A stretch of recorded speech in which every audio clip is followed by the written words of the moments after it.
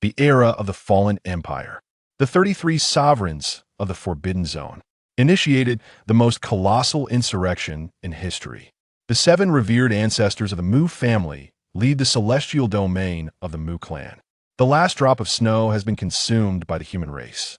Although the formidable pirates have been vanquished, the entire wealth of the Mu family has been nearly depleted. Everyone believes that the Mu family will merely endure their decline until they ultimately vanish. Unbeknownst to all, this is merely the design laid out by the aspirations of an 18-year-old, spanning the vast expanse of ancient epics. Elder brother, are you there? Upon hearing your sister's call, a smile graced your lips as you promptly rose to your feet. I am here, you replied. Linger, do come and I prepared a delightful surprise for you. Mu Linger was taken aback as she stepped through the door. I could only see you smiling gently at her, and with a fleeting thought, the aura of the divine bridge realm erupted explosively. The moment the shepherd's eyes widened. This aura, how did you manage to break into the divine bridge realm? You smile faintly. I am uncertain, yet I surmise. It is the awakening of the ancestral snow veins within me. Upon hearing this, the shepherdess was filled with incredulity. However, she swiftly accepted this reality, her eyes brimming with joyous excitement. This was indeed splendid news. I shall inform grandfather and our kin at once. With my elder brother by our side, our family shall surely overcome this great adversity. Since the mysterious disappearance of her father, Mu Qing, Mu Linger has become increasingly taciturn. A few days ago, following the news of my elder sister Mu Mingyue's disappearance in the secret realm, the atmosphere at Shunmin grew even more somber. At this moment, gazing at your sister's long-awaited liveliness, a sense of comfort inevitably surfaces in your eyes. There's no need to rush, let us embark together. I have gifts to present to everyone. Mu Linger, increasingly delighted, promptly follows in her brother's footsteps, hastening to the courtyard. In the courtyard, Mu Ming and a group of clan members had yet to disperse. Upon seeing Mu Ling approach you, her face radiated with unrestrained joy and excitement. Mu Ming and the others couldn't help but inquire, what has transpired to bring you such delight? Before Mu Ming could finish his words, you released your own aura fluctuations. Let the eyes of all the members of the Mu Jia family within the courtyard widen in an instant, as if witnessing a divine bridge. You nodded with a smile, succinctly elucidating your own circumstances. Naturally, you refrained from mentioning the ancient gate. Instead, you conveyed that you had awakened the ancestral spirit of Emperor Shui, and within this spirit resided a wealth of ancestral memories.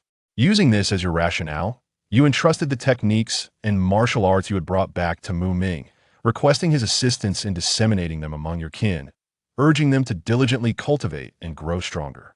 According to the standards of the Eternal Gate, elevating the family status is not solely contingent upon an individual's breakthrough in cultivation. It necessitates the presence of a sufficient number of formidable individuals at corresponding realms to catalyze an overall metamorphosis of the family standing. Gazing at the scrolls of celestial techniques and martial arts you presented, Mu Ming was filled with exhilaration. Truly, it is a divine blessing for the Mu family. The shepherd girl supported the old man with a smile, saying, you need not express your gratitude to the heavens any longer. If gratitude is to be bestowed, it should be directed towards our ancestors instead. Come, everyone, follow me swiftly. Let us journey to the ancestral cave. After a simple ceremony, Mu Ming has rather decisively entrusted the leadership of the Mu family to you. Observing your bewildered expression, Mu Ming, with a chuckle, stroked his graying beard and exclaimed, your grandfather is nearly a century old. Previously, when the situation was dire, I had no choice but to shoulder this burden myself. Now that you have grown and achieved so much, do you wish to pass the responsibility of leadership back to your grandfather? It is not that I am unwilling, rather. I find myself lacking in the expertise needed for many family affairs. What does this entail? You may rest assured in your cultivation henceforth. As for the trivial matters of the family, simply entrust them to your several paternal uncles for resolution. It suffices for you to oversee the significant affairs. The esteemed elders of the Mu family, who initially wore expressions of joy and delight, were contemplating the opportunity to take a well-deserved respite as Mu Ming prepared to transfer authority. However, upon hearing Mu Ming's words, their countenances suddenly turned to one of distress. Ah, Ming brother, we too yearn for retirement. Upon hearing this, Mu Ming's eyes widened, and his expression turned stern. Enough. I'm nearly 100 years old and have retired. But what about you? You are in the prime of your youth. So retire? Nonsense. Focus on assisting Mu Gu and strengthening our family. With that, Mu Ming placed his hands behind his back, humming a tune as he leisurely exited the ancestral hall. However, before he could exit the ancestral hall, an elder of the clan could no longer contain himself and spoke up. Ming Gu, did you not declare your retirement? Why do you still carry a scroll of pastoral techniques with you? Are you not attempting to delegate all the responsibilities to us while secretly indulging in your own cultivation? With a hint of embarrassment, Mu Ming cleared his throat and forced himself to say, "What do you all understand? I am merely indulging in a moment of leisure, perusing some literature. Do you comprehend?" Having uttered this, Mu Ming swiftly exited the ancestral hall, leaving no opportunity for the elders to respond. Observing my grandfather's silhouette, a smile escapes your lips. As several uncles assure you, there is no need for concern. In the forthcoming days, our family is unlikely to encounter any significant events. Rest assured in your cultivation. Strive diligently to enhance your prowess. Should you encounter any perplexities during your practice, feel free to approach me. I shall assist in resolving them. The mere mention of external foes brings a chilling undertone to your voice. In the forthcoming 3 days, the Mu family has entered a state of seclusion. With the aid of the techniques you have brought back, 2 elder members of the Mu clan have successfully ascended to the realm of transcendence. As the 2 clan elders attained profound mastery, the rank of the Eternal Gate was elevated, allowing a maximum residence time in parallel dimensions to extend to 5 days. Furthermore, you have successfully awakened the primal sacred body, the foremost among the 10 sacred bodies of the human race. In but a few fleeting breaths, you have transcended from the initial stage of the Divine Bridge to the profound realm of the 7th Divine Bridge. As for myself now, I dare say I have become a worthy counterpart to the esteemed Lord of Lingyue City whom I first encountered. The 10 sacred bodies of the human race, each one unparalleled in might.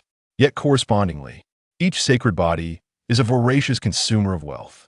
The higher the rank, the greater the appetite for riches. Fortunately, with the Eternal Gate in my possession, upon my return to the illustrious era of the Eternal, no resource deficiency shall pose a challenge.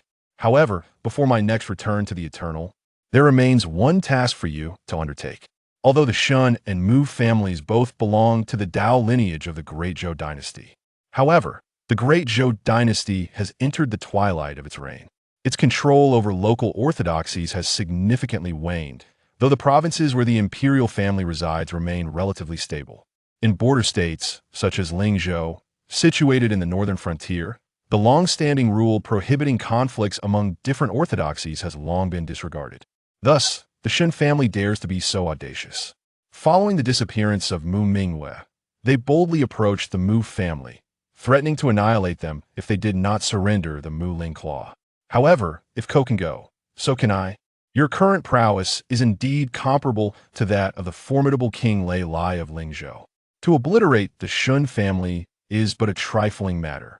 Furthermore, the Shun family, as a 5th-tier power, has amassed considerable wealth over the past 3 centuries, bolstered by their esteemed ancestor in the Divine Bridge realm. Although this modest wealth may not significantly aid you, it can nonetheless be employed to enrich the foundation of the Mu family and accelerate the advancement of its members. Upon this realization, you promptly conjured a spiritual talisman intended for your clan, meant to deter any envoys that the Shun family might send to hasten your actions. However, before you could execute your plan, a formidable contingent was already advancing rapidly towards your position with an air of menace. At the forefront stands none other than the elder of the Shun family, Shun Hui, who 3 days prior had visited the Mu family, coercing them to surrender Mu Ling. It is the same elder, Shun Yun, who had issued the threat. 3 days have elapsed, yet Mu Linger has not promptly emerged to accompany us back to the Shen residence. Shun Yun stood majestically, surveying the pastoral estate below with an air of indifference. His gaze was laced with disdain. As his words resonated, behind him, more than a dozen adept practitioners of the spiritual sea realm aligned in a formidable row. Together with Shun Yun, they unleashed their formidable aura, enveloping the entirety of Feiyun City like a towering mountain. Within Feiyun City, many martial artists sighed softly, their eyes filled with sympathy for the Mu family and indignation towards the actions of the Shun family. The 3-day deadline had arrived. The expert from the Shun family were coming to forcibly take Mu Linger away. 12 formidable beings of the Spirit Sea realm, alongside Shen Yun, who is at the later stage of the Spirit Sea. This time, the Mu family truly has no choice but to bow their heads. The most powerful elder of the Mu family, Elder Mu Ming, has a cultivation level that merely reaches the pinnacle of the profound realm, rendering them utterly incapable of contending. It is truly lamentable to consider the patriarch of the pastoral family from 3 centuries ago. One can only ponder how he would feel should he behold this scene from the heavens. The Shin family has indeed gone too far. The Shin family is not an indigenous clan of the Great Zhou dynasty, rather. They're newcomers who migrated from the eastern wilderness. When the Shin family first arrived in Lingzhou, they were quite destitute and faced considerable ostracism from various factions. It was the head of the Mu family that embraced the Shun family, allowing them to establish a firm foothold in Feiyun City and regain their vitality. Consequently, the Shun family gradually rose to prominence, ultimately evolving into a prestigious 5th-tier clan, becoming a dominant force in the southern region of Lingzhou. However, the Shun family now repays kindness with enmity, seeking to take advantage of the chaos. They forcibly intend to seize Mu Linger, and should the Mu family resist, they threaten to annihilate the entire clan. Anyone with a shred of conscience witnessing this scene would be filled with immeasurable indignation. However, in the face of Shun Yun and the formidable warriors of the Shun family, the entire city of Feiyun is filled with martial artists who are filled with indignation yet dare not voice their discontent. Feeling thin amidst those gazes filled with either fear or indignation, Shun Yun and the esteemed experts of the Shun family remained utterly indifferent, entirely disregarding the thoughts of the townsfolk. The musings of the ants held no significance for them. With a cold sneer, Shun Yun glanced towards the Mu family mansion, a flicker of impatience crossing his eyes. Upon witnessing the scene, an elder of the Shun family, clad in traditional garb, spoke. "Allow me to intervene. Let them first experience a taste of snow, so that when the young girl returns to the clan, she may possess a greater understanding of her duties, knowing how to serve the esteemed ancestor well, thus bringing joy to the venerable elder." The elder of the Shun family chuckled softly, then stepped forward. Aiming at the grand residence of the Mu family, he suddenly raised his hand. The refined spiritual power of a strong practitioner in the Spirit Sea realm gathered within his palm, transforming into a vast shadow of a hand, poised to descend fiercely upon the Mu family estate. Yet before that palm strike could descend, within the confines of the Mu family estate, you slightly raise your hand, and with a gentle yet forceful punch, unleashed a golden fist imprint that soared towards the heavens. In a single blow, you shattered the formidable master of the Spirit Sea realm on the spot. What transpired left Shen Yun and the others utterly astonished. Fan Ping could hardly believe his own eyes. A venerable elder of the family, a formidable master of the Spirit Sea realm, had been reduced to mere snowflakes by a single punch. Even if the ancestral figure had intervened, it would have been unlikely to achieve such a decisive and unadorned outcome. Who could it be that has taken action? Could it possibly be that Mu Qing has returned? Shen Yun and the others were filled with both astonishment and fury, retreating while unable to suppress their glances towards the Mu family's estate below. Yet before they could discern the identity of the assailant, you had already soared into the ethereal light, ascending to the heavens and manifesting before them. Upon witnessing your youthful visage, not only did Shen Yun and the others react, but even the multitude of martial artists in the lower realm of Feiyun City, profoundly astonished by this scene, could not help but exclaim in awe. Each individual was left in a state of disbelief, reaching the pinnacle of incredulity. The second son of the Mu family, born with obstructed meridians, was unable to break through even to the body refinement stage by the age of 18. This is a well-known fact, even among the 3-year-olds in Feiyun City. Yet, this seemingly worthless second son has astonishingly soared into the sky, ascending above the clouds.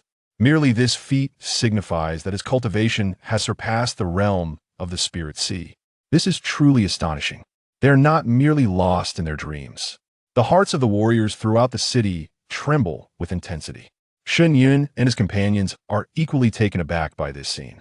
The warriors of Feiyun City are even more formidable, and their senses are heightened, allowing them to perceive the situation with greater clarity. The pastoral scene before us is by no means a tranquil sea of spirits rather. It is a formidable presence of true martial artists from the Divine Bridge, capable of rivaling even their venerable ancestors, and perhaps even surpassing them. Muga, one of them implores, please do not act impulsively. Let us converse rationally.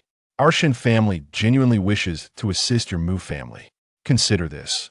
If our two families were to unite through marriage with the support of the Shun family, your Mu family would no longer face any adversaries in the southern region of Lingzhou. The other elders of the Shun family, having grasped the gravity of the situation, hastily interjected, their voices imbued with earnestness, affirming, indeed, we harbor no intentions of becoming foes with the Mu family. Observing the shameless demeanor of Shun Yun and the others, you cannot help but shake your head and chuckle. You are indeed capable of speech. It is no wonder you are products of Shun Ba's upbringing. Nevertheless, I have resolved not to let the Shun family off so easily. You slowly raise your hand, and as your voice faded, a golden fist imprint surged forth with tremendous force, instantly obliterating Shun Yun and the others. Subsequently, you lifted your hand to conjure a spirit talisman, leaving it for your family as a precaution against unforeseen circumstances. With a burst of radiant light, it soared forth, piercing through the snowy mist under the watchful gaze of the awestruck warriors of Flying Cloud City, hastening towards the southern Xian City, where the Shun family resided. At this moment in Nangguan City, the ancestor, esteemed elders, a grave matter has arisen. The life tablets of Elder Shun Yun and the others have shattered. What? The ancestors of the Shun family suddenly turned pale. The numerous envoys waiting outside also looked up in astonishment, glancing towards the back hall. Could it be that Mu Qing has returned? As this thought crossed their minds, the powerful members of the Shun family began to feel an unsettling sense of panic within. Just as their anxiety reached its peak, a terrifying force descended upon the skies of South Xian City. Draped in a gown of pristine white, you descend upon the clouds. In this very moment, you reign over the southern Xian City. It is not the return of Mu Qing, but rather the worthless son of Mu Qing who has stepped into the realm of the Divine Bridge. Am I not dreaming? What on earth is this situation? What has transpired within the Mu family? Could it be that they possess some extraordinary fortune? The ancestral figure of the Shun family roared in unyielding frustration. Though his heart was burdened with profound unease, he could only muster the courage to step forward.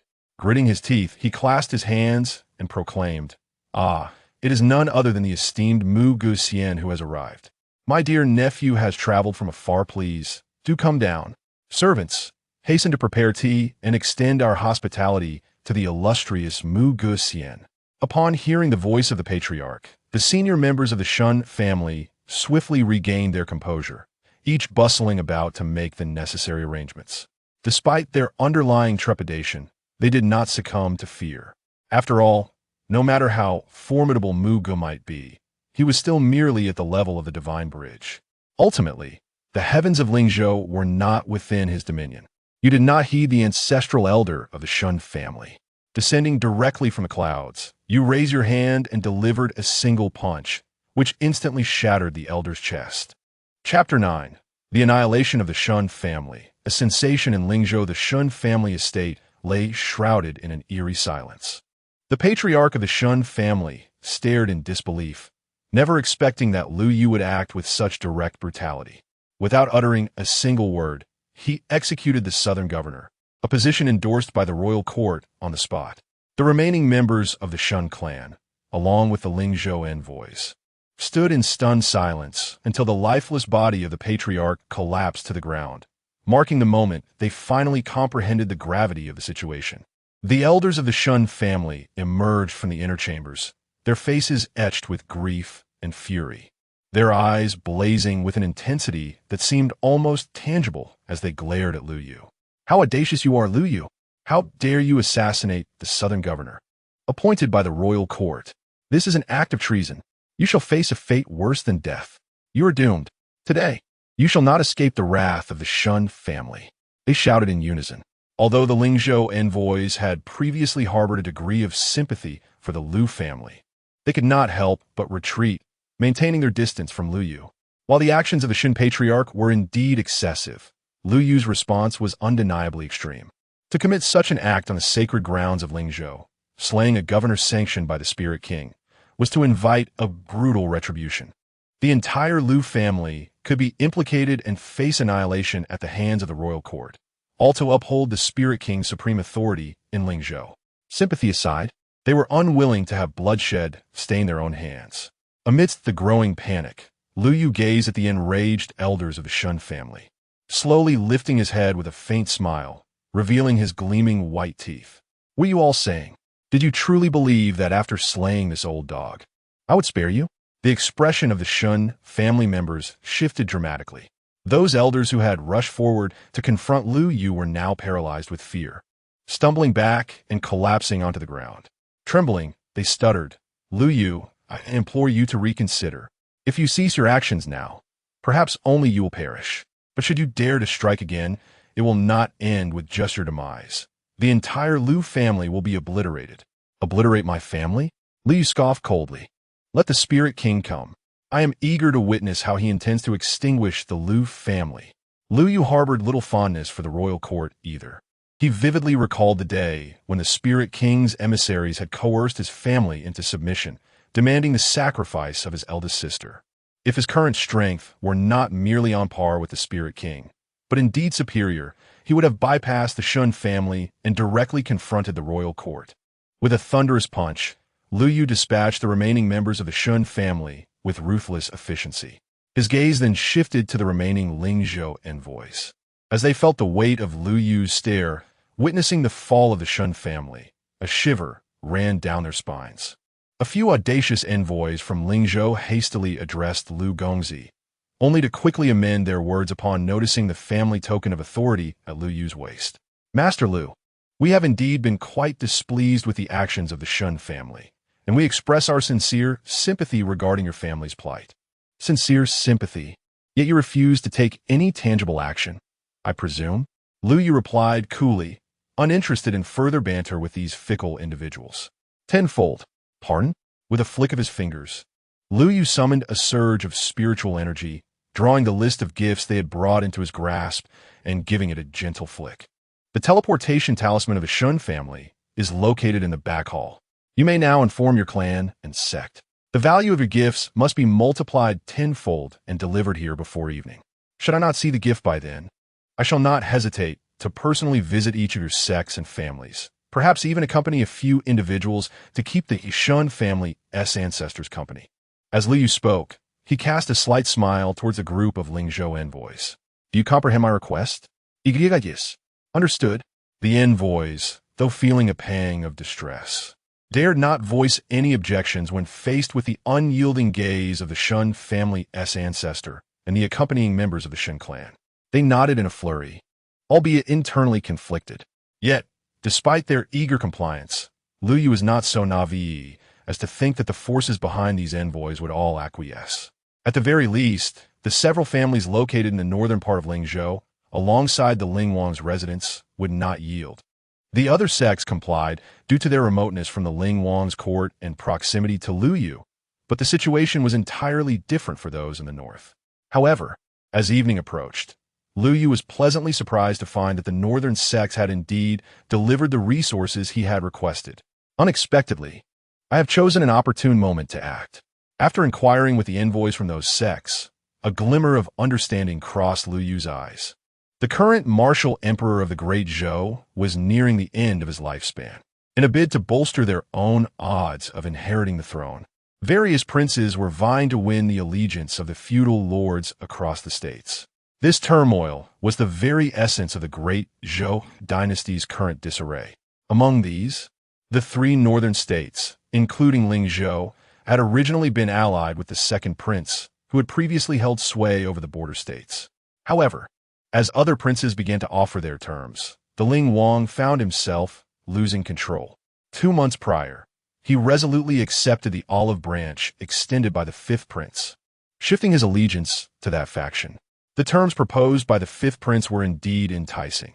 3 months of insight into the Great Zhou Martial Tablet, as well as 3 Yuan Wang pills. The Great Zhou Martial Tablet represents the pinnacle of the Great Zhou dynasty's legacy, embodying the martial insights of its past emperors. It is a treasure that benefits even those of the kingly realm, providing immense wisdom with each study session. As for the Yuan Wang pills, their value is also significant, enhancing the probability of a quasi-king breaking through to the kingly realm by 30%. With 3 in hand, the Ling Wang could potentially gain 2 additional experts at the kingly realm, significantly bolstering his standing in the northern 3 states. To demonstrate sincerity and to accept this gift, the Spirit King personally journeyed to the imperial city 2 months ago. Considering the time that has passed, his return will require at least another month. It is no wonder that the various sects in northern Lingzhou have yielded so readily. With a wave of his hand, he gathered the resources sent by the major factions into his storage ring, while also taking away all the wealth from the Shun family's treasury. Lu Yu did not linger. He ascended into the clouds and soared towards Feiyun City, under the watchful and reverent gazes of the Lingzhou experts. As they watched Lu Yu's figure disappear into the horizon, the envoys collectively exhaled, their faces reflecting a profound sense of relief after a calamity. Yet, upon seeing the desperate and unblinking expressions of the Shun family members before them, they could not help but shudder. After today, it seemed that Lingzhou was destined to experience a tremendous upheaval. Although the Shun family was not the strongest among the first-rate forces in Lingzhou, their affiliation with the Spirit King's residence was formidable. Now, however, the entire Shun family had been exterminated. As the news spread, who among the Lingzhou warriors was not astonished? Indeed, in the days that followed, as the news continued to spread, Lingzhou was left in a state of shock. The notion of a tiger father siring a dog son was now a relic of the past. The head of the Liu family possessed talents that eclipsed those of his father and sister. At merely 18 years of age, he had reached the pinnacle of the divine bridge. Never before in the annals of Lingzhou martial history had such a prodigy existed. Provoking such a being led to the annihilation of the Shun family. One could only say it was their own doing. They're just desserts. Experts from all corners expressed their sentiments. Some were awestruck by Lu Yu's gifts, while others derided the Shun family for their fate. However, after the initial shock subsided and calmness returned to the Lingzhou warriors, they discreetly began to place bets on when the Liu family would relocate, or perhaps flee from Lingzhou. After all, while Lu Yu's actions against the Shun family were invigorating, they had also irrevocably offended the Spirit King. As a master at the King realm, the Spirit King's journey to the imperial city to comprehend the Great Zhou martial steel would likely lead him to achieve King realm perfection upon his return. If the Liu family did not evacuate, the day the Spirit King returned would surely mark the day of their annihilation. Yet, as one day passed, then 10, and the month drew to a close, the Liu family showed no signs of migration whatsoever. Instead, they had capitalized on the resources pillaged from the Shun family and those fence-sitting factions, resulting in the emergence of several profound experts over the past month. Elder Lu Ming even broke through to the Spirit Sea realm. With just 2 more individuals reaching the Spirit Sea realm, the Liu family's standing would ascend to a new echelon, achieving the rank of a 5th-tier family. But let alone 2 Spirit Sea experts. Even if 2 more Divine Bridge experts were to arise, it was inconceivable that the Liu family could withstand a single strike from the Spirit King in the eyes of outsiders. Did the Liu family have no fear of death? Did Lu Yu believe he could contend with the Spirit King? What a jest! The Spirit King's strength would undoubtedly have greatly increased upon his return. Could Lu Yu, no matter how prodigious, truly hope to confront a master at the peak of the King realm? The heroes of Lingzhou were left bewildered. Within the secluded meditation chamber designated for the head of the Liu family in Feiyun City, in the ears of Lu Yu, the long-awaited system notification sound quietly resonated, invigorating his spirit. Ding! The cool down of the eternal gate has been completed. Shall be opened? At last it has arrived. A faint smile graced Lu Yu's lips as he gently placed the family patriarch's token beside him, then responded in a deep voice. Open! In the next moment, the golden doors thunderously swung open, engulfing Lu Yu's figure once more. Chapter 10. Return to the Eternal Path of the Ancient Emperors before the Eternal Era. Within the Lu family's imperial city, in the courtyard assigned to Lu Yu, the gate of eternity quietly unfolded, revealing Lu Yu's figure. Upon returning to the era preceding the Eternal, Lu Yu could not help but take a deep breath, feeling the spiritual energy within him rejoicing. In stark contrast to the Lu family's imperial city, the cultivation environment of the present world was woefully inadequate. After a month of arduous training in Feiyun City, the gains could scarcely compare to a mere half-day of cultivation in this exquisite courtyard. Lu Yu softly murmured to himself, "Only through comparison can one truly appreciate." Previously, Lu Yu had been unable to cultivate, and during his initial return to the Eternal, he lacked a tangible understanding of the extraordinary daily cultivation environment available to the Lu family disciples. However, now he had experienced it firsthand. In the Lu family, even a most ordinary disciple, unranked, enjoyed a cultivation environment that would be the envy of figures of the caliber of the great Zhou martial emperor in later generations. Conditions they could only dream of. Here, even without the aid of extraordinary herbs, within the span of half a month, I could attain the threshold of the king realm. Nonetheless, Lu Yu was not inclined to squander his time. Although this return allowed an extension of his stay due to the family's elevation from the 3rd to the 4th rank. The extension was merely from 3 days to 5. Every single day was immensely precious, leaving no room for such extravagant waste. Fortunately, prior to his return, Lu Yu had devised a rough plan. First and foremost, he aimed to showcase his talents to the family. Possessing the primordial sacred body, Lu Yu had genuinely acquired the essence of an emperor. If he did not seize the opportunity to demonstrate his gifts and gain the family's attention, when would he? With that, Lu Yu rose and pushed open the door, making his way directly to the imperial city square. This square not only featured great sages imparting wisdom to the Lu family disciples, but also housed various treasure trials specifically designed to assess the disciples' cultivation progress and martial talents. Each disciple of the Lu family had 3 opportunities per month to challenge these trials. Successful challenges yielded substantial rewards. Lu Yu chose to undertake the Ancient Emperor's Path, established by the Lu family's 3rd emperor, Eternal Emperor. The reasons for selecting this trial were twofold: its considerable difficulty and the generous rewards it promised. Furthermore, the 3rd ancestor of the Lu family, the Eternal Emperor Lu Tianheng, also possessed a sacred body, just as Lu Yu did. The Eternal Emperor, recognized as the 5th of the 10 sacred bodies, attained enlightenment through the Tianheng sacred body, being of the same sacred body lineage. The Ancient Emperor's Path would undoubtedly showcase Lu Yu's primordial sacred body's gifts more effectively than other trials. The rewards obtained upon successful completion would also align perfectly with Lu Yu's primordial sacred body.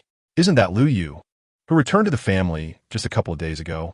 It was heard that he had been bestowed a drop of true imperial blood by the family, allowing him to break through 5 realms in succession, directly reaching the divine bridge realm, truly enviable to others. Presently, Lu Yu had gained a modicum of fame within the imperial city, especially in the past. The scene where the family bestowed the true blood of the great emperor left a profound impression on many in the square. Even those from the Lu family who were not present that day heard the news from others and remembered the name Lu Yu. At this moment, as Lu Yu stepped into the square, several gazes were cast upon him, some filled with envy, others with reverence. Yet, there were also those whose eyes sparkled with eagerness and a spirit of challenge. The Lu family has always encouraged healthy competition among its descendants. As long as it does not result in injury or death, normal sparring and discussions are permitted within the family rules. The performance during such exchanges would also serve as a vital consideration for the family elders when promoting a particular descendant's rank. Therefore, while Lu Yu was valued by the family and bestowed with precious treasures, he naturally became a target for many other talented members of the Lu family seeking to surpass him. Unfazed by these scrutinizing gazes, Lu Yu remained resolute in his purpose and continued forward, making his way directly to the entrance of the Eternal Emperor's Path. At the entrance stood an ancient spiritual formation. Observing Lu Yu's determined approach towards the Eternal Emperor's Path, The Liu family disciples in the square could hardly contain their agitation. What was he attempting to do? Did he truly wish to traverse the Eternal Emperor's path? Surely it was a jest. The Eternal Emperor's path was established by the three ancestors of the Liu family, the reigning emperor of the age. Walking upon this path was akin to confronting the imperial might of the Eternal Emperor with one's own flesh and blood. The higher one ascended, the stronger the imperial aura became. The challenge was so formidable that it ranked among the top 3 trials in the 800 trials of the imperial city. Even though Liu Yu was presently classified by the family as belonging to the Earth grade rank, it was inconceivable that he could conquer the Eternal Emperor's path. Moreover, Liu Yu's realm was still rather low. His cultivation in the Divine Bridge realm rendered his ambition to traverse the Eternal Emperor's path rather presumptuous. The difficulty of the Eternal Emperor's path adjusts according to the challenger's realm. However, at a minimum, one must possess a perfected body at the quasi-king level to complete the first stage and earn some rewards. Otherwise, it would merely be a waste of a trial opportunity. Furthermore, if one were to be eliminated early in each challenge, it would attract the attention of the family elders, who would deem it an act of overreaching and could lead to a diminished evaluation within the family. In severe cases, one's rank could even be lowered. Descendants of the Liu family may possess pride, but they must never be so arrogant as to overlook the disparity between their own strength and that of their opponents. Although Liu Yu had previously been granted a drop of the great emperor's true blood, even with this enhancement, many within the Liu family believed that his physique could only rival that of a nascent quasi-king. It was feared that he would struggle to take even a single step upon the Eternal Emperor's path. As the crowd buzzed with discussion, Liu Yu had already stepped into the spiritual formation. Upon his entrance, a resonant hum echoed through the air. Instantly, a ladder shimmering with silver divine light appeared beneath his feet, stretching skyward into the clouds. 300 crystalline divine steps, each surrounded by swirling, chaotic energy, emerged before him. At the center of each divine step lay a radiant and resplendent Tao rune, subtly pulsating with divine brilliance. This marks the initial trial of the Eternal Emperor's path. The Eternal Emperor's path comprises 900 divine tiers, each imposing greater pressure than the preceding one.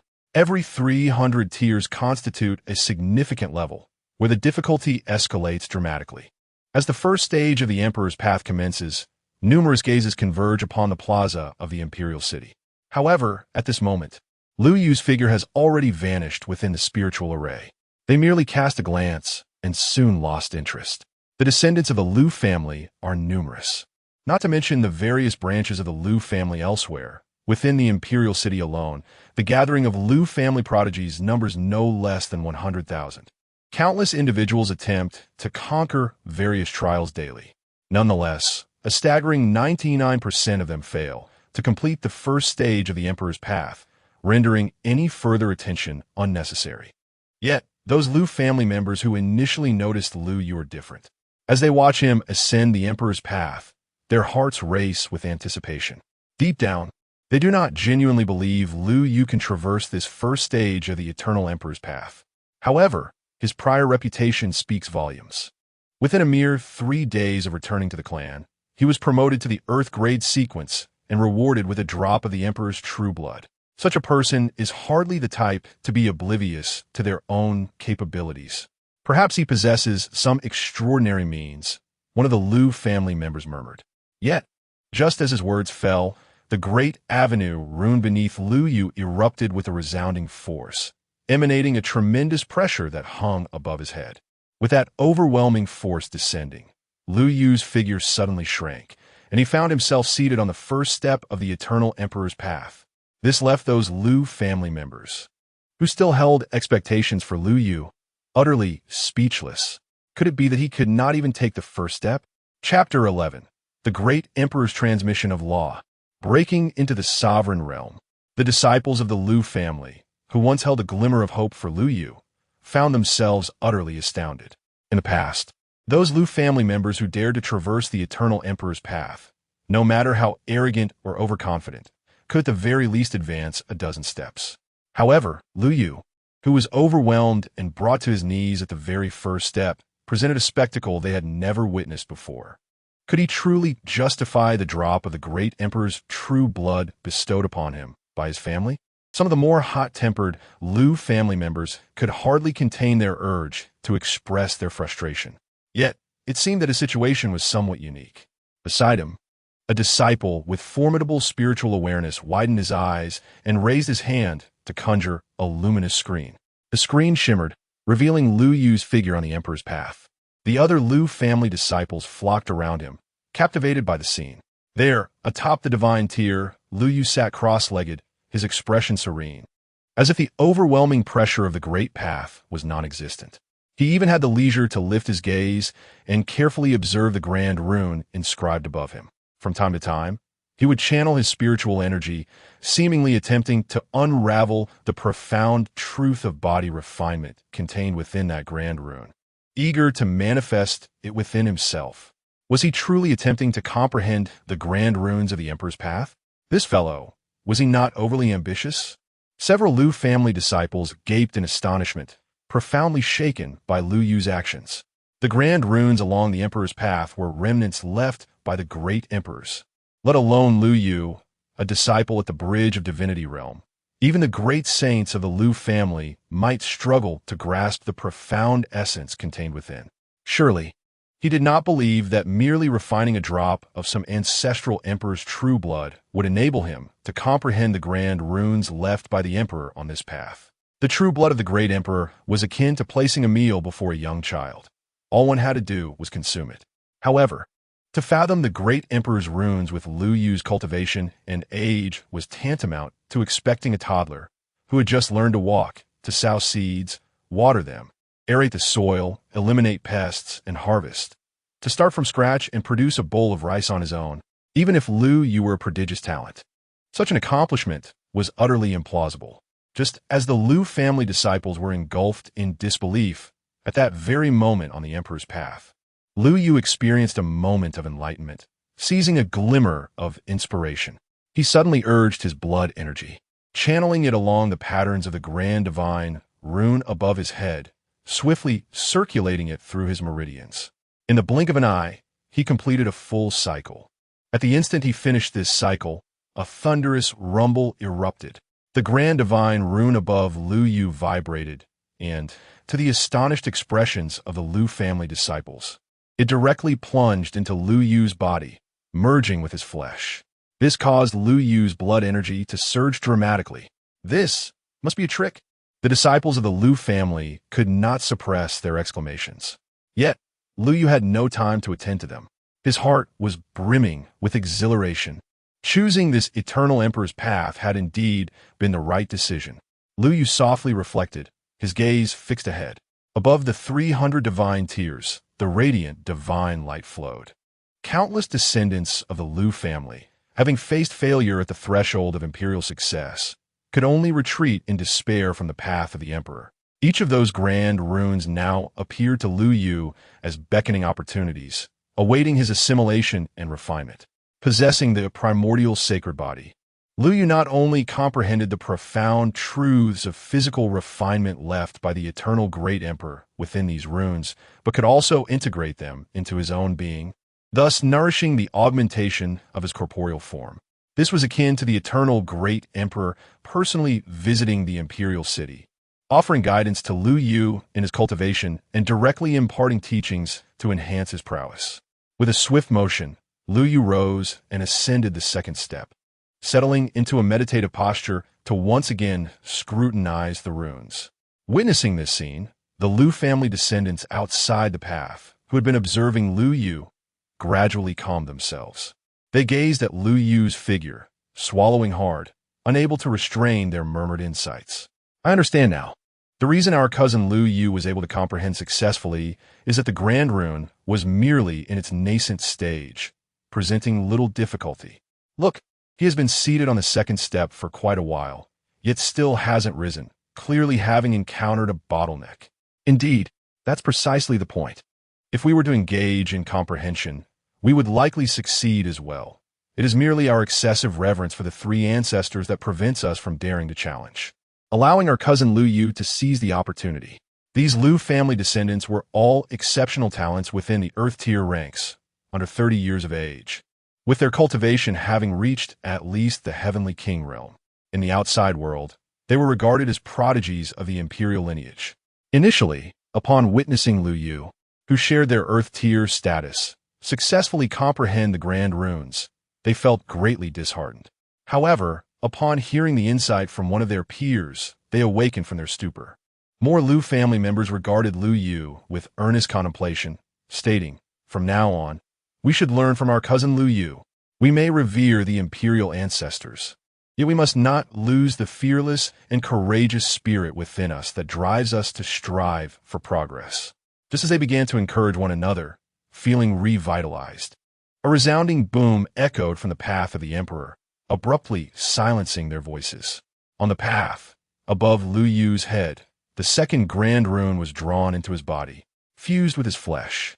As the refinement of the second grand rune was completed, Lu Yu became increasingly adept. The third, fourth, fifth, his speed escalated. In less than half an hour, he had ascended over 200 steps, nearing the edge of the 300th step.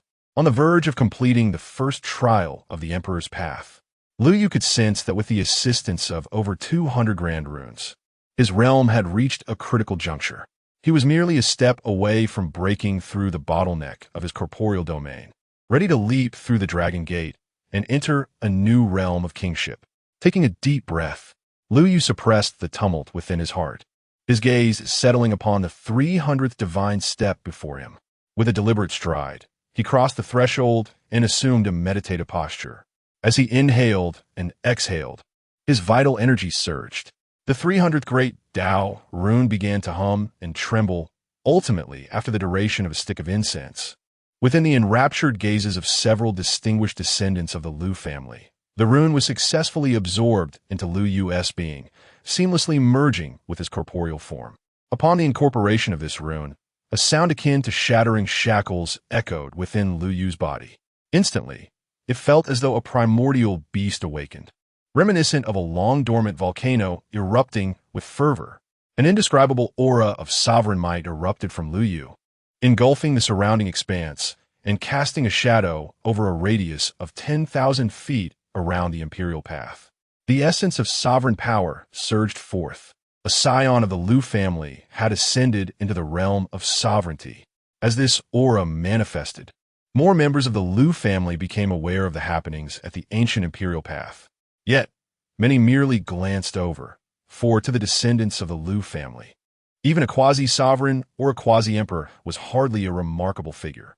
At that moment, with a resounding boom, as the 300th great Tao rune was refined and assimilated into his body, the chaotic energy emanating from the 300 silver steps behind him dissipated in an instant. The extraordinary phenomena that once surrounded him also settled. Simultaneously, beneath Lu Yu's feet, a brand new imperial path gradually ascended, extending towards the lofty heavens above. The 300 steps that emerged this time radiated with resplendent golden light. The great Tao runes upon the divine steps grew increasingly intricate and wondrous, exuding an imperial majesty that enveloped a significant portion of the imperial city square. Many Lu family members present found their spirits stirred, involuntarily directing their gazes towards this spectacle, their eyes brimming with incredulity. Chapter 12. The Stirring of the Imperial City, the Shock of the Great Sage. It is astonishing that someone has breached the second trial of the Eternal Emperor's Path. Goodness, the last time such a prodigy appeared was 3 years ago. I wonder which brother or sister has accomplished this remarkable feat. Is it Lu Lai or Lu Ying? The many scions of the Lu family hastened their steps towards the Emperor's Path, speculating as they approached about which talented individual among them could achieve such a grand undertaking. However, their conjectures were limited to the strongest among the Earth grade lineage, or perhaps even the prodigies of the Celestial grade. After all, in their eyes, aside from these exceptional beings, no other descendants of the Lu family could possibly traverse the first trial of the Emperor's Path. Thus, when they arrived before the Emperor's Path and beheld Lu Yu standing at the entrance of the second trial, they were momentarily taken aback, their eyes revealing unmistakable astonishment. It turned out to be their cousin Lu Yu. The name Lu Yu was not unfamiliar to them. On the day of his return to the family, he was bestowed with a drop of true blood from an emperor. Not to mention the Earth-grade lineage. Even many of the celestial-grade prodigies were aware of this cousin's existence. Yet, none of them believed that Lu Yu could have passed through the first trial of the Emperor's path in such a short span of time. After all, his cultivation level was evident.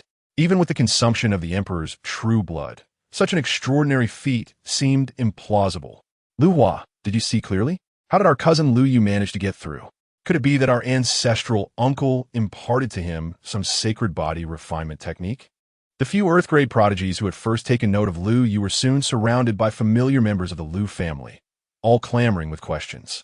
Listening to the inquiries, the expressions of Lu Hua and his companions became increasingly intriguing. They exchanged glances, and ultimately, it was Lu Hua, with his fiery temperament, who reluctantly spoke up. "Don't ask me. We told you. You wouldn't believe us." "What? What kind of remark is that?" they retorted. "Come on, just tell us. We will certainly believe you. What is there not to believe?" A multitude of Lu family descendants appeared somewhat bewildered, unable to suppress their eagerness, pressured by their impatience. Lu Hua could only grit his teeth and declare, "Fine, since you insist, I will speak the truth. Our cousin Lu Yu." He advanced step by refining the great road runes on the Emperor's path to reach this point. What? Upon hearing Lu Hua's words, the throngs of Lu family members were left dumbfounded, and it took a while before someone could no longer contain their frown and said, "Brother Lu Hua, we have no grievances, do we? Can't you speak properly? Indeed, what need is there for jest in such matters?" Goodness. Lu Hua pressed his forehead, momentarily at a loss for words, before finally calming his vexation and sneering at the few Lu family members who had criticized him. All right. You think I am joking and can't speak properly, huh? Fine. You are right. I will not argue with you. In any case, our cousin Lu Yu is still on the Emperor's path. If you don't believe me, you may wait for him to emerge and ask him yourself. Having spoken, Lu Hua decisively led his companions away from the throng, seeking a secluded spot to observe the happenings on the imperial path.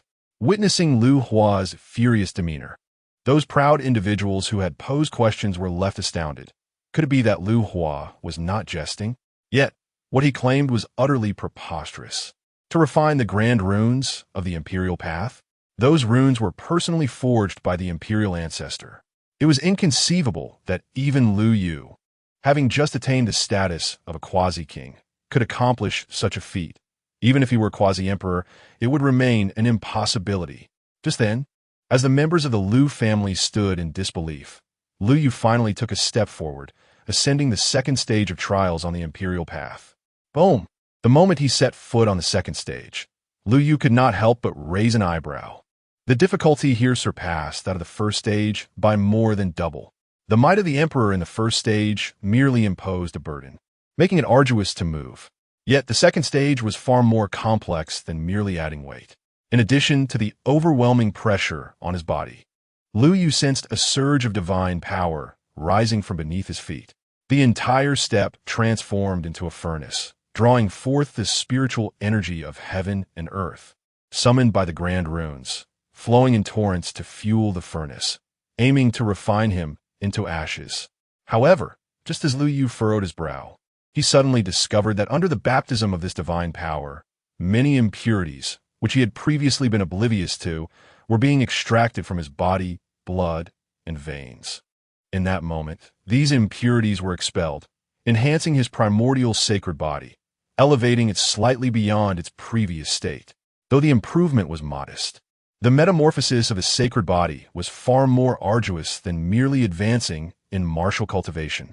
Moreover, this was only the beginning. Lu Yu raised his gaze towards the imperial path ahead, his eyes brimming with uncontainable joy. With a swift motion, he gathered his focus, no longer dwelling on thoughts, and settled into a meditative posture. He began to channel his cultivation technique to resist the oppressive divine power, while simultaneously observing the grand rune hovering above his head. Upon witnessing Lu Yu's actions, the many proud heirs of the Lu family congregated at the front of the imperial path became agitated. Could it be that Lu Hua was indeed truthful? Was this young man truly studying the grand runes refined by the imperial ancestor? How audacious of him! Do not rush. He is merely observing, and whether he can succeed remains uncertain, someone whispered. Yet before he could finish his thought, boom, as Lu Yu's vital energy surged, the grand rune above his head, just like the previous 300 runes, was drawn into his body and successfully refined. Thus began a cascade of absorption, as Lu Yu continually assimilated and refined the subsequent grand runes. The second, the third, the 50th, the 100th, the 200th, before the astonished gazes of countless Lu family descendants gathered in the imperial city square, marvel unfolded. In a mere quarter of an hour, Lu Yu traversed the 300 divine steps of the second trial of the Emperor's Path. He seamlessly integrated the profound runes inscribed upon those steps into his very being, transforming them into his own essence. With a resounding roar, as Lu Yu completed the 300 divine steps, an immense and boundless crimson light surged forth from beneath his feet, stretching towards the heavens. In the blink of an eye, a new Emperor's Path was manifested at his feet. As this path was forged, an overwhelming and terrifying imperial might, seemingly capable of suppressing the ages, erupted from the newly formed path before Lu Yu, engulfing the surroundings. Not just the imperial city square, but the entirety of the Lu family's imperial city was enveloped in this formidable aura. Sensing this imperial power, the entire city erupted in fervor. One by one, the powerful members of the imperial clan opened their eyes, directing their gaze towards the square, their expressions filled with incredulity. This was the extraordinary phenomenon that occurred only when the final trial of the Eternal Emperor's Path was unlocked. How could a junior have reached such a stage? The esteemed experts of the Lu family could no longer remain seated. They hurriedly emerged from their abodes, soaring through the skies, hastening towards the square. On the observation platform in the square, Lu Zhenshan and other venerable saints of the Lu family, who were originally imparting teachings to the younger generation, also activated their spiritual senses and rushed towards the Emperor's Path. When their awareness descended and they beheld the figure in white that heralded the third trial, they were left wide-eyed and astonished. It was Lu Yu, the young lad who had only returned to the clan 3 days prior. The esteemed saints of the Lu family were utterly speechless, their jaws agape. Lu Zhenshan, too, was filled with disbelief, although he had faith in Lu Yu, even going so far as to procure a drop of true imperial blood and bestow upon him a 9 refined divine pill. He could never have anticipated that Lu Yu would exhibit such monstrous talent. To have completed the first 2 trials as a nascent monarch, under normal circumstances, not even a nascent emperor in the initial stage could achieve such a feat. The fact that Lu Yu accomplished this signifies that his aptitude is worthy of being listed among the Lu family's elite. To what extent has this young man's talent progressed under the refinement of the true imperial blood? Lu Zhenshan couldn't help but murmur to himself. Just then, he heard one of the Lu family's saints exclaim in astonishment, "Wait, what's the meaning of the Emperor's Path behind that lad? Where have the runes crafted by the 3 ancestors gone? What did you say?" Lu Zhenshan and the other saints were momentarily taken aback and quickly activated their spiritual senses to scrutinize the situation. Their breaths became momentarily suspended. It was truly gone. What on earth is happening? The assembly of saints was now in disarray. Lu Zhenshan immediately took action, waving his sleeve as the principles of the sacred path activated, conjuring a light curtain. He reversed time and space, recreating the scenes that had transpired on the Emperor's Path within that luminous screen. As he activated the curtain, from the moment Lu Yu embarked upon the path of the Emperor, his extraordinary performance captivated the attention of numerous esteemed members of the Lu family, including Lu Zhenshan. As they observed Lu Yu skillfully forging each grand rune, their mouths gaped in astonishment and their eyes widened in disbelief. Even after the luminous screen concluded its playback, they remained entranced, unable to comprehend the spectacle they had witnessed. However, amidst their daze, a thunderous roar akin to a tidal wave erupted from the direction of the Emperor's Path, abruptly snapping back to reality. The illustrious members of the Lu family hurriedly lifted their gazes, only to behold the moment when Lu Yu infused the 601st grand rune into his very being. This young man is astonishingly extraordinary. Chapter 13. The Awakening of the Sacred Body and the Arrival of the Emperor. Observing Lu Yu ascend step by step, He infused one crimson rune after another into his being. The members of the Lu family, all revered saints, were rendered speechless. Even someone as formidable as Lu Jinshan found it challenging to maintain composure. A singular thought echoed in his mind. A prodigy. An unparalleled prodigy. Amidst the external turmoil, Lu Yu was oblivious to everything around him, his spirit wholly immersed in the imperial path before him. Upon entering the third phase of this path, even with the Taichu sacred body, Lu Yu began to feel the weight of pressure. After all, his realm was still somewhat lacking.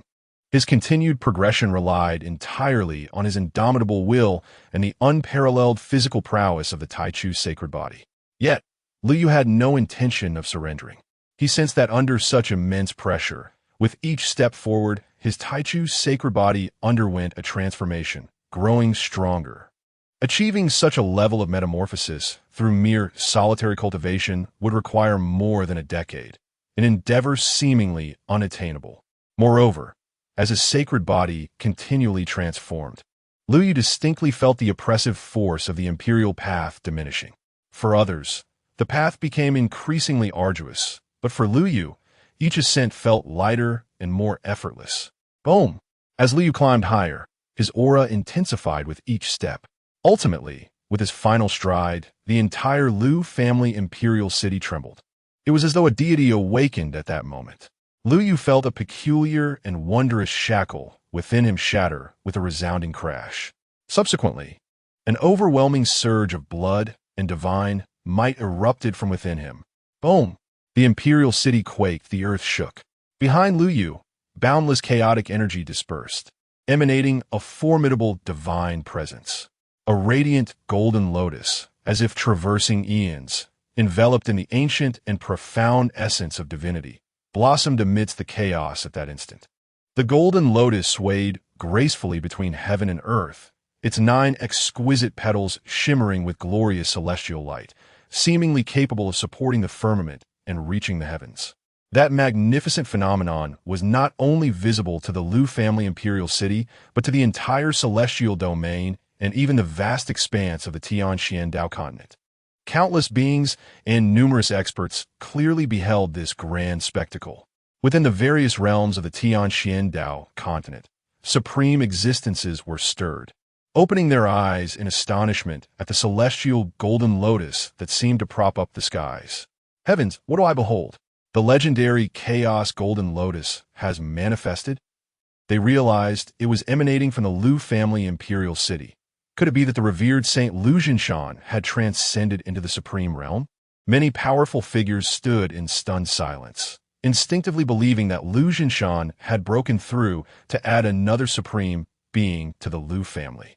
However, the truly formidable beings, after a fleeting moment of distraction, collectively exclaimed, "No, this is not a celestial phenomenon triggered by a breakthrough into the supreme realm. This is one of the 10 legendary manifestations of the Taichu sacred body, the Chaos Seed Golden Lotus. The Lu family, descending from the illustrious third emperor and the ancient sovereign, has astonishingly produced a holy body once more. This time, it is none other than the preeminent holy body, the foremost among the 10 holy bodies. At this moment, the entire Tianxian Dao continent was engulfed in a seismic upheaval. Masters from other Dao continents swiftly transmitted the news back to their clans or returned personally, disseminating this momentous information throughout the vast expanse of the Taishan realm and the 3,000 Dao continents in the shortest span of time. Instantaneously, the ancient sects across the 3,000 Dao continents, along with the most powerful beings of unparalleled heritage, were profoundly stirred. The preeminent holy body holds the esteemed position of the most exalted among the 10 holy bodies of the human race, surpassing even the innate talents of the Lu family's 3 ancestors in its dreadfulness. Such a prodigy, combined with the profound lineage of the Lu imperial clan, ensures that even if Lu Yu does not attain enlightenment in the future, he will undoubtedly augment the Lu family's might with a peerless power akin to that of an emperor, further illuminating the glory of the Lu clan. Why does the celestial realm bestow such favor upon the Lu family? Many ancient sect supreme beings could not help but exhale a sigh of resignation. Meanwhile, those supreme sects and eternal imperial clans who harbored animosity towards the Liu family were nearly gritting their teeth in frustration. In the imperial city square, Liu Zhenshan and numerous Liu family grand saints regained their composure, gazing at Liu Yu, who stood amidst the heavens, their lips moving with excitement. Ha ha! Heaven favors our Liu family. We have welcomed another preeminent holy body, Liu Zhenshan exclaimed. The other grand saints of the Liu family nodded in fervent agreement, their elation palpable. Witnessing the fervor of the grand saints, the younger generation of the Liu family within the square were profoundly shaken. The ancestors from the supreme realm emerged from their seclusion to celebrate. This is an honor that even the Tian grade descendants of the Liu family seldom acquire. Moreover, the ancestors will not come empty-handed. They are certain to bestow a precious treasure upon Liu Yu. Indeed, this cousin of Liu Yu is destined for meteoric rise. Indeed, the preeminent holy body has traversed the ancient emperor's path, effortlessly attaining the quasi-emperor child rank. Many Liu family descendants discussed, their eyes brimming with envy towards Liu Yu. The world recognizes the Liu family descendants as divided into the four ranks of heaven, earth, profound, and yellow. Yet few are aware that above the Tian grade exists the divine grade and the quasi-emperor child ranks. Ascending from the quasi-emperor child rank leads to the pinnacle inhabited by hundreds of thousands of Liu family prodigies, who stand at the zenith of the Liu family and the younger generation across the 3,000 Dao continents, surveying countless peers from their lofty heights. However, the criteria for the emperor child rank are exceedingly stringent. It demands not only exceptional talent, but also significant contributions to the clan. Furthermore, one must attain a realm above the emperor level to be considered for inclusion in the emperor child rank of the family. Currently, the Liu family boasts 7 emperors and an abundance of prodigies. Yet, only 8 individuals qualify for the contemporary emperor child rank. These 8, possessing unparalleled combat prowess and profound realms, have rendered countless services and garnered immense glory for the clan. Each one, like Liu Yu, embodies the stature of an emperor. Such a confluence of factors coalesces into an extraordinary narrative. They have indeed been bestowed with this honor. Given the innate talent of Liu Yu's cousin, it should be a mere formality for him to ascend into the ranks of the imperial lineage with time. However, it is still a tad premature. Indeed, Liu Yu's cousin is still too young, and his realm remains too low. Many of the Liu family members whispered amongst themselves. The prominent figures of the Liu family, including Liu Zhanshan, evidently shared this sentiment. Yet, they were also reluctant to see Liu Yu's prodigious talent squandered. Thus, when Liu Zhanshan proposed inviting the esteemed ancestors to emerge from seclusion for a celebration, they all nodded in agreement. Their intent was to seize this opportunity to garner additional support from the ancestors, so that Liu Yu might receive favorable benefits and accelerate his growth. However, as they awaited the ancestors' emergence, a figure suddenly appeared in the skies above, standing at the pinnacle of the eternal emperor's path, hovering alongside Liu Yu. With this apparition, an indescribable and formidable pressure enveloped the entire Liu family imperial city, no, the entirety of the 3,000 Dao continent, compelling all beings to instinctively gaze upward towards the direction of the Liu family imperial city. Amidst the myriad of reverent glances at the source of this overwhelming pressure, a silhouette stood firm in the heavens. He radiated brilliant divine light, akin to a resplendent scarlet sun, suspended at the zenith of the firmament. The brilliance of his aura seemed capable of illuminating eternity, suppressing the very heavens. All breaths were momentarily stilled. Is this the presence of our Liu family's third imperial ancestor, the eternal emperor? The esteemed ancestor has graced the imperial city with his presence. Chapter 14. The Decree of the Great Emperor, the Ninth Emperor's Son. Within the imperial city, countless members of the Liu family were stirred with emotion. Gazing at the figure in the sky, their eyes brimmed with reverence. Liu Zhanshan and other esteemed members of the Liu family also widened their eyes in astonishment. The 7 ancestral emperors were supposed to be guarding the borderlands, intimidating the various life-restricted zones and foreign beings. How could they suddenly return? Some members of the Liu family murmured in confusion. However, Lu Jinshan and the other great saints swiftly realized the truth. This was a projection left behind by the ancestral emperor during the refinement of the emperor's path. Only those possessing a sacred body and having traversed the emperor's path could evoke this projection into manifestation. Yet, even as merely a projection, Lu Jinshan and the other great saints dared not show the slightest disrespect. After all, this imperial projection was specifically refined by the eternal emperor, incomparable to ordinary projections. Just by the might of this emperor's aura, one could discern that the combat prowess of this projection was likely on par with some newly ascended emperors. Such a projection, attuned to the will of the emperor's true self, was undoubtedly formidable. The members of the Lu family were momentarily electrified. Meanwhile, Liu also widened his eyes, beholding the ancestral emperor's projection before him. The Lu family members within the imperial city could only see the figure of their third ancestor surrounded by radiant divine light, resembling a blazing sun in the sky. Only Liu Yu could discern the features of this ancestral emperor.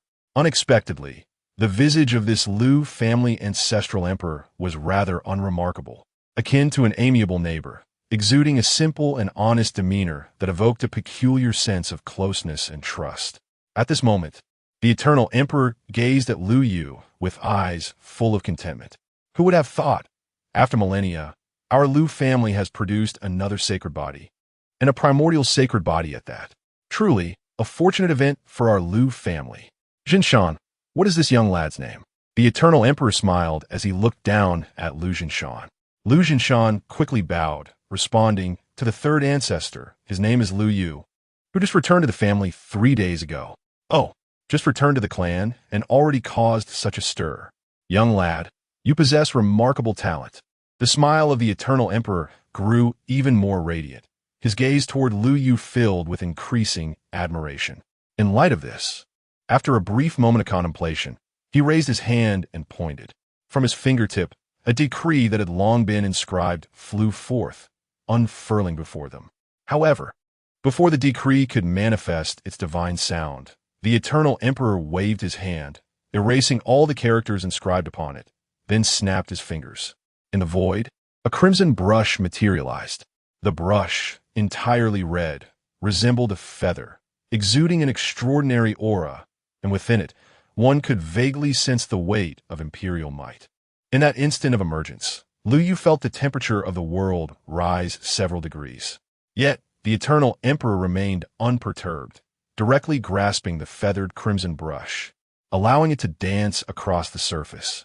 In the blink of an eye, he penned a new decree. Once completed, the eternal emperor stowed away the brush and once again infused a sliver of imperial divine power into the decree. Thunderous echoes resounded as that divine power descended.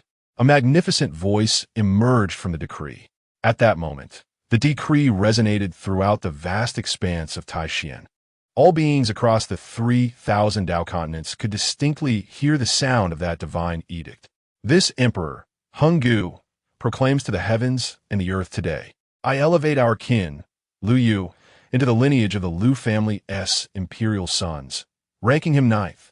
He shall inherit the 19 volumes of the supreme imperial scriptures of the Lu family, and may choose one of the imperial palaces within the imperial court as his sanctum. As the final note of the decree echoed, the scroll of the edict transformed into a stream of light, ready to return to the hand of Emperor Henggu. However, with a mere wave of his hand, Emperor Henggu redirected the edict, causing it to enter Liu Yu's body instead. Liu Yu was momentarily taken aback, his gaze towards Emperor Henggu filled with astonishment. The emperor smiled gently at Liu Yu, discreetly giving him a thumbs up. Little one, strive diligently. I await your assistance in the borderlands. Following this, Emperor Henggu lowered his head, offering a smile to Lu Jinshan and the other great saints of the Lu family. Jinshan, your guardianship of the family has been arduous. These young ones are the hopes of our Lu family. You must take great care to cultivate them well. Upon hearing the encouragement from Lu Tianheng, Lu Jinshan and the other saints were taken aback, hurriedly bowing in respect. Yet, with a mere gesture, Emperor Henggu supported their forms, then turned his gaze towards the other young disciples in the imperial city, speaking warmly, You too must strive in your cultivation, taking your brother Lu Yu as your exemplar. As your ancestor, I not only look forward to your brother's progress, but I also anticipate each and every one of you young members of the Lu family to come forth and assist. The battlefield of the borderlands is fraught with peril. To venture there, one must at least possess the cultivation of a quasi-saint.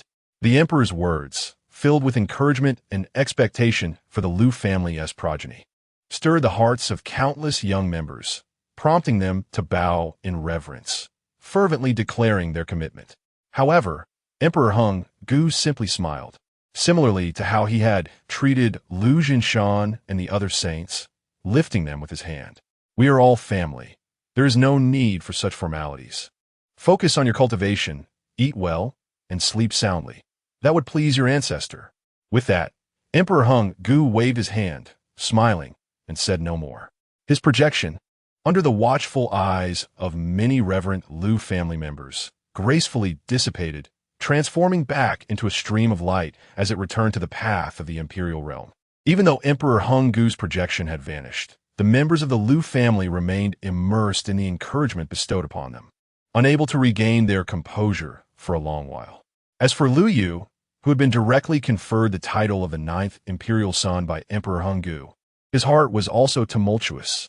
This was not merely due to his elevation from the mortal realm to the esteemed rank of an imperial son, but rather because of the monumental decree left to him by the emperor. The imperial decree held profound significance, imbued with unparalleled imperial might. It not only concealed celestial secrets, making it arduous for others to deduce Lu Yu's fate or plot against him, but also contained the essence of Emperor Hung Gu's 3 divine powers, equivalent to 3 opportunities for intervention by the emperor himself. With but a thought, Lu Yu could activate this decree, even in the direst of circumstances. Lu Yu needed not to stir a single thought. The decree of the great emperor would manifest autonomously, safeguarding Lu Yu. With this imperial edict in his possession, not only could Lu Yu return to the mortal realm, but even in the epochs long past, during the age of humanity, he could roam freely until the divine power contained within the edict was fully expended. After all, in the vast expanse of Taixien, across the 3,000 realms, while there were indeed numerous imperial clans, none could surpass the ancient great emperor, save for the progenitors of the Lu family. Just as Lu Yu reveled in his fortune, Lu Jinshan ascended with divine radiance, approaching Lu Yu with a smile, saying, "From this moment forth, you may no longer be addressed as young lad. You should be respectfully referred to as the 9th prince." Upon hearing Lu Jinshan's words, countless members of the Lu family within the imperial city reacted, their heads instinctively lifting to gaze at Lu Yu above, their eyes brimming with envy. Initially, they had believed that Lu Yu would merely achieve the status of a quasi-imperial prince. To their astonishment, he had garnered the favor of the ancient great emperor, directly attaining the title of imperial prince, thus becoming the contemporary 9th prince of the Lu family, ascending to the celestial heights in a single bound. Chapter 15. A bold escape and the selection of the imperial scriptures.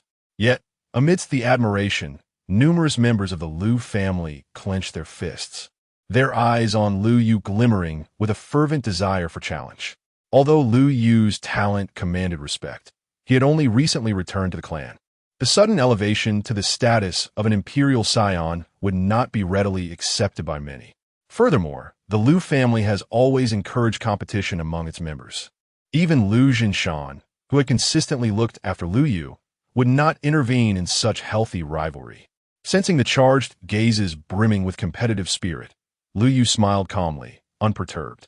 He merely turned to Lu Jinshan, clasped his hands in a gesture of respect, and remarked, "Uncle, please do not jest at your grandson. My current standing is but a reflection of your own youth." Despite his brief time within the clan, Lu Yu was well aware of Lu Jinshan, who had always been a source of guidance. This future sage, who would sacrifice himself for the greater good during a dark upheaval in history, was once a paragon of talent, one of the esteemed imperial scions of his generation. Wielding the famed Jinshan sword, he had vanquished countless contemporaries, and, upon reaching the sage realm, had even crossed realms to challenge and defeat several revered experts. Before such a legendary figure, Lu Yu felt no sense of arrogance. The tides of talent inevitably push the next generation forward. Your gifts far surpass mine from days gone by, and you are worthy of the title of Ninth Prince. Lu Jinshan laughed heartily, patting Lu Yu's shoulder, his eyes brimming with pride. He had not anticipated that the young lad he had brought back mere days ago would prove to be so exceptional. With visions of the future and the primal sacred body, Lu Jinshan was marvelously astonished. However, sensing the competitive gazes below, Lu Jinshan playfully winked at Lu Yu, cautioning him. But do not rejoice too soon, young man. You are still in the king realm, and for now, the family's elite, including those of extraordinary and near-imperial status, possess cultivation at least within the emperor realm. Even if they do not acknowledge you, they will not belittle you based on realm. But once you attain the threshold of an emperor and step into the emperor realm, it shall be a different story altogether. Challengers will abound. Are you prepared for that, Ninth Prince? Listening to Lu Jinshan's teasing words, Lu Yu smiled gently. Let them come. I fear the challengers will not be strong enough. As the primal sacred body, and with the family's recognition of him as an imperial scion, the future rewards he would enjoy would be among the most prestigious in the Lu family and the entire Taishan realm. Without the bold confidence to dominate the world, Lu Yu might as well find a piece of tofu to end it all. What a good lad. When I brought you home, I sensed your formidable spirit, reminiscent of my own in my youth. Lu Jinshan laughed heartily, clearly pleased with Lu Yu's response. Now, let us not linger in idle chatter. Follow me to the imperial court, where you shall receive your rewards for ascending to the status of an imperial scion and for traversing the ancient imperial path. Hearing Lu Jinshan's words, Lu Yu's eyes sparkled with eager anticipation. As they ascended alongside Lu Jinshan, guided by his lead, they soared directly into the celestial expanse. Above the clouds of the nine heavens, Lu Yu beheld a breathtaking panorama, his eyes brimming with incredulity. Suspended above the imperial city of the Lu family, amidst a vast ocean of clouds stretching for 100,000 miles, lay a magnificent celestial palace, reminiscent of the fabled heavens. Gazing around, one could see grand halls exuding an awe-inspiring presence, adorned with radiant divine auras swirling within. Before Lu Yu and Lu Jinshan stood an imposing heavenly gate, towering over 10,000 feet. An indescribable, vast imperial might surged forth from this gate, making Lu Yu feel that even the most ordinary of emperors would likely be subdued upon approaching this threshold. Prominently inscribed upon the gate were the three resplendent characters: Southern Heavenly Gate, gleaming with golden light, their strokes reminiscent of dragons and serpents, evoking a sense of familiarity within Lu Yu. Could this be a relic left by the eternal emperor ancestor? Unable to contain his curiosity, Lu Yu spoke up. Lu Jinshan, stroking his beard with a smile, confirmed, indeed, this Southern Heavenly Gate is one of the imperial artifacts forged by the eternal emperor ancestor at the dawn of his reign. The materials used were not sourced from our Lu family, but were generously contributed by the Immortal Phoenix clan. Generously contributed? The Immortal Phoenix clan? Lu Yu was taken aback. The name of the Immortal Phoenix clan was known to him even in the distant future. They were an ancient imperial clan that had persisted since the primordial era, having slaughtered countless members of the human race during those times. In the era of humanity, they had repeatedly engaged in massacres, devouring human beings, and had faced the wrath of ancient emperors throughout the ages. Yet, the Immortal Phoenix clan remained formidable, with ancient sovereigns comparable to the great emperors of reigning over them. It was only after the rise of the Lu family, with 7 great emperors reigning supreme, that they had finally become more subdued. Such a clan, would they truly be so generous as to provide resources for the forging of an imperial artifact? The Immortal Phoenix clan had warmly invited the 3 ancestors to their heavenly Phoenix palace. Despite the 3 ancestors' earnest attempts to decline, they were adamantly urged to stay.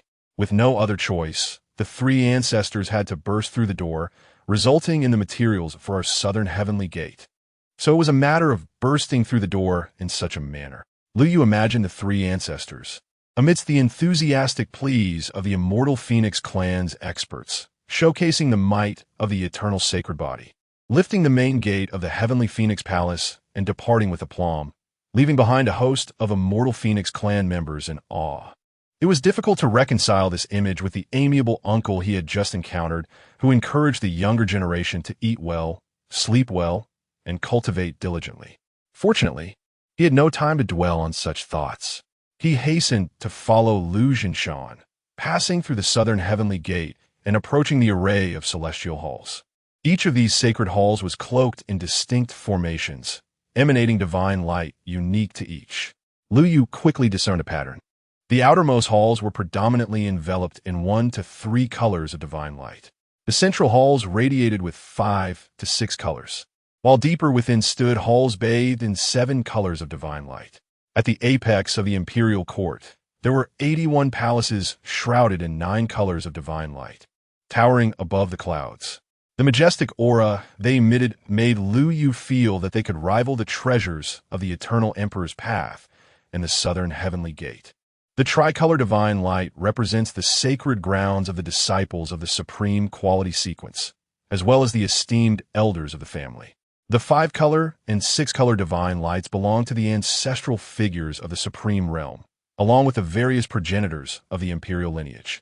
The 7-color divine light is the abode of the upper echelon of the Lu family, where the masters and deputy masters of the 36 palaces preside over teachings, alchemical practices, divine weapons, celestial crafts, demon suppression, spirit searching, and the eradication of evil. As for the 81 imperial palaces situated at the highest point, they serve as the sanctuaries for the quasi-emperors and great emperors of the Lu family, as well as the historical heirs of the imperial lineage. Each of these 81 palaces is fortified with formations of the emperor tier, and each is connected to a supreme imperial vein. The environment for cultivation and enlightenment within these palaces far surpasses that of the imperial city. However, one must personally enter to truly appreciate the distinction. With a smile, Lu Jinshan introduced Lu Yu, gesturing towards the 81 imperial palaces. Among them, 27 radiated divine brilliance, capturing Lu Yu's attention. Among these 27 palaces, which are currently unoccupied, Lu Jinshan encouraged Lu Yu to carefully observe and select one as his sanctuary. Gazing upon the majestic 27 palaces, Lu Yu's eyes sparkled with delight, and he stepped forth to explore them. Lu Jinshan remained by his side, elucidating the unique attributes of each of the 27 palaces.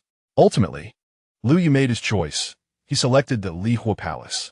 This palace is endowed with a Lihua imperial vein, harboring innate Lihua. With this imperial vein support, Lu Yu's cultivation within the Lihua Palace would not only accelerate his training efficiency, but also greatly enhance the refinement of his physical body and the transformation of his sacred body. Moreover, with the aid of the innate Lihua, Lu Yu would find considerable assistance in alchemy and artifact forging. When consuming elixirs, he could also harness the innate Lihua to quickly assimilate the divine power contained within the medicines. For Lu Yu, who was still at a relatively low realm and possessed the Taichu's sacred body, the Lihua Palace was evidently the most compatible choice. After choosing the Imperial Palace, Lu Jinshan led Lu Yu to the central square of the Imperial Court. In the center of the square stood a magnificent 9-tiered pagoda. As they approached the pagoda, Lu Yu was enveloped by an overwhelming aura of imperial might, far more terrifying than that of the ancient emperors. This was the pinnacle of the Lu family's ancestral heritage, the 9-tiered emperor weapon, the Emperor Pagoda. Furthermore, the Emperor Pagoda not only embodies the Lu family's legacy, but also houses countless martial inheritances collected since the primordial era. Among these is the highest transmission of the Lu family, the coveted 19 volumes of the Emperor Scriptures, which Lu Jinshan had brought Lu Yu to acquire. Chapter 16. The Original Sacred Body. The Emperor's Scripture taking a deep breath to calm the tumult within, Lu Yu followed Lu Jinshan into the Imperial Tower. As he stepped through the threshold, his eyes widened in astonishment. Contrary to his expectations of a traditional pavilion, the interior of the Imperial Tower manifested as a realm unto itself. Upon entering, it felt as though he had been transported into an expansive sea of stars. The countless martial inheritances amassed by the Lu family over the ages shimmered like individual stars in this celestial ocean. A mere glance revealed not just hundreds, but countless scrolls, It is crucial to note that not every martial inheritance could find its place within the imperial tower. Those that were included possessed a minimum rank that reached the domain of divine pathways, a level of profound mastery capable of igniting the divine fire and achieving a divine status. This signified that even the least of these martial inheritances, if brought to future generations, could incite a tempest of bloodshed across the entire Eastern Wilderness. Rivaling the highest legacies of the so-called Eastern Wilderness Overlord, the Purple Moon Cave Heaven, which instilled fear in countless beings. The grandeur of the foremost imperial clan could be glimpsed through this alone. Taking another deep breath to steady his exhilaration, Lu Yu's gaze shifted towards the center of this starry expanse. There, 19 stars radiated with brilliance akin to the sun, surrounded by a resplendent divine light. Some glowed like raging flames, while others seemed to churn with immense waves. Additionally, there were those whose very forms resembled towering mountains, exuding an aura of ancient majesty, as though they had stood timelessly in this realm since the primordial era. These 19 stars represented the pinnacle of the Lu family's heritage and their greatest clan treasure, the 19 supreme imperial scriptures. Of these 19 scriptures, 7 were conceived by the 7 imperial ancestors of the Lu family. The remaining 12 were collected since the enlightenment of their ancestor, the Spirit Void Emperor. As the heir to the imperial lineage, you may select any one of these scriptures for your cultivation. Lu Jinshan remarked with a smile. Gazing upon the resplendent imperial scriptures, Lu Yu felt an overwhelming surge of emotion. Yet, he did not rush to make a choice. Uncle, may I first study these 19 imperial scriptures? Of course, but be mindful of the time. Within the imperial tower, the flow of time differs from the outside world. 10 days inside the tower equate to 1 day outside. However, comprehending the imperial scriptures is not a task to be accomplished in a single moment. Do not lose yourself entirely in it, Lu Jinshan cautioned. A jolt of realization coursed through Lu Yu. Had it not been for Lu Jinshan's reminder, he might have overlooked this crucial aspect. With his unparalleled talent as the sacred body of primordial beginning, most would find the comprehension of the imperial scriptures akin to deciphering celestial inscriptions. Yet for him, immersion would come swiftly, leading time to slip away unnoticed. The time he could linger here, steeped in ancient wisdom, was indeed precious.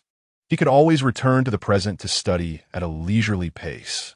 However, the notion that 10 days in the tower equated to just 1 day outside sparked a thought in Lu Yu's mind as he glanced at the countdown of his system, his eyes igniting with newfound brilliance. Had Lu Jinshan not mentioned it, he would have remained oblivious to the fact that upon entering the imperial tower, his system's countdown had also undergone a transformation.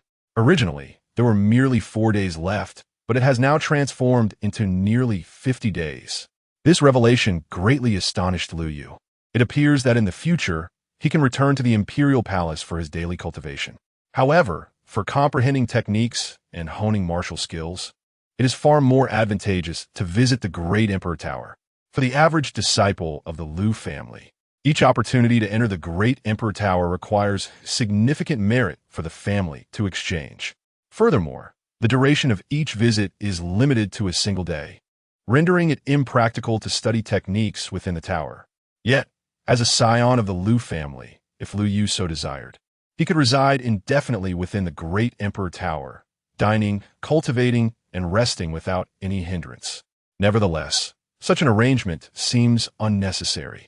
Although the Great Emperor Tower possesses its own peculiarities, the array's auxiliary effects primarily enhance one's comprehension rather than providing substantial benefits for daily cultivation, which pales in comparison to the efficacy of the Leaf Fire Imperial Palace. Shaking his head to dispel distracting thoughts, Lu Yu focused his attention on the imperial classics before him, beginning to peruse them scroll by scroll. Thus, after a day's contemplation, Lu Yu made his decision. I have resolved to select this scroll, the ancient scripture of primordial beginning. This scroll of the imperial classics was not authored by the 7 ancestral emperors of the Lu family. However, upon hearing Lu Yu's choice, Lu Jinshan offered a faint smile. Harbeting no surprise. For this scroll is a transcendent legacy left behind by the first saint body of humanity, who emerged during the primordial era before the age of humanity. The progenitor of all future saint bodies, the primordial saint body of the beginning. During the primordial era, myriad races roamed the cosmos, while humanity was feeble, lacking even the qualification to stand among the myriad tribes. In such a dire context, the first saint body of humanity was born. This initial primordial saint body had a fleeting life, yet shone with unparalleled brilliance. He ascended to the throne at the age of 20, attained divinity by 30, reached sainthood by 35, achieved supreme status by 50, and by the age of 100 became a quasi-emperor, culminating in the full realization of the primordial saint body. Though he fell victim to a coalition of ancient sovereigns feeling threatened, who conspired to eliminate him before he could attain enlightenment, he nonetheless left a flame of hope for humanity. It was during the 1,000 years of his protection that humanity successively birthed numerous supreme physiques, such as the solar and lunar physiques, the innate Tao embryo, the double pupil, and the supreme bone, securing precious time for their growth. When the ancient sovereigns conspired against the primordial saint body, they were astonished to discover that the exceptional talents of humanity had already inherited the will of the primordial saint body, becoming the new backbone of the human race. From that moment onward, humanity finally evolved from a weak, nomadic tribe, hiding and fleeing, to one capable of standing tall upon the vast expanse of the primordial land. Side by side with the myriad races, the splendor of the age of humanity, following the tribulations of the dragon and phoenix at the close of the primordial era, laid the foundation for the glorious era of humanity to come. Although the ancient scripture of primordial beginning ultimately resides at the pinnacle of the quasi-emperor tier due to the legacy of the first saint body and does not ascend to the level of the imperial classics, it is by no means inferior to other grand imperial techniques. Moreover, sharing the same lineage as the primordial saint body, this quasi-emperor scripture aligns with Lu Yu to a far greater extent than any of the other 18 imperial classics. In this lifetime, supported by his family, and with 7 emperors reigning above, Lu Yu is filled with confidence that he can elevate the ancient scroll of Tai Chu to a higher realm, transforming it into a true imperial scripture. With the latent potential of the Tai Chu sacred body, Lu Yu harbors no doubts that if he can utilize the ancient scroll of Tai Chu to attain enlightenment, his combat prowess will undoubtedly surpass others, positioning him among the most formidable figures of all time. Having chosen the ancient scroll of Tai Chu, Lu Yu steadies his mind. Under the guidance of Lu Jinshan, he sends out a wisp of spiritual awareness, which settles into the stars that symbolize the ancient scroll of Tai Chu. As his consciousness enters the stars, a deafening roar ensues, and Lu Yu finds the entire world plunged into darkness. Before him stands a solitary figure, cloaked in chaos, with long black hair cascading down, obscuring his features. Before this figure, countless ancient sovereigns, their visages twisted in fury, charge toward him with intent to kill.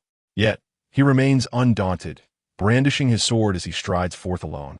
With each swing of his blade, an ancient sovereign is sent reeling backward, wailing in agony. As he continues to strike, radiant streams of light emerge from his being, revealing the tumultuous flow of his vitality. With each surge of energy, extraordinary phenomena manifest behind him, which he ultimately absorbs into his being, amplifying his aura to an overwhelming magnitude, as if a boundless universe resides within him. As his martial techniques unfold and his vitality courses through him, he reenacts the primordial scenes of chaos and the creation of a universe. Each sword strike brims with the supreme might to recreate the world and reignite the chaos. Time elapses unmeasured before Lu Yu finally emerges from this extraordinary state, his gaze still somewhat dazed. It feels as though he has once again traversed the river of time, returning to the primordial era and experiencing the final battle of the first sacred body firsthand. Enriched by this wondrous experience, Lu Yu, despite having only recently encountered the ancient scroll of Tai Chu, successfully cultivates it to an introductory level. Though it is merely the initial stage of the physical scroll, it has saved him an immeasurable amount of arduous training time. How is it? Did you sense the wonders of the Emperor's Tower? Observing the astonishment in Lu Yu's eyes, Lu Jinshan cannot help but smile. Lu Yu nods, still overwhelmed. It is no wonder that the Emperor's Tower is regarded as the pinnacle of the Lu family's heritage, capable of granting instant comprehension of imperial scriptures to its seekers. The title of the strongest foundational legacy is undoubtedly well-deserved. With a subtle smile, Lu Jinshan pats Lu Yu on the shoulder. All right, now come with me. I will take you back to the Imperial Palace. The resources I prepared for you should have nearly arrived. Hearing this, Lu Yu's eyes sparkle with excitement as he promptly follows Lu Jinshan back to the Li Hua Imperial Palace. Chapter 17. The Celestial Elixir, comparable to a semi-imperial being. 1 immortal emperor herb, 3 supreme treasure herbs, and 36 top-tier sacred herbs. Additionally, there are various divine herbs for daily cultivation, 100 each month. Should you require them, simply dispatch a message via the Imperial token to the Imperial City, and soon, someone from the Divine Herb Garden will bring you the herbs you need. As for techniques and martial arts, whatever you wish to cultivate, take your Imperial token and feel free to select from the Great Emperor Tower. Furthermore, the family has already notified the Divine Armament Hall and is in the process of forging your Imperial armament. Once you decide on the weapon you desire, send a message to the Divine Armament Hall, but do not rush. Take your time to contemplate carefully. The Imperial armament holds immense potential, crafted from materials sufficient for becoming transcendent weapons, capable of growing alongside you. The restriction to the divine tier is merely a consideration for your current lower realm. Weapons of a higher grade would serve only as mere decorations. As Lu Jinshan spoke, he handed Lu Yu an Imperial golden token. The front of the token bore the character, while the back depicted the scene of the Lu family Imperial court, along with the character prominently placed at the center of the court. Upon Lu Yu's blood oath of allegiance, a mysterious essence connected with him, allowing him to sense that with but a thought, this Imperial token could transform into a protective barrier. Its defensive capabilities were so formidable that Lu Yu believed even a typical great sage would struggle to breach its protection. It is known that within the Imperial families, there exists an agreement forbidding any action from those above the supreme level. The Great Sage represents the pinnacle of combat prowess. Although the Imperial child holds the highest rank within the family, such a token bestowing such high-level defense is extraordinary. The standard Imperial token primarily serves to obscure the heavenly secrets, preventing outsiders from plotting against the Lu family's Imperial child. While it does possess some defensive capabilities, they would only equate to that of a sacred protective treasure of the Saint tier. However, with the decree bestowed by the 3 ancestors, and with their strength supporting the decree, no one in the vast realm of Taixien could deduce your circumstances. Thus, I had the Divine Armament Hall modify it slightly, reallocating the saved materials to enhance its defensive barrier. Seeing Lu Yu's confusion, Lu Jinshan stroked his beard and smiled. After all, you're still quite young, with a low realm, yet your talent is astonishing. It is only prudent to provide additional protection. Thank you, Uncle Master. Lu Yu expressed his gratitude sincerely. Despite possessing the decree from the 3 ancestors, which not only conceals heavenly secrets, but also harbors 3 opportunities for the ancient Emperor's intervention. Each opportunity is limited in use. Now, with the Imperial token as a substitute, there is no need to worry about squandering the decree's divine authority. No need for thanks. It is but a simple matter. Lu Jinshan waved his hand with a smile and pointed to a jade box on the left side of the table before Lu Yu. Moreover, within this jade box lies the reward for your passage through the ancient Emperor's path. The rewards for traversing the ancient Imperial path are categorized into 3 tiers. The 3rd tier is for those who have crossed the Holy Dao realm. The 2nd tier is for the Divine Dao realm. And the 1st tier is for those who have surpassed the Imperial Dao and lower realms. The 1st tier reward grants you the choice of 1 supreme grade treasure pill from the highest echelon. I have taken the liberty of procuring the creation pill for you. Take a moment to see if it suits your fancy. If it does not, you may exchange it at the Alchemy Hall. The creation pill? Ancestor. Is this not a pill of the quasi-imperial level? Upon hearing the name of the creation pill, a flicker of surprise appeared in Lu Yu's eyes. The creation pill enjoys an illustrious reputation in later generations, although its ingredients are comprised of the finest treasures at the supreme level. Its effects surpass those of many quasi-imperial pills. Thus, it is regarded by later martial artists as a pill of imperial caliber. Lu Jinshan chuckled, stroking his beard. It is merely semi-quasi-imperial, but does not qualify as an imperial pill. It simply requires a bit more merit. Rest assured, your uncle will not pursue your debts. Take it with peace of mind. Should you feel indebted to your uncle, once you attain success in your cultivation, be sure to deal with the undying Phoenix clan and the scoundrels of the Heavenly Dragon Nest. Let them understand that just because your uncle has withdrawn from the imperial lineage, it does not mean that the Liu family lacks the power to subdue them. Though the Liu family holds the title of the foremost imperial clan of the present era, it is not without adversarial forces. The undying Phoenix clan, the Heavenly Dragon Nest, and the ancient royal bloodlines that have descended from the primordial age, such as Yuangu Mountain, harbor great animosity toward the Liu family. Members of the Liu family have historically matured through fierce battles against these ancient royal bloodlines. Sensing Lu Jinshan's expectations, Lu Yu resolved to rise to the occasion. Nodding in affirmation. Very well. I shall not disappoint your expectations, uncle. Lu Jinshan nodded in approval. Aware that Lu Yu had just ascended to the imperial level and had acquired considerable cultivation resources, he understood that Lu Yu would now enter a period of seclusion to focus on his training. Without further delay, he took his leave. After bidding farewell to Lu Jinshan, Lu Yu returned to the imperial palace. Holding the creation pill in his hands, he felt a surge of joy. The creation pill stands on par with, if not exceeding, quasi-imperial pills. Upon consumption, it can facilitate the cleansing of one's meridians and bones, enabling a complete metamorphosis and solidifying the foundation of one's Tao. Furthermore, it nourishes the physical body and promotes the evolution of various top-tier human physiques, such as the primordial sacred body, towards even loftier realms. Moreover, the creation pill possesses gentle properties.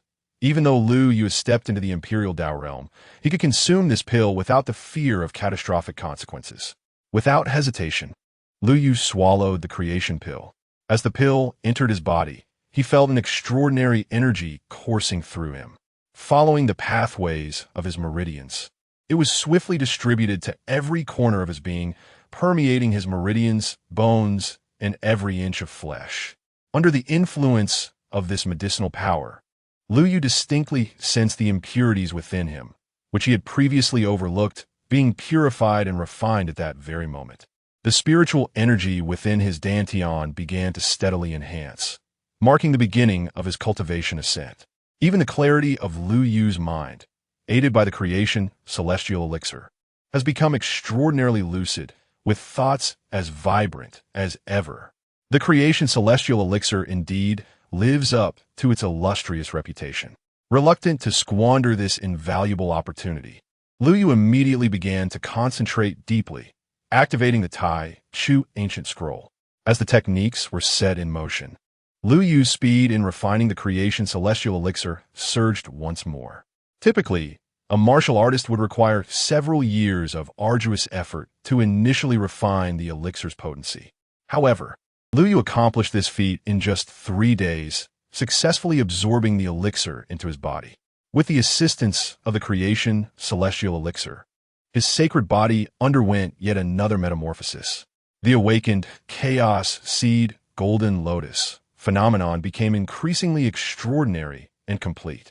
The manifestations of the sacred body, akin to martial arts inheritances, must also progress methodically through stages: embryonic form, beginner, minor success, major success, completion, and ultimate intent. To awaken subsequent phenomena, one must at the very least achieve major success in the preceding manifestation. Previously, Lu Yu's awakening of the chaos seed golden lotus, under the baptism of the imperial path, could only be considered an embryonic form. It drew forth immense divine might simply due to being the first awakening. Yet, with the aid of the creation celestial elixir, he accomplished in a mere 3 days what would typically take 3 years of arduous practice.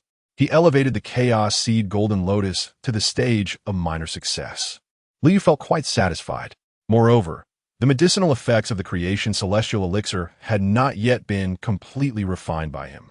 Once he fully absorbed its potency, He estimated that his chaos seed golden lotus could potentially leap to the stage of major success in one go. Beyond the transformation of phenomena, Lu Yu's realm also ascended to the mid-stage of the martial king realm. Furthermore, with the enhancement from the creation celestial elixir and his increased comprehension, he successfully grasped the entry level of the King Dao scroll. Under these various augmentations, Lu Yu's combat prowess surged yet again. Initially, while cultivating the great sun melting furnace scripture as a mid-stage martial king, his strength could only rival that of a late-stage heavenly king. However, now, having completed the transition of the Tai Chu ancient scroll, even though his cultivation remained at the mid-stage of the martial king realm, his combat power was already comparable to that of a perfected heavenly king expert. If he were to invoke the phenomenon of his sacred body, he could even contend with those at the early stage of quasi-emperor. With approximately half a day remaining until the conclusion of this return to the eternal age, Lu Yu glanced at the countdown. After a moment of contemplation, he decided to take up the Imperial Sun token to explore its various functions. Half a day was not enough to accomplish much, whether in terms of cultivation or the study of the Tai Chu ancient scroll, unless he could acquire another creation of the same caliber as the creation celestial elixir.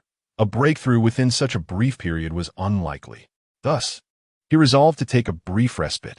Having returned to the eternal age twice already, each time in a rush, he relished this rare half-day of leisure. During his exploration, Lu Yu indeed discovered numerous functionalities of the Imperial Sun token. Aside from showcasing his identity and directing a protective barrier, it also served other purposes. The Imperial token possesses the remarkable ability to monitor the slightest disturbances in its surroundings. When traversing the outside world, with the aid of this token, Lu Yu can effortlessly extend his divine awareness over a radius of 1,000 miles, a feat typically achievable only by masters of the divine emperor realm. Furthermore, when situated within the imperial city of the Lu family and the imperial court, the capabilities of Lu Yu's divine awareness are extraordinarily amplified. With the assistance of the Imperial token, Lu Yu can envelop the entire imperial court and city in his perceptive grasp. The only limitations are the interiors of residences, which remain beyond his scrutiny. However, all other areas, including the Divine Medicine Garden and the Sacred Medicine Garden, lie within the purview of his awareness. Moreover, with but a thought, Lu Yu can instantaneously manifest in every corner of the imperial city and court. As Lu Yu was toying with the imperial token, he suddenly sensed a disturbance. At the entrance of the Divine Medicine Garden, where the true Phoenix Nirvana fruit had previously been discovered, a group of young prodigies, distinctly attired differently from the Lu family's offspring, were following an elderly woman clad in gray robes, led by an elder from the Lu family, as they entered the garden. Utilizing the imperial token, Lu Yu observed with clarity. These young talents, along with the gray-robed elder guiding them, bore a token at their waist that denoted their status. The characters Tuoba inscribed upon the token stood out conspicuously. Could they be the descendants of the Tuoba family? Might they be the very prodigies who had previously pilfered the true Phoenix Nirvana fruit from the Lu family in the original timeline? Contemplating this, a chilling glint flickered in Lu Yu's eyes. Chapter 18. Even the imperial clans of today must adhere to etiquette. In the imperial city of the Lu family, nestled within a divine herb garden, a group of prodigies from the Tuoba family strolled leisurely under the guidance of their elder, Tuoba Yu. As they beheld the surrounding celestial herbs, their eyes widened in astonishment, brimming with envy and jealousy. The Lu family, how extravagantly opulent!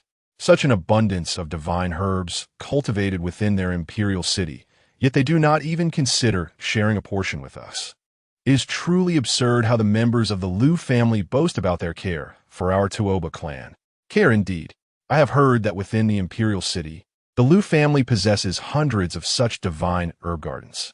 Is it too much to ask for our kinship family to receive 30 to 50 gardens?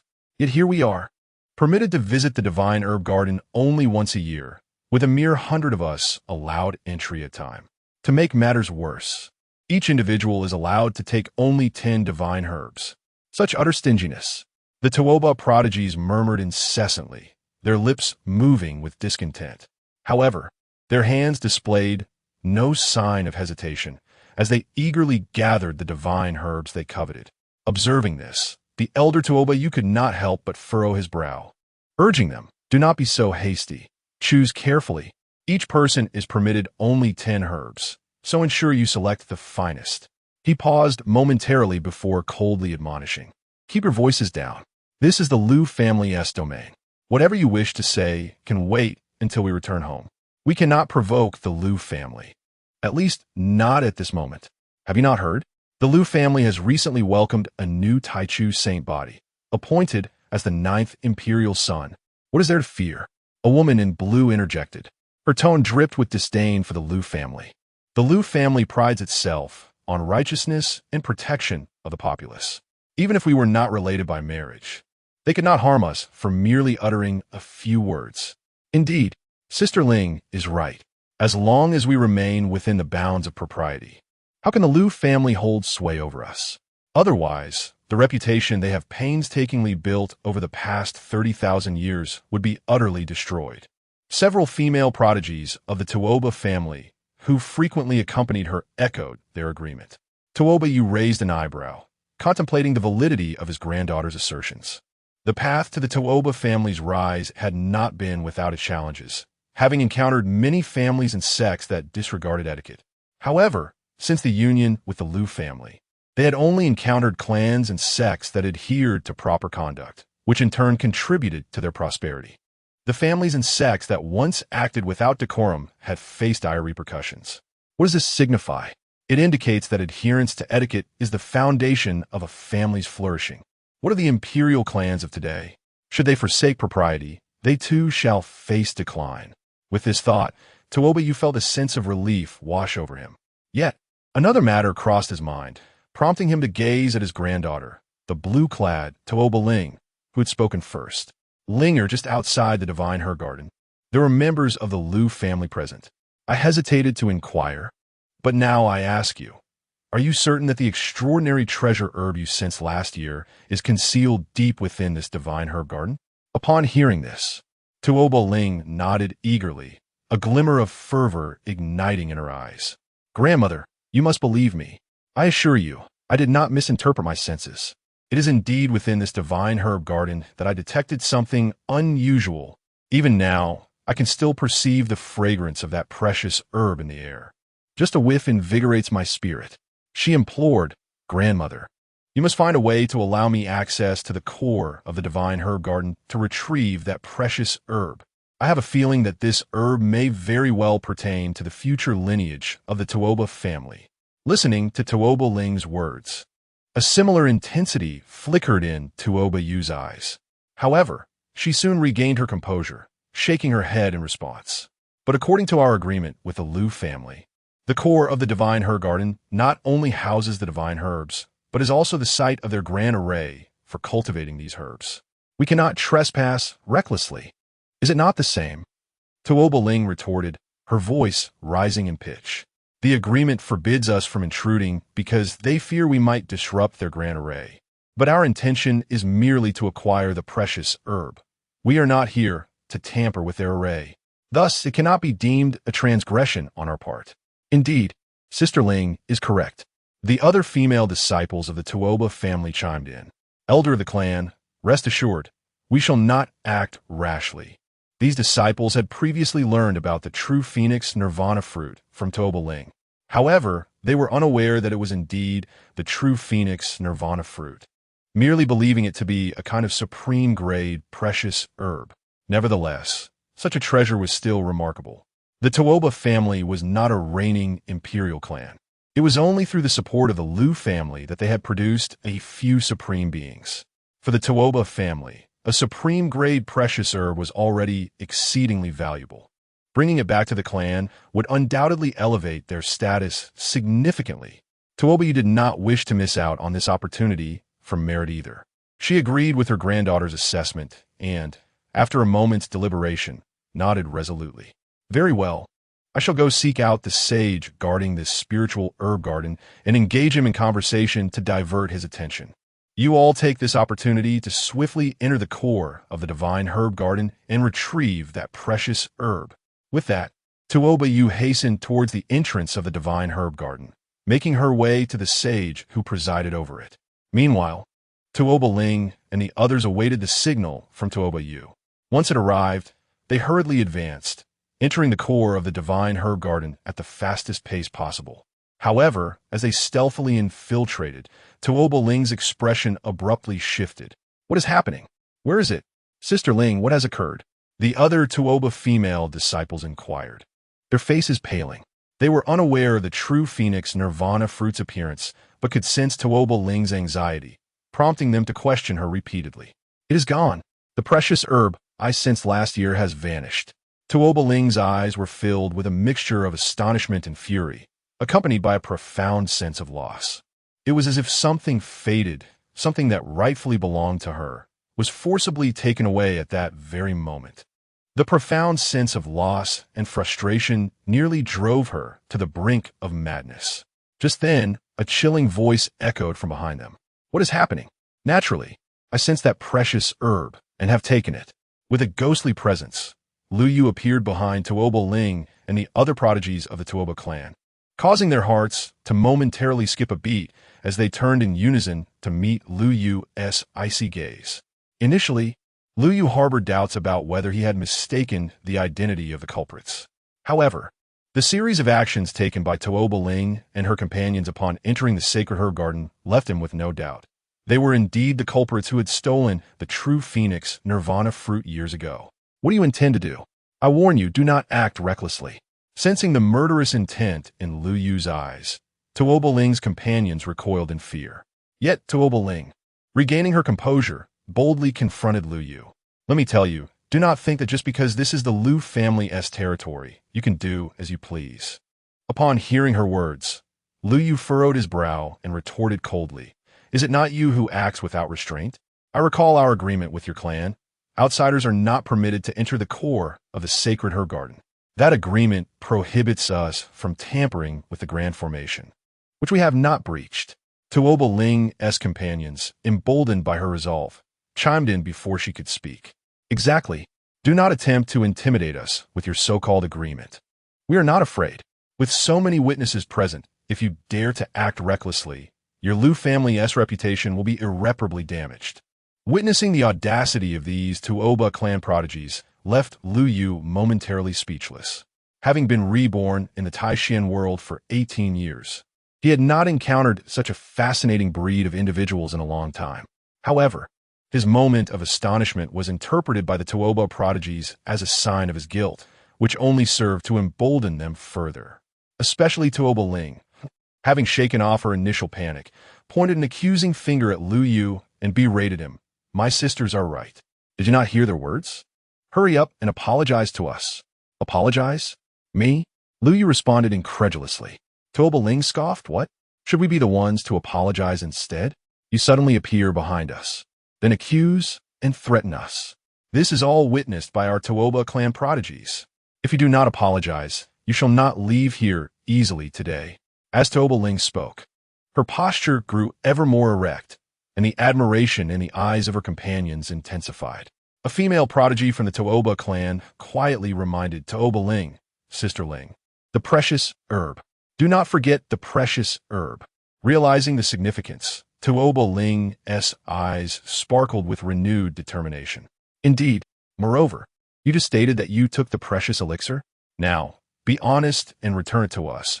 Show us your true demeanor. Return the elixir to you? When has it ever belonged to you? Spare us the idle chatter. Will you return it or not?"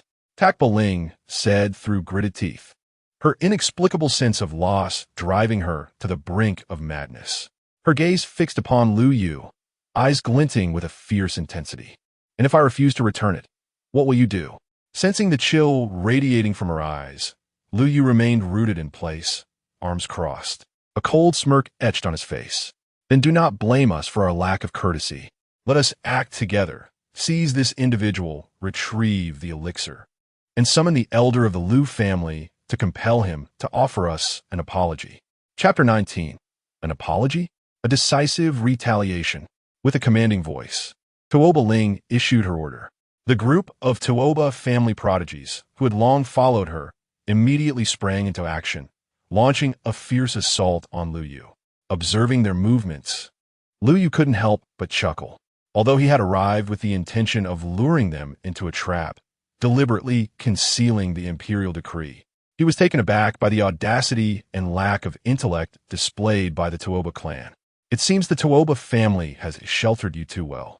No, it is rather our Lu family that has been overly benevolent, leading you to develop a skewed perception of the world. Lu Yu whispered softly to himself. As his words fell, he suddenly raised his hand and brought it down with great force. Boom! A terrifying palm imprint descended like a colossal mountain, an overwhelming force crashing down from above. With a single strike, the group of charging Tuoba prodigies was mercilessly driven into the ground. The sickening sound of shattering bones echoed throughout, and with a final, agonized cry, they fell unconscious. A few unfortunate souls didn't even have the chance to scream before Lu Yu obliterated them on the spot. You dare to kill? Tuoba Ling exclaimed in shock at the sight before her eyes filled with horror and dread. Yet, as she regained her composure, a glimmer of excitement sparked in her gaze. The reason Tuoba Ling had dared to be so arrogant was not only due to her pampered upbringing under her grandmother, Tuoba Yu, but also because Lu Yu had purposefully concealed his identity with the imperial decree, without it to signify his status. She perceived him merely as a junior of the Lu family at the King realm. In her eyes, such cultivation level meant he was merely of the earth rank at best within the Lu family.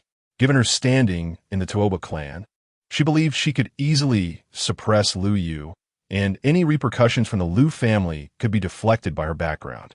However, the display of power from Lu Yu made Tuoba Ling suddenly realize that she may have underestimated his significance. Yet before her anxiety could settle in, she witnessed Lu Yu's lethal intent, which filled her with an exhilarating thrill. Good. You dare to go all out. You are finished. I will report this to the higher-ups of your Lu family. You will not escape without addressing this matter with our Tuoba family. As Tuoba Ling spoke, she shouted at the other Tuoba prodigies who had rushed over in response. What are you waiting for? Quickly subdue this boy. Upon hearing her words, the newly arrived Tuoba prodigies were rendered speechless. The deceased female disciples had long been in Tuoba Ling's company, benefiting greatly from her. They had all reached the pinnacle of their cultivation, yet Lu Yu had effortlessly dispatched them with a single strike. Regardless of his age, his combat prowess indicated that his position within the Lu family could not be trivial. Even if they do not belong to the celestial tier, they undoubtedly stand as the elite among the earthly ranks. They are not like Tuoba Ling, who has a sage-level matriarch as her clan elder. Do you wish to charge in and seek your own demise? Are you afraid? Afraid of what? We are on the side of righteousness. Even if we are at fault, does that absolve him of his wrongdoing in taking a life? Fear not. Strike with resolve and capture him. He would not dare to retaliate against you. Tuoba Ling's voice, sharp and demanding, was abruptly interrupted as Lu Yu raised his hand once more. With a resounding slap, a palm imprint surged through the air, striking her face with such force that it sent half of her teeth flying. Her body skidded across the ground, rolling several times before crashing into the wall of the divine herb garden, causing the defensive formation to shatter before she precariously regained her footing. You dare to continue your rampage. Your end is nigh. I shall report this to the Lu family. Not just you, but the entirety of the Lu clan must apologize to the Tuoba family and provide recompense. You must be delivered to us for punishment. Tuoba Ling clutched her injured face, her eyes filled with deep-seated animosity as she glared at Lu Yu. However, she had yet to finish her words when she noticed Lu Yu approaching her with an impassive expression. Sensing the murderous intent in his eyes, Tuoba Ling finally felt fear. What do you intend to do? Do you wish to kill me as well? Are you willing to disregard your family's reputation? Grandmother, save me. As Lu Yu paid no heed to her threats, Tuoba Ling could no longer contain herself and screamed, simultaneously shattering her life-saving jade talisman. With a flash, a protective barrier enveloped her. Yet, this barrier was vastly inferior to Lu Yu's imperial decree. Lu Yu sensed that even a random expert at the imperial realm could easily shatter this protective light. In that moment, Tuoba Ling's grandmother, the elder Tuoba Yu who led the talented members of the Tuoba clan, felt an ominous shift. She disregarded the saint guarding the divine herb garden and swiftly surged forward towards Tuoba Ling. At first glance, she saw several talented members of the Tuoba clan lying lifeless, igniting a blaze of fury within her. Upon witnessing her granddaughter's pitiful state within the protective barrier, her wrath surged further, her gaze fixed on Lu Yu, filled with shock and indignation, the pressure of her sage-level presence crashing forth. "You brat, how dare you resort to such lethal force? They're your sisters, and even if they were in the wrong, what justifies your violent response? Sisters? Do such intruders deserve such a title? Moreover, do you not inquire who struck first?" Lu Yu retorted coldly, showing no regard for her sage pressure. Tuoba Yu, incensed by his words, shot back. "What if they struck first? As a member of the Lu family, could you not have shown them some leniency? After all, this is your Lu family's imperial city, no matter what. They would never dare to kill you, would they?" Beside her, Tuoba Ling echoed her sentiments, exclaiming, "Grandmother is right. Even if we have trespassed into this so-called forbidden domain, all you, the Lu family, can do is scold us, and at most, we shall refrain from visiting your Lu family's divine medicine garden next year. It is not your place to strike, having killed so many prodigies of the Tuoba clan and injured me in the process." Upon hearing this, Tuoba Yuye reacted, her gaze turning icy as she fixed her stare upon Lu Yu. "You are correct. The Tuoba clan may have erred, but do you not bear any responsibility? Surrender peacefully and summon your elders. Today, you must offer a formal apology to the Tuoba clan and present a token of contrition. This matter shall not be dismissed lightly." Observing Tuoba Yuye's brazen demeanor, a complex nostalgia flickered in Lu Yu's eyes. It had been quite some time since he had encountered such unabashed audacity. "You trespassed upon the Lu family's sacred ground and struck first. Yet now you demand an apology from me? Not only an apology, but you must also take responsibility for my granddaughter and the fallen geniuses of the Tuoba clan. At the very least, you must present a supreme treasure herb as compensation. Otherwise, I shall not hesitate to reveal to the world the brutal conduct of the Lu family's descendants." As Tuoba Yuye spoke, her own fervor grew, as if she had seized a significant advantage over the Lu family. Meanwhile, Tuoba Ling, equally stirred, chimed in with fervor, "Grandmother, one treasure herb is insufficient. We require at least 3 supreme treasure herbs. 3? You must have come to the Lu family with this scheme already in mind." Observing the shameless attitudes of the grandmother and granddaughter, Lu Yu suddenly felt no anger, but rather an overwhelming amusement. Witnessing the undisguised mockery on Lu Yu's face, Tuoba Yuye's expression shifted dramatically. "You dare to laugh, boy? I shall make you aware of the enormity of the calamity you have caused." With that, Tuoba Yuye raised her hand, summoning a sacred palm imprint aimed directly at Lu Yu, preparing to strike. Yet, Lu Yu remained unmoved. This was the imperial city of the Lu family. If Tuoba Yuye could truly act against him here, then the entirety of the Lu family might as well find a block of tofu to crash into. Indeed, before Tuoba Yuye could elevate the palm imprint to the heavens, a terrifying pressure descended with a resounding crash. The protective barrier surrounding Tuoba Ling was shattered in an instant. The Tuoba clan geniuses who had previously been suppressed by Lu Yu, once still drawing breath, were now crushed under this pressure, their lives extinguished. Tuoba Yuye herself was not spared. The overwhelming force obliterated her palm imprint and forced her to kneel upon the ground, gazing up at the source of the oppressive force. Her eyes were filled with terror. Lu Zhinshan, how could you have emerged?" Tuoba Yuye exclaimed, "Years have passed, and while your cultivation remains stagnant, your audacity and boldness have evidently grown. You dare to capture even the heir of the Lu family, and yet you question why I have come forth." In the ethereal realm, Lu Zhinshan descended through the clouds, casting his gaze upon Tuoba Yu, who lay suppressed upon the ground, unable to raise his head. In his eyes flickered a chilling glimmer. Meanwhile, Tuoba Ling stood in stunned silence, her expression akin to one who had encountered specter. How could she have provoked the legendary Taichu holy body, the 9th prince of the Lu family? As she recalled the myriad tales surrounding the imperial scion of the Lu clan, her legs trembled uncontrollably. Tuoba Yu, too, was shaken to the core. Yet at that moment, Tuoba Ling experienced a sudden epiphany, recalling the wisdom imparted by her grandmother and the illustrious history of the Tuoba family. A spark ignited in her eyes. Well, the imperial scion, should he not adhere to the rules? The greater the power and status, the more imperative it is to uphold propriety. Otherwise, how could he serve as a paragon for all? As Tuoba Ling spoke, her fervor intensified. She mustered the strength to rise from the ground, pointing an accusatory finger at Lu Yu and Lu Jinshan, her voice resonating with righteous indignation. You, as the imperial scion of the Lu family, a model for the world, act with such cruelty. Even if we have erred, you ought to persuade us with reason, for that is how one earns the respect of the populace. Yet today, your actions are barbaric. Should you refuse to bow your head and apologize, tomorrow the world will scorn you as the Lu family's disgrace, and the entire clan will be ostracized from the realms of the 3,000 Dao, forsaken by the myriad beings of Tai Xian. Lu Yu, Lu Jinshan. The two, grandfather and grandson, exchanged glances filled with disbelief at the self-satisfied expression of Tuoba Ling. Shall you take the lead? No, no, no. As your elder, it is fitting that you act. You were so imposing just now. This is indeed your moment to shine. I, your uncle, the most formidable sage in history, find it distasteful to lower myself to confront such a wretch.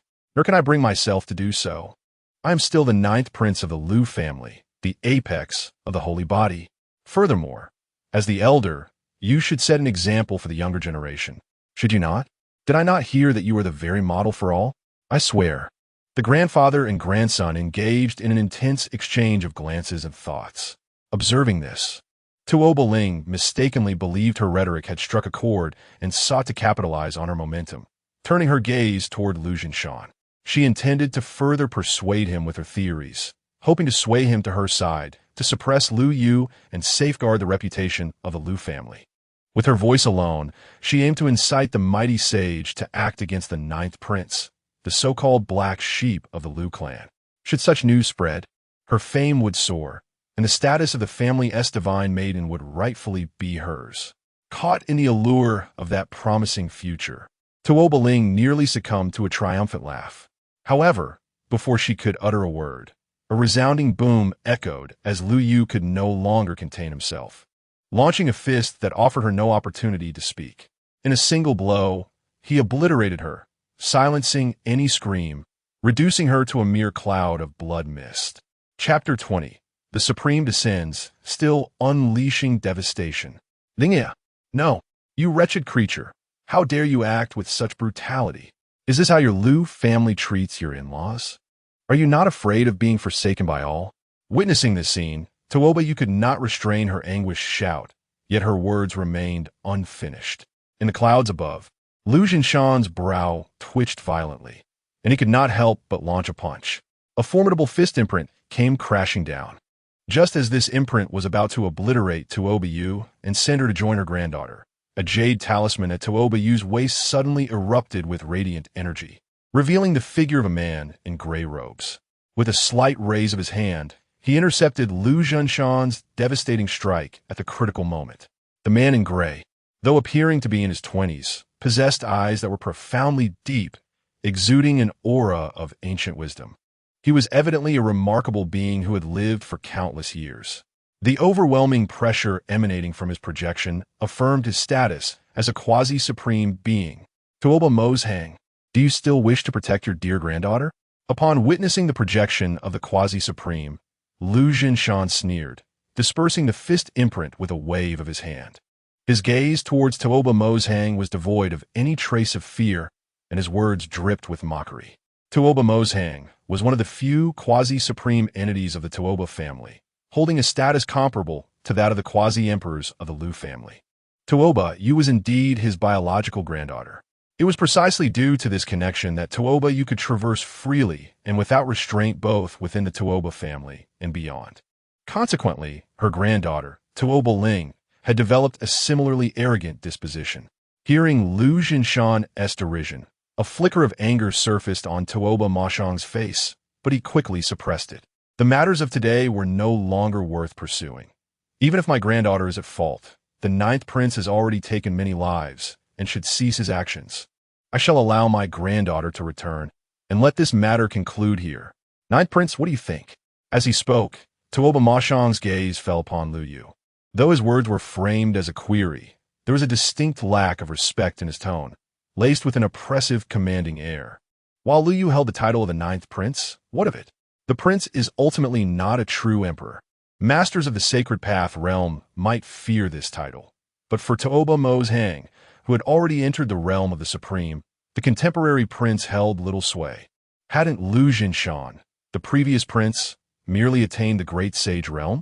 Of course, Tuoba Mozhang overlooked the fact that he had cultivated for at least 10,000 years more than Lu Jinshan. Regardless, with his quasi-supreme cultivation evident, Tuoba Mozhang did not believe that Lu Yu would dare to refuse him. However, considering that Lu Yu was a figure of importance to the Eternal Emperor, Tuoba Mozhang pondered for a moment before adding, "If the ninth prince consents, I can personally owe you a favor. In the future, should you require assistance, and I happen to be available, do not hesitate to inform me. I shall give it due consideration." No need for that. Before he could finish his statement, Lu Yu's smile interrupted him. "The favors of the Supreme of Mo Shan are far too costly. I cannot afford to owe. That is most gracious, so your highness intends to release you." Hearing this, Tuoba Mozhang instinctively displayed a smug smile, prepared to depart with Tuoba Yu. However, before he could articulate his thoughts, he overheard the latter part of Lu Yu's words. "Uncle, kill him. Gladly. It is high time we took action." Lu Jinshan laughed heartily, suddenly raising his hand. Clang! Accompanied by the sound of Spirit's sword being drawn, a heavy black iron sword fell into Lu Jinshan's grasp. Witnessing this movement, Tuoba Mashang's expression drastically changed. "Lu Jinshan, what do you intend to do? Do you dare to strike at me? Do you truly believe that, as a great sage, you can contend with my true form? If you were to confront me in your true state, I might indeed find it troublesome. But do you presume to bark in front of me as but a mere projection?" With a cold chuckle, Lu Jinshan swung his sword down. With a sharp crack, Tuoba Mashang's countenance shifted as his eyes filled with dread at the sight of Lu Jinshan. He opened his mouth, intending to utter something, yet before he could voice it, Lu Jinshan's sword shattered his projection into fragments. Alongside this, Tuoba Yu was also obliterated by the same strike. Tuoba Mozhang, a formidable being on the verge of supremacy, possessed strength far beyond that of an ordinary Taoist. His power was 2 realms above Lu Jinshan's. Yet, even with such prowess, he was still vanquished by a single sword strike from Lu Jinshan. This incident further impressed upon Lu Yu the extraordinary weight of the title, the most powerful great sage in history. Lu Yu contemplated deeply. As Lu Jinshan sheathed his sword, he regarded Lu Yu with evident admiration.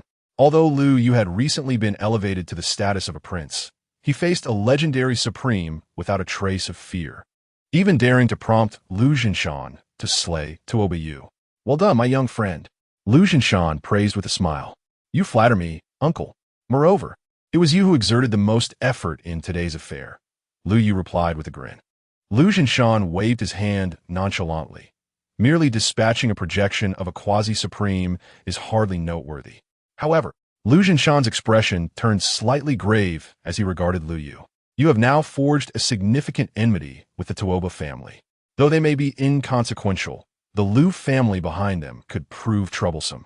The Lu family boasts 7 imperial ancestors, but their main lineage encompasses not merely 7 branches, but a total of 19. Beyond the 7 imperial lines, there are 12 primary lineages, each with quasi-emperors poised to ascend.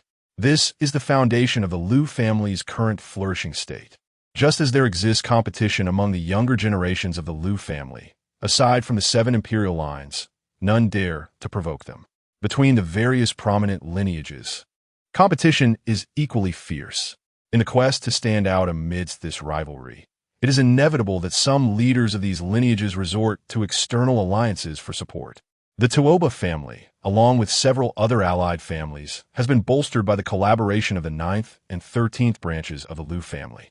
Many matters that they find inconvenient to address themselves are handled by the Tuoba family. Naturally, these allied families do not engage in such assistance without recompense. as they also indulge in considerable gains. Lu Jinshan remarked, a hint of disdain creeping into his tone, clearly disapproving of the conduct of these two branches. However, you need not worry excessively, Lu Jinshan said with a smile, looking at Lu Yu. With the decree bestowed upon you by the three ancestors, not even the supreme leaders of the Tuoba family or the elders of these two branches dare to confront you. If they truly dare, they shamelessly challenge you. You can invoke the decree and compel them to kneel before you and slap their own faces. As Lu Yu listened, he began to sense something amiss. He glanced at his uncle and felt as though this uncle was rather eager to witness him humiliate the elders of those two branches. Sensing Lu Yu's peculiar gaze, Lu Jinshan cleared his throat and averted his eyes. In any case, you need not fear those elder formidable figures, at most.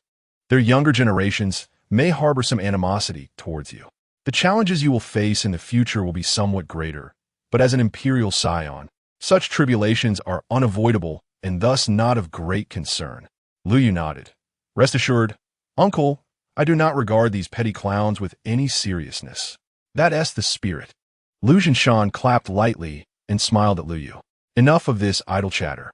I have come not only to assist you in dealing with Tuoba Yu, but also to share some good news. Chapter 21. The Guardian Commander.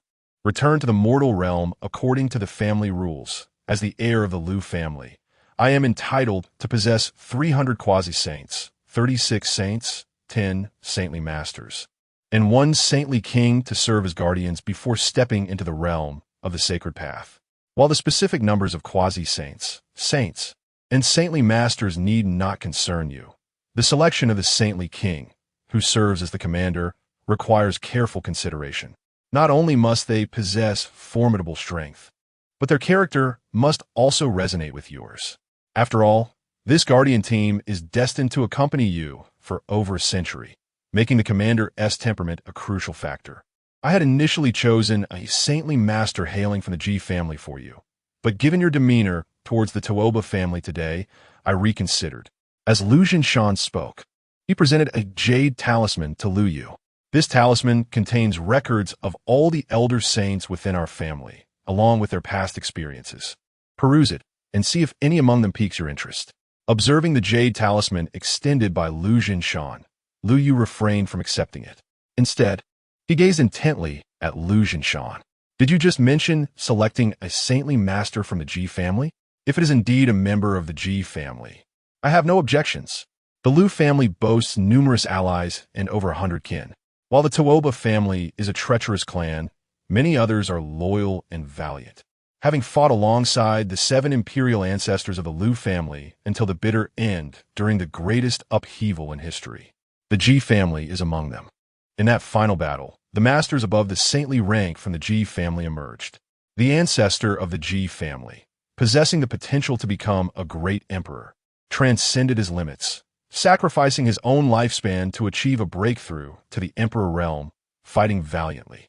His selfless sacrifice ensured that 1 imperial ancestor from the Lu family returned alive, preventing the demise of all 7 ancestors on the battlefield.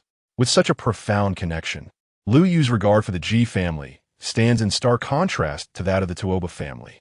You seem to hold the Ji family in high esteem, Lu Jinshan remarked, somewhat taken aback, yet he did not dwell on it for long. He appreciated the saintly king he had selected from the Ji family. Seeing that Lu Yu had no objections, he nodded and said, since you are agreeable, I shall contact him and bring him to meet you tomorrow. Thank you, uncle, Lu Yu replied. Such a trivial matter is nothing. Lu Jinshan waved off casually. Well then, I shall take my leave.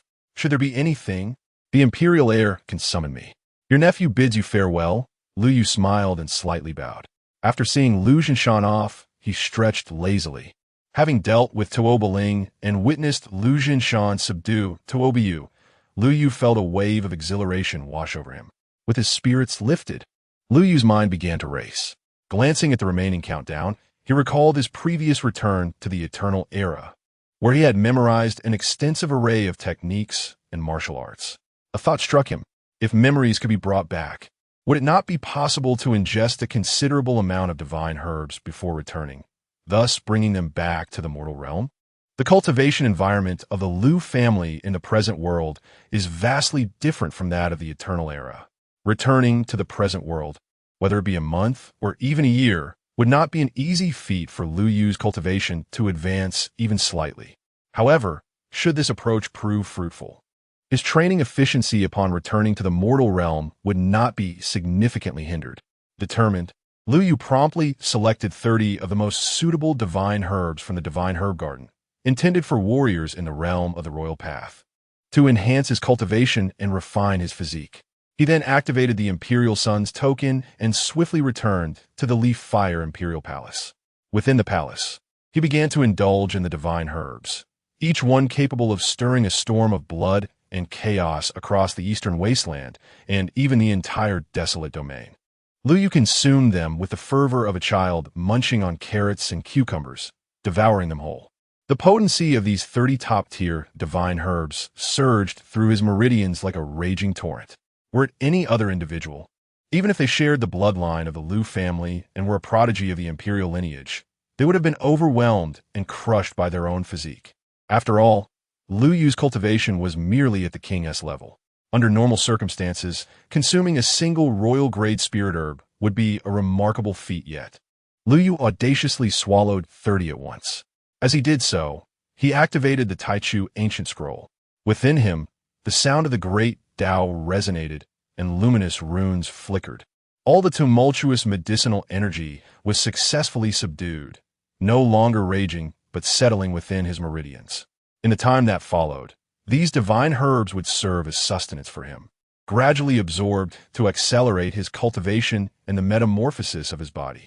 Simultaneously, as Lu Yu contained the medicinal energy of the 30 herbs, a thunderous sound erupted behind him. The golden door swung open, signaling the end of his sojourn.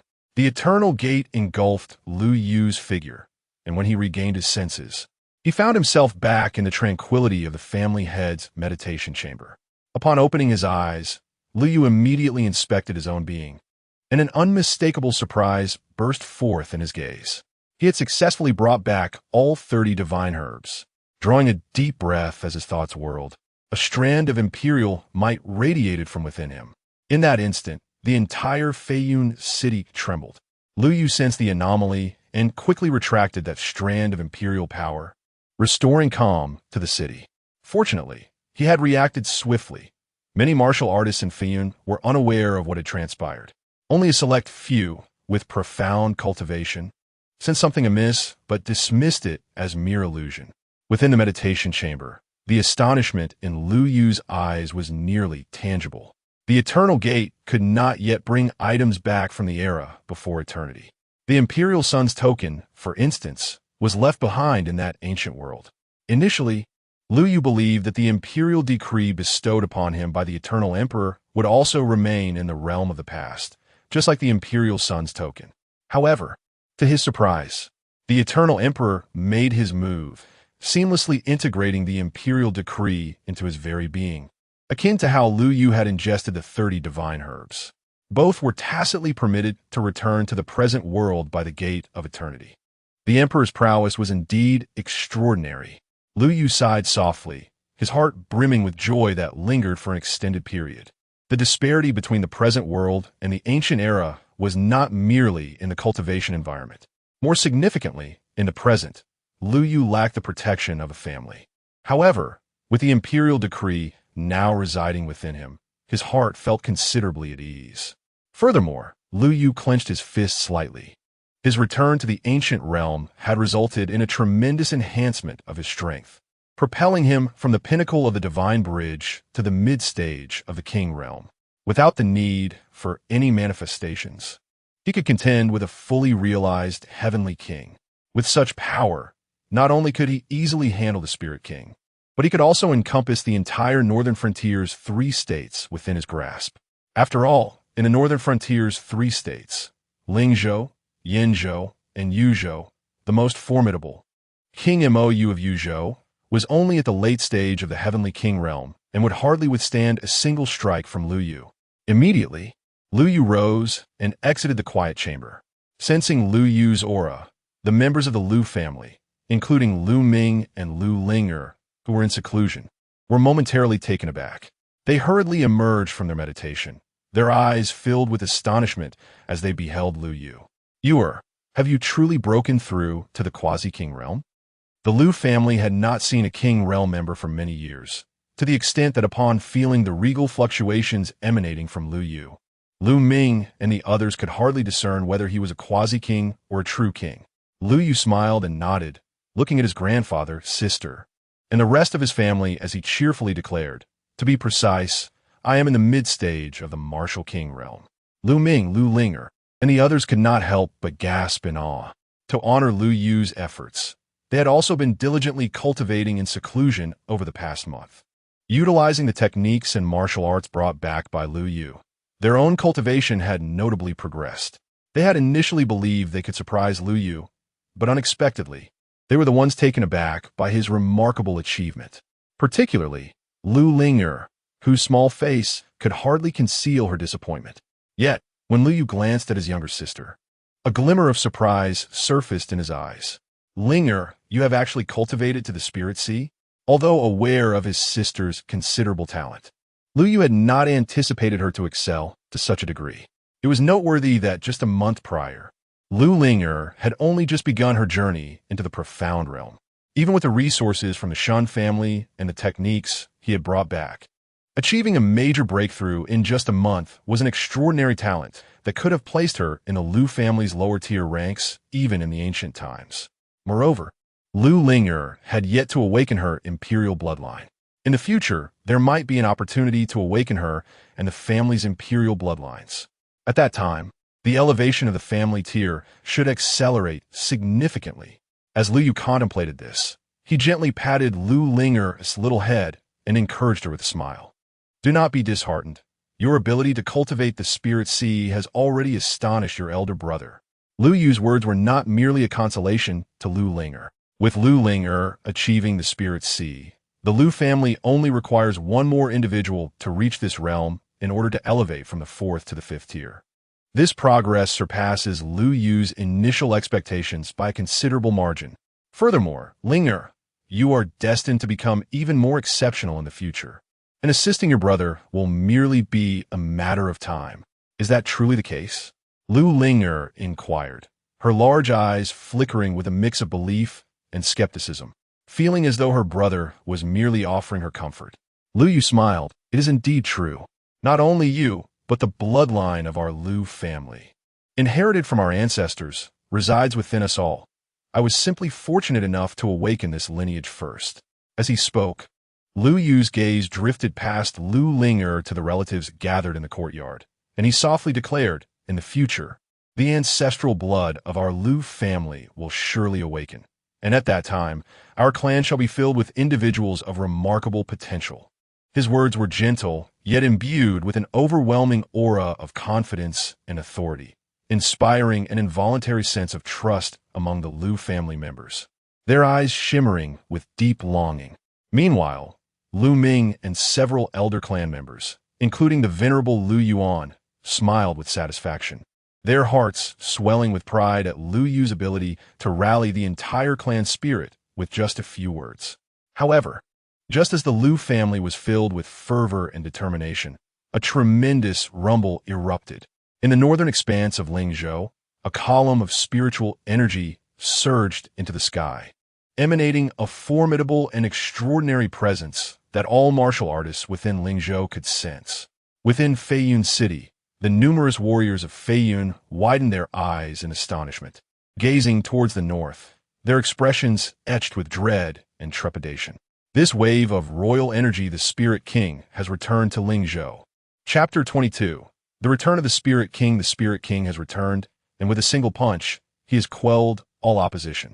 The radiant column of royal light stirs the winds and clouds from all directions, causing the entire spirit state to tremble. Countless masters from the spirit state, at this moment, gaze up in astonishment toward the direction of the Spirit King's residence, their eyes filled with profound reverence. What an overwhelming pressure! It appears that the Spirit King's cultivation has significantly ascended. How astonishing that the Lu family has indeed held on until the Spirit King's return without fleeing. One can only speculate how deep their regret must be at this juncture. Why did they not act sooner? It is evident that all of this is a consequence of their own making. Many leaders and heads of factions in the spirit state shake their heads in dismay, as though they can already foresee the Liu family's inevitable fate.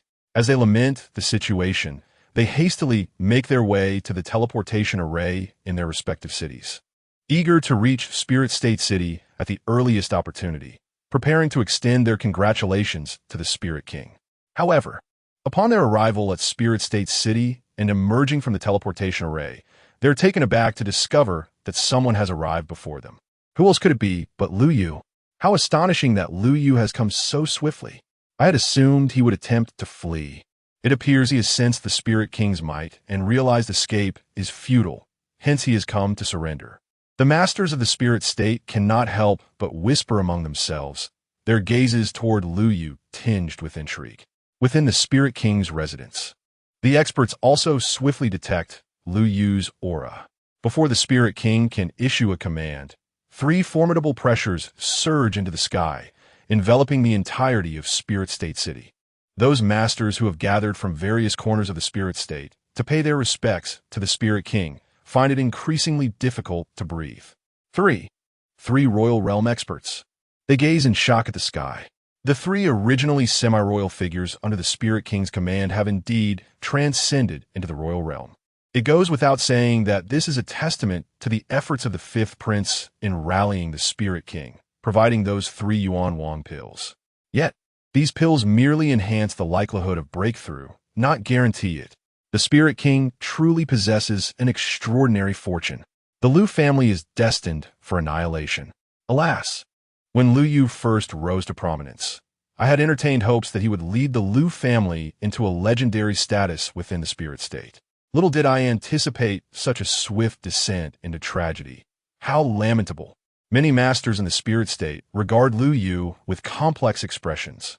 Meanwhile, the 3 royal realm experts who have emerged from the Spirit King's residence hover high in the air, their gazes filled with derision as they look down upon Liu Yu. Are you the one who so ruthlessly dispatched the southern commander, Shenba? My master has decreed that, in light of your voluntary surrender, if you kneel and forfeit your cultivation, my master may consider sparing a path for the Liu family. However, you must also present the opportunity that allowed you to achieve seamless meridian flow and attain the divine bridge overnight. Upon hearing these words, the masters of the spirit state are momentarily stunned, clearly not expecting the Spirit King to offer the Liu family a chance at mercy. Yet, upon hearing the latter part of the royal realm expert's proclamation, in their eyes, a sense of realization flickered. Indeed, in a single night, Liu Yu had transformed from a mere waste into a consummate being of the divine bridge. Surely, he must have encountered an extraordinary fortune, not to mention the Spirit Kings. If word were to spread, it is likely that princes from the northern frontier and even the central plains would become intrigued by Liu Yu. To seize such an opportunity, leaving behind a self-deprecating Liu Yu alongside a Liu family devoid of even a single divine bridge, would indeed be a shrewd business move. However, just as everyone anticipated Liu Yu would acquiesce to this proposal, he merely raised his hand slowly. 3 newly anointed martial kings dare to present themselves with such arrogance before me? What did you say, boy? The 3 elite warriors, recently elevated to martial kings under the tutelage of spirit kings, were brimming with pride. Upon hearing Liu Yu's words, their faces contorted with fury. Yet, before they could retaliate, Liu Yu had already swung his hand downwards, unleashing an overwhelming pressure that surged forth from his palm. With a thunderous crash, and under the astonished gazes of the city's martial artists, he captured all 3 nascent martial kings, sending them crashing down at his feet. What further astonished the onlookers in the city was the palpable aura that emanated from Liu Yu upon his display of power. This was the oppressive presence of a mid-level martial king. The head of the Liu family had also attained the martial king realm. Gasps of disbelief reverberated throughout Lingzhou City. All eyes were fixed upon Liu Yu, their eyelids trembling uncontrollably from sheer astonishment. It was only a month prior that Liu Yu had merely reached the pinnacle of the divine bridge. Within such a brief span, he had ascended from the divine bridge to the martial king realm. Such prodigious talent transcended the definition of genius. he was nothing short of a monstrous anomaly. Thousands of years ago, the illustrious founder of the great Zhou dynasty, a figure of unparalleled talent who subdued 10 prefectures, would struggle to rival Lu Yu's extraordinary gifts. Countless masters of Lingzhou stood dumbfounded, while the 3 elite warriors of the Spirit King's estate trembled in fear beneath Lu Yu's might. At that moment, a voice filled with amusement resonated from within the Spirit King's estate. Rare indeed, truly rare. I never anticipated that in this century of Lingzhou, such remarkable talents would emerge. First, there was Lu Qing, and now Lu Yu. If your Lu family were granted 10 years, it is conceivable that Lingzhou, nay, perhaps the entire northern frontier, would become your domain. Alas, young man, you exhibit too much pride and underestimate the talents of the world.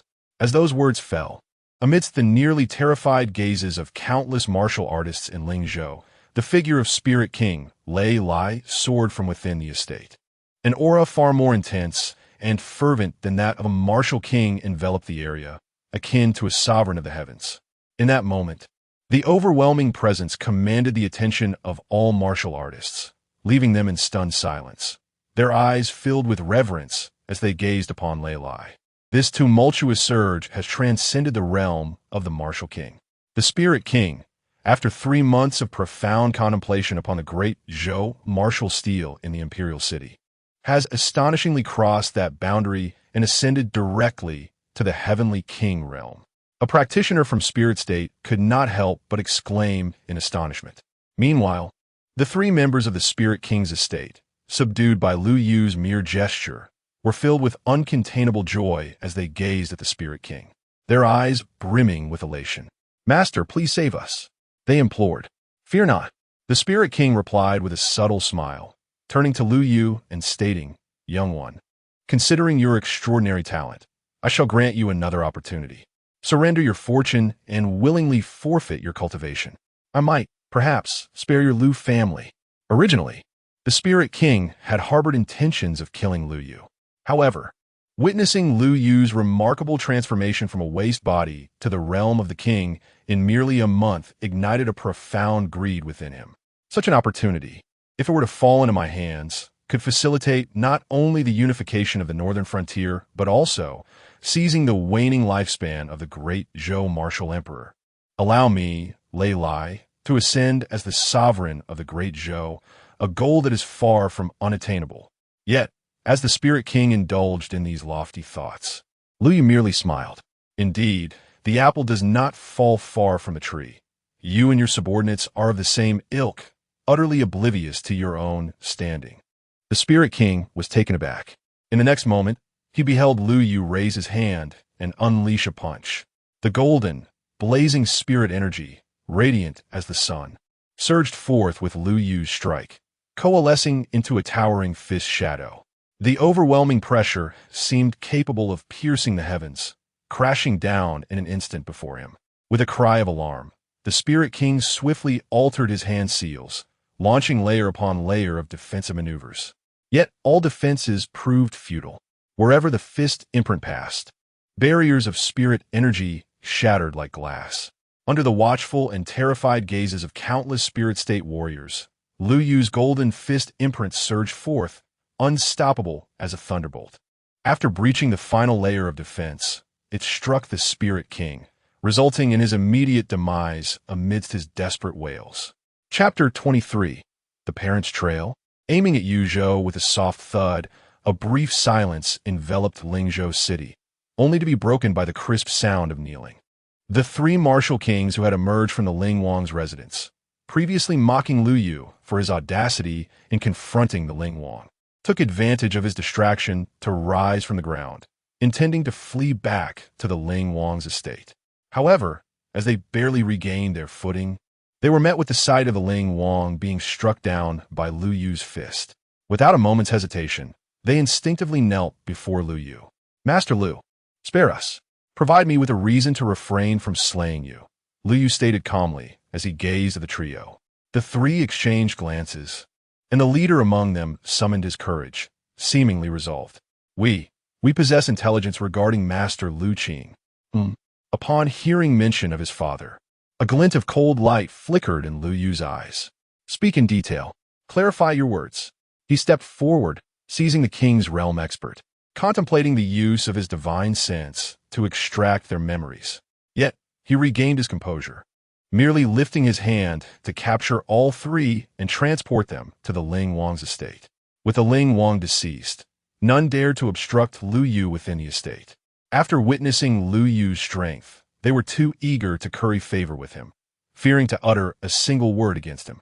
In the ensuing half-day, Lu Yu utilized the Ling Wang's residence as a venue for interrogation, sealing the divine senses of the three kings and questioning them separately.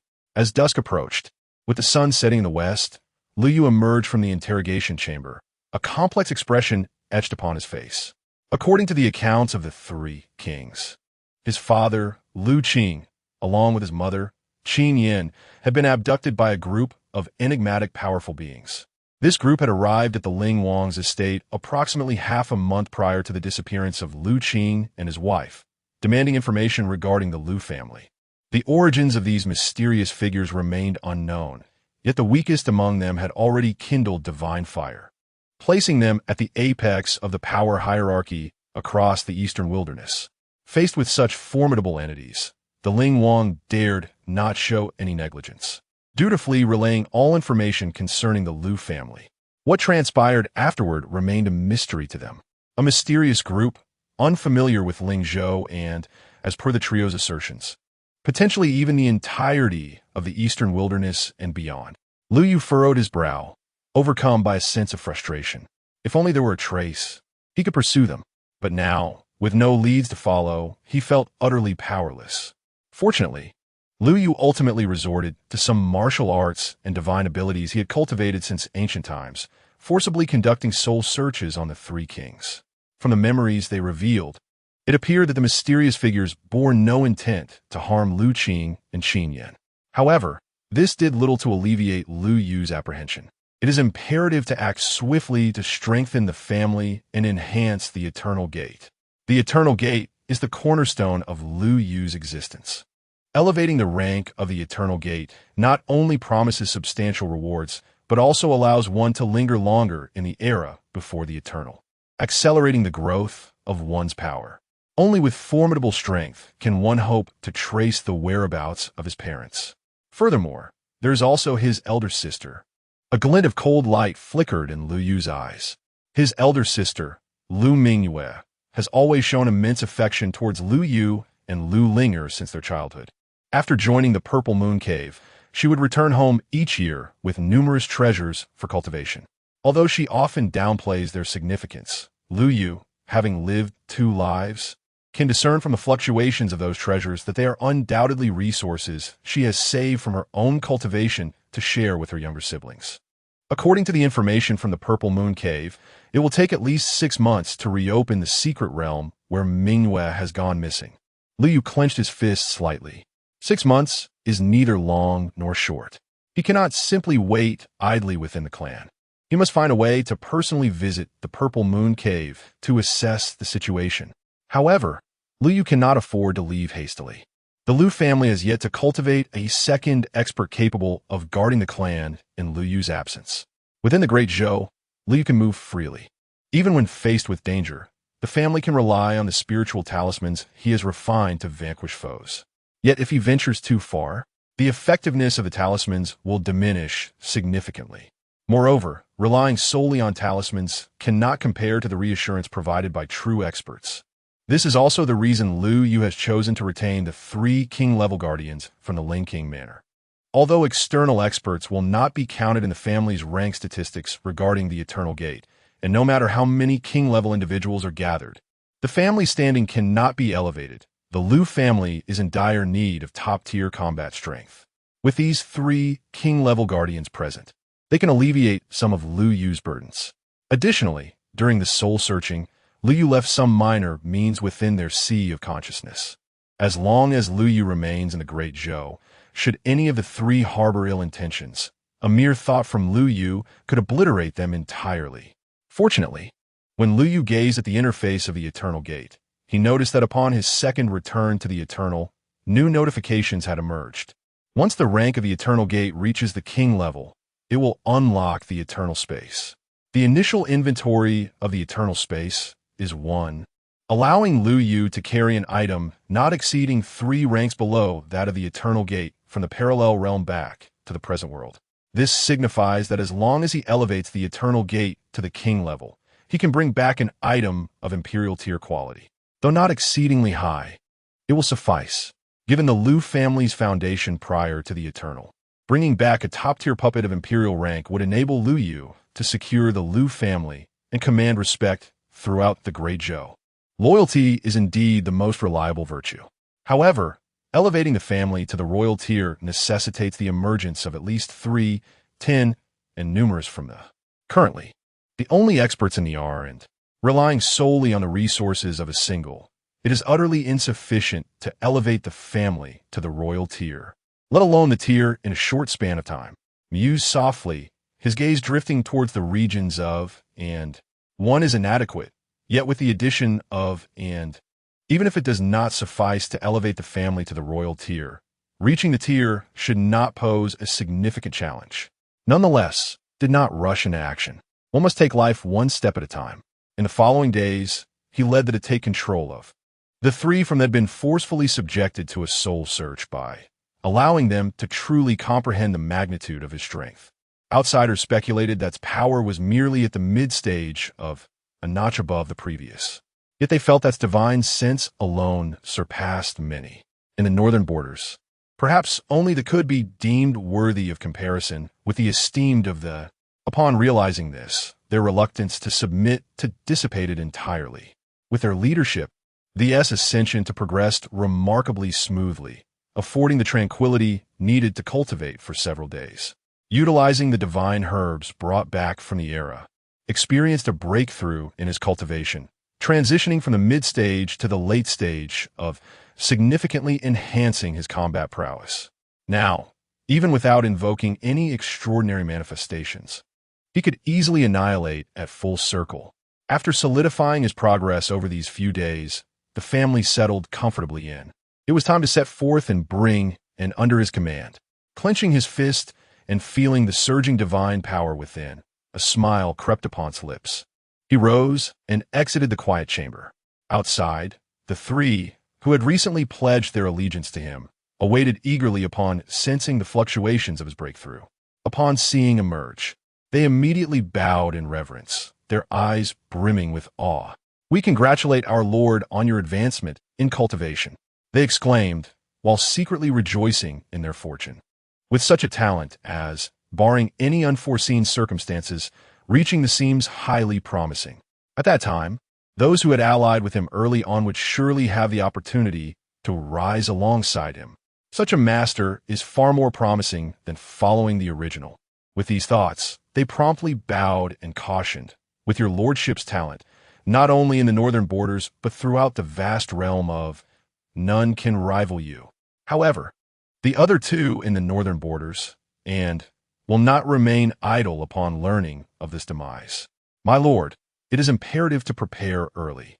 The 3 individuals from the royal realm spoke with unparalleled sincerity. They were genuinely eager to follow Lu Yu to greater heights.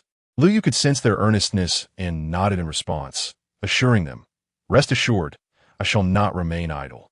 Upon witnessing Lu Yu's acquiescence, the 3 royal figures immediately breathed a sigh of relief. They were eager to seize the moment and persuade Lu Yu to emulate the previous spirit king, Lei Lai, by contacting several princes embroiled in the power struggle, selecting one to ally with. They intended to utilize their influence to intimidate the 2 major royal houses, thereby securing time for their own development. However, before they could voice their suggestions, they saw Lu Yu ascend in a flash of light, aiming towards the direction of the Yong Wang estate.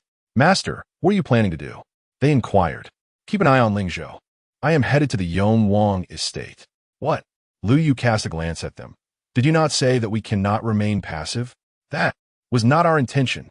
The 3 royal figures were at a loss.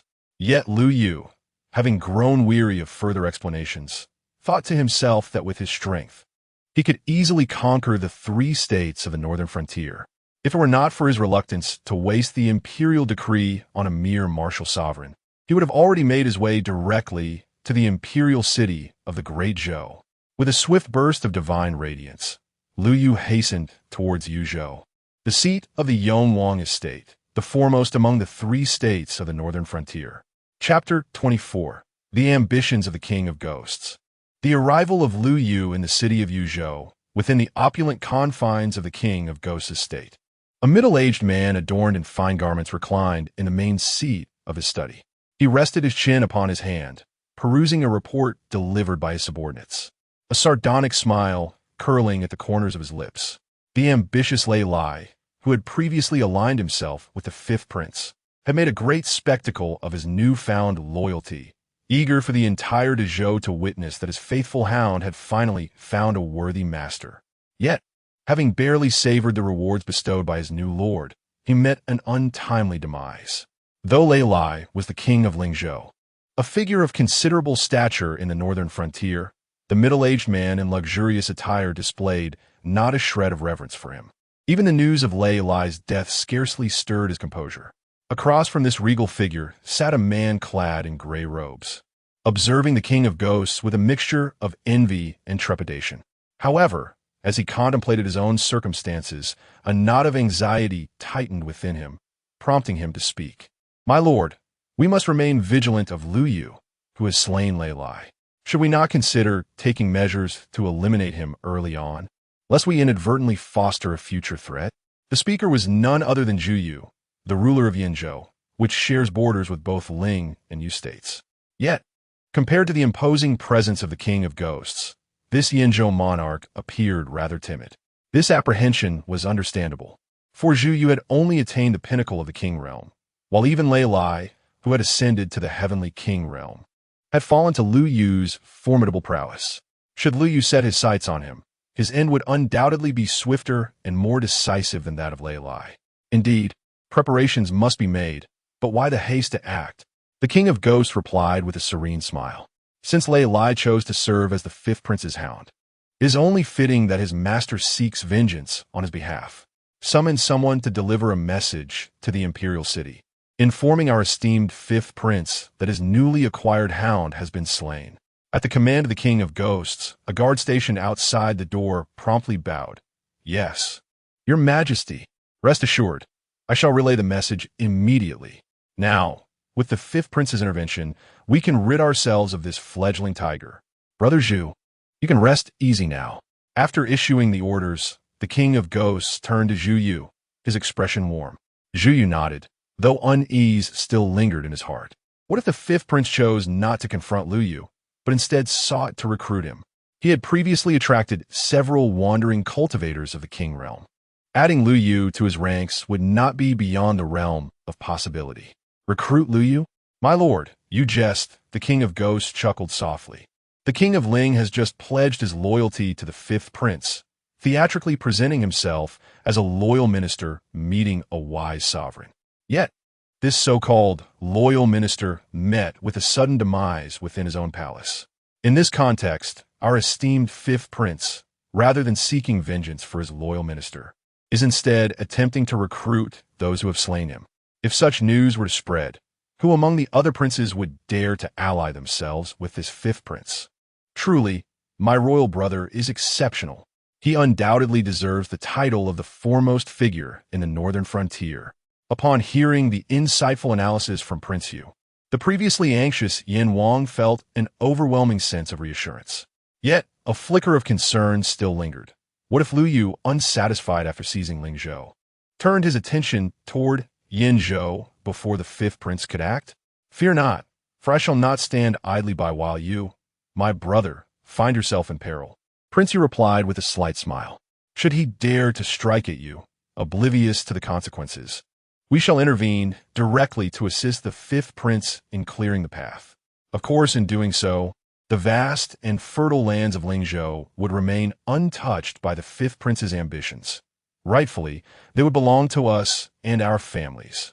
Indeed, when the time comes, my royal brother, you may identify a suitable candidate among your ranks to assume the title of King of Lingzhou. Together, we shall petition in unison, ensuring that our esteemed friend is appointed without hindrance. However, Yin Wang's words were abruptly cut short by a wave of Prince Yu's hand. Gazing at Yin Wang, a mischievous glint sparkled in his eyes. In these tumultuous times of unrest in Lingzhou, where the populace hangs in the balance, it would be unwise to simply appoint any king in the hopes of stabilizing the hearts of the people, instead of merely designating a king. Would it not be wiser for our two families to seize Lingzhou together? Such a bold move to occupy a territory without authorization, my brother. What would the imperial city think? Yin Wang swallowed hard, genuinely intimidated. Supporting an individual to ascend as a prince is a vastly different concept from outright seizing an entire state. The imperial city would undoubtedly take issue with such actions. Yet what of it? With his majesty confined within the palace, uncertain of life or death, and the princes merely celestial kings during these turbulent times, there is little room for concern over protocol. Brother Yin, times have changed. Prince Yu's gaze bore into Yin Wang, intense and commanding. I refuse to believe you have never considered the wealth and power of the 5 heavenly kings of Dezhou. The 5 heavenly kings of Dezhou, who were the earliest followers of the founding ancestor of the Dezhou dynasty, have transcended the status of a mere prince. Each generation produces a potential emperor to command. Their standing is second only to the imperial family itself. In this current climate, as various regional princes vie for influence, the 5 heavenly kings observe from above, impervious to the fray. Regardless of which prince ascends to power, they can only seek to curry favor, for offending them is not an option. Prince Yu's audacity in articulating such thoughts left no room for doubt in Yin Wang's mind. His heart raced, a mixture of excitement and anxiety rendering him speechless. Noticing Yin Wang's demeanor, Prince Yu furrowed his brow momentarily before relaxing, speaking softly. If you, my brother, hesitate, then so be it. Regardless, Lu Yu would not dare to unleash chaos in my Yuzhou. The Prince of Yan's expression suddenly changed.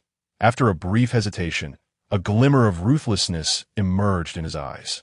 My royal brother's suggestion is a mark of esteem towards me. How could I dare to refuse? Let us proceed as you say. Henceforth, I shall rely on your esteemed guidance. With these words, the Prince of Yin rose decisively, bowing deeply before the King of Yu, adopting a posture befitting a subject presenting himself before his sovereign. This elicited a broad smile from the King of Yu, who hastily assisted the Prince of Yin to his feet. Oh, dear brother Yin, there is no need for such formality. Though we are not brothers by blood, we are closer than kin. Please rise. He continued, rest assured, as long as I am here, that Lu Yu will not dare to wreak havoc in Yinzhou.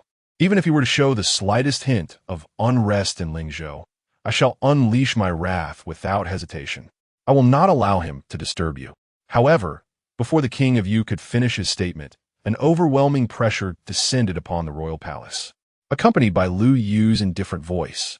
It reverberated throughout the entire city of Yuzhou. Where is the King of Yu? Come forth at once and present yourself before me. If you do not appear within 10 breaths, do not blame me for my merciless actions. Within Yuzhou, the martial artists looked up in alarm, all wearing expressions of disbelief as they gazed at Lu Yu in the sky.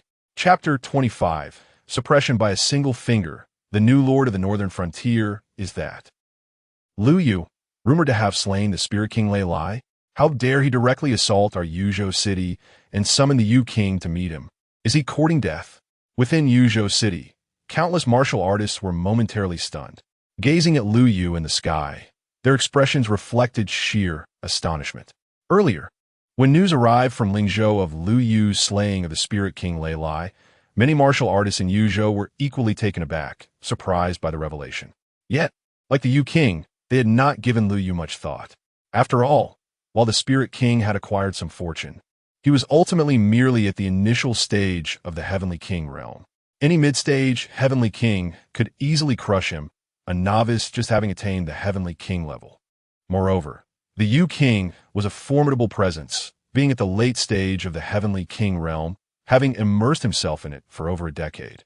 His terrifying cultivation placed him among the elite of his peers. Even if Lu Yu had 100 times more courage, he would not dare to provoke the Yuzhou city. Yet now, Lu Yu not only arrived, but also explicitly demanded the Yu King to come forth and pay his respects. How could the martial artists of Yuzhou remain calm in such a situation? If the martial artists within Yuzhou City were unsettled, it was needless to say the fury within the Yu King's palace. In an instant, the Yu King soared into the sky, accompanied by the Yin King and over a dozen powerful warriors from his realm, confronting Lu Yu from a distance amidst the clouds. Despite his boiling rage, the Yu King managed to suppress his fury, maintaining a semblance of rationality. Fixing his gaze upon Lu Yu, his expression fluctuated between anger and contemplation as he gritted his teeth and spoke. Master Lu Yu, what brings you to Yuzhou? I believe our Yu King's residence has not provoked you in any way. Though his words were firm before the Yin King, he possessed a temperament befitting his ambitions. Lu Yu's audacity to descend upon Yuzhou City and challenge him added an element of caution to the Yu King's heart. Before fully grasping Lu Yu's strength, he was reluctant to sever ties with him, not wishing to expend effort on behalf of the fifth prince. The Yu King's thoughts raced like lightning. Meanwhile, Lu Yu directed his gaze behind the Yu King, surveying the Yin King with a smile that hinted at fortune. He had not anticipated that, by making this venture, he would resolve issues involving two major royal houses. Retracting his gaze, Lu Yu addressed the Yu King with a calm demeanor. Indeed, you have not provoked me, and thus my disposition towards you differs from that towards Lei Lai. Kneel now, submit to me, and acknowledge me as your lord, and you shall continue to reign as your respective rulers. Otherwise, you may follow Lei Lai on his journey to the beyond. Lu Yu's tranquil words caused the Yu King and the martial artists of Yuzhou City to change color in disbelief. They regarded Lu Yu with expressions akin to viewing a madman. The Yu King, in a fit of rage, responded with a wry smile. Very well. I have spent these years cultivating my character and rarely intervened. It seems I have inadvertently led the younger generation to harbor many misconceptions. His gaze, as frigid as a waterfall, was fixated intently upon Lu Yu's figure. The head of the Lu family, a youthful hero I greatly admire. However, to make me your subordinate, the mere head of that worthless Lei Lai is insufficient. As these words echoed, King Yu's fingers suddenly splayed open, unleashing a torrent of azure, icy, spiritual energy from within him. In an instant, a spear of ice materialized, firmly grasped in his hand. Its tip aimed directly at Lu Yu's throat. If you wish for my submission, first let me witness the prowess of the head of the Lu family. King Yu let out a long howl, exuding a fierce aura, and in a moment of charging forward, hurled the icy spear with great force. Boom! The spear soared through the air, intricate divine patterns woven from the spiritual power of King's interlacing upon it, creating a formidable presence.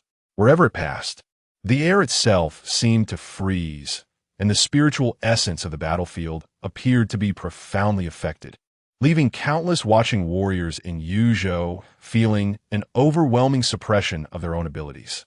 In the depths of King Yu's eyes lay a profound sense of awe. This was the might of a powerful king, a single explosive strike capable of influencing the very tides of heaven and earth. Such strength was entirely beyond the capabilities of the newly ascended Lei Lai. Indeed, Lu Yu was destined to suffer a grave setback this time. Countless warriors murmured to themselves, seemingly foreseeing the scene of Lu Yu being severely wounded by this spear. Yet, in the face of the whistling, icy divine spear, Lu Yu merely raised his hand and flicked his finger. With that gesture, the boundless vitality of his primordial sacred body surged forth, akin to a volcanic eruption. An indescribable terror of divine power erupted from his fingertip, sweeping forth like an abyssal tide.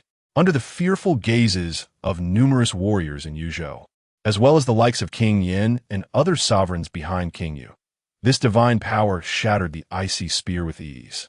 Its momentum unabated, it struck heavily against King Yu, sending him hurtling from the clouds into the depths of the Yuan Palace, collapsing the highest edifice within.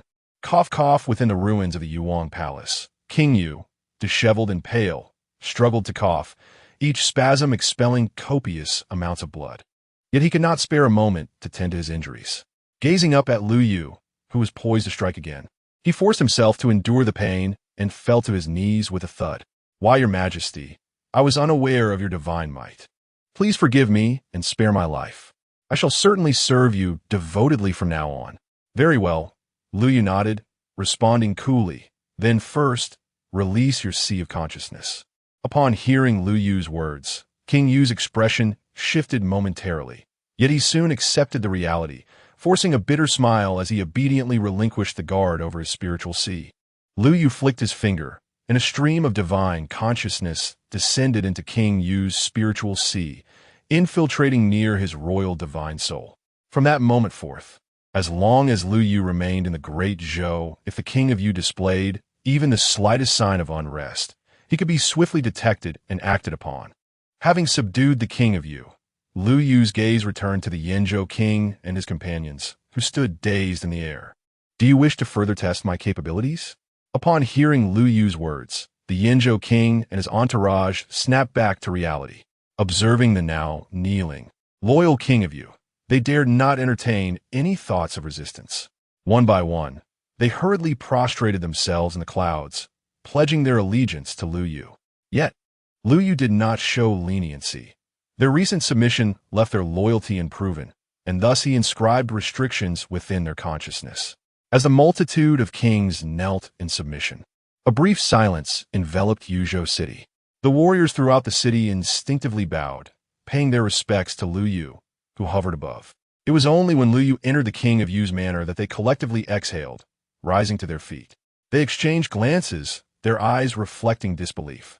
As if caught in a surreal dream, the three provinces of the northern frontier had been unified by this young master, Lu Yu. At merely 18 years of age, he could suppress late-stage kings with the prowess rivaling that of fully realized monarchs. Such talent had never been witnessed even by the grand ancestor of the Great Zhou dynasty. Could it be that the Great Zhou Empire was truly on the brink of a new era? Chapter 26. The Wanderer Zhou Rui. The nation within a nation, Lu Yu remained indifferent to the thoughts of the warriors in Yuzhou City. After subduing the King of Yu and the King of Yan, he issued orders to transport resources from the two major royal houses to Lingzhou to aid the cultivation of the Lu family. The King of Yu and the King of Yan dared not defy Lu Yu's command. They had mentally prepared for this when they surrendered after their defeat. Rather than lament the loss of resources, they were more concerned about the threat posed by the fifth prince. Once Lu Yu completed his orders, the kings of Yu and Yin sought an audience with him to prepare for the impending situation. The fifth prince, you say? I am well aware. You need not worry about him. Lu Yu nodded, dismissing any concern regarding the fifth prince. The various princes currently possessed mere heavenly king-level cultivation, with their strongest allies barely at that tier. Although the Great Zhou lacked experts at the quasi-imperial realm, the five major royal houses were each overseen by a quasi-emperor. However, these quasi-emperors were astute in their self-preservation and would not easily stake their fortunes until the final moment. After all, with their level of cultivation, even without choosing sides, they would not suffer once the new emperor ascended the throne. Moreover, should these quasi-emperors refrain from intervening, those who reached the late stages of the king realm could invoke sacred bodily manifestations, potentially overpowering Lu Yu, who was at the initial stage of the quasi-emperor realm. One fifth prince was inconsequential. Even all the princes united would not instill fear in Lu Yu. Additionally, Lu Yu speculated that the fifth prince's agents would likely not reach the northern frontier. Knowing he had unified the three states of the northern frontier, other princes without grievances against him would undoubtedly seek to ally with him. To this end, they would not hesitate to eliminate the fifth prince's subordinates sent to the northern frontier, thereby expressing their sincerity. Indeed, just days after Lu Yu unified the northern frontier, an unexpected visitor arrived on a snowy night, accompanied by three heavenly king experts bearing the severed heads of his enemies. The Wanderer Zhou Rui, inquiring if the head of the Lu family would grant him an audience. Dressed in scholarly robes, he stood poised, with a slight bow, calmly addressing the situation. Upon hearing his name, the three royal figures under the Spirit King in Lingzhou, along with the kings of Yu and Yin who had migrated to Lingzhou with Lu Yu, could not help but change their expressions. Zhou Rui, the Wanderer? How could he have aligned himself with the first prince? Zhou Rui was a remarkable figure in the Great Zhou dynasty. Despite his origins as a wandering cultivator, he was blessed with extraordinary fortune and opportunities. Having reached the pinnacle of the heavenly king realm at just over 50 years of age, It was said that he had once consumed a fruit of the broken path, which for others would be a daunting threshold into imperial cultivation, yet for him was considerably more accessible. He was recognized among the great Zhou warriors as one of the few with the highest potential to achieve quasi-emperor status in a millennium. Such a formidable individual possessed the qualifications to observe the unfolding events with a degree of detachment. It was unusual for him to seek allegiance so early on, yet he had chosen to align himself with the first prince without hesitation. Moreover, the kings of Yu and Yin narrowed their eyes, gazing at the three severed heads of the defiant heavenly kings held aloft by Zhou Rui. These men were no strangers. They were renowned rogue cultivators from the great Zhou dynasty, who had long been drawn under the wing of the fifth prince. Yet now, they had become trophies for Zhou Rui, delivered to Lingzhou city as a present for Lu Yu. Not only had they pledged their allegiance to the great prince, but they had also willingly slain three heavenly kings to do so. What kind of promises had the great prince made to him? Both kings of Yu and Yin felt a weight of gravity in their hearts, sensing that the situation diverged from their expectations. In contrast, Lu Yu remained composed. He opened the city gates, inviting Mr. Zhou Rui inside for a discussion. One does not strike a smiling face. Although Lu Yu had no intention of aligning with any faction, he was not so proud as to deny a meeting to a guest bearing gifts. Upon hearing Lu Yu's invitation, Zhou Rui's smile widened. With the three heads in tow, he followed the guidance of the kings of Yu and Yin into the grand hall of the Ling King's residence. I believe the esteemed head of the Lu family can surmise my intentions, so I shall not keep you in suspense. His Royal Highness, the Great Prince, holds immense respect for your strength and is aware of the Ling King's misdeeds in Lingzhou. Your act of slaying the Ling King was a righteous endeavor, and my Great Prince is greatly impressed. Hence, I have come to present you with this Ling King Golden Seal. With that, Zhou Rui stepped forward, reverently placing the golden seal into Lu Yu's hands. Upon seeing the golden seal, the breaths of the kings of Yu and Yin quickened. As masters of royal authority, they could distinctly sense that this golden seal was not merely a token. It harbored a subtle flow of auspicious energy. Previously, when Lu Yu subdued the kings of Yu and Yin, he had referred to them as grassroots kings. While this was somewhat disparaging, it was not entirely inaccurate. Although both were conferred as vassal kings by the great Zhou royalty, their royal seals were privately crafted and served only as tokens. In stark contrast, the Ling King Golden Seal represented true authority. With this seal, Lu Yu would be the legitimate sovereign of Lingzhou. Whether in cultivation or battle, he would be bolstered by the collective fortune of the people of Lingzhou. It was akin to receiving a portion of the national fortune of the great Zhou royal family. Such an honor had traditionally been reserved for the five great heavenly kings. It was no wonder Zhou Rui was willing to align with the great prince. The great prince's generosity was indeed remarkable. The kings of Yu and Yin gazed at the golden seal, their eyes reflecting a flicker of fervor. Yet, Lu Yu's expression remained tranquil. This mere Lingzhou royal seal meant little to him. The fortune of Lingzhou, or even the cumulative fortune of the entire Great Zhou, would hardly enhance his cultivation or combat prowess in any significant measure. Indeed, Lu Yu's talents are exceedingly formidable, far surpassing expectations. The primordial sacred body is a rare gift. One might argue that not only the great Zhou dynasty, but even the East Wilderness's sovereign, the Ziyue Cave Heaven, would struggle to bestow substantial enhancements upon him. Feeling the calmness reflected in Lu Yu's gaze, Zhou Rui's countenance shifted slightly. Nevertheless, his audacity to serve as a negotiator indicated that he had prepared for various outcomes. Observing Lu Yu's indifference, he took a deep breath and bowed once more. Furthermore, should the head of the Lu family be willing to lend his service to our royal prince upon the ascension of our prince to the throne, I would gladly confer upon you the esteemed title of governor of the 3 states of the northern frontier. You would preside over all military and political affairs within the 3 states and personally receive a golden seal of governorship crafted in your honor. Upon hearing this, both King Yu and King Yin became utterly unsettled. The golden seal of governorship signified that the crown prince was prepared to cede the northern frontier as 3 states to Lu Yu, allowing him to establish a sovereign entity within the great Zhou realm. This was a privilege even more exalted than that afforded to the 5 great king's mansions. Yet, Liu Yu merely smiled faintly. Is there more? At present, this is all that I can offer, but the value of this title is clear, as you may discern from the 2 kings under your command, Yu and Yan. If your highness finds this unsatisfactory, there is, in fact, another proposal from the wanderer.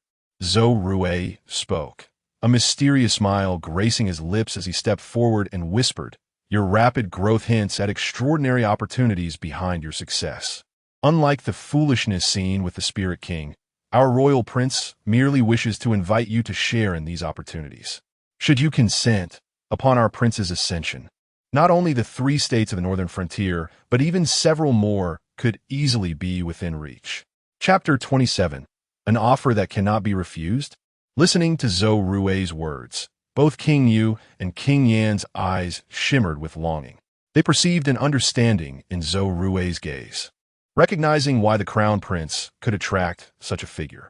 His audacity was indeed far superior to that of the 5th prince and his ilk. However, Liu merely smiled. Mr. Zhou, your words are commendable, but I must respectfully decline. He did not express anger. Even when Zhou Rui spoke of sharing opportunities, Liu Yu remained unperturbed. Each served their own master, and the conditions proposed by Zhou Rui and his superior were already quite sincere.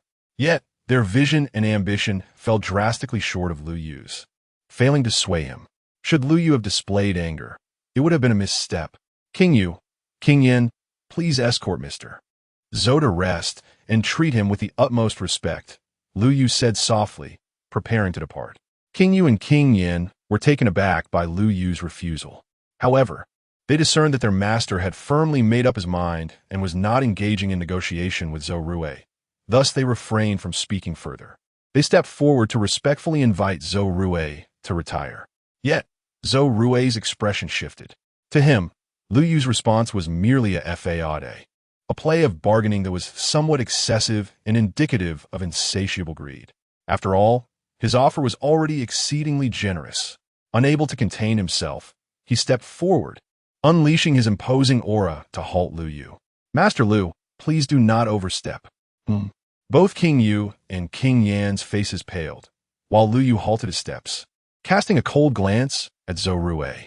Mr. Zhou, do you wish to say something? Sensing the chill in Liu Yu's voice, Zhou Rui's heart skipped a beat. However, recalling his own prowess as a perfected heavenly king, he straightened up and coldly declared, I am here to present Master Liu with an offer that cannot be refused.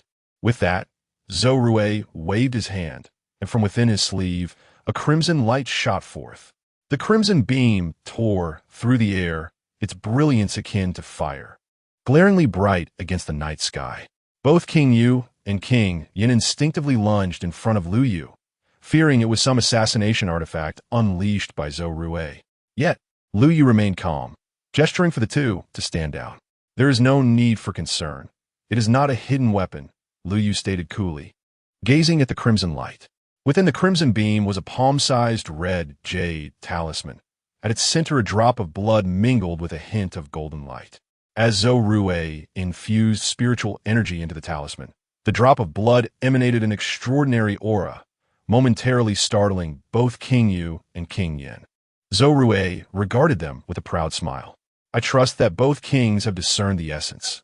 Please inform Master Liu of whose true blood this is. After a moment of hesitation, Kings Yu and Yan turned to Liu Yu, bowing respectfully as they whispered, Master, this true blood emanates the aura of the Crown Prince. It undoubtedly belongs to him. Liu Yu nodded slightly, turning his gaze towards Zhou Rui. With his spiritual perception, he had already faintly sensed the aura emanating from the drop of blood.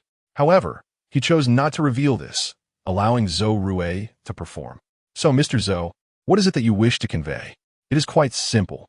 A proud smile curled at the corners of Zhou Rui's lips as he suddenly raised his hand, making another gesture. Within the jade talisman, spiritual energy surged violently, and that drop of true blood was ignited in an instant. At the moment the blood ignited, a tremendous force, akin to the pressure of imperial authority, flooded the entire great hall, causing both King Yu and King Yan to change their expressions in unison. This is the aura of a quasi-emperor. Both King Yu and King Yin could not help but exclaim in astonishment.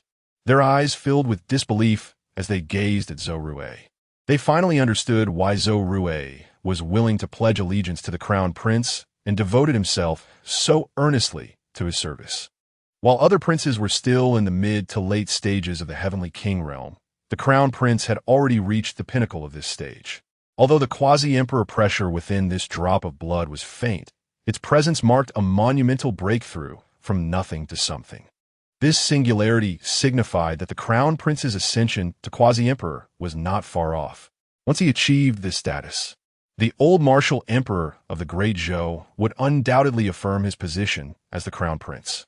After all, reaching the quasi-emperor realm meant that once the crown prince ascended the throne, he would harness the national fortune of the Great Zhou, propelling his cultivation directly into the emperor realm, thereby subduing the multitude of contenders and stabilizing the hearts of the people. Such influence was incomparable to that of other princes, who were merely at the heavenly king level. Indeed, it is the aura of a quasi-emperor. Observing the astonished expressions of Kings Yu and Yin, Zhou Rui's smile deepened. His gaze inevitably fell back upon Lu Yu as he spoke languidly. The head of the Lu family must surely comprehend the sincerity of my lord. As my lord approaches the achievement of quasi-emperor, he is still willing to extend such generous terms to you. The respect he has shown is evident. If the head of the Lu family continues to stand firm and obstinate, I fear that not only will you suffer the consequences, but your kin may also find themselves entangled in this predicament. Not to mention, I have heard that you are quite fond of your sister, the young lady named Lu Linger. At merely 15 or 16, she has already demonstrated remarkable talent. Would it not be a pity if such a genius met an untimely end, much like Miss Mingyue? Gulp. Hearing Zhou Rui's aggressive words, both Kings Yu and Yin swallowed hard, their eyes filled with trepidation as they regarded Zhou Rui. They had not anticipated such audacity from him. Yet, gazing at the drop of true blood burning before Zhou Rui, radiating the aura of a quasi-emperor, and recalling Zhou Rui's complete mastery of the heavenly king realm, they found themselves calming down, albeit with a bitter taste in their hearts. With the impending quasi-emperor as his backing and his own formidable strength, Zhou Rui indeed possessed the qualification to act with such impunity. My lord, it seems at this time, we may truly have to bow our heads for the moment. Both King Yu and King Yin are somewhat disheartened. However, at this juncture, Lu Yu smiled. He regarded Zhou Rui, his lips curved, yet his eyes devoid of warmth. Mr. Zhou, are you threatening my family? I would not dare. What I speak of is merely the truth. Zhou Rui replied with a slight smile, showing not a flicker of fear. In fact, his gaze bore a hint of provocation. To him, Lu Yu resembled a wolf. One could not simply appease such a creature with meat and favors. It was imperative to break its spine to ensure its future compliance in serving the master. With this thought in mind, Zhou Rui opened his mouth to continue speaking. Yet, Lu Yu had already nodded. I understand. Zhou Rui was taken aback, surprised that Lu Yu had conceded so swiftly. Nevertheless, his quick wit prompted him to change his tone, exclaiming with enthusiasm, "Those who recognize the times are the true heroes. Since the head of the Lu family acknowledges my words, then let us first divulge the secret of how the family head broke through so swiftly." Before Zhou Rui could finish, he saw Lu Yu raise a hand, finger splayed, palm directed at him. Without allowing him time to react, boom, a tremendous force erupted from Lu Yu's palm, striking Zhou Rui with such ferocity that it left a massive void in his chest with a resounding thud. Zhou Rui struggled to lower his head, his eyes filled with disbelief and terror. When he lifted his gaze once more to meet Lu Yu's, he was met with an expression of indescribable shock and fear. As a perfected heavenly king, he had been confident in his strength, believing it sufficient to rival Lu Yu, perhaps even surpass him. Never did he anticipate that Lu Yu could so effortlessly claim his life in a single blow. His fingers trembled, rising slightly, his lips moving as if to voice another protest. Yet ultimately, that finger fell back, burdened by his profound unwillingness and regret. as his lifeless body crashed heavily to the ground of the Grand Hall with a dull thud. Chapter 28. Family Ascendance. The legend of the 9 stars within the Grand Hall of the Spirit King. An eerie silence enveloped the atmosphere. The Ghost King and the Yin King gazed in disbelief at the unblinking form of Zhou Rui. Their pupils quivered violently, shaken by sheer astonishment. A formidable, celestial sovereign, nearly on the threshold of the imperial realm, had been effortlessly subdued by their own master. What level of strength did their master possess? Was it approaching, or even rivaling that of an imperial sovereign? The Ghost King and the Yin King exchanged a glance, each reflecting the shock mirrored in the other's eyes. Lu Yu maintained a placid demeanor, not even casting a glance at Zhou Rui. Those who dare to threaten my family are deserving of death. I am generally benevolent and seldom resort to violence, but should my family be harmed, the situation changes entirely. You must remember this henceforth, do you understand? Coming to their senses, the Ghost King and the Yin King hurriedly bowed in submission. Rest assured, Master, we shall heed your words. The Ghost King, emboldened, could not resist stealing another glance at Zhou Rui, swallowing hard as he spoke in a trembling voice. However, by slaying Zhou Rui today, the Master is bound to become irreparably estranged from the Crown Prince, and the other princes will surely harbor trepidation. We may find ourselves unwelcome within the great Zhou royal family from this point onward. No matter if they refuse to embrace us, let them come to battle. Lu Yu's voice remained nonchalant, causing the Ghost King's heart to tremble. Though he harbored great ambitions, he had only ever dared to engage in covert schemes. Even his grandest proclamations merely aspired to seize Lingzhou. Where was there ever such a domineering figure as Lu Yu? Observing Lu Yu's unwavering confidence, the Ghost King, who had initially been compelled to bow to the prevailing circumstances, felt a newfound admiration swelling within him. A true man should be like this, the Ghost King mused, his expression solemn as he clasped his fists in respect, declaring, I shall follow your command. After speaking, the Ghost King recalled a crucial point and ventured to offer counsel. I have one more matter to address. The Crown Prince will inevitably learn of Zhou Rui's demise. Even if he retreats into seclusion to break through to the imperial realm for a time, he will certainly disseminate this news, branding us as traitors of the great Zhou. Consequently, the 3 northern states will be engulfed in panic, and many sects and families may flee from our governance. I dare to request your decree, allowing me to lead a contingent to prevent their exodus from the northern frontiers. Having already been swayed by Lu Yu, the Ghost King began to devote himself wholeheartedly to devising strategies for him. Lu Yu nodded in acknowledgement of his words. You are correct, however. There is no need to impede their departure from the northern frontiers. Instead, you shall inform these fence-sitters that if they wish to leave, they must relinquish all the assets amassed from the northern populace and the spiritual veins of the 3 states. If they are unwilling to part with their ill-gotten gains, they should remain in the northern frontiers and refrain from causing further disturbances. But if they desire both, then you shall grant them a dignified farewell. Understood. The Ghost King promptly bowed and departed to fulfill his orders. In the time that followed, the entire northern frontier has descended into turmoil, just as Prince Yu had anticipated. Upon receiving the news of Zhou Rui's assassination, the eldest prince promptly disseminated the information. The other princes swiftly declared Lu Yu a rebel. However, with the throne vacant, despite their fervent proclamations and eagerness to mobilize forces to quell the northern unrest, none took tangible action. It was a jest. Lu Yu had already slain Zhou Rui, demonstrating strength that far surpassed their capabilities. The 5 sovereign houses had yet to produce a quasi-emperor, leaving Lu Yu unchallenged. Mobilizing the 5 great sovereigns under the current circumstances, with the old martial emperor of the great Zhou in seclusion, would require the ascension of a prince to quasi-emperor status to secure the position of crown prince. While the imperial city had not yet taken action, the populace of the 3 northern states was already in a state of panic and unrest. Many sects and families began preparations to relocate.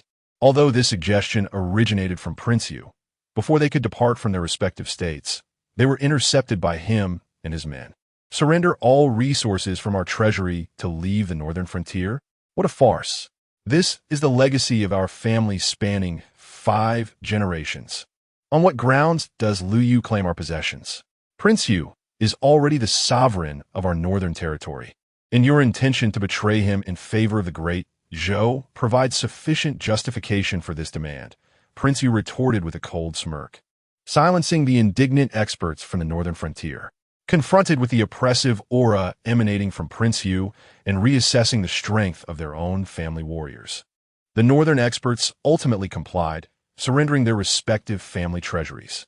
Of course, some families and sects were reluctant to relinquish their hard-earned legacies.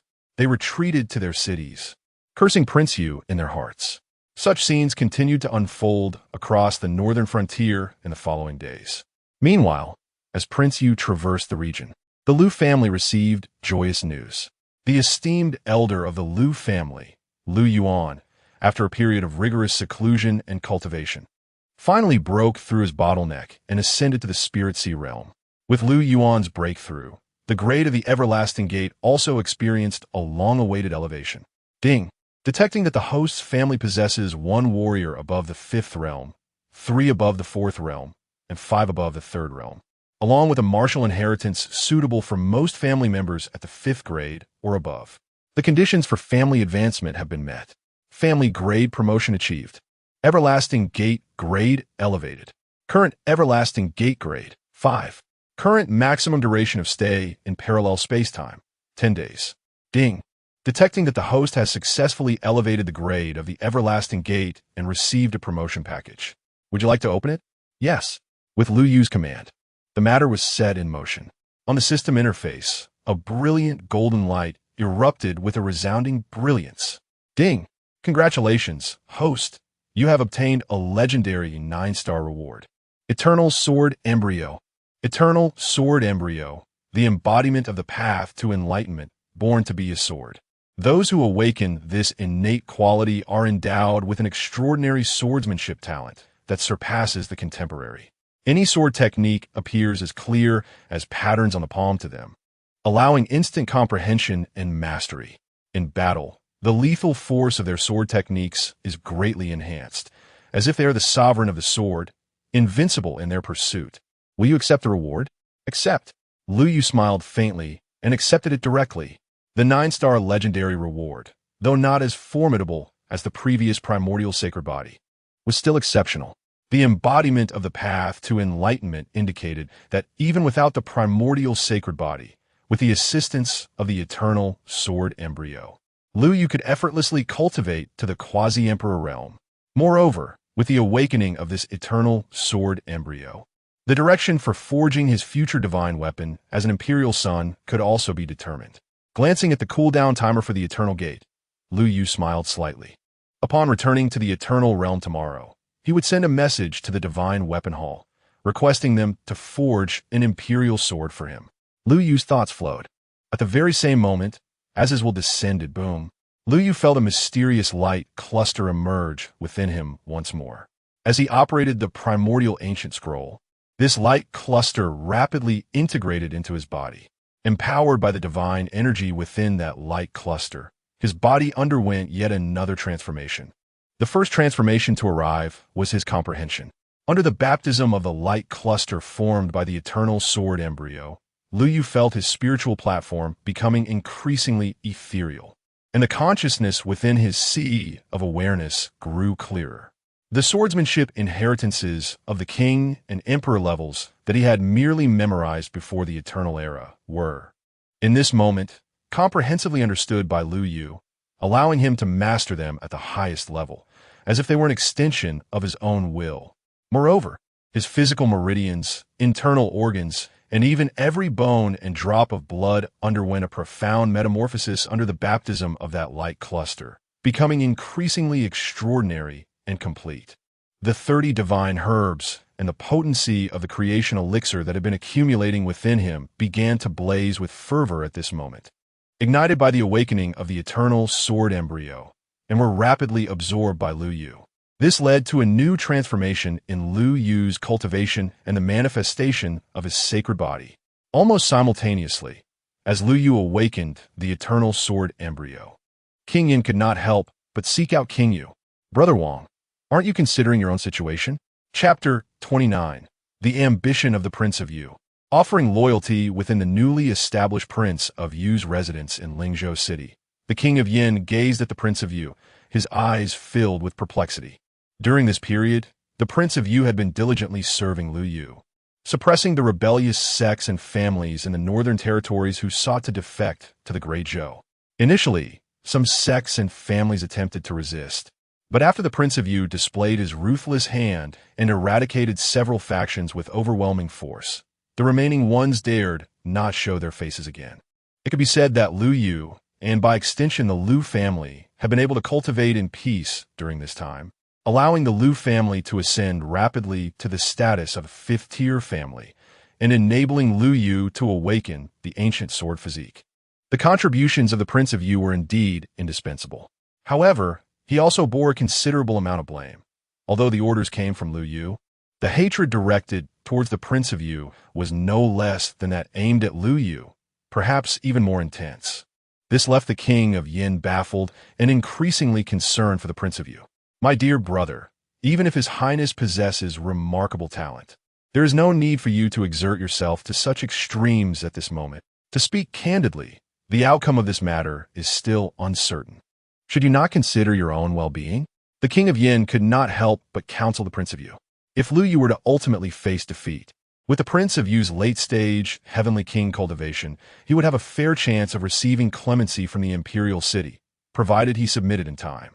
This applied not only to the Prince of Yu, but also to the other kings present. However, the Prince of Yu's current reckless pursuits altered the situation entirely. Given his recent series of actions, even if the imperial city wished to grant forgiveness, the major clans and sects of the northern territories would undoubtedly demand his execution. The King of Yin believed that the new crown prince will be more than willing to comply with such a request in order to consolidate his own power. Upon hearing the words of the King of Yin, the Prince of Yu smiled slightly. He understood that the King of Yan's advice stemmed from their long-standing friendship and genuine concern for his well-being. Thus, he chose to be forthright in response. I comprehend the reasoning behind your words, my brother, yet I am weary. I have spent a lifetime as a vassal king. Even if I were to submit now, with my innate talent, it is impossible for me to ascend to the status of an imperial sovereign in this lifetime. Not only for myself, but for my descendants and disciples. None will have the hope of crossing that threshold. Having been regarded as the foremost in the northern territories for a millennium, I have grown weary of such a title.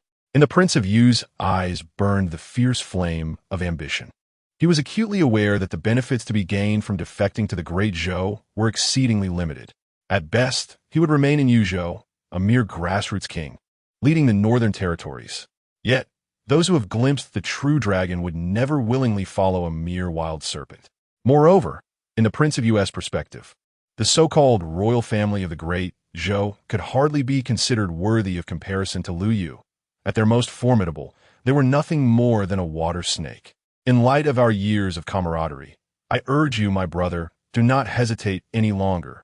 Follow His Highness and join the cause. The darkness we face is but temporary, as long as we resolutely march in step with His Highness. The glory that awaits us in the future may extend beyond our wildest imaginations. Even at the pinnacle of the 16 kingdoms of the Eastern Wilderness, it is not impossible. Observing the flickering light in the eyes of King Yu, King Yin was rendered speechless, astonished by the intensity of King Yu's gaze. The foremost among the 16 kingdoms of the Eastern Wilderness? Brother, do you hold His Highness in such high regard? The vast expanse of the Eastern Wilderness is boundless. The most powerful, the Great Zhou dynasty, only attains the status of a second-tier force on this land, despite its peak being the martial emperor realm. However, the leader of the 16 kingdoms, that is a different matter altogether.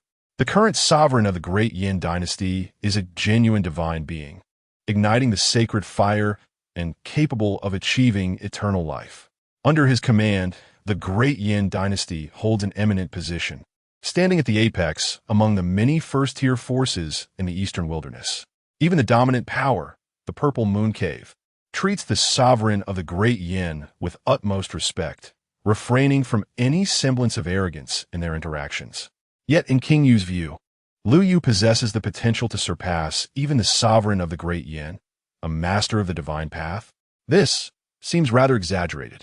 King Yu shook his head, turning to King Yin, and earnestly stated, I do not believe this to be an exaggeration. His Highness may currently be at a lower cultivation level, but you fail to see how terrifying his progress is. The world assumes that His Highness has merely stumbled upon some fortuitous opportunity to reach this stage. But to transform a wasted body into a divine bridge overnight can still be deemed as chance or luck. But what follows? Achieving kingship within a month. Can that also be attributed to luck? King Yin found himself momentarily speechless, yet he still felt that King Yu's words were somewhat exaggerated. Just as he was about to respond, a tremendous aura erupted within the Spirit King's mansion, now known as the Hall of the Feather King, in Lingzhou City. At that moment, it burst forth, piercing the night and illuminating the mountains and rivers, allowing all beings on the land of Lingzhou to feel the overwhelming pressure. As they gazed towards the Hall of the Feather King, their eyes were filled with boundless reverence. This aura is the manifestation triggered by the head of the Liu family, His Highness, the Feather King, breaking through in cultivation just a few days after he ascended to the late King realm. He has remarkably achieved perfection in the King realm. Countless martial artists in Lingzhou felt their hearts tremble with awe. Both King Yu and King Yin rose abruptly, their gazes fixed on the radiant pillar of light. Yet, in contrast, King Yu's eyes sparkled with joy and excitement, while King Yin was profoundly shaken. Brother Yin, do you still think my earlier words were exaggerated? After a brief silence, King Yin took a deep breath, refraining from directly answering King Yu's inquiry, and instead bowed solemnly. Brother, as you go forth to punish those who have betrayed His Highness, please allow me to accompany you. Just as King Yin resolved himself, Lu Yu slowly opened his eyes, filled with wonder. The awakening of the eternal sword embryo not only allowed Lu Yu to successfully refine the powers of 30 divine herbs, saving him from prolonged, arduous cultivation, but it also propelled him directly to the limits of the martial king realm. Even the power of the creation heavenly pill was absorbed by Lu Yu, causing the manifestation of the chaotic sea golden lotus to undergo yet another transformation. Reaching a new level of completion, the prowess has naturally ascended once again, with the enhancement of the chaotic golden lotus at the pinnacle level. The current Lu Yu stands on the verge of becoming a perfect quasi-emperor, ready for battle. Moreover, the effects of the creation heavenly pill extend beyond mere transformation of my sacred body. It has also allowed me to comprehend the laws of the heavenly king. Under normal circumstances, to transcend from the realm of kings to that of a heavenly king requires an understanding of these laws, grasping the intricacies of the celestial dynamics, and beginning to master them. Just like the previous encounter with the enigmatic King Mou, whose every gesture could sway the heavens. This process demands patience and diligence, and ordinary cultivation resources or divine elixirs would scarcely provide any assistance. However, with the aid of the creation heavenly pill, Lu Yu directly comprehended the laws of the heavenly king, accomplishing the most arduous and time-consuming step from the realm of kings to that of a heavenly king. It is no exaggeration to say that Lu Yu is now but a step away from the heavenly king realm, even to the extent of being half a step away. Yet as Lu Yu attempted to channel the primordial ancient scroll, a wry smile crossed his lips. With the divine elixirs and the creation heavenly pill fully absorbed, Lu Yu estimated that should he remain in this realm for cultivation, even if he were to plunder the entirety of the royal treasury of the Great Zhou, it would take at least 3 to 5 years to cross this final half step and attain the status of a heavenly king. Fortunately, by tomorrow, I shall return to the ages. Lu Yu glanced at the countdown, a glimmer of anticipation illuminating his eyes. He promptly settled into a meditative posture, continuing his seclusion, patiently awaiting the conclusion of the countdown. Meanwhile, in the grand palace of the Great Zhou, within the chambers of the Crown Prince, a palpable tension filled the air among the heavenly kings under the Crown Prince's command, their eyes brimming with excitement. Your Highness, are you preparing for your final seclusion? The Crown Prince, Zhou Yi, nodded slightly, a hint of anticipation flickering in his gaze. This seclusion shall last no less than 3 days, and at most 10. On the day I emerge, it shall mark my ascension to the quasi-emperor. Indeed, we have awaited this day for far too long. Within the crown prince's chamber, the heavenly kings under Zhou Yi were overwhelmed with exhilaration. Once your highness attains the status of quasi-emperor, the position of crown prince shall undoubtedly belong to you. At that time, all 5 heavenly king houses will come to pledge their allegiance. Your highness can then lead them to eradicate that rebel Lu Yu, using his head to declare your majesty to the world, a majesty that must not be desecrated. Hearing his subordinates mention Lu Yu, Zhou Yi could not help but chuckle. Lu Yu and his ilk are but trifling clowns, hardly worth mentioning. Zhou Yi spoke leisurely, his words imbued with profound pride and confidence. If that Lu Yu had truly accepted Mr. Zhou Rui as conditions, I would have regarded him with caution, fearing he harbored grand ambitions, merely pretending to comply. Yet, due to a trivial dispute, he killed Mr. Zhou Rui, proving that he is merely a lucky fool who stumbled upon some fortuitous encounters. Such individuals, even with countless opportunities, are merely custodians for me, if only temporarily.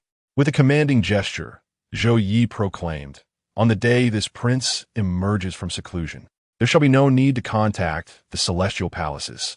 This prince shall take matters into his own hands, harnessing the fortunes of the great Chu to capture and eliminate Lu Yu. Moreover, with his fortunes, my claim to the throne shall be firmly established, unassailable by any." Observing Zhou Ye's imposing demeanor, the assembly of celestial lords felt a profound awe, bowing in reverence. Their eyes mirrored a heartfelt admiration, acknowledging his extraordinary vision and capabilities, which far surpassed their own. In comparison, Lu Yu appeared as nothing more than a mere jester, hardly worthy of mention. His fortunes, it seemed, were simply a stroke of luck for the prince's illustrious rise. Upon hearing their praises, Zhou Ye's smile deepened. With a graceful wave, he turned and retreated into his private chamber, commencing his seclusion. As he began his retreat, the celestial lords of his estate did not remain idle. They promptly disseminated the news of Zhou Ye's seclusion and impending breakthrough to the realm, generating momentum for his ascension to the throne. As the news spread, the entire northern frontier was once again engulfed in trepidation. However, this only brought immense joy to the 2 kings, Yu and Yan. The greater the turmoil, the more valuable the fish, the more they attempt to flee, the more opportunities we shall have to achieve merit. Just as the 2 kings rejoiced and patrolled their territories, Lu Yu finally received the long-anticipated notification. Ding! The cooldown for the Eternal Gate has completed. Shall it be activated? Within the Hall of the Winged King, Lu Yu smiled faintly. Activate! In the next moment, the golden gates swung open once more, enveloping Lu Yu's figure within. Chapter 30. The Holy King Ji Ming and the Gathering of Talents. As Lu Yu stepped through the threshold, returning to his Li Hua imperial palace, he had yet to fully absorb the wonders of the ancient times. Suddenly, he sensed a profound shift within himself. The arduous cultivation he had undertaken in the present realm, which had yielded little to no progress, was now met with a loosening of his bottleneck, manifesting signs of an imminent breakthrough. While he was aware of the vast disparities in power, the swiftness of this change was still somewhat astonishing. With a chuckle and a shake of his head, Lu Yu centered his thoughts, seated himself in a meditative posture, and began his seclusion to transcend his limits. By the following dawn, a formidable pressure emanated from the Li Hua imperial palace, soaring into the heavens. Lu Zhanshan, accompanied by a venerable elder clad in green, was making his way toward the palace when he was taken aback and looked up in astonishment. A heavenly king realm? How could this young man have advanced so swiftly? Is this truly the cultivation speed befitting a Tai Chu holy body? Hastening into the Li Hua imperial palace, Lu Zhanshan regarded Lu Yu with an expression of disbelief, which soon morphed into sheer shock. "You, my boy, have completely refined that creation heavenly pill?" Lu Yu smiled and nodded, offering no further elaboration. As the foremost of the 10 holy bodies, the Tai Chu holy body was expected to possess extraordinary abilities. After all, the most recent incarnation of the Tai Chu holy body could be traced back to the end of the primordial era during the Dragon and Phoenix tribulation. Aside from Lu Yu, no one truly comprehended the extent of the Tai Chu holy body's power. Indeed, witnessing Lu Yu's affirmation, Lu Zhanshan could only shake his head in amazement, exclaiming, "The Tai Chu holy body is truly formidable. At this rate, it won't be long before you surpass even me." With that, Lu Zhanshan swiftly moved on, introducing the elder beside him to Lu Yu. This esteemed individual is none other than the holy King Ji Ming, the direct grandson of the Tai Su sovereign. You two should become acquainted. A descendant of the Tai Su sovereign, Lu Yu's gaze turned toward Ji Ming, warmth and goodwill radiating from his eyes. The Tai Su sovereign was the same figure from the original timeline who had selflessly sacrificed himself to save the sixth ancestor of the Lu family. Given this connection, Lu Yu felt an innate closeness to Ji Ming. I have long admired the Tai Su sovereign. Henceforth, I hope that Senior Ji Ming will offer guidance in my cultivation, Lu Yu said, inclining his body slightly in respect. Feeling Lu Yu's sincerity, Ji Ming was momentarily taken aback. As a contemporary holy king, he could easily perceive the genuine admiration Lu Yu held for his grandfather and the kindness directed toward himself. He promptly returned the gesture. "Your Highness is too courteous. It is, in fact, my duty to ensure your well-being moving forward." Observing the rapport developing between Lu Yu and Ji Ming, Lu Zhanshan stroked his beard with a smile, relieved by the harmonious encounter. "Since you share a harmonious disposition, I feel reassured. King Ji, I would like you to take those saints and sages to reside in the outer halls of the Fire Emperor Palace, safeguarding you." Lu Zhanshan stated solemnly, offering a respectful gesture to Ji Ming. Ji Ming bowed earnestly, saying, "Rest assured, great sage Zhanshan, I will not betray this trust. As long as I draw breath, I shall ensure that His Highness suffers not the slightest harm." The selection of Ji Ming from among so many saints speaks volumes of Lu Zhanshan's appreciation for both his strength and character. With a faint smile, he made no further delay and prepared to take his leave. However, before departing, he recalled something and communicated a reminder to Lu Yu. "By the way, King Ji possesses the divine body of the blazing sun, and his physical prowess is exceptional. His cultivation stems from the primordial ancient scroll, specifically the divine furnace technique. Whenever you encounter uncertainties in your practice of the primordial ancient scroll, you may consult King Ji, as his guidance will undoubtedly benefit your cultivation of the scroll." Upon hearing this, Lu Yu's heart surged with joy. The primordial ancient scroll is an unparalleled imperial law. Although Lu Yu, endowed with the primordial sacred body, is inherently attuned to this imperial doctrine, comprehending it is fraught with numerous complexities that may elude him in the short term. However, having a sage king to provide insight alters the situation significantly. "How fortunate that my uncle chose wisely," Lu Yu mused, feeling increasingly grateful towards Lu Zhanshan. In the days that followed, Lu Yu first sent a message to the Divine Weapon Hall, expressing his need for a sword. Then, he began a routine of alternating between the Fire Emperor Palace and the Emperor Tower. Half the day was dedicated to cultivating within the palace, solidifying his foundation, while the other half was spent in the Emperor Tower studying the primordial ancient scroll and other sword techniques he was currently able to practice. Whenever he faced challenges, he could easily seek guidance from Ji Ming nearby. Thus, within a mere 5 days, Lu Yu's strength saw a significant enhancement.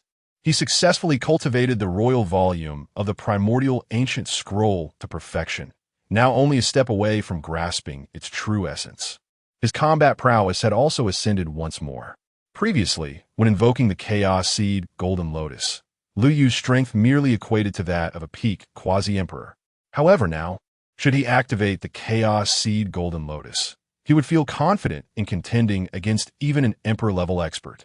Below that realm, none could withstand Lu Yu's formidable strike. Such rapid progress filled Lu Yu with delight. Nevertheless, the advancement in the primordial ancient scroll seemed to have reached a temporary halt. To swiftly comprehend the true essence of the royal volume and elevate it to the utmost level, Lu Yu's current foundation appeared somewhat insufficient. It was time to venture into the imperial city and seek trials for further experience. The primordial sacred body was born for combat, and the primordial ancient scroll, as the foundational imperial law established by the first primordial sacred body is inherently tied to battle. To swiftly grasp the true essence of the royal volume, a wealth of combat experience is indispensable. This cannot be achieved merely by sitting in the Emperor Tower and listening to Ji Ming's teachings. However, before Lu Yu could make his way to the imperial city for selection, he unexpectedly received an invitation from Lu Zhenshan. In 3 days, a gathering of prodigies would be held in the city of Mingdao, where countless young talents from the entire Tianxiandao continent would partake. With a playful smile, Lu Zhenshan handed Lu Yu the invitation. Lu Yu felt a sense of confusion. His uncle had always advised him to focus on his cultivation and to avoid trouble until he reached the imperial realm. Why the sudden change of heart, urging him to participate in this gathering of geniuses? Yet, upon seeing the signature on the invitation, a look of understanding dawned upon Lu Yu. It was the gathering hosted by the Jing family, one of the allied families of the Lu family, and also a close ally of the Tuoba clan. In the original timeline, this family, like the Tuoba clan, had stood idly by during the bloody conflict of the 7 emperors, never lifting a finger to assist. A gathering organized by such a family would hardly harbor any goodwill towards Lu Yu, who had recently slain a significant figure from the Tuoba clan. Should he attend, he would undoubtedly become the target of collective ire. But isn't that precisely what I desire? Chapter 31. The Young Divine of the Jing Family. The Mingdao Conference. Is the young man truly this confident? Lu Zhenshan raised an eyebrow. The protagonist of this Mingdao Conference is quite extraordinary. Do you not fear downfall? The focal point of this Mingdao Conference is a prodigious seed of enlightenment, meticulously nurtured by the Jing family for nearly 30 years.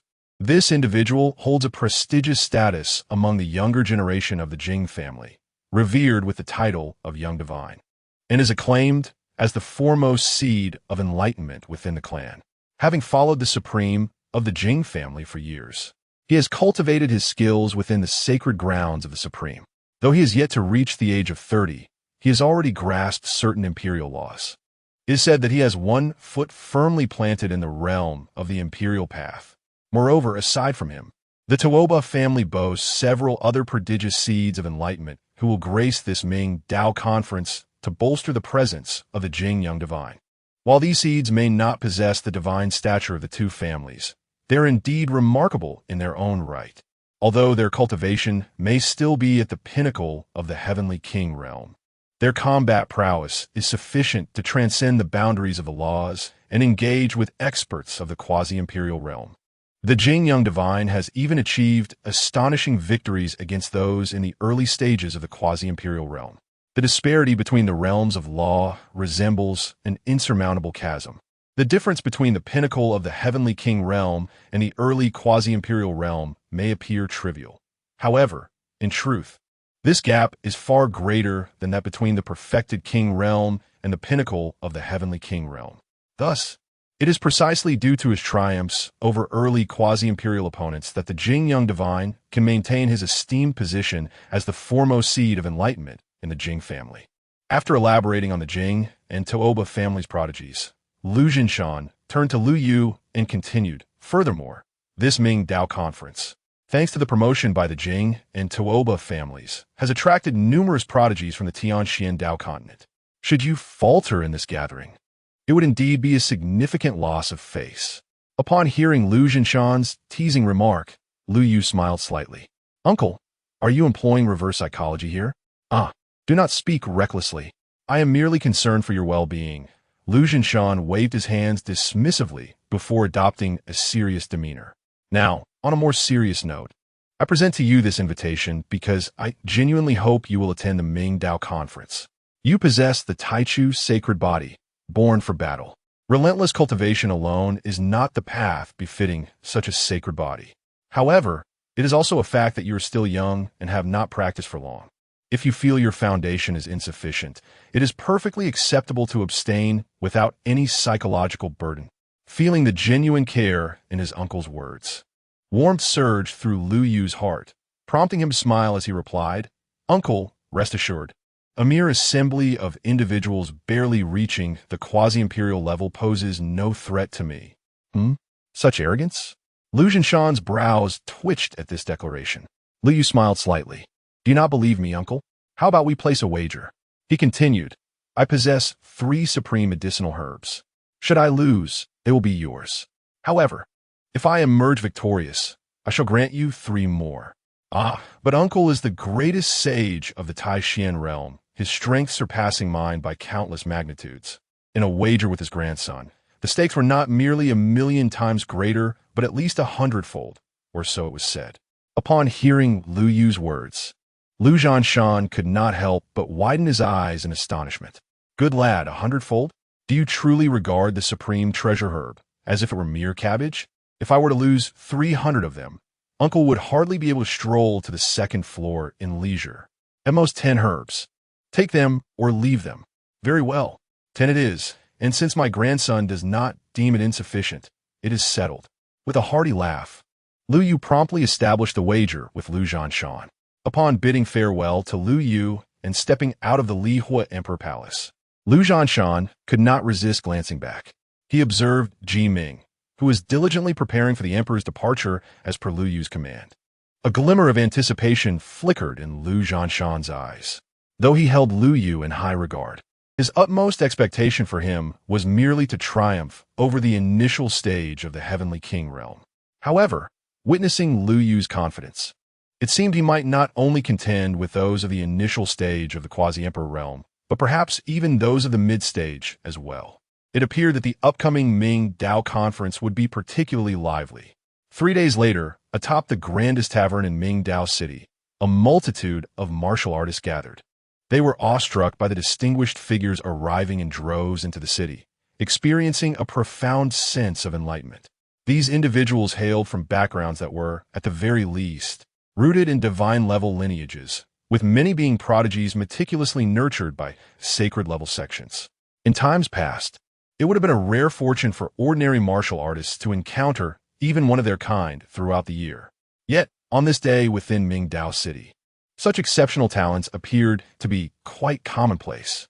Suddenly, as they marveled, the thunderous sound of war chariots reverberated through the skies. Over 10 golden chariots, each drawn by 10 magnificent dragons enveloped in radiant celestial mist, thundered forth, exuding an extraordinary aura. The sides of the chariots bore intricate ancient inscriptions, remnants from the primordial era, comprehensible only to those from long-established families. This was the emblem of the Tuoba family. The arrival of the Tuoba family's prodigies was met with hushed astonishment, as many involuntarily turned their gaze toward the golden chariots. Among the 10 chariots, 3 stood out as particularly remarkable, their dragon steeds even sprouting wings. The remaining chariots, acting as guardians, encircled the 3 chariots that bore the esteemed young talents. Tuoba Hao, Tuoba Xian, and Tuoba Mo. My goodness, 3 prodigies of the Dao seed have arrived, and the Jing family truly has substantial influence. An onlooker exclaimed in awe. Just as they were taken aback, from another direction in Ming Dao City, a dozen divine lights sliced through the heavens. A contingent of martial experts clad in Dao robes approached, each exuding formidable energy, all having reached the divine emperor realm. They surrounded a young man, making their way toward the heart of Ming Dao City, their imposing presence drawing the attention of numerous martial artists. As the crowd discerned the features of the young man, many could not help but gasp in astonishment once more. It is indeed Nangong one of the path of supplementation. This individual ranks among the top 3 seeds of enlightenment, a presence formidable enough to rival the previous 3 Tuoba. Many martial artists expressed their astonishment. In the ensuing moments, a succession of elite prodigies graced the arena. By the end, the warriors of Ming Dao City had become numb, gazing towards the center of the city, where the venue of the Ming Dao conference lay, their eyes filled with profound shock and reverence.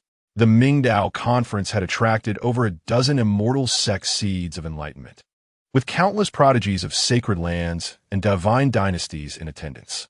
The influence of the Jing family is indeed terrifying. Many martial artists nodded in agreement, their respect for the Jing family elevated to new heights. Furthermore, those familiar with the underlying intricacies of the Ming Dao conference murmured that aside from the Jing family's clout, The exceptional nature of the conference's protagonist was also a crucial factor. It is rumored that the young deity of the Jing family, upon emerging from seclusion, has comprehended a portion of the imperial principles, intending to expound upon them during the Mingdao conference, sharing insights and experiences with the attending prodigies. Such an opportunity is not merely coveted by these young talents. Even those who have reached the imperial realm would yearn to attend and listen. Upon hearing this, the crowd's eyes widened, filled with intense envy. The insights of a seed of enlightenment regarding the imperial principles are incomparable to the understandings of ordinary sovereigns, let alone those of an exceptional figure like the young deity of the Jing family. With such a compelling reason, it is no wonder that so many prodigies are drawn to this Mingdao conference. Many silently nodded in agreement.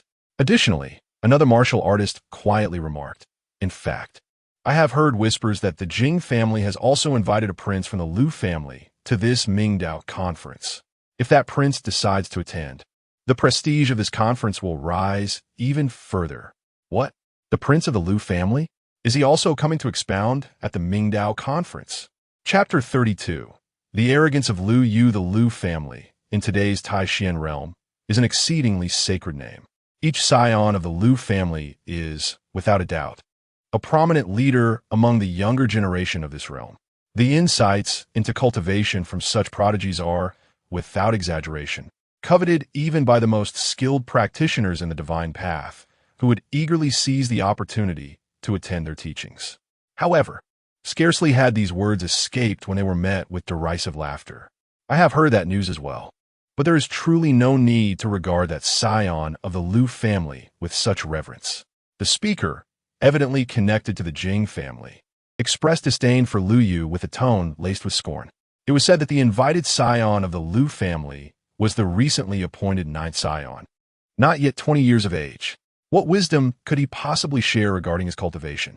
It was merely the Jing family, out of familial ties with the Lu family, extending a hand to this young scion, allowing him to listen to the teachings of his elder brother, the young god. Upon hearing such dismissive remarks, many martial artists within the tavern furrowed their brows, feeling that the words were rather excessive.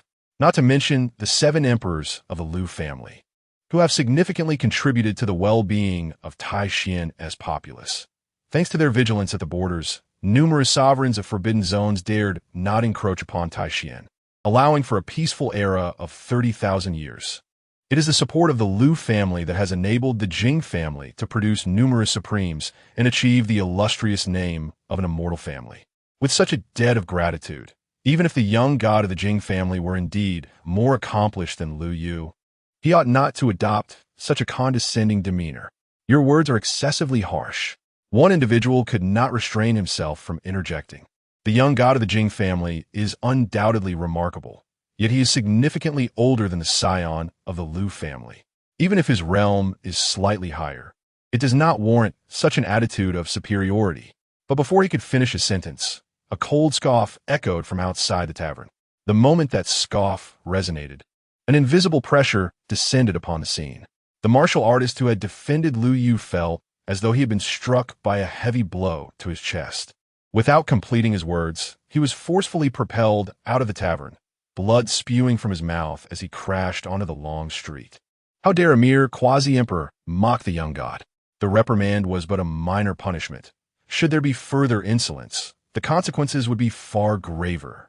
The gathered martial artists looked up in trepidation, only to behold a quasi-saint of the Jing family, standing imperiously in the air, speaking coldly. Sensing the chill in his words, the martial artists trembled, no longer daring to speak recklessly. In the midst of their anxiety, a flurry of movement ensued. Behind the quasi-saint of the Jing family, a cadre of formidable figures clad in Jing family robes, having reached the pinnacle of the divine path, were escorting a young man in a red robe who strode upon the clouds. The young man in the red robe possessed striking features and an ethereal demeanor. Standing there, he resembled a deity, eliciting involuntary reverence. Undoubtedly, he was the focal point of the upcoming Mingdao conference, the foremost seed of enlightenment from the Jing family, the young god of Jing. As the young god of Jing made his entrance within the confines of Mingdao City, Innumerable martial artists, including those previously subdued by the tyrannical demeanor of the Jing family sage, could not help but lift their gazes. When their eyes fell upon the figure of Jing Yuxin, a collective intake of breath echoed throughout the city.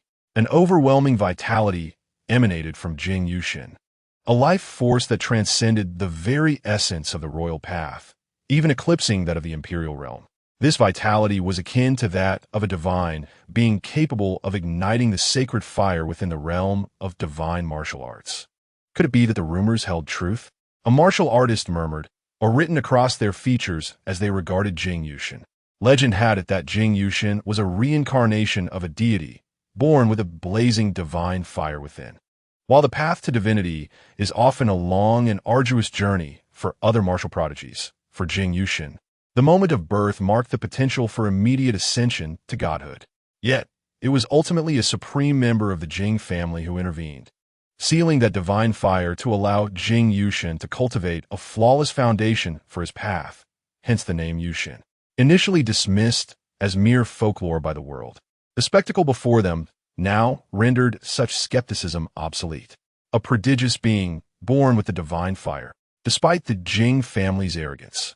If the tales of the Liu family's ninth imperial son were to be believed, merely under 20 years of age and possessing only royal realm cultivation, then, in the presence of Jing Yuxin, he paled in comparison.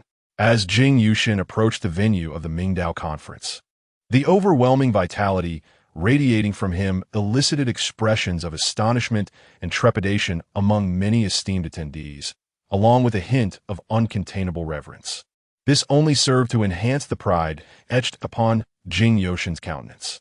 At that moment, however, a rumbling echoed from beyond Mingdao City. From the depths of the sea of clouds, an extraordinary phenomenon emerged, accompanied by a thunderous roar that captivated the attention of numerous martial artists, including those present at the conference. Amidst the gazes of countless awestruck prodigies, a torrent of purple aura surged forth from the east, spreading across 800 miles of the cloud sea, accompanied by celestial mist that transformed into the ethereal image of a cool silver moon. In light of such a spectacle, even Jing Yuxin's innate divine fire seemed to pale in comparison. Who could possibly invoke such an extraordinary phenomenon? The purple aura sweeping in from the east and the celestial mists forming a silver moon were truly beyond belief. Many prodigies could not help but murmur their astonishment. Meanwhile, Jing Yuxin's gaze snapped upward toward the source of the anomaly, fury igniting within his eyes. Although the Mingdao conference was ostensibly hosted by the Jing family, inviting the formidable warriors from across the Taishuando continent to engage in discourse, the unfolding events promised to challenge the very nature of that gathering. Essentially, it is merely a stage meticulously prepared by the Jing family to elevate the reputation of Jing Yuxin. In pursuit of this goal, Jing Yuxin has devoted many years to careful planning, concealing the divine fire within him, waiting for this moment to astound the world and achieve renown throughout Tianxin Daozhou and the entire Taishan realm. Even if that ninth prince of the Liu family dares to accept the invitation, Jing Yuxin intends to rise above him. However, before the Mingdao conference could officially commence, he found himself overshadowed by another. How could this not incite his fury? Yet upon seeing the newcomer, the anger in his eyes dissipated instantaneously, replaced by a fervent longing. A fleeting glimmer of suppressed greed flashed through his gaze. Chapter 33. Princess Qinyao, the Celestial Descendant.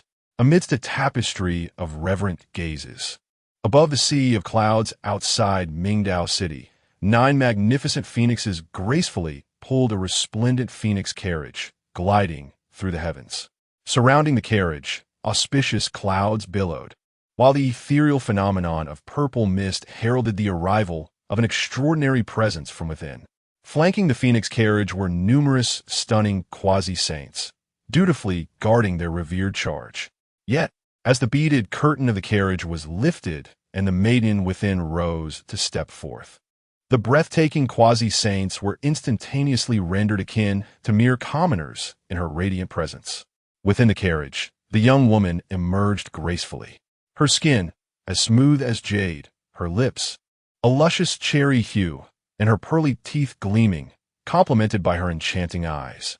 Though she appeared merely 16 or 17, her stature was strikingly elegant.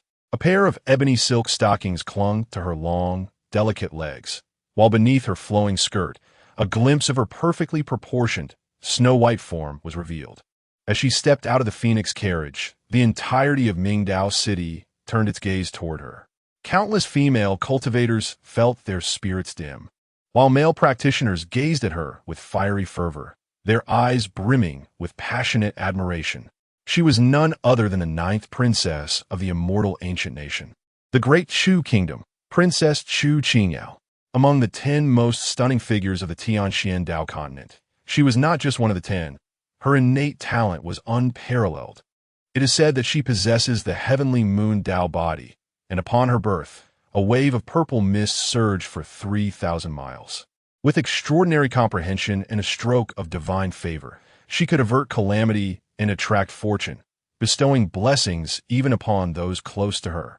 Since her birth, the fortunes of the great Chu kingdom have flourished, edging closer to joining the ranks of the 10 immortal Dao lineages of the Taishan realm.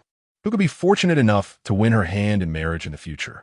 Countless warriors felt their hearts race, even within the assembly hall of the Mingdao conference. The gathered prodigies and seeds of enlightenment cast fervent glances at Princess Chu Qingyao. Jing Yushan, unable to contain his excitement, stepped forward. I never expected that the Mingdao conference would be graced by the presence of Princess Qingyao. It is truly an honor. Princess, please allow me to escort you inside. Observing the eager expression on Jing Yushan's face, Chu Qingyao's brows furrowed slightly. With the heavenly moon Dao body, she was favored by destiny, possessing top-tier luck and comprehension, not to mention the ability to discern good from evil. While she could not fully penetrate the depths of one's heart, she could sense the concealed greed and covetousness in Jing Yushan's eyes. Moreover, she was not here merely to support him. Young god, you are too courteous. I have heard that the 9th imperial son of the Liu family is also expected to attend. I wonder if he has arrived at the venue yet? Upon hearing Princess Chu Qingyao's words, Jing Yushan's expression shifted to one of displeasure. I did send him an invitation. However, he is yet to appear. I suspect he has realized that his cultivation is insufficient to partake in this grand assembly, thus hesitating to show himself. However, I firmly believe that my strength and insights will certainly not disappoint Her Highness the Princess. Is that so? Chu Qingyao completely disregarded the latter remarks of Jing Yushan. Upon hearing that Lu Yu might not come, a flicker of disappointment inevitably crossed her beautiful eyes. Possessing the celestial moon body, Chu Qingyao has the ability to attract fortune and avert calamity. Yet presently, her mastery of the celestial moon body is still far from complete. She can only vaguely sense the approach of significant opportunities. Just a few days prior, she sensed that if she were to accompany Lu Yu to a secret realm she had already discovered, the gains could potentially alter her destiny. This clear sensation marked the first of its kind since she began her cultivation, leaving her both astonished and restless. Following this premonition, she arranged for personnel to inquire about Lu Yu's whereabouts, eager to meet him and ascertain the accuracy of her intuition. Alas, it seemed she would be left empty-handed this time. The disappointment in her eyes was evident to even the dullest observer. Jing Yushan, feeling snubbed, clenched his jaw in frustration, his envy towards Lu Yu intensifying. Nonetheless, today marked a significant occasion for him. Despite his ire, he could only suppress it for the moment. Why must Princess Qingyao be in such a hurry to feel disappointed? There are many prodigies present today, not only myself, but also several brothers from the Tuoba family. And even Brother Nangong from the path of mending heaven is here. Additionally, there are several celestial maidens from the Xinxia Pavilion and Kaiwa Tower in attendance, all eagerly anticipating a discourse with Princess Qingyao. If you leave hastily, would it not wound the hearts of all present? Upon hearing this, Chu Qingyao furrowed her delicate brows. Although she wished to depart, she understood that leaving in such a manner would offend the entire assembly of prodigies, a situation not worth the cost. A day's worth of time was hardly a burden for her. With this in mind, Chu Qingyao nodded. Very well. Then I shall await the opportunity to listen to the discussions of my esteemed friends. The term esteemed friends nearly weakened Jing Yushan's resolve. The numerous prodigies gathered within the Mingdao assembly ignited with fervent excitement as Chu Qingyao entered the venue. Jing Yushin ascended to the main seat, cleared his throat, and prepared to commence his lecture. However, before he could utter a word, a thunderous roar erupted.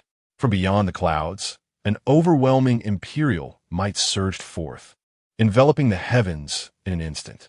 At the moment this might emerged, the entire Mingdao city trembled subtly. Countless warriors turned their gazes toward the source of the descending pressure, their eyes filled with reverence. Meanwhile, Jing Yushun, eclipsed by the sudden attention shift, turned pale with rage.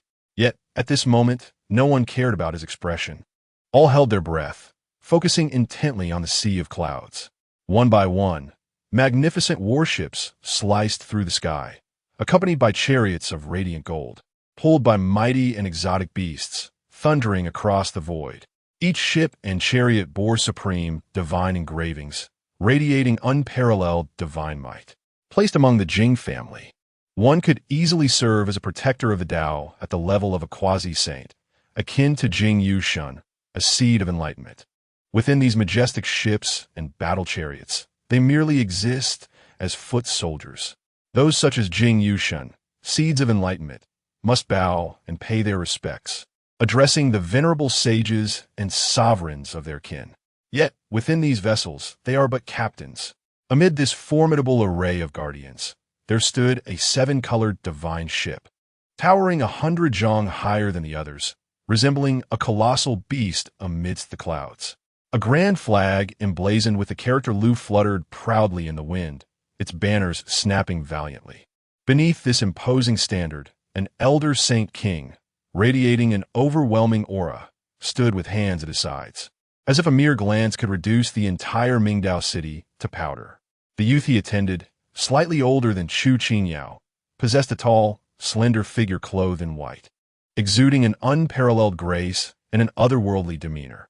Around him, strands of primal divine light intertwined, accompanied by an intangible sword intent that seemed capable of piercing the heavens and shattering the firmament. All the talented individuals present involuntarily held their breath and averted their gazes, lacking the courage to meet the eyes of this extraordinary youth. If Chu Qingyao's arrival dimmed the brilliance of every woman in Mingdao City, then the appearance of this young man in white rendered all male cultivators within the city as mere inconsequential beings. No one introduced the identity of the white-clad youth. Yet at that moment, everyone had already deduced his origins, the contemporary 9th imperial son of the Lu family, the legendary primal sacred body, His Highness Lu Yu. In the very heart of the Mingdao conference venue, Chu Qingyao slightly lifted her enchanting gaze, beholding the solitary figure of the white-clad youth amidst the clouds. Her starry eyes shimmered with an irresistible brilliance. Chapter 34. The Divine Emperor's Demise. Lu Yu takes action within the city of Mingdao. All martial artists held their breath, their eyes filled with reverence as they gazed upon Lu Yu. Prior to this moment, they had witnessed numerous prodigies from the heavenly Xiandao continent, including many who were deemed seeds of enlightenment. They had assumed that no matter how extraordinary an imperial scion might be, he would not surpass those seeds of enlightenment by much.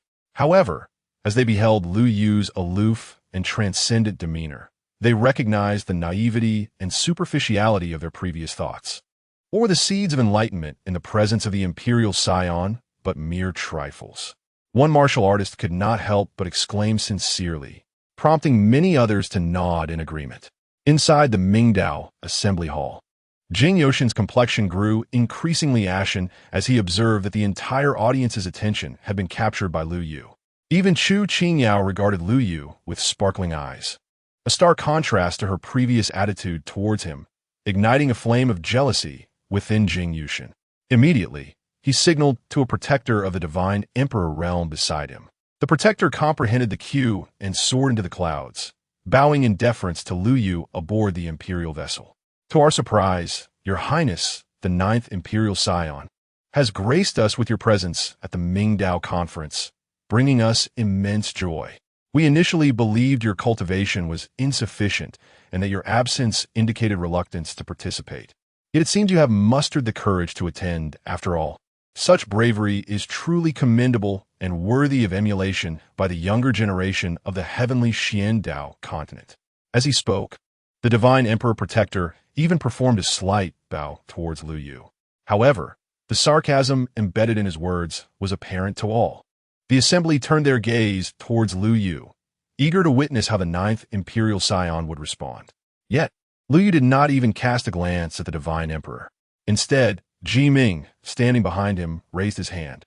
A beam of sacred divine power transformed into a surging torrent of murderous intent, crashing down upon the divine emperor in an instant. The divine emperor's countenance changed dramatically, and Jing Yoshin's eyes widened in disbelief. They had not anticipated that Lu Yu's protector would exhibit such overwhelming dominance.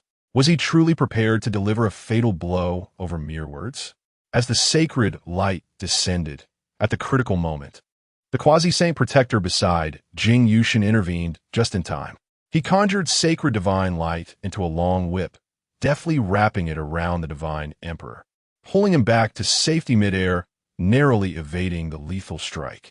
After rescuing the individual, the quasi-saint of the Jing family breathed a sigh of relief, then turned to Ji Ming with a grim expression. Your actions, Saint King Ji Ming, are rather excessive, are they not? To threaten a member of the Jing family over a single remark? However, Ji Ming paid no heed to his words. At that very moment, as the quasi-saint spoke, Ji Ming had already raised his hand once more, delivering a powerful strike. Boom! A golden handprint surged forth, unparalleled in might, akin to a mountain. In the blink of an eye, it descended upon the head of the divine emperor, who had just begun to feel grateful for surviving the previous ordeal. In the next instant, a handprint descended violently, crashing down with a resounding thud, instantly obliterating him into a mist of blood, thus staining the clouds with his demise. It was only then that Ji Ming's indifferent voice quietly emerged. A mere divine emperor dares to mock his highness, the ninth imperial son? This time, it is merely a slight reprimand. Should there be a next time, I shall eliminate your master alongside you. How could you be so tyrannical? Protested the member of the Jing family. Is there a problem with learning from your esteemed Jing clan? Ji Ming's voice was frigid. He had long held disdain for the Jing family's ilk. With the support of the Lu family, they had successively produced 3 supreme beings, and their conduct had grown increasingly overbearing and brutal. Numerous celestial domains had been annihilated from minor disturbances, their entire clans destroyed. How could Ji Ming allow them to provoke their own prince today? The member of the Jing family was momentarily taken aback. Meanwhile, countless martial artists within Mingdao City, who previously regarded the Lu family's actions as somewhat domineering, now felt an overwhelming sense of satisfaction upon witnessing the Jing family's divine being falter. Especially those who had earlier witnessed the Jing family's violent methods in the tavern could hardly restrain their joy, secretly raising their fists in triumph. Gazing at the airborne Lu Yu, Ji Ming and others felt their admiration deepen. Within the Mingdao conference hall, as they observed the downfall of a guardian before even engaging in discourse, the envious Jing Yushin felt his jealousy transform into something almost palpable. He steadied his resolve and suddenly soared into the sky, fixating on Lu Yu with gritted teeth. Though His Highness, the ninth imperial son, is of noble status, and King Ji Ming possesses extraordinary abilities, today's Mingdao Conference is a venue for peer prodigies to engage in discourse and exchange insights. Since His Highness has arrived, surely he would not require a guardian to fight on his behalf. This time, Lu Yu did not allow Ji Ming to intervene. He stepped forward, ushering Ji Ming behind him, and addressed Jing Yushin with a serene smile. There is no need for anyone else to act on my behalf. However, it would be rather dull if it were only you. As he spoke, Lu Yu's gaze shifted towards the arena below, honing in on the 3 prodigies of the Tuoba family. You 3, come forth as well. He then turned his attention to Nangong, one of the Butian Dao. If you enjoy a good rapport with them, you are welcome to join the fray. It matters not to me. A one-on-one duel might render this battle rather tedious. Upon hearing these words, the myriad martial artists and prodigies within Mingdao City momentarily shifted their expressions.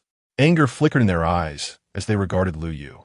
Yet, unlike the others, Chu Qingyao exhibited no rage. Instead, her gaze towards Lu Yu sparkled with increasing intrigue, tinged with anticipation. Though this was their first encounter, she did not perceive this young imperial son as arrogant. To utter such words, he must possess considerable preparation. Yet, she couldn't help but wonder what his confidence stemmed from. Amidst the Mingdao conference, Tuoba Mo, the most hot-tempered of the three seeds of enlightenment from the Tuoba family, could no longer contain himself and slammed his hand down in exasperation. In the gaze directed at Lu Yu, there shimmered a cold, blade-like glint. Prince Judy, indeed, holds himself in lofty regard. Does he truly believe that a capricious and spoiled Tuo Ba Ling can represent the Tuo Ba clan's younger generation? As he spoke, Tuo Ba Mo soared into the air in a brilliant flash. In a blink of an eye, he stood before Lu Yu, raising his hand to unleash a powerful strike. There was no need for others to intervene. He would demonstrate just how far Lu Yu's prowess fell among the youth. Return to the Lu family and train diligently for a decade before daring to boast. With a resounding crash, Tuo Ba Mo's palm descended. A surge of intense spiritual energy erupted from his palm, transforming into an overwhelming sea of flames, intent on engulfing Lu Yu entirely. This was a legendary technique passed down through the Tuo Ba lineage, capable of incinerating even the mightiest of saints when mastered to its zenith.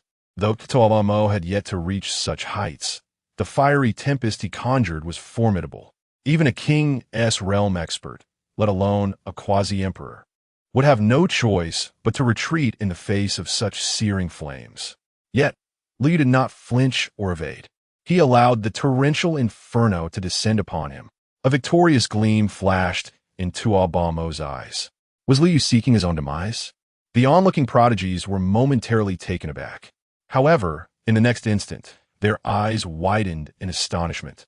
Faced with the crashing tide of flames, Chapter 35, 1 against 3. Crushing with ease in the clouds above, Lu Yu spoke calmly, his gaze shifting to Tuoba Xian and Tuoba Hao. Do you wish to approach me one by one? Upon hearing Lu Yu's voice, numerous prodigies awakened from their reverie. As they beheld Lu Yu's expression, their emotions became a complex tangle of thoughts. Initially, when Lu Yu had called for the three Tuoba brothers and Jing Yushin to join forces against him, many prodigies had felt indignant, perceiving Lu Yu as overly arrogant and dismissive of the world's heroes. Yet now, witnessing the defeat of Tuoba Mo at Lu Yu's fist, their indignation had completely dissipated. Was Lu Yu truly arrogant? Far from it. With such prowess, it was not arrogance, but rather a natural assertion of his strength. The guardians present felt a tremor in their hearts. Tuoba Mo's strength could hardly be deemed weak. He had cultivated the Tuoba family's supreme technique, the Crimson Fire Heaven-Consuming Palm. With this formidable skill, he could contend with experts at the early stages of the quasi-emperor realm. Yet, even this level of power failed to withstand Lu Yu's single blow. Did this not imply that Lu Yu's combat prowess was at least on par with Jing Yushin? After all, Jing Yushin's most illustrious achievement was merely defeating a single quasi-emperor at the early stage. Brother Xian, Brother Hao, do not hold back any longer. Let us strike together and subdue this fiend. Otherwise, after today, we shall truly become stepping stones for this individual. Jing Yushin, too, recognized the gravity of the situation. His gaze towards Lu Yu grew increasingly wary as he conveyed a message telepathically to Tuoba Xian and Tuoba Hao. As he spoke, he boldly launched an assault toward Lu Yu. Tuoba Xian and Tuoba Hao quickly responded. The time for concern over numbers had passed. If they truly faced Lu Yu in isolation, given Tuoba Mo's tragic fate, they feared they would each be subdued by Lu Yu, becoming mere platforms for his rise to fame. What a remarkable scion of the Lu family. His charisma is indeed extraordinary. Let us then together experience your prowess. Tuoba Xian soared into the skies, enveloped in a brilliant aura, as torrents of spiritual light surged within him, weaving together in the clouds to form a mystical yin-yang mirror. The mirror hovered majestically in the heavens, manifesting both yin and yang, one side evolving into a radiant moon, while the other revealed a blazing sun. In that fleeting moment of completion, the cloud sea surrounding Tuoba Xian transformed, presenting a wondrous spectacle of half-night and half-day.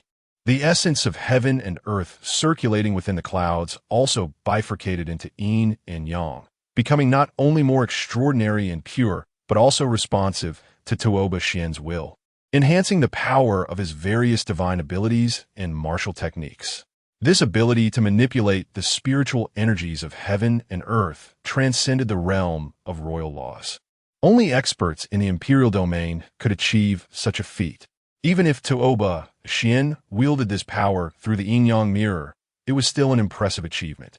It signified that his strength exceeded the rumors, placing him among those who, like Jing Yushun, had grasped a portion of the royal laws, a seed of enlightenment. Boom! Tuoba Xian raised his hand.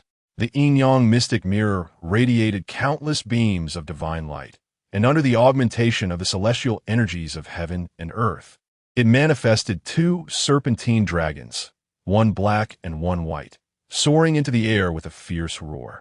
Simultaneously, Tuoba Hao took action, possessing the purple thunder divine body. He was at the pinnacle of divine physique. Even without actively cultivating, merely through the ordinary acts of living, he could attain the ultimate realm of divinity, achieving the cultivation of a divine emperor.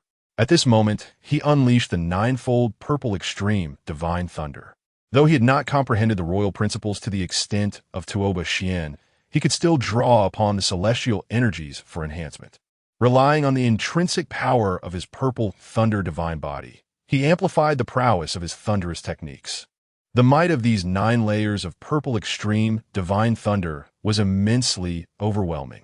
Furthermore, Jing Yushun followed closely behind, summoning unparalleled divine might, accompanied by the surging birth divine fire. Although constrained by the supreme shackles, which limited the full expression of its divine capabilities, it remained extraordinary. In that moment, he resembled a radiant sun rising from the sea of clouds. The celestial energies within a myriad of miles responded to his command, presenting him as if a deity had been resurrected. The 3 top-tier seeds of enlightenment united at that moment. Their combined might was awe-inspiring, causing all the onlookers, the distinguished talents, to hold their breath in astonishment and reverence. Such divine power would surely lead to a dismal defeat for anyone at the early or even mid-stages of Quasi-Emperor. Was this the combat prowess of the elite seeds of enlightenment? Truly terrifying. Moreover, they were not even the scions of immortal families, nor were they even quasi-scion. They were merely the pinnacle among the seeds of talent. The depth of the immortal families was indeed formidable. Many martial artists were profoundly shaken. The talents hailing from various great dynasties and sacred lands also felt their hearts stir. In their gazes towards Jing Yushun and the others, profound respect was evident. Many martial artists could not help but glance towards Lu Yu, their eyes filled with concern. The Jing family was known for their ruthless and domineering nature, and many were displeased. They hoped Lu Yu could firmly suppress the arrogance of the Jing family. Yet, it appeared that Lu Yu, the dragon crossing the river, was about to be subdued by the local snake of the Jing family. The Emperor Lu Yu was far too arrogant. Indeed, for the 3 top-tier seeds of enlightenment, the ordinary talents seemed like an insurmountable chasm, a barrier of law that they regarded as inconsequential. To face 2 opponents was already an extraordinary feat. Yet he even desired to confront 3, 4, or 5. Was he perhaps too youthful and inexperienced, underestimating the world's heroes? Many martial artists shook their heads with a sigh. Within the venue of the Ming Dao Assembly, the seed of enlightenment Nangong Wan, who was mending the heavens, also shook his head, disappointment evident in his eyes. It was a pity. He had originally intended to take action and spar with Lu Yu, but given the circumstances, it seemed he would not have the opportunity. Princess, shall you take action? It appears that His Highness Lu Yu may not endure much longer, whispered a loyal maid beside Chu Qingyao. Her voice was laden with concern for Lu Yu. Chu Qingyao's delicate face was taut as she nodded and then shook her head. Within the confines of her sleeves, her small hands had begun to gather spiritual energy, yet she hesitated to unleash it. Rationality dictated that Lu Yu would falter, but her intuition insisted that he was safe, devoid of any peril. But how could this be? Just as Chu Qingyao was engulfed in uncertainty, a resounding boom echoed. Liu had made his move. As he faced the overwhelming onslaught of 3 simultaneous attacks, his dark hair billowing, he suddenly raised his hand. From his waist, a spirit sword was drawn with a sharp clang. The moment the sword was unsheathed, it emitted a resonating sound, akin to a dragon's roar, stirring the very heavens and earth. All the martial artists present instinctively held their breath, while many sword practitioners felt their own swords vibrating in reverence, as if greeting their sovereign. What an extraordinary sight this was. The moment the sword was drawn, countless swords seemed to flock towards him. Could it be that this sword was the divine armament of the emperor's child? The crowd of martial artists was thrown into an uproar, their gazes filled with curiosity and awe as they beheld the spirit's sword in Lu Yu's grasp. Yet, when their consciousness settled, their expressions turned vacant. For it was merely an ordinary king-tier spirit sword. Not even the esteemed figures present, let alone Lu Yu himself, would give such a weapon a second glance. Yet, this very sword had summoned such an incredible phenomenon? No, it was not the sword that drew the multitude. It was the emperor's child himself who invoked this marvel. How could he possess such extraordinary talent in the way of the sword? Everyone's complexion shifted. Even Ji Ming and the other guardians displayed astonishment in their eyes as they regarded Lu Yu, their shock palpable. Meanwhile, Jing Yushen and his companions, witnessing the spectacle of swords converging, felt their trepidation deepen. However, their confidence in their own strength remained unshakable. Even if a myriad of swords were to descend, they believed that the tides of battle could not be turned today. That mere boy in the early stages of the King realm should retreat and hone his skills for a few more years. Jing Yushen bellowed, thrusting his hands forward with great force. His internal spiritual energy surged, transforming into a divine sun that engulfed the yin-yang twin dragons summoned by Tuoba Xian, as well as the ninefold divine thunder unleashed by Tuoba Hao. The twin dragons entwined with the sun, as divine thunder intertwined. At that moment, the combined force of the 3 top talents truly unified, unleashing a power that threatened to shatter the very heavens. Yet, in the face of the radiant divine sun approaching him, Lu Yu merely smiled calmly. As his thoughts flowed, the blood of his primordial sacred body surged forth, and divine power coursed through him. The eternal sword embryo awakened in synchrony. The vast spiritual energy of the heavens and earth converged at this moment, summoned forth by the eternal sword embryo. Lu Yu had yet to comprehend the royal principles. However, possessing the eternal sword embryo, he required no imperial laws. The sword embryo itself was sufficient to summon the momentum of the universe, invoking countless swords to converge. A resounding roar echoed between heaven and earth. An immense spiritual energy surged forth like a tidal wave, coalescing into a brilliant beam of sword light. As Lu Yu unleashed a single strike, that beam of sword light awakened like a divine dragon, soaring through the 9 skies. It collided with the resplendent divine sun, resulting in a momentary pause before, crack, a thunderous explosion reverberated through the clouds. Under the astonished gazes of countless warriors and prodigies, that radiant divine sun, forged from the combined might of the 3 supreme seeds of enlightenment from Jing Yushen, could not withstand the onslaught of Lu Yu's sword-light dragon, even for a fleeting moment. In the blink of an eye, the sword-light dragon pierced through the divine sun, forcefully striking the trio of Jing Yushen, who were caught completely off guard. The 3 of them could scarcely fathom that their most formidable combined attack would prove so feeble. Consequently, they failed to even mount a basic defense. One by one, they were engulfed by the sword energy of the dragon, howling in agony as they were sent hurtling backwards, akin to kites severed from their strings.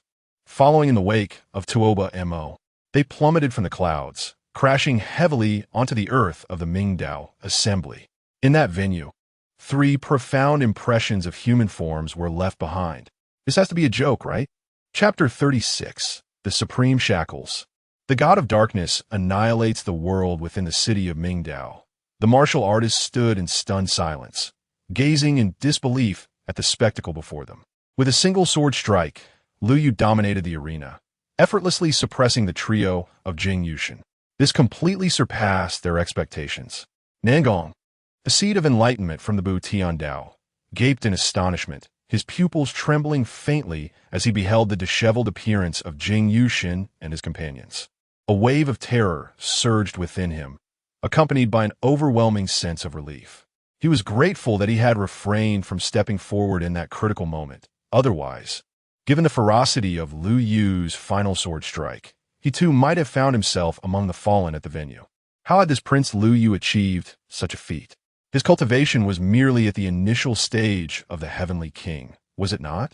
Countless martial artists and prodigies gazed upwards at Lu Yu, their eyes brimming with incredulity. Was it possible that he had mastered a certain profound sword technique? The brilliance of the sword light he had unleashed indeed bore an extraordinary aura, perhaps a secret sword art passed down through the Lu family. Many martial artists engaged in fervent discussions, believing that Lu Yu's triumph was solely attributable to the heritage of the Lu family. Yet, even with such a prestigious lineage, it required Lu Yu's own cultivation, mastery, and at least foundational understanding to wield such high-level techniques. To execute such formidable arts at the Heavenly King level was a testament to Lu Yu's extraordinary talent. However, as the crowd murmured, a voice broke through the clamor, Chu Qingyao's voice, quietly asserting, "No, that is not the secret art of the Lu family. If I am not mistaken, it ought to be the Ascending Dragon Sword Classic." The mention of the Ascending Dragon Sword Classic sent a wave of astonishment throughout Mingdao City. Countless martial artists and prodigies were momentarily taken aback, struggling to comprehend the significance of the Ascending Dragon Sword Classic. Yet, their guardians, seasoned and knowledgeable, soon regained composure and, with a jolt, directed their gazes towards Lu Yu, their eyes filled with a mix of terror and revelation. Indeed, the sword light, resembling a dragon, was precisely the manifestation expected from the Ascending Dragon Sword Classic. However, if memory serves, that very technique was merely a divine, fire-tier sword art. The voices of numerous divine realm masters and holy guardians trembled with shock at the realization. The Ascending Dragon Sword Classic had originated from a minor divine sect that emerged in the heavenly realms 15,000 years ago. Such divine sects rose and fell within mere millennia, and the Ascending Dragon Sword sect was no exception. It had completely declined 3,000 years ago. Consequently, their treasured sword art, the Ascending Dragon Sword Classic, had scattered throughout the heavenly realms. It was not only the Lu family that possessed this art. Many holy sites and divine courts had also acquired and studied this scroll. Yet, no one had deemed it worthy of significant attention, nor had anyone connected the magnificent sword light unleashed by Lu Yu with the Ascending Dragon Sword Classic until Chu Qingyao unveiled the truth, awakening them from their stupor. The magnitude of their astonishment was unfathomable. Chu Qingyao's beautiful eyes turned towards Lu Yu. She had encountered many prodigies before, yet never have I witnessed anyone quite like Lu Yu, possessing the extraordinary ability to execute a mere scroll of ordinary, divine swordsmanship with a grace that rivals, and perhaps even subtly transcends, the pinnacle of supreme techniques. Such an alchemy of the miraculous into the mundane elicited a sense of reverence in Chu Qingyao's gaze towards Lu Yu. This prince is indeed the person I sensed. Chu Qingyao's heart swelled with joy, yearning to approach and forge an acquaintance with Lu Yu. However, at that moment, within the heart of Mingdao City, in the very center of the assembly, Jing Yuxian, who had been hurled away by Lu Yu's sword, gritted his teeth and stood once more. "Lu Yu, you have thoroughly enraged me," Jing Yuxian bellowed, his voice akin to the roar of a primordial beast, threatening to shatter mountains and rivers. As his roar subsided, a remarkable ethereal black chain materialized around him, resonating with a thunderous sound. Upon this chain, numerous runes of law shimmered with divine light, firmly binding the region of Jing Yuxian's heart. The moment the chain appeared, an indescribable, supreme pressure, as if unparalleled in heaven and earth, surged forth, momentarily silencing all of Mingdao City. Was that the supreme shackles? Indeed, it was the supreme shackles left within Jing Yuxian by the three great supremes of the Jing family, intended to seal his accompanying divine fire. How did these supreme shackles manifest? No, wait. Amidst the myriad of astonished voices, Jing Yushin once again howled skyward, his blood surging and spiritual power swelling. From his chest erupted a radiant divine light, a blaze as resplendent as the sun leaping forth. As this flame emerged, the atmosphere around Jing Yushin intensified, his aura skyrocketing, instantly breaking into the realm of quasi-emperorship and continuing to ascend.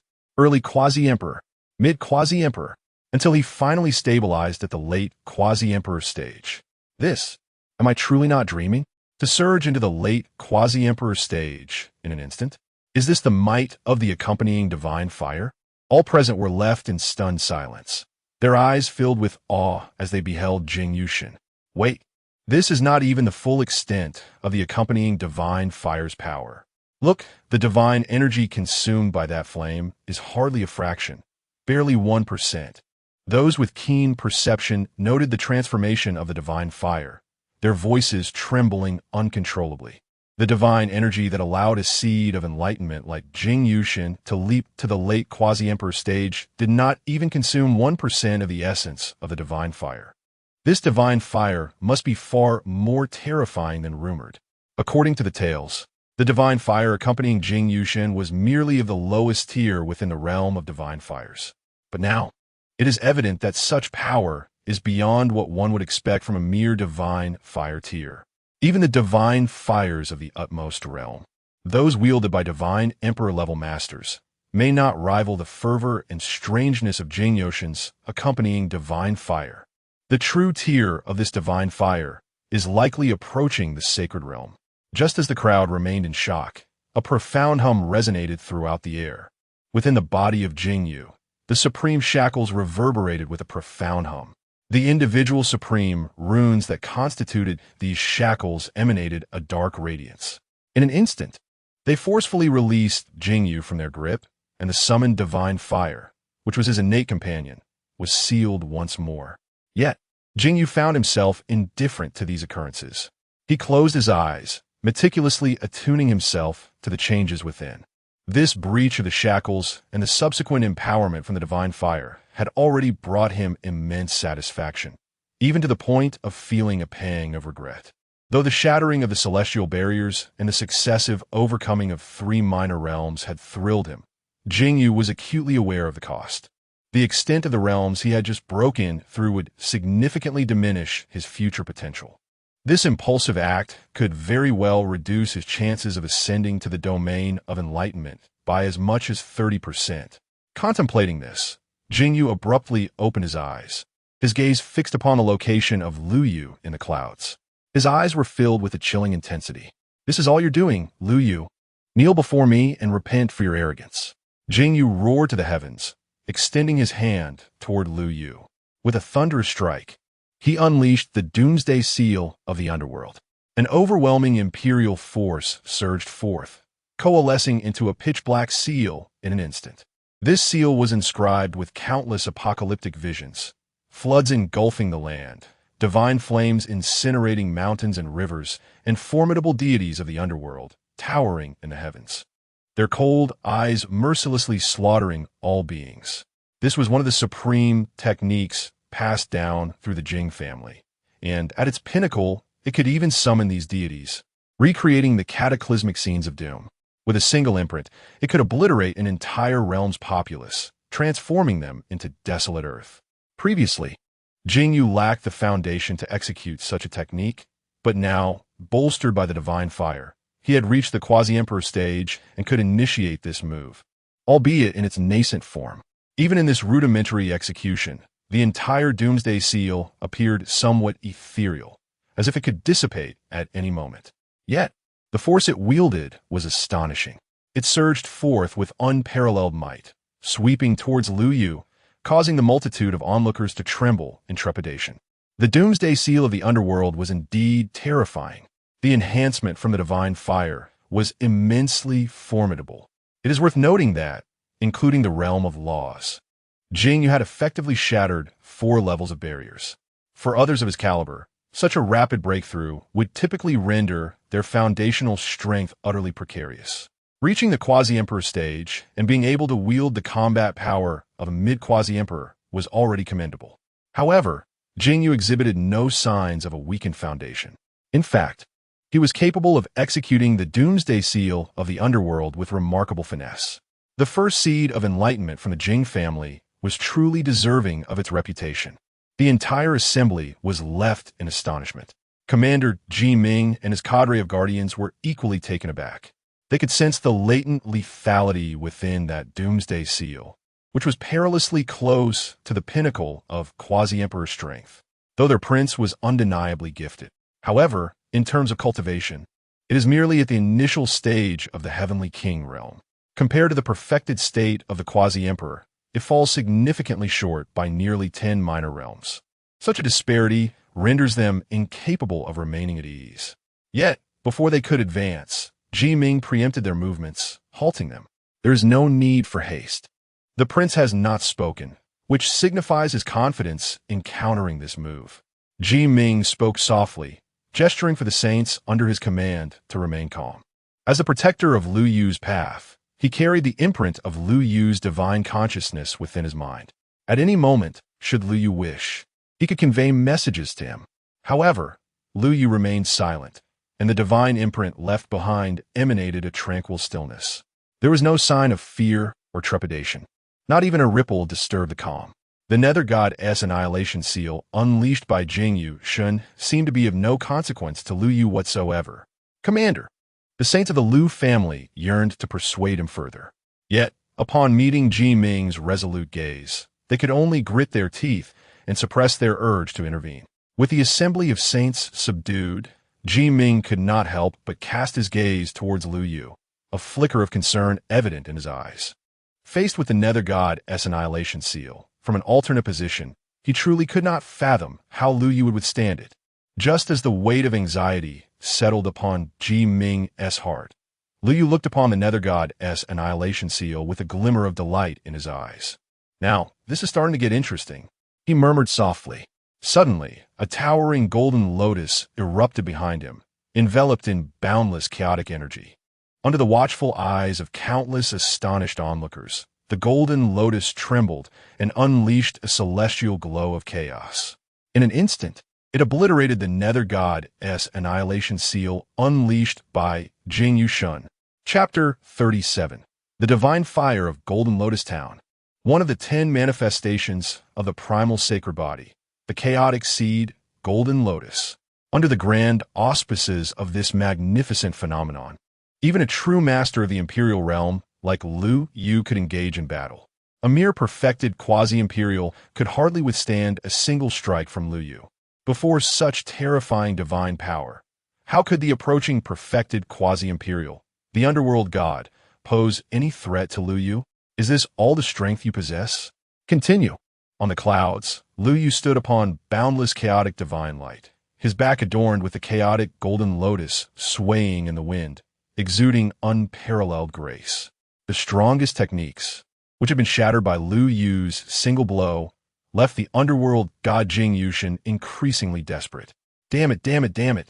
Sensing the overwhelming divine might emanating from the chaotic golden lotus, Jingyu Shun was utterly horrified when he beheld Lu Yu in the sky, standing apart from the world, calmly observing the tumult. The flames of jealousy ignited in his eyes, burning fiercely with an almost maddening intensity. With a roar, Jingyu Shun's blood surged within him, and his spiritual power violently struck toward the sealed location of his companion Divine Fire within his chest.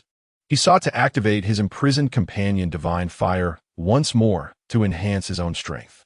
Buzz, as Jingyu Shun made his move, the supreme shackles sealing his companion Divine Fire trembled in response. While suppressing the agitated fire within him, they also cautioned Jingyu Shun not to act rashly. Yet, how could Jingyu Shun remain calm at this moment, especially upon seeing that even Chu Qingyao's gaze was completely fixated on Lu Yu? His jealousy became uncontrollable. With a roar, divine light erupted from his being, and he began to burn his own blood essence. He was determined to inflict self-harm to forcibly break the shackles and unleash his potential for battle. The supreme shackles, sensing Jingyu Shun's will, seemed to possess a spirit of their own. After a tremor and a hum, they finally relaxed their constraints. With the release of the supreme shackles, a surge of divine energy burst forth from the companion divine fire, entering Jing Yushin's body. As this divine power settled within him, Jing Yushin felt a surge of vitality. His boiling blood became even more refined, and the spiritual power in his dantian took on an increasingly extraordinary quality. There were even signs of a new breakthrough in his realm, as if he were on the verge of shattering his bottleneck to reach perfected quasi-imperial status. Could the companion divine fire be so formidable? My heavens! Jing Yushin seemed invincible. With this divine fire, who among the younger generation could possibly contend with him? It was simply inconceivable. Witnessing this scene, all spectators turned pale. Even Chu Qingyao's eyes widened in astonishment as she cast a worried glance at Lu Yu. At that moment, as the atmosphere shifted, Lu Yu's expression also transformed. However, it was not one of trepidation or fear, but rather a glimmer of delight akin to that of a hunter spotting its prey. 4.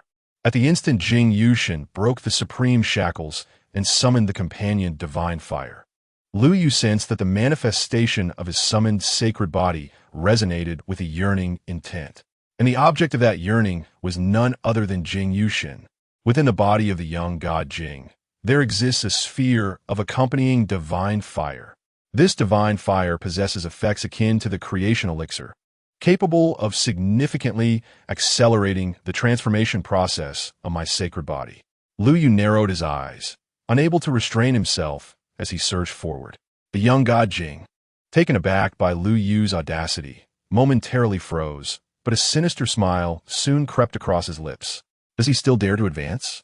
Empowered by the accompanying divine fire, Jing felt an overwhelming strength coursing through him.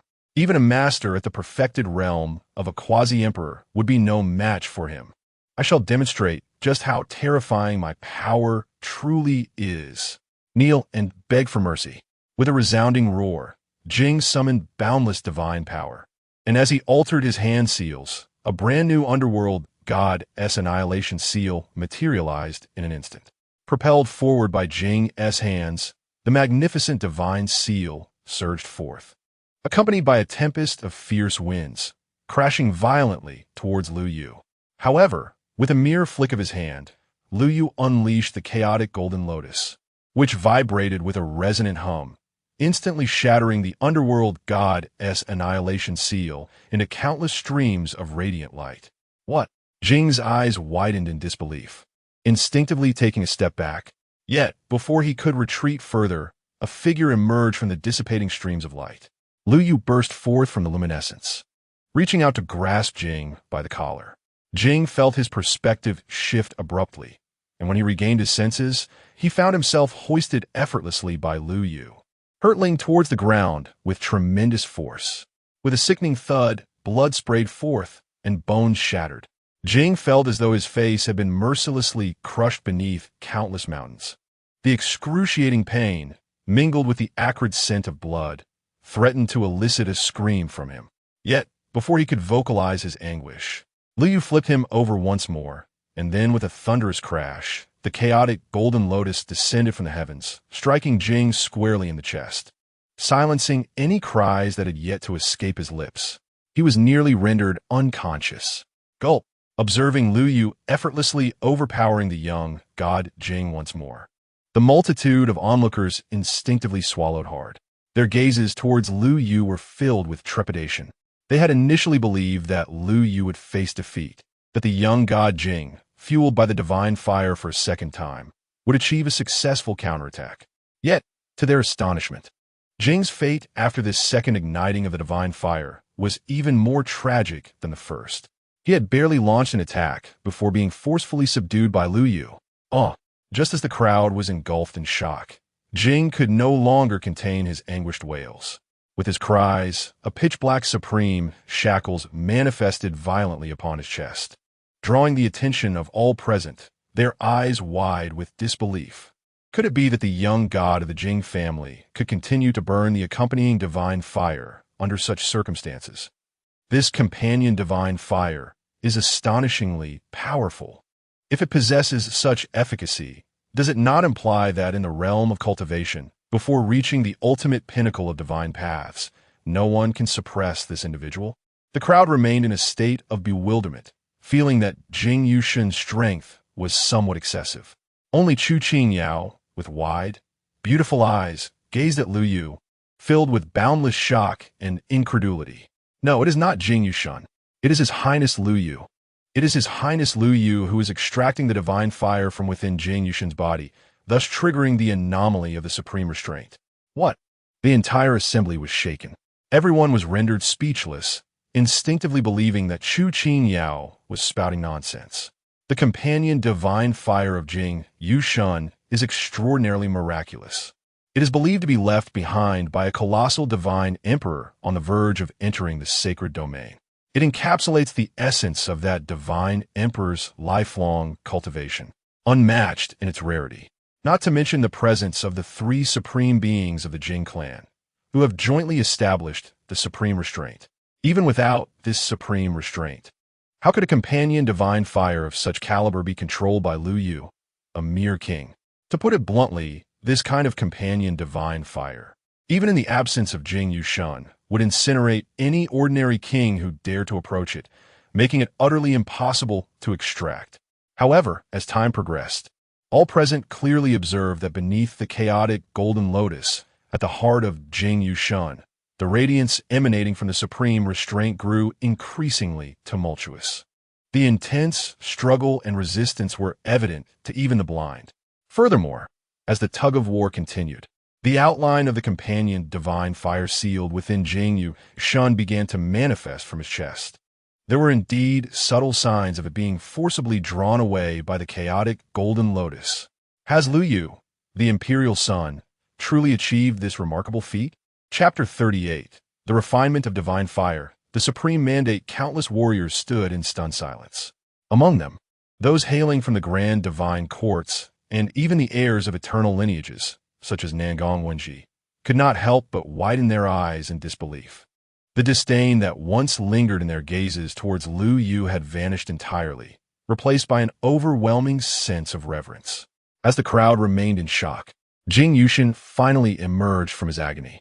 Sensing the peril that threatened his accompanying divine fire, he involuntarily shuddered.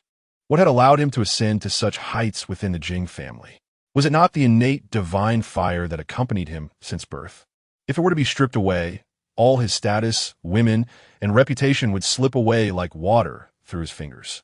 The mere thought of such a fate sent a chilling wave through Jing Yushun, compelling him to regain his composure.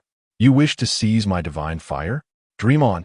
With a calm resolve, Jing Yushun channeled all his spiritual energy into the accompanying divine fire. Under the stimulation of his energy, the divine fire surged with power. Yet this time, instead of absorbing the divine might, Jing Yushun directed it entirely into the supreme shackles. With the infusion of this divine strength, the supreme shackles within Jing Yushun began to emanate an unparalleled might. The supreme laws left behind by the three great sovereigns erupted at that moment, invigorating Jing Yushun's spirit and causing a wild grin to spread across his face. Not long ago, Jing Yushun had been utterly disheartened, feeling constricted by the shackles left within him by the three sovereigns, which hindered his ability to unleash the full potential of his accompanying divine fire. Yet now, he felt an immense sense of relief. Were it not for these supreme shackles, his divine fire would surely have been extracted by Lu Yu. As he reveled in this fortune, Jing Yushun activated the supreme shackles and charged towards the chaotic golden lotus manifestation of Lu Yu. Boom!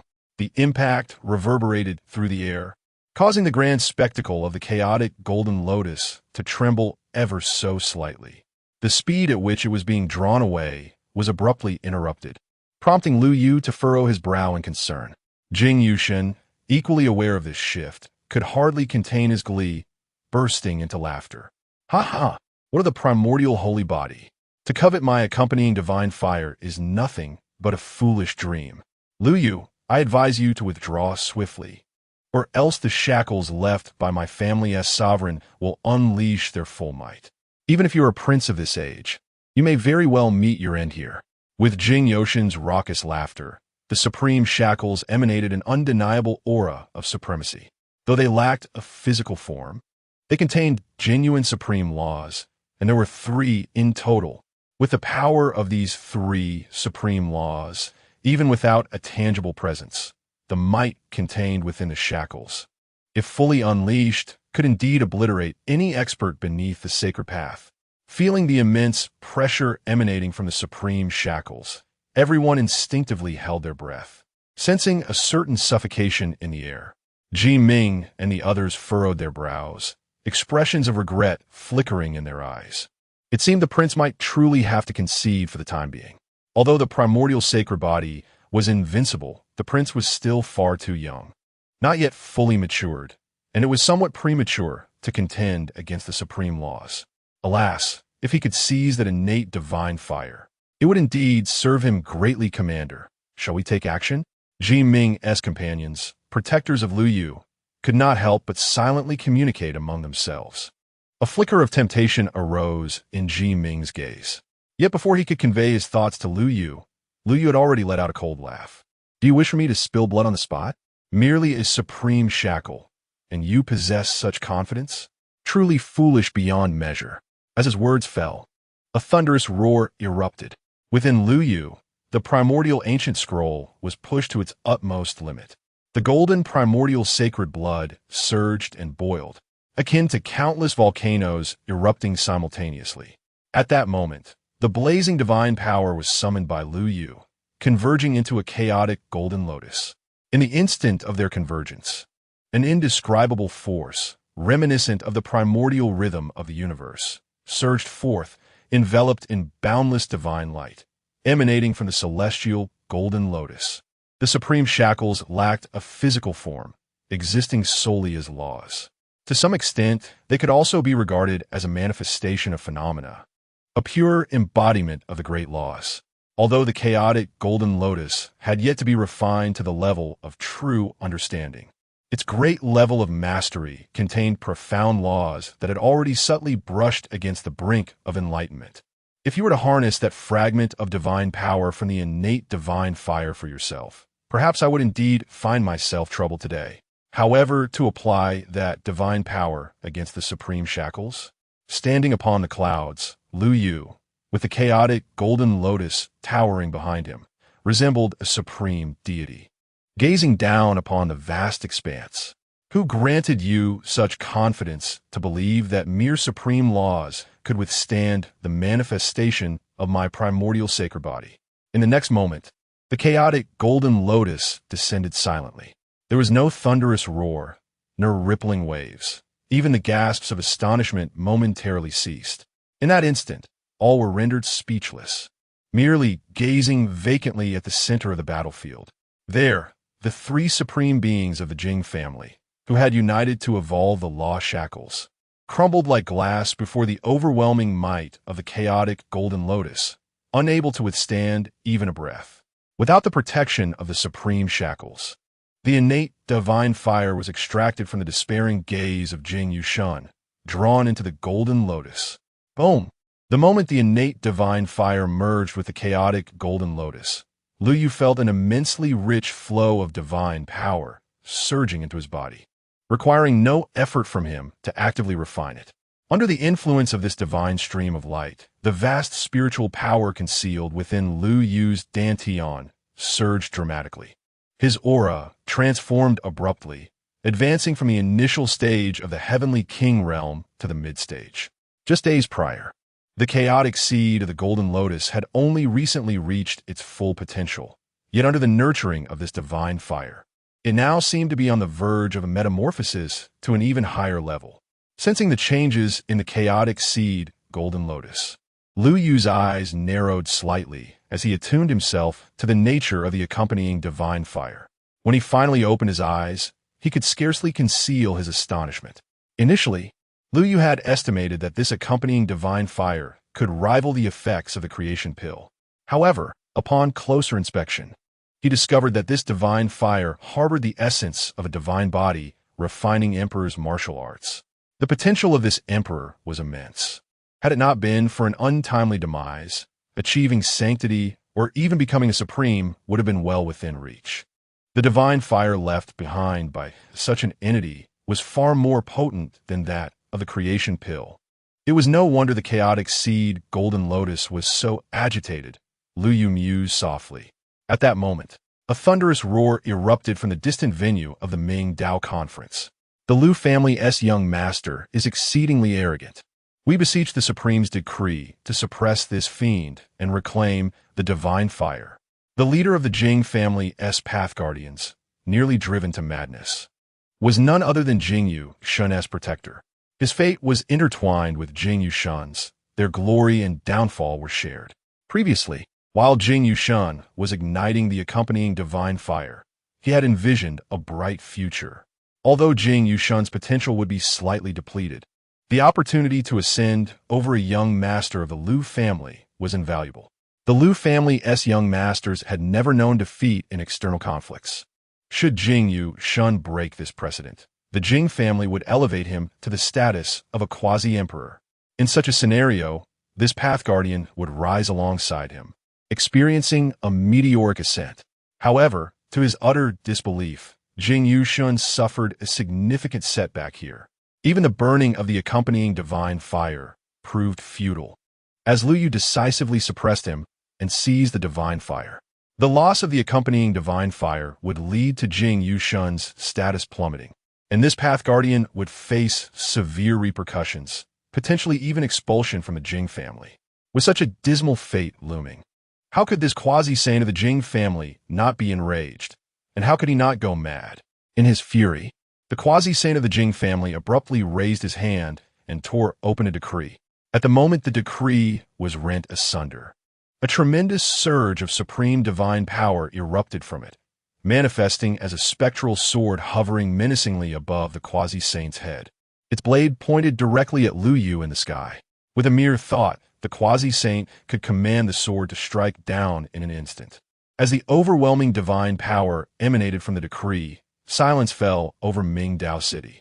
All present gazed in disbelief at the quasi-saint of the Jing family, feeling as though he had completely lost his sanity. Jing Yushun was stripped of his divine fire, his appearance pitiful, yet no one felt sympathy. It was evident to the discerning. From the very beginning, Lu Yu had no intention of seizing his divine fire. It was Jing Yushun's own relentless provocations, twice igniting his divine fire to break the shackles that summoned this calamity. Moreover, in the realm of the strong, victory and defeat are commonplace. Whether it be the seizure of divine fire or the shedding of blood, such occurrences are not rare. The actions of the Jing family are, without a doubt, excessively disgraceful and intolerable. Under the astonished gazes of many, a Jing family quasi-saint gradually regained composure and fixed his glare upon Lu Yu. I beseech His Highness, the 9th Imperial Prince, to return the accompanying divine fire of my family's young god. Oh, Lu Yu replied, gazing down at the Jing family's quasi-saint. The overwhelming pressure of supremacy seemingly non-existent to him. He merely regarded the quasi-saint with indifference. What if I refuse to return it? Then I must apologize for offending the Imperial Prince. The quasi-saint of the Jing family ground his teeth fiercely and raised his hand to summon the sword of law formed by the decree of supremacy, aiming it towards Lu Yu. However, before the decree could approach, Ji Ming stepped forward from behind Lu Yu.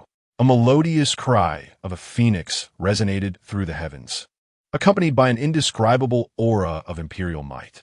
In his grasp, Ji Ming held a golden-red phoenix-winged halberd.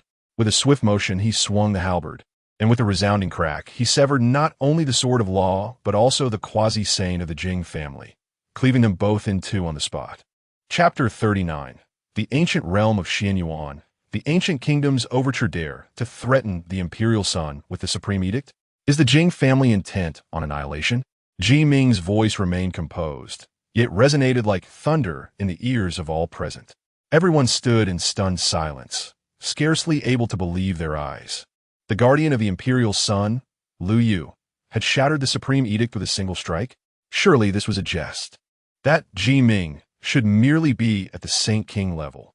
Ah, it was the phoenix-winged golden halberd, a legendary weapon of the Dao Emperor, one of the 3 esteemed weapons of the supreme Emperor Tai Su.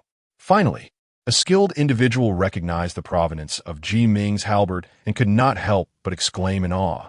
Even Lu Yu turned his gaze towards his venerable protector, a hint of surprise glimmering in his eyes. He had not anticipated that his esteemed guardian concealed such formidable power. To carry a Dao Emperor weapon at his side, such depth of resources was indeed terrifying.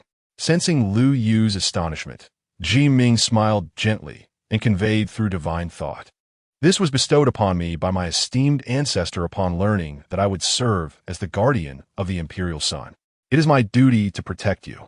So as a gesture of goodwill from the venerable Tai Su, Lu Yu nodded slightly, etching this sentiment into his heart. Meanwhile, the guardians of Jing Yushin were utterly panicked.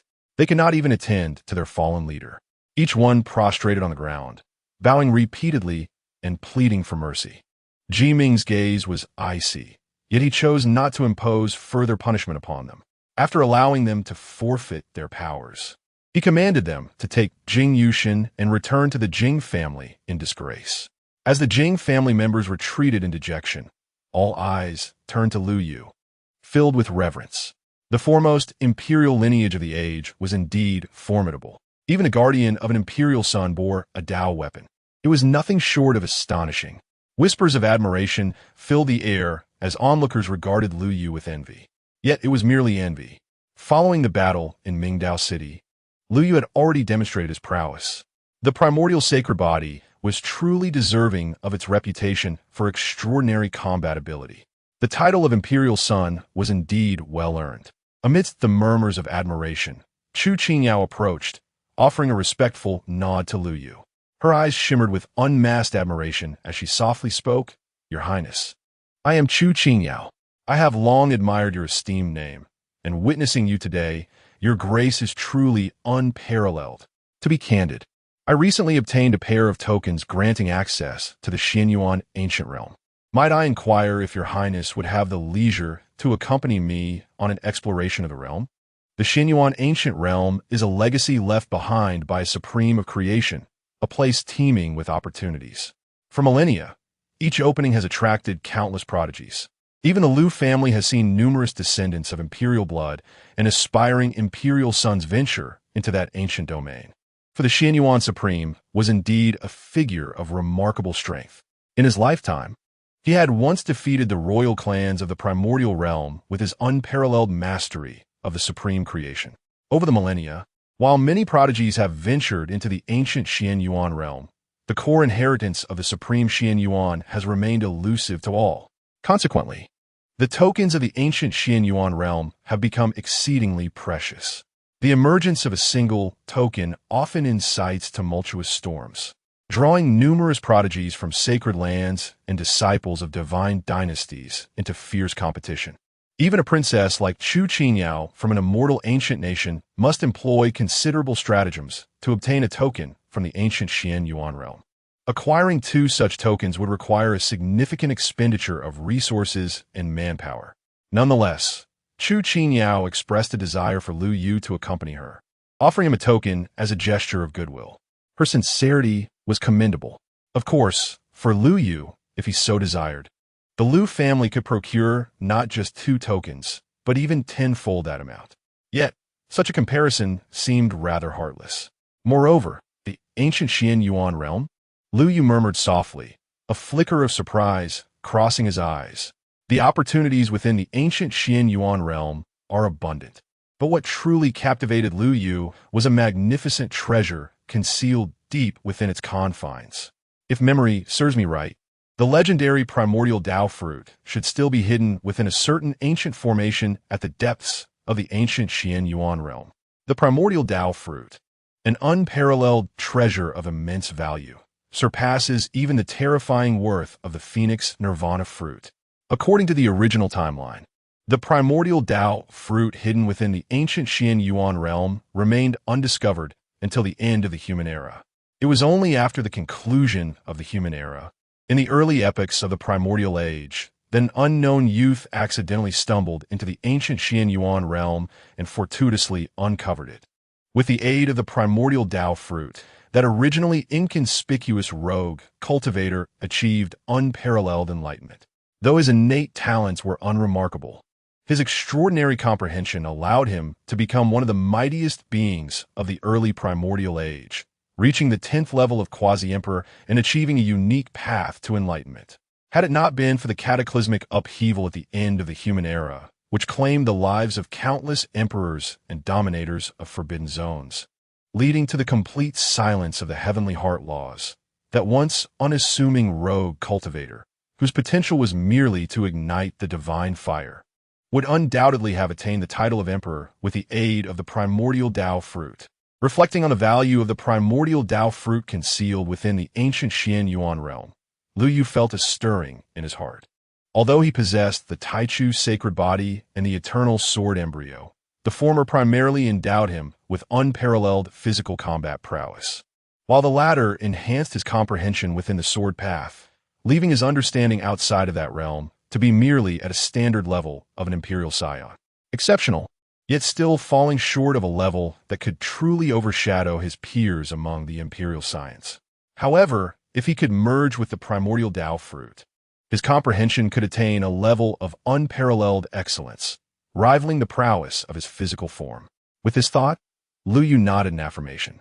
Since the princess has extended her invitation, I am naturally delighted to attend. Upon hearing Lu Yu's words, a glimmer of surprise appeared in Chu Qingyao's eyes, and she immediately inclined her body, saying, "The Xian Yuan ancient realm will open in approximately 10 days.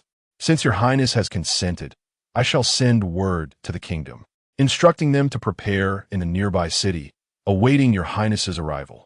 10 days, is it? Lu Yu pondered. He could currently remain in the realm of Wangu for only 10 days at a time. With 3 days remaining on this day, it seemed that he would return to Wangu just in time for the opening of the Xian Yuan ancient realm. The timing was indeed fortuitous. With a month of preparation ahead, he could return to the present world to meticulously investigate the fortunate few who achieved enlightenment during the early epochs of antiquity.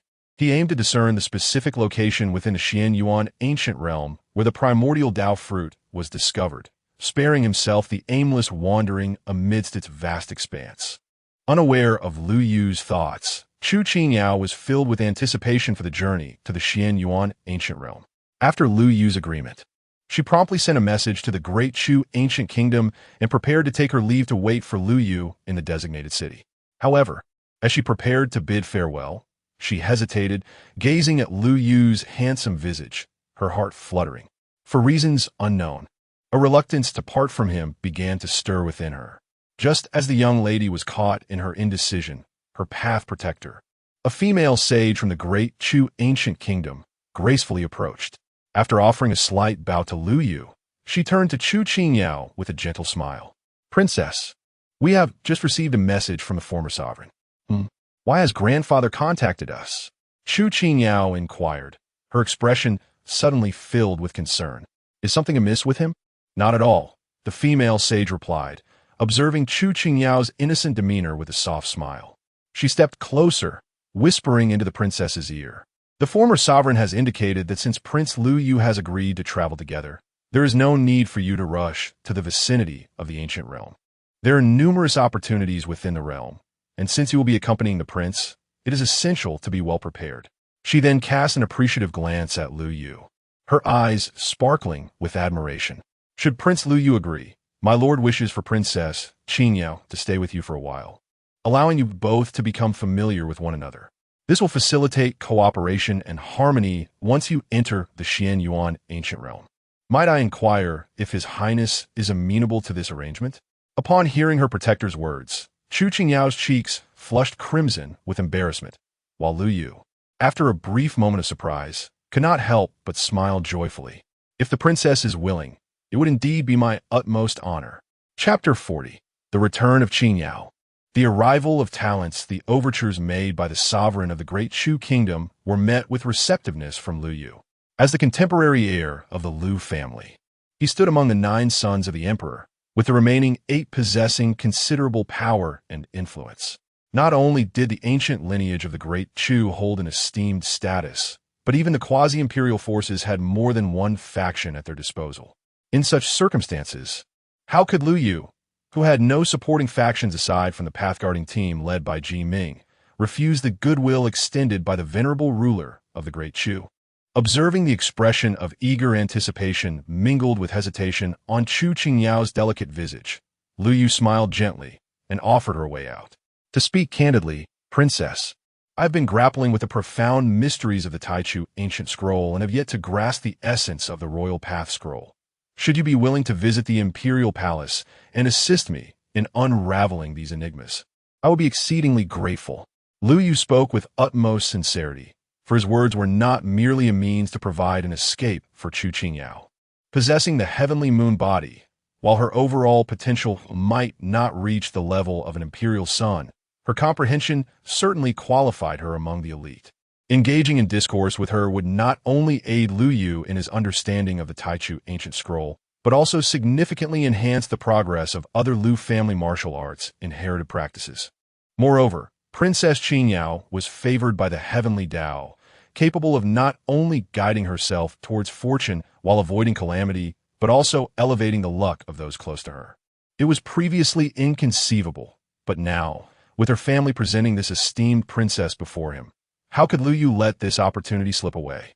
Furthermore, within the Lu family's imperial tower, there are numerous teachings that align with your heavenly moon body. Accompanying me will surely prove beneficial. As Lu Yu spoke, a blush crept onto Chu Qingyao's cheeks, her beautiful eyes reflecting a struggle. She longed to nod in agreement, yet hesitated, feeling that such a direct affirmation might appear somewhat lacking in decorum. Below them, countless male warriors and youthful prodigies in the Mingdao city held their breath, their hearts racing as they observed their goddess. While they no longer believed themselves to be contenders against Lu Yu, they were reluctant to surrender hope until the final moment. Thus, they fervently prayed in silence for Chu Qingyao to decline the offer, as long as she did not acquiesce. They could still deceive themselves into believing a glimmer of hope remained. However, in the next moment, Lu Yu faintly perceived the sound of countless hearts shattering. Very well. In the coming days, I shall look forward to your guidance, esteemed Lu Yu. Chu Qingyao replied softly, her voice barely above a whisper, her face suffused with shyness. The aloof, ethereal grace she once possessed seemed to have transformed into that of a bashful bride on the threshold of marriage. With a gentle smile, Lu Yu stepped forward and delicately took Chu Qingyao's hand, all the while under the watchful gaze of countless heartbroken onlookers. Under the affectionate gaze of the benevolent, matronly smile of the female sage from the ancient state of Dechu, Ji Ming boarded his divine vessel. However, just as Lu Yu was preparing to return to his family, a radiant divine rainbow shot into the sky within Mingdao City, arriving before the divine vessel. Ji Ming and the other protectors of Lu Yu furrowed their brows, ready to admonish the newcomer. Yet, before they could utter a word, the young man who rode the divine rainbow spoke respectfully. Nan Gongwan, the foremost seed of the path of supplementation, expressed his admiration for the imperial demeanor of Lu Yu, and, if Lu Yu would not reject him, he wished to follow him henceforth, serving as one of his loyal subordinates. He earnestly requested Lu Yu to grant him this opportunity. After speaking, the young man took a deep breath, adjusted his attire, and, under the astonished gazes of countless onlookers, knelt before Lu Yu in a profound bow. Heavens, what am I witnessing? The seed of the path of supplementation has taken the initiative to request to be a follower of Lu Yu, the imperial heir. After a brief silence, a wave of astonishment swept through Mingdao City. Everyone stared incredulously at Nan Gongwan, rendered speechless by the shock. The path of supplementation is an immortal lineage no less formidable than the ancient state of Dechu. Its foundation far exceeds that of families like the Jing and the Tuoba, which have risen to prominence in less than a millennium with the support of the Lu family. Correspondingly, as the leading seed of the path of supplementation in this generation, Nan Gongwan's talent and strength surpass that of the likes of Jing Yushin by a significant margin. Even when compared to Chu Qingyao, he would not fall short by much. To think that such an individual would voluntarily seek to become a follower of Lu Yu. It is essential to understand that being a follower is not merely a matter of words. Once Lu Yu consents, the extraordinary fortune of Nan Gongwan will be intertwined with that of Lu Yu.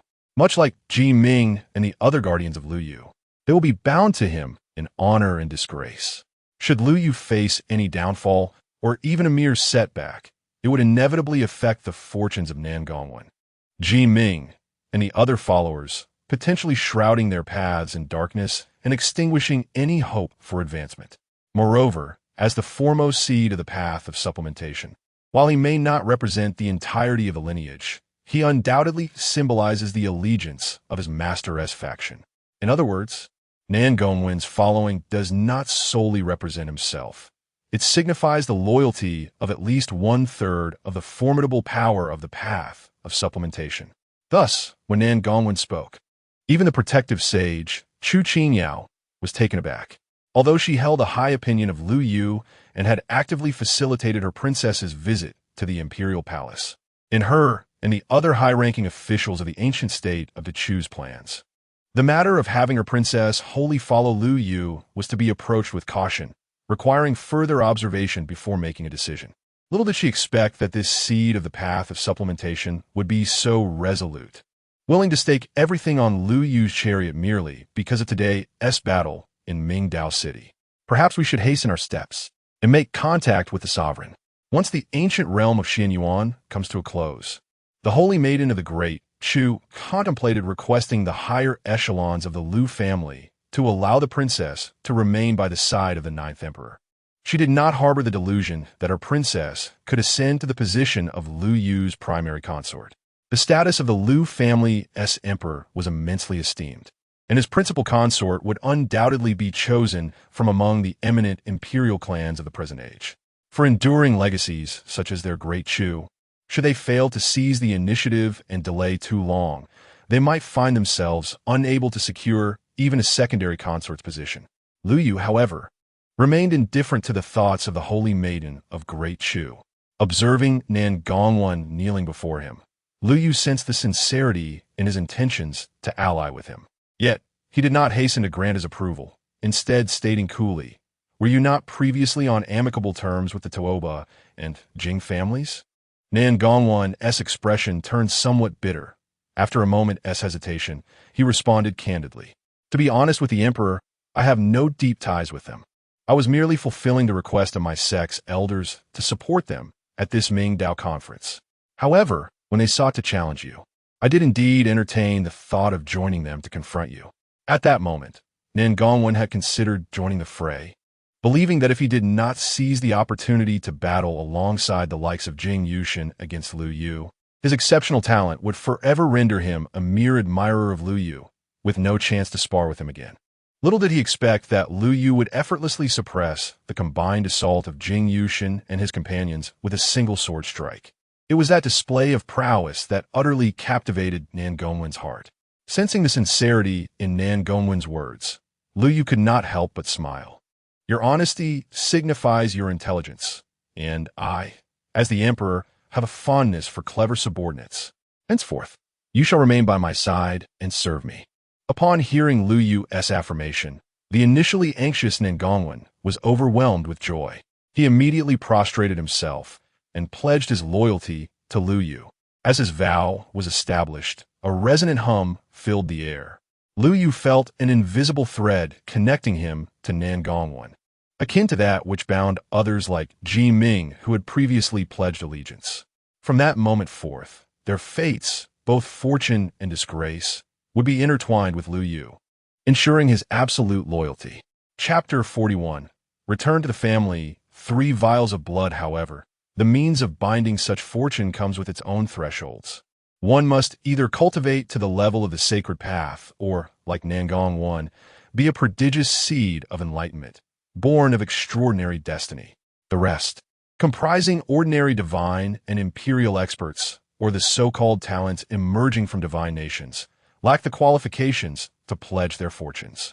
Upon witnessing Nangongwen genuinely vow to follow Lu Yu, the assembly at Mingdao City, originally gathered for the Mingdao conference, began to stir restlessly. Their gazes fixed upon Lu Yu, now ignited with fervor. Instantly, another group of prodigies surged forth, all hailing from revered sacred lands. Though they may not rival the seeds of enlightenment, they nonetheless stood as exceptional among the current youthful generation, endowed with a modicum of celestial fortune. Observing Lu Yu accept Nangongwen, They too aspired to draw near and follow him. Yet, Lu Yu held no interest in this cohort. As a paragon of his era, he was not obligated to accept just anyone. It was not that he looked down upon the prodigies of sacred lands. Rather, the current assembly clearly resembled mere opportunists. Had Lu Yu not attended the Mingdao conference, these same prodigies would have been bowing and currying favor with figures like Jing Yushin or Tuoba Xuanta'a. Lacking sincerity and talent inferior to that of Nangong Wan, they merely sought to utter flattering words to elevate their own status. He was an imperial son, not a sage. Reassured, the imperial son needed no further words from Lu Yu. Ji Ming had already discerned the intentions of his sovereign and stepped forward, gently waving the golden-winged halberd. An invisible aura of authority stood firm before the group of sacred land prodigies. Esteemed guests, the imperial son is weary and wishes to return to the imperial palace for rest. I kindly request you to remain here. Ji Ming's royal presence brooked no dissent. One audacious prodigy from the sacred lands attempted to speak again, but a mere glance from Ji Ming sent a shiver down his spine, silencing him instantly. Lu Yu chose not to engage further with them. Accompanied by Chu Qingyao and Nangong Wan, he turned back towards his divine vessel. Under the watchful gaze of countless awestruck onlookers, they returned to the Lu family South Imperial Court. Is this truly the Imperial Court? Above the expanse of the Lu family's Imperial City, within the majestic Imperial Court, Chu Qingyao and Nangong Wan cautiously followed in Lu Yu's wake. They beheld the grand sight of towering imperial palaces, ethereal clouds swirling, and an overwhelming aura of imperial might suffusing the air. Their hearts raced uncontrollably. Each hailed from illustrious lineages, one a ninth princess of an immortal ancient nation, the other the foremost seed of enlightenment from an immortal orthodox lineage. Their backgrounds and experiences were far from insignificant. They had previously accompanied their family elders to visit various other imperial factions, which too exuded an impressive grandeur. Yet, in comparison to the Lu family, the disparity became stark, instilling an even deeper sense of anxiety within them. Particularly as other experts from the Lu family's imperial palaces cast curious glances in their direction, their tension heightened and their breaths quickened. Sensing the emotions of the two individuals, Lu Yu offered a faint smile and deliberately quickened his pace, leading them towards the Fire Emperor Palace. Feeling Lu Yu's considerate attention, both Nangong Wan and Chu Qingyao felt a warmth in their hearts, gazing at him with growing admiration. Upon entering the imperial palace, their eyes widened, not in astonishment at the palace's furnishings or formations, but in recognition of a childhood idol, the mountain-guarding great sage. Chu Qingyao and Nangong Wan hurriedly bowed, their eyes filled with reverence for Lu Jinshan, the legendary figure known for his unparalleled feats in his youth. The young prodigies of the Taishan realm were all familiar with his illustrious achievements. Lu Jinshan waved his hand, signaling them to rise. He looked at Lu Yu with an expression of deep satisfaction. Well done with the matters in Mingdao City, little fellow, he said, patting Lu Yu on the shoulder and gesturing to a Lu family sage who stepped forward with a smile. The sage gently placed a tray covered with red cloth onto the table within the palace. Before the cloth was removed, both Chu Qingyao and Nangong Wan felt an indescribable, overwhelming pressure emanating from beneath it.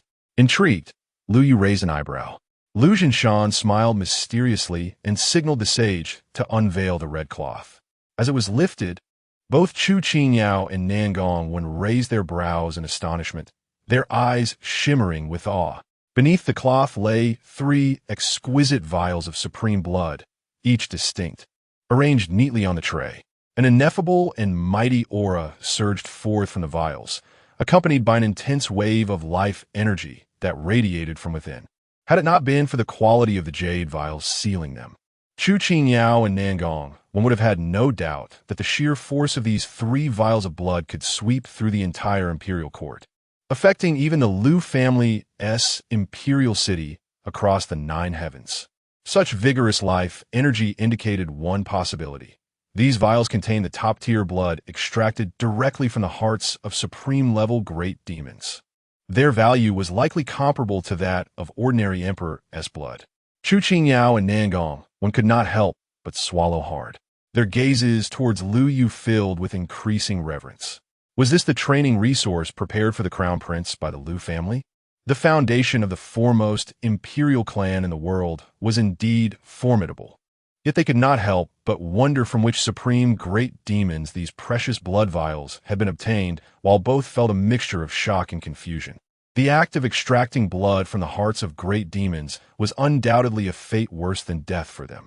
The extraction of an entire vial of blood could render their millennia of cultivation futile and might even jeopardize their future paths, making further progress impossible. Thus, if they were to sense that their heart's blood was to be extracted, any supreme demon would vow to resist fiercely. To obtain 3 vials of supreme blood, one would need to invoke the forces of creation, which might not suffice. At the very least, a quasi-emperor would need to be present to ensure success. Yet, there had been no recent news of any quasi-emperor from the Liu family emerging from seclusion, nor had they sensed any fluctuations indicative of a supreme battle. The clash between beings of power above the supreme realm would inevitably affect the very fabric of the Taishan realm, even if the battlefield lay beyond its borders in the void. Questions lingered in the hearts of Nangong Wan and Chu Qinyao, yet Lu Yu remained remarkably composed. After casting a glance at the 3 vials of precious blood, he redirected his gaze to Lu Jinshan and jested, "Uncle Ancestor, these 3 vials of blood are merely equivalent to 3 supreme medicinal herbs at best. However, what you have conceded to your grandson amounts to a staggering 10 medicinal herbs." Lu Jinshan chuckled as he stroked his beard, assuring, "Do not worry, your reward shall not be lacking. Do you think your Uncle Ancestor would owe you anything? These 3 vials of blood are not part of the 10 medicinal herbs. They're simply a token of recognition for your commendable performance. An additional treasure I have procured for you." As he spoke, Lu Jinshan flicked his finger, causing a small crack to appear in the seal of the 3 vials. Instantly, 3 extraordinary, vast auras of supreme essence surged forth, filling the entire Lihua Emperor Palace. Upon sensing these remarkable energies, both Chu Qinyao and Nangong Wen's eyes widened in astonishment. Their expressions mirrored that of someone who had just encountered a ghost, as they stared at the 3 vials of blood that carried a vaguely familiar aura. Even Lu Yu could not help but display a hint of surprise in his gaze. Amidst the astonished stares of the 3 young ones, Lu Jinshan pointed to the vials and spoke leisurely in Mingdao City. "When someone from a Jing family dared to employ a supreme edict against you, your Uncle Ancestor was immediately aware. However, seeing that you had the protection of King Ji Ming by your side, I refrained from making a fuss and instead visited the ancestral grounds of the Jing family to reason with the 3 supremes there. Perhaps sensing their guilt, they willingly opened their hearts, each offering a vial of their blood." His words were soft-spoken, yet thunderous, resonating like a clap of thunder in the ears of Chu Qinyao and Nangong Wan. The young lady instinctively covered her lips, unable to suppress the tumultuous rise and fall of her chest. Nangong Wan trembled, his gaze towards the 3 vials filled with disbelief. Even Lu Yu raised his eyebrows slightly, his eyes sparkling with a fierce brilliance. Chapter 42. The Perfected Sovereign, the name of the winged king on this day, within the various factions of the Taishan realm. A clandestine message began to spread like wildfire. The 3 supreme beings of the illustrious Jing family unexpectedly announced their retreat into seclusion once more, with an anticipated absence from the world for several millennia. Consequently, the once arrogant offspring of the Jing family found themselves humbled, many of them placed under house arrest by their elders and ancestors, confined within the territory of the Jing family. As the news circulated, a subtle tremor rippled through the major powers of the Taishan realm. In light of such a significant revelation, the acquisition of 3 vials of supreme blood by the esteemed prince of the Liu family seemed rather inconsequential. Lu Yu, too, could not afford to squander the precious time bestowed upon him from eons past by fixating on the Jing family. In the ensuing 2 days, perhaps due to the connection between the blood of the 3 supreme beings and the divine fire of Jing Yushun, Lu Yu found his efficiency in refining the accompanying divine fire greatly enhanced through the use of the 3 vials of supreme blood. His cultivation ascended 2 realms, culminating in the perfection of the sovereign king stage. Moreover, During his training, thanks to his discussions and sparring with Chu Qingyao, he successfully comprehended the essence of the ancient scroll of primordial beginning and further advanced his mastery of a supreme-level swordsmanship inheritance, the pure yang slashing technique, to a minor completion stage.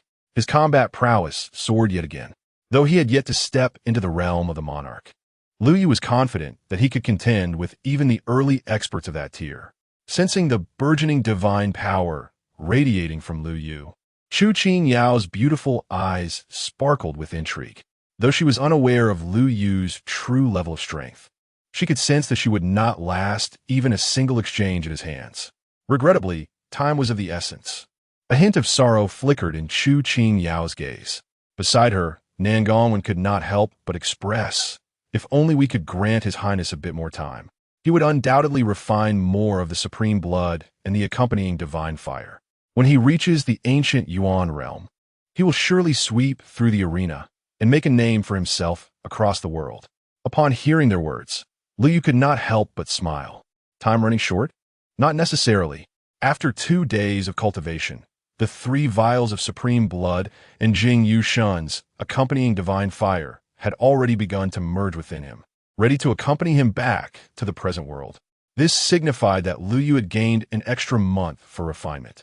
Furthermore, with these treasures aiding him, upon returning to the present, Lu Yu's cultivation could steadily advance, ensuring that the loss of the unparalleled cultivation environment of antiquity would not waste an entire month.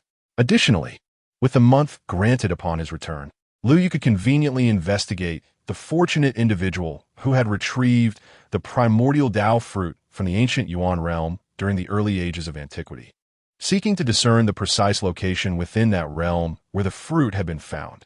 However, these matters pertained to Lu Yu's most formidable trump card. He naturally refrained from making it explicit, merely offering a faint smile and choosing not to elaborate further. As the countdown approached its conclusion, within the confines of the imperial sun's abode, reserved solely for Lu Yu in the Fire Emperor's palace, he closed his eyes and allowed his thoughts to gently drift. Boom!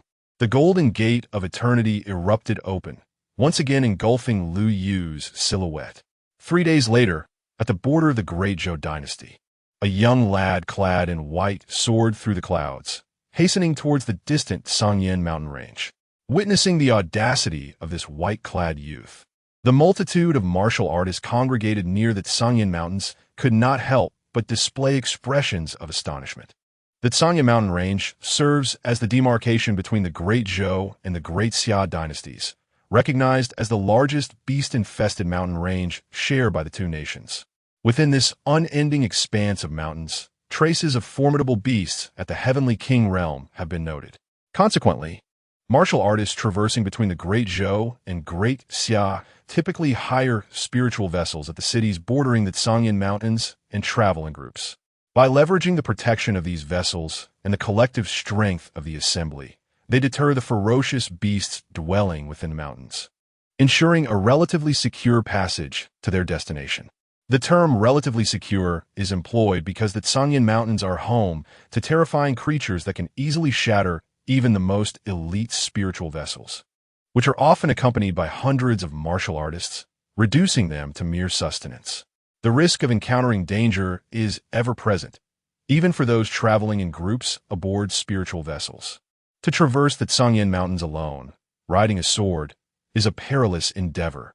Among 1,000 souls, it is rare for even one to emerge unscathed. At the entrance of the Sangyan mountain range on the Great Zhou side, a middle-aged martial artist shook his head, a flicker of regret gleaming in his eyes as he observed the white-clad youth. It is a pity that such a promising young man might meet his demise at the jaws of the beasts within the Sangyan mountains. One wonders which family scion has ventured out to hone his skills without the counsel of an elder. This middle-aged martial artist held a significant position as the overseer responsible for organizing martial artists to hire spiritual vessels within the city. Upon hearing his remarks, several martial artists echoed their agreement, some lamenting the youth's fate while others scoffed at his audacity. As they engaged in their discussions, a few merchants traveling between the Great Zhou and Great Xia turned their heads in astonishment, gazing at the receding figure of the white-clad youth, their expressions marked by disbelief. Wasn't that the esteemed gentleman we encountered in the southern Xian city of the Shin family? Stammered a young merchant. Swallowing hard as he glanced towards the elder merchant leading the group, his voice trembling slightly. The elder merchant, tilting his head back, bore a face weathered by time, now filled with shock. After a moment, he nodded gently. Indeed, that is the one. What are you all chattering about so mysteriously? Have you recognized that young man in white? The middle-aged supervisor noticed the unusual expressions of several merchants, their brows furrowed, and could not help but approach them to inquire. The other martial artists also turned their gazes towards the scene, their eyes glinting with a hint of mockery. Initially, they had harbored a vague belief that the youth in white might be a reclusive powerhouse of extraordinary lineage, casually mingling among the mundane. Though the likelihood was slim, the possibility lingered, did it not? However, upon witnessing the recognition among the merchants, they began to question the youth's true standing. How significant could his identity be? It was likely that once he entered the Tsangyan mountain range, it would not be long before some beast would feast upon him, devouring him whole. One martial artist chuckled quietly to himself. Yet, in the next moment, his laughter was abruptly silenced. Under the stern inquiry of the middle-aged supervisor, the young merchants grew visibly anxious. In contrast, the elder merchant remained composed, hastily clasping his hands and lowering his voice. I dare not conceal from the supervisor. If this old man is not mistaken, the individual just now should be none other than His Highness Liu Yu, the head of the Liu family. With these words, the previously mocking martial artist fell instantly silent, and even the expression of the middle-aged supervisor transformed into one of remarkable intrigue. Chapter 43. The Search for the Yun Clan. The beautiful disaster. What manner of person is Liu Yu? In less than 3 months, a single man with a sword has slain the Spirit King, quelled the Yu Yin, and vanquished Zhou Rui. Leading the Liu family, he has established himself as the uncrowned king of the 3 states in the northern frontier, subtly asserting a dominion of his own. His renown has already spread throughout the entire Great Zhou. Such an individual, to traverse the Tsangyan Mountains, would hardly need to concern himself with the perils posed by demonic beasts. Rather, it is the creatures of the Tsangyan Mountains that ought to seek their own fortune, avoiding this harbinger of destruction who could effortlessly extinguish even a perfected heavenly king with a single stroke. Yet, one must ponder why this esteemed Prince Yu has suddenly chosen to cross the Tsangyan Mountains. What purpose does he have in the Great Xia dynasty? Could it be that he intends to ally with the Great Xia to counter the Great Zhou? The middle-aged official mused, shivering involuntarily, feeling as though he had brushed against some grand scheme of monumental significance. Were Liu Yu to learn of this official's thoughts, he would likely burst into laughter.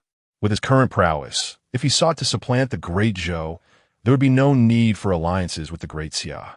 With merely his own sword, he is already sufficient. However, he currently lacks the leisure for such endeavors. The provisions amassed from sweeping through the 3 states of the northern frontier have yet to be fully consumed by his family, rendering any hasty expansion unnecessary. More pressing than territorial conquests is the imperative to ascertain the specific clues regarding the Chaos Dao fruit that forged the ancestors of the Yun family within the Xian Yuan ancient realm. Since returning to the present world 3 days ago, Liu Yu promptly visited the ancestral hall to investigate the family's ancient history and consulted the elders, including his grandfather, to discern whether anyone possessed knowledge of the Yun family's forebears. Regrettably, no one was aware. In a bid to expedite the discovery of leads, Liu Yu issued a bounty throughout the entire northern frontier for information regarding the descendants of the Yun family. Not long after the bounty was proclaimed, individuals indeed arrived to claim it. Among them was the completely devoted and loyal Prince Yu, Mou. According to Mou, in his youth, he had traveled across several nations in the eastern wild in pursuit of breaking through to the royal realm. During his journey, he encountered a minor clan in the Great Xia dynasty. The clan leader claimed that they were, in fact, descendants of the Yun family's ancestor, who had achieved enlightenment in the primordial age, as described by Liu Yu. Upon receiving this intelligence, Liu Yu immediately conjured 3 spirit talismans to leave for his family. With Liu Yu's ascension to the heavenly king realm, the range of his talismans has also expanded. Although he cannot venture too far from the Great Zhou, Crossing into neighboring realms, such as the Great Xia, is still feasible. Having made these preparations, Lu Yu set forth to the Great Xia dynasty. Thus, the scene witnessed earlier at the entrance of the Cangyan Mountains unfolded. The Cangyan Mountains stretch for tens of thousands of miles. Ordinary spirit boats would require over 10 days to traverse this vast expanse. And without the aid of a spirit boat, even a perfected heavenly king or a practitioner of the quasi-royal realm would find it challenging to sustain the spiritual energy needed to complete the journey. One must pause several times along the journey to meditate and restore one's spiritual energy before continuing the crossing. This back and forth consumes no less than a month. A thought scarcely worth entertaining. However, that is merely the case for ordinary individuals. For Lu Yu, even if the distance of the Cangyan mountain range were to increase tenfold, his spiritual power would still suffice to sustain him throughout the entire journey. In less than half a day, Lu Yu had traversed what would typically take a conventional spiritual vessel nearly 10 days to complete. Ahead, in the sea of clouds, he could faintly discern several vessels that had departed before him, appearing intermittently amidst the mist. Before Lu Yu, for spiritual vessels moved steadily through the clouds. Yet, despite their shared path, the distinction among them was stark, with clear hierarchies evident. One vessel, considerably larger than the others, gleamed with a resplendent purple-golden hue, leading the way. The flight array inscribed upon the surface of this purple-golden vessel absorbed the essence of heaven and earth, enhancing its speed and stirring up gusts of formidable wind. This powerful presence compelled the 3 vessels trailing behind to decelerate, lest they be caught in the turbulent winds and thrown off course. Such a domineering display caused the warriors aboard the 3 vessels to furrow their brows in discontent. The leader among them could not help but cast a disapproving glance at the purple-golden vessel, his eyes imbued with a hint of frostiness. However, upon noticing the figures standing on the deck of the purple-golden vessel, their dissatisfaction was swiftly suppressed. The warriors aboard the 3 vessels hailed not from the Great Zhou, but rather emerged from the Great Xia dynasty, skilled martial artists who had journeyed to the Great Zhou for exploration and trade. Atop the purple-golden vessel stood several young individuals whose reputations were resoundingly prominent in the Great Xia. Among them was the foremost figure, surrounded by other young prodigies. A captivating beauty who was none other than the divine maiden of Xianin's sect, Hua Mojing. On the 3 vessels, whispers circulated among the warriors as they regarded the enchanting woman engaging in playful banter with the illustrious young talents from the Great Xia, their eyes betraying a flicker of wariness. Though Hua Mojing was known for her flamboyant demeanor and alluring fame, her lineage was distinguished, and her prowess was formidable. Coupled with her striking beauty, she was never lacking in the admiration of talented individuals. After all, it was inconceivable for her to command such a grand purple-golden vessel, one capable of accommodating over 1,000 martial artists, with only herself and a handful of her followers aboard. Even with the addition of her protectors, the total number of warriors barely exceeded a dozen. Such audacious arrogance, while stifling to others, undeniably drew envious glances. Sensing the admiration directed her way, Hua Mojing's smile only deepened, radiating an even more captivating allure. Her character has always been one that revels in flaunting her prowess, relishing in witnessing the helplessness of those who dare not voice their discontent towards her. At this moment, the 3 vessels of spirit boats fulfilled both of her inclinations, filling her heart with a growing sense of satisfaction. With a mere glance towards the captain steering the spirit boat, she signaled him to further reduce the vessel's speed. The captain promptly understood her intent and immediately slowed the infusion of spirit stones into the flying array of the boat. As the vessel's pace diminished, Lu Yu approached from behind the 4 spirit boats. Is someone crossing the Cangyan mountain range on a rainbow? Which bold expert dares to undertake such a feat? As the aura emanating from behind reached them, the martial artists aboard the 4 spirit boats instinctively turned to look. Upon catching sight of Lu Yu's youthful and handsome visage, a flicker of astonishment passed through their eyes. However, in Hua Meili's gaze, a flame of desire ignited. Unable to resist, she licked her vibrant red lips and addressed Lu Yu, her voice enticing. "Young brother, Why are you traversing the Tsanyan mountain alone? Are you not aware of the dangers lurking here? I can see you must be weary from your journey. Come aboard my spirit boat. It's quite spacious. Rest as you wish, and I can teach you many things you may not know. Upon hearing Hua Mei's alluring voice, many martial artists aboard the 3 spirit boats felt their hearts stir. The young prodigies accompanying Hua Mei also changed their expressions, their eyes nearly ablaze with jealousy as they regarded Lu Yu. Yet, Lu Yu remained composed, seemingly indifferent to Hua Mei's smoldering gaze. Although it was their first encounter, he had already discerned the nature of interactions between the enchanting Hua Mei and her companions before he arrived. Having lived 2 lives, he had not reached a state of desperation where he would resort to consuming spoiled meat. I appreciate your kindness, but I prefer to walk alone, he replied, his tone polite yet firm. Upon hearing Lu Yu's seemingly gentle yet unequivocal rejection, Hua Mei's expression darkened instantly. A chill crept into her gaze as she regarded Lu Yu. Young brother, are you refusing my invitation? Before she could issue a command, her few experts arranged by the Xian'in sect leaped from the spirit boat, effectively blocking Lu Yu's path. I shall give you one more chance. Will you board the ship, or will you choose to walk away? Chapter 44. The sword that annihilates the horde of demons and the bloodthirsty mosquitoes gazing at the formidable experts of the Xian'in sect blocking his path. Lu Yu couldn't help but touch his nose and shake his head in resignation. In a certain sense, this could indeed be considered a case of beauty bringing disaster. Muttering softly to himself, Lu Yu turned his gaze towards the Xian'in sect's king-level figures standing before him and spoke with indifference. I offer you a chance. Return to your spirit vessel now, and I shall treat this encounter as if it never occurred. Otherwise, do not blame me for being merciless. How audacious to speak such arrogance. One of the elders retorted. Elders, quickly seize this boy and bring him to us. We must teach him a proper lesson on behalf of the divine maiden. Mo Li. Upon hearing Lu Yu's words, the several distinguished heroes of the Daxia dynasty surrounding Hua Mo Li on the spirit vessel could not restrain their scornful outbursts.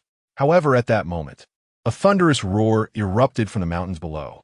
Perhaps it was due to the lingering presence of the spirit vessels, which had slowed their speed in this expanse of sky. A cacophony of ferocious, beastly howls echoed, locking onto the spirit vessels above with ominous intent, causing the warriors aboard to change color in alarm. The Xian'in sect's experts blocking Lu Yu's way furrowed their brows, disregarding him entirely. They hastily returned to their spirit vessel, urging it to accelerate, swiftly leaving Lu Yu and the other 3 vessels behind. Witnessing their actions, the warriors aboard the remaining 3 vessels grew anxious. The leaders of these vessels promptly took action, propelling their crafts forward with urgency to evade the rampaging beasts.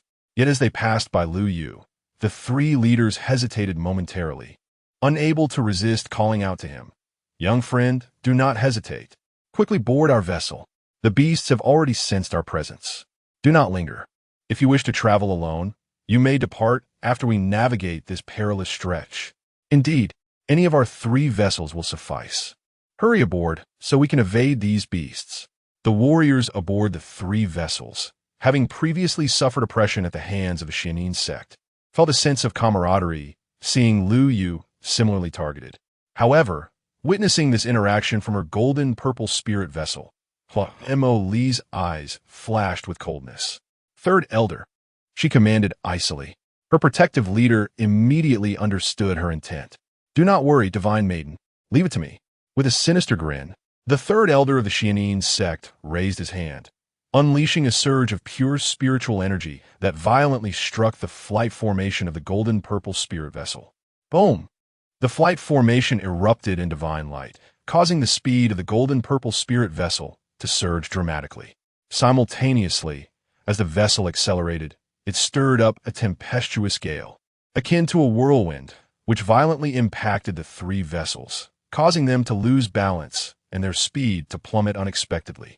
The warriors aboard the 3 vessels were caught off guard, in the midst of the onslaught by a multitude of demonic beasts. How audacious of Hua Magia to resort to such despicable tactics. This transcends mere bullying. It is an attempt to condemn them all to death. On the 3 spirit vessels, The eyes of the martial artists turned crimson in an instant.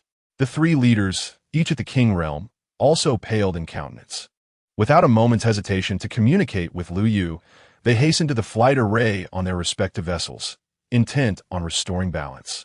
However, the fierce gale was summoned by the third elder of the Xianyin sect, a formidable figure at the heavenly king realm.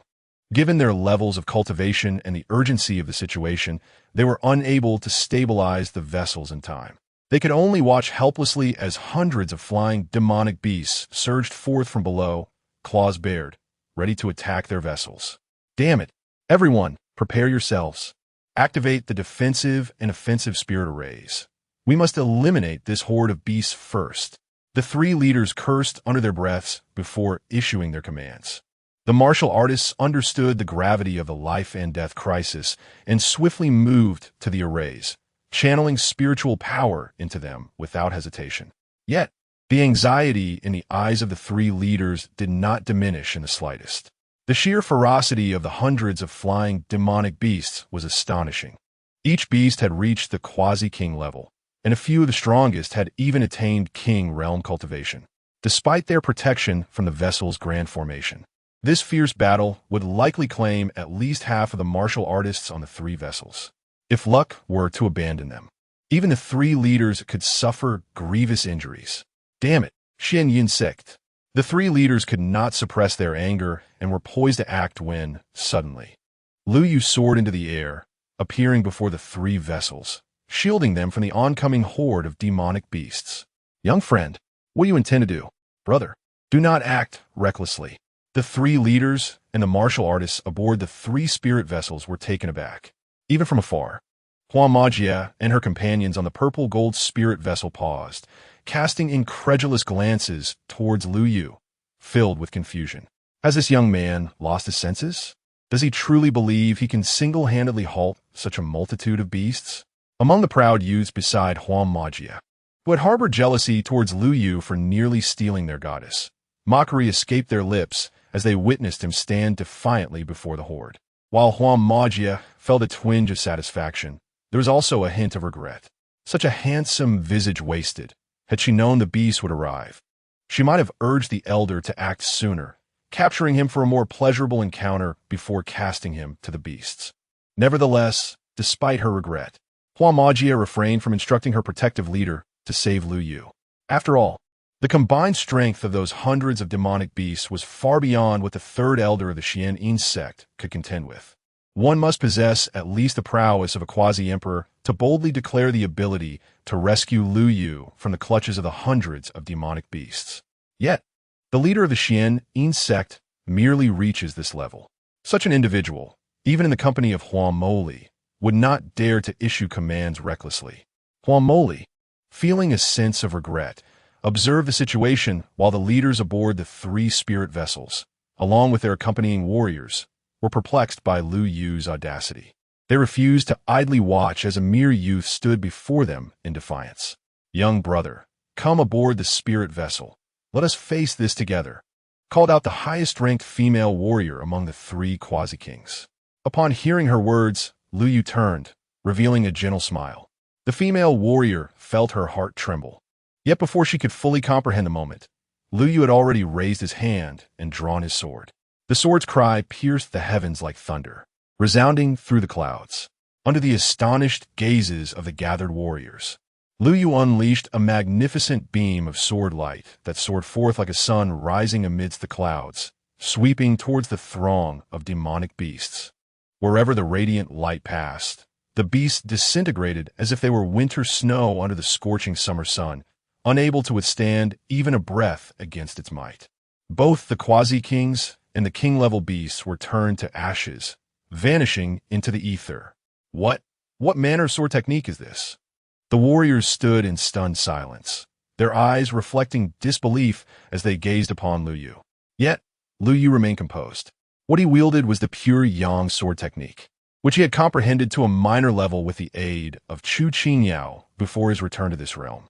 Though constrained by his cultivation level, this single strike had not fully realized the potential of the minor level of the pure yang sword technique. Nonetheless, its power was formidable and should not be underestimated. Not only could it easily suppress the flying demonic beasts that numbered in the hundreds, but even if faced with a horde of quasi-emperor or emperor-level beasts, Lu Yu's sword could still effortlessly obliterate them. The hearts of the warriors surged with excitement, but before they could regain their composure, the distant cries of Huang Moli and the other experts from the Xian sect erupted like the wails of slaughtered pigs. This sudden outburst sent a fresh wave of alarm through the warriors, who had only just begun to relax their tense nerves. Third Elder, quickly adjust the spirit vessel's course. Ahead lies a tide of bloodthirsty magic mosquitoes. Do not rush me. I'm already doing my utmost. We are doomed. If the tide of bloodthirsty magic mosquitoes reaches us, we shall surely perish. Chapter 45. The swarm of bloodthirsty mosquitoes cleared away with a single sword upon the purple-gold spirit vessel. The atmosphere was tense. Just moments ago, Hua Mo Li and her companions had been watching with an air of superiority as Lu Yu and his allies valiantly fought against the onslaught of hundreds of flying demonic beasts. Now, however, their faces were etched with terror. Even the third elder displayed a look of sheer horror. Desperately channeling their spiritual energy, they urged the vessel to change course. Racing towards Lu Yu and his group, behind them loomed a dark, ominous mass, resembling a dense fog, as a tide of demonic beasts surged forward. As the nature of this beastly tide became apparent, the warriors aboard the 3 spirit vessels were instantly filled with dread. It was a horde of bloodthirsty mosquitoes. What on earth was the Imperial Border Guard doing? With such a multitude of bloodthirsty mosquitoes, how could they have failed to eradicate them? They had allowed them to coalesce into a monstrous tide. There was no time to ponder such matters. Survival was the priority. The leader of the 3 vessels, a warrior of the royal realm, bellowed urgently. Even the somewhat infatuated female warrior quickly regained her composure, directing her crew to alter their course in preparation for a hasty retreat. The bloodthirsty mosquitoes, while not particularly formidable, mostly being at the bridge of Divinity Realm, would not pose a threat if encountered in smaller numbers. A single royal realm warrior could easily obliterate a mere few hundred or even thousands of them. However, when the number swelled to over 100,000, the situation transformed entirely. A congregation of over 100,000 bloodthirsty mosquitoes, starting from the divine bridge realm, could give rise to leaders who might ascend to the quasi-royal or even royal realm. Under the command of such leaders, a tide composed of over 100,000 bloodthirsty mosquitoes could instill fear in even the most formidable quasi-royal experts, rendering them powerless to resist. The only recourse in such dire circumstances would be to report to the imperial city and request the intervention of the sovereign. As the warriors on the 3 vessels gazed upon the encroaching tide of bloodthirsty mosquitoes, a chill ran down their spines. They exerted all their strength to hasten the vessel's escape. Yet, the sheer number of attacking mosquitoes was overwhelming. Despite Hua Mo Li and the other experts from the Xian sect commanding the purple gold vessel to draw away much of the onslaught, a significant number of bloodthirsty mosquitoes still managed to breach their defenses, charging towards them. As the dark swarm of mosquitoes bore down upon them, despair filled the hearts of the warriors aboard the 3 vessels. However, at that very moment, Lu Yu flickered into motion. With each stop, he appeared behind one of the vessels, raising his hand to unleash a powerful strike. A tremendous force, delivered with precise angles, struck the rear of one vessel, propelling it thousands of feet away, thus escaping the encirclement of the bloodthirsty mosquitoes. In the span of 3 breaths, Lu Yu acted thrice, rescuing the warriors aboard all 3 vessels with astonishing speed. The warriors felt a rush of wind whip past their ears as they were swept away from imminent peril. When they regained their senses, they realized they had ventured far beyond the abyss. Was it the intervention of that young master?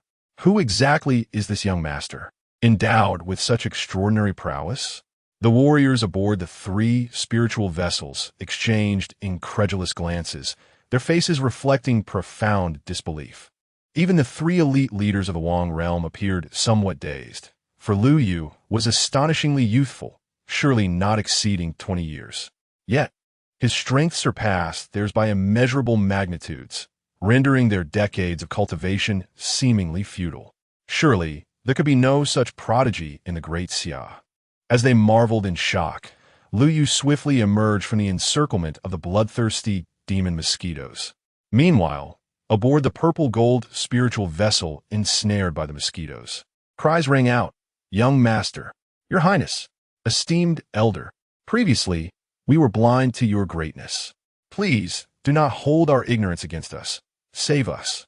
If you lend your aid, I would willingly become your servant, pleading only for my life," cried an elder from the Xianyin sect. "If you assist us, the entire Xianyin sect will forever remember your great kindness." From the esteemed elder of the Xianyin sect to Huang Meili and the talented individuals surrounding her, all witnessed Lu Yu effortlessly vanquish hundreds of flying beasts and rescue the warriors aboard the 3 spiritual vessels. Hope ignited in their eyes as they perceived a savior before them, hastily activating the defensive formations on their vessels to withstand the onslaught of the bloodthirsty mosquitoes while simultaneously calling out for Lu Yu's help. Observing their pitiful and desperate state, many warriors aboard the 3 vessels furrowed their brows. They found them contemptible, yet could not help but feel a tinge of sympathy. However, Lu Yu remained remarkably composed, not casting a single glance back at the purple-gold vessel. After rescuing the warriors from the 3 vessels, he ascended into the clouds, his sword light illuminating the path as he prepared to soar past the bloodthirsty mosquitoes and continue his journey to the Great Xia dynasty. Upon witnessing this, the members of the Xianyin sect aboard the purple-gold vessel felt utterly disheartened. They could not restrain their curses directed at Lu Yu. "You arrogant brat! Your cold-bloodedness will surely bring you retribution." Many began to shout at the bloodthirsty mosquitoes surrounding them. "Do not just attack us. Do you see that boy preparing to leave? If you kill him, your power will certainly grow." Observing their despicable behavior, the warriors aboard the 3 vessels, who had initially felt some sympathy for the Xianyin sect, now wore expressions of disdain. Their gazes towards the Xianyin sect were filled with utter contempt. It was as if they truly grasped the implications of the Xianyin warriors' words. Or perhaps they simply did not wish to let go of such a prime source of nourishment as Lu Yu. Amidst the swarm of bloodthirsty magic mosquitoes, a significant number broke away, hastily flapping their wings and embarking on a relentless pursuit of Lu Yu. Witnessing this scene, the members aboard the purple-gold spirit vessel, including Huang Meili, could not suppress their laughter. Retribution has arrived. Indeed, it has come. Young man, you are doomed. Join us on the road to oblivion." In the distance, the warriors aboard the 3 spirit vessels rescued by Lu Yu were seized by a sense of despair. The 3 leaders, all at the king level, exchanged glances, their expressions shifting dramatically. After a brief moment of hesitation, a glimmer of determination flickered in their eyes. Almost in unison, they unleashed their escape lights, urgently darting towards Lu Yu while simultaneously releasing their own blood qi to attract the attention of the ravenous mosquitoes. "Young master, flee quickly. Leave these beasts to us," they bellowed. Though lacking in strength, they believed they could divert the bloodthirsty mosquitoes as a means of repaying Lu Yu's prior acts of salvation. Yet before they could advance, Lu Yu raised his hand, summoning an even more resplendent sword light than before, which cascaded from the tip of his sword. In an instant, it reduced the swarm of thousands of bloodthirsty mosquitoes that had charged at him to mere ashes. The 3 leaders, who had been prepared for a desperate fight, were momentarily rendered speechless, their eyes trembling in disbelief. These were thousands of bloodthirsty mosquitoes, though not 100,000 attacking at once. The combined force of these thousands was certainly not something an ordinary monarch could withstand. Yet, this considerable horde was effortlessly vanquished by a single strike from this young master. From a distance, the previously exuberant members aboard the purple-gold spirit vessel, including Huang Meili, were now left dumbfounded. Just then, the 3rd elder of the Xianyin sect recalled something. Gazing at the remaining swarm of bloodthirsty mosquitoes, a surge of elation erupted in his eyes.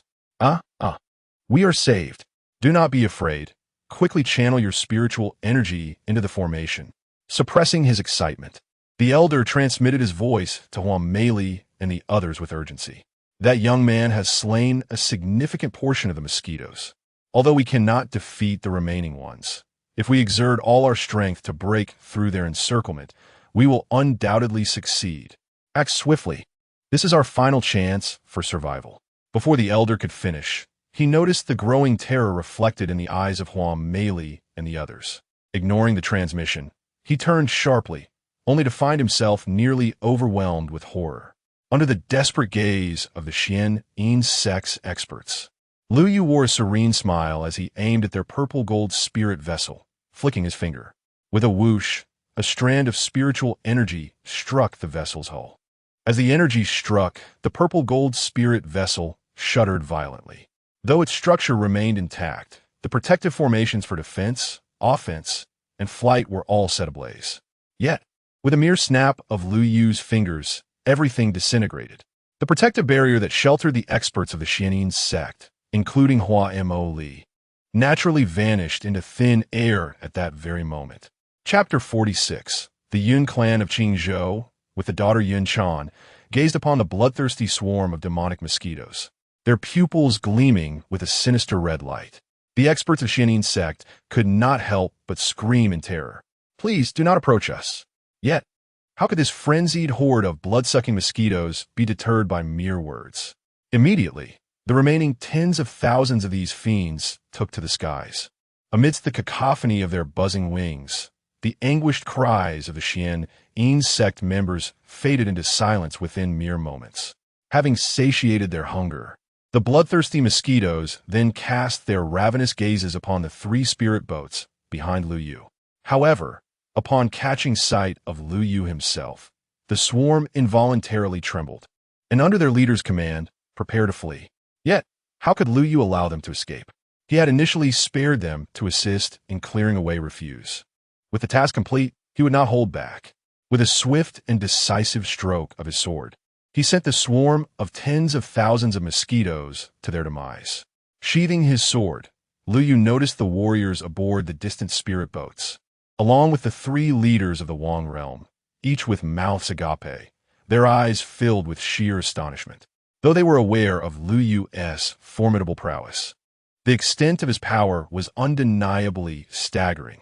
To have so effortlessly quelled the onslaught of bloodthirsty mosquitoes was a feat that could rival even the ruler of the great Xia dynasty. Who then was this remarkable young man? The three leaders contemplated this as they approached, expressing their heartfelt gratitude for Lu Yu's timely intervention. Lu Yu waved his hand dismissively. It was but a simple act. There is no need for thanks. He held a deep admiration for these three leaders, even though they owed him their lives. Not everyone would be willing to risk their own life to repay such a debt. Furthermore, from their tone, it was evident that they were experts of the great Xia dynasty, which piqued Lu Yu's interest. While the king of the underworld was aware that the great Xia dynasty had a Yun family, too many years had passed since his youthful wanderings, leaving him uncertain of their current standing. Thus, he inquired of the three before him, "Might you have heard of the Yun family?" "The Yun family?" The three leaders exchanged glances, and one of the female warriors spoke up, "My lord, do you have more detailed information?" Simply mentioning the Yun family is rather vague, as there are at least 5 or 6 families with the surname Yin known to us in the great Xia dynasty.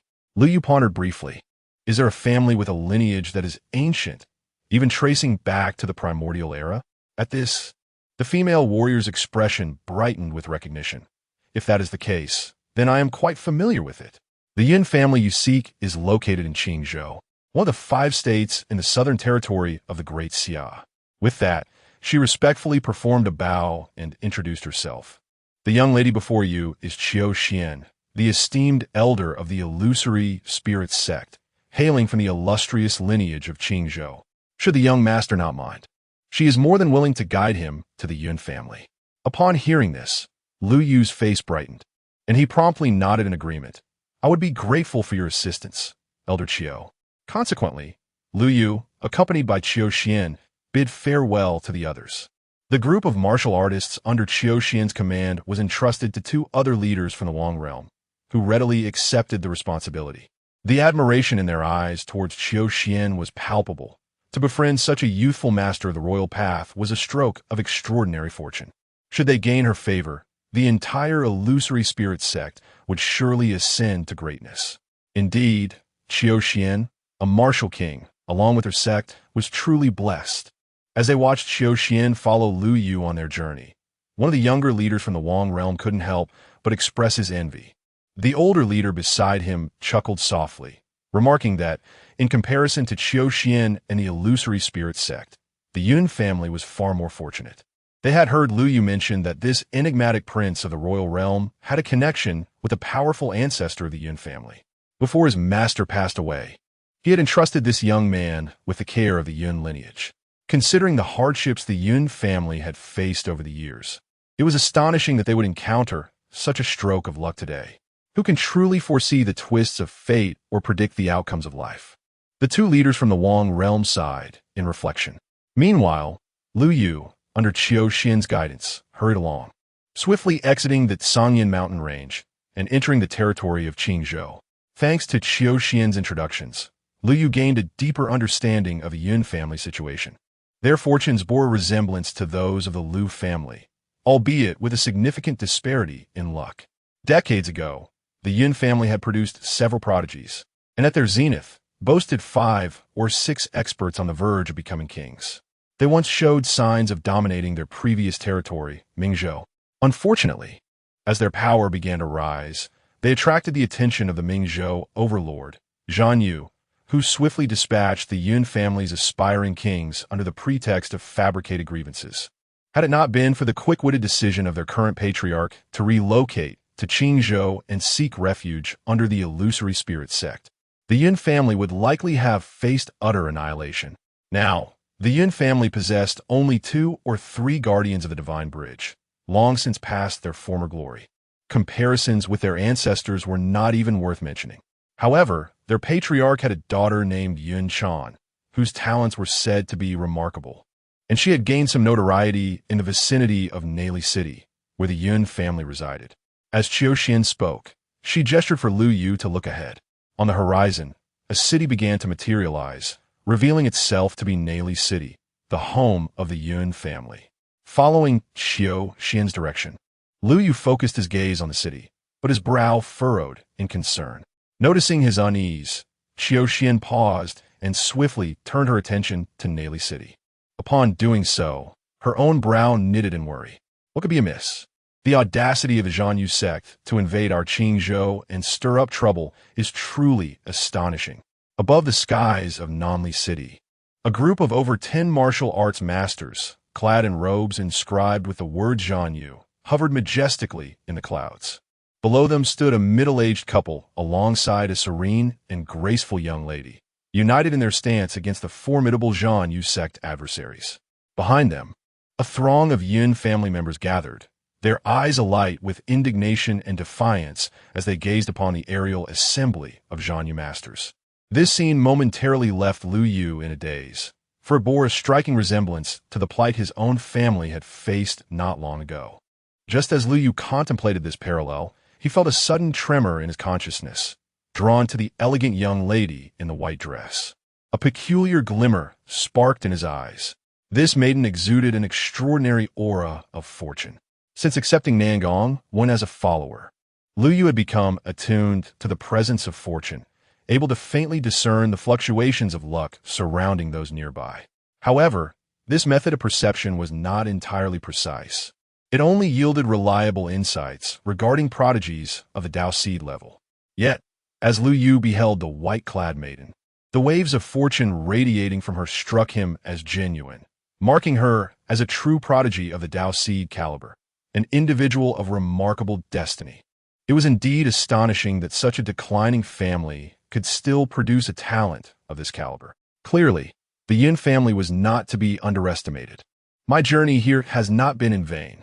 As eons pass, even the bloodlines of emperors may falter in their lineage, let alone a quasi-imperial family pursuing an alternative path to the Tao.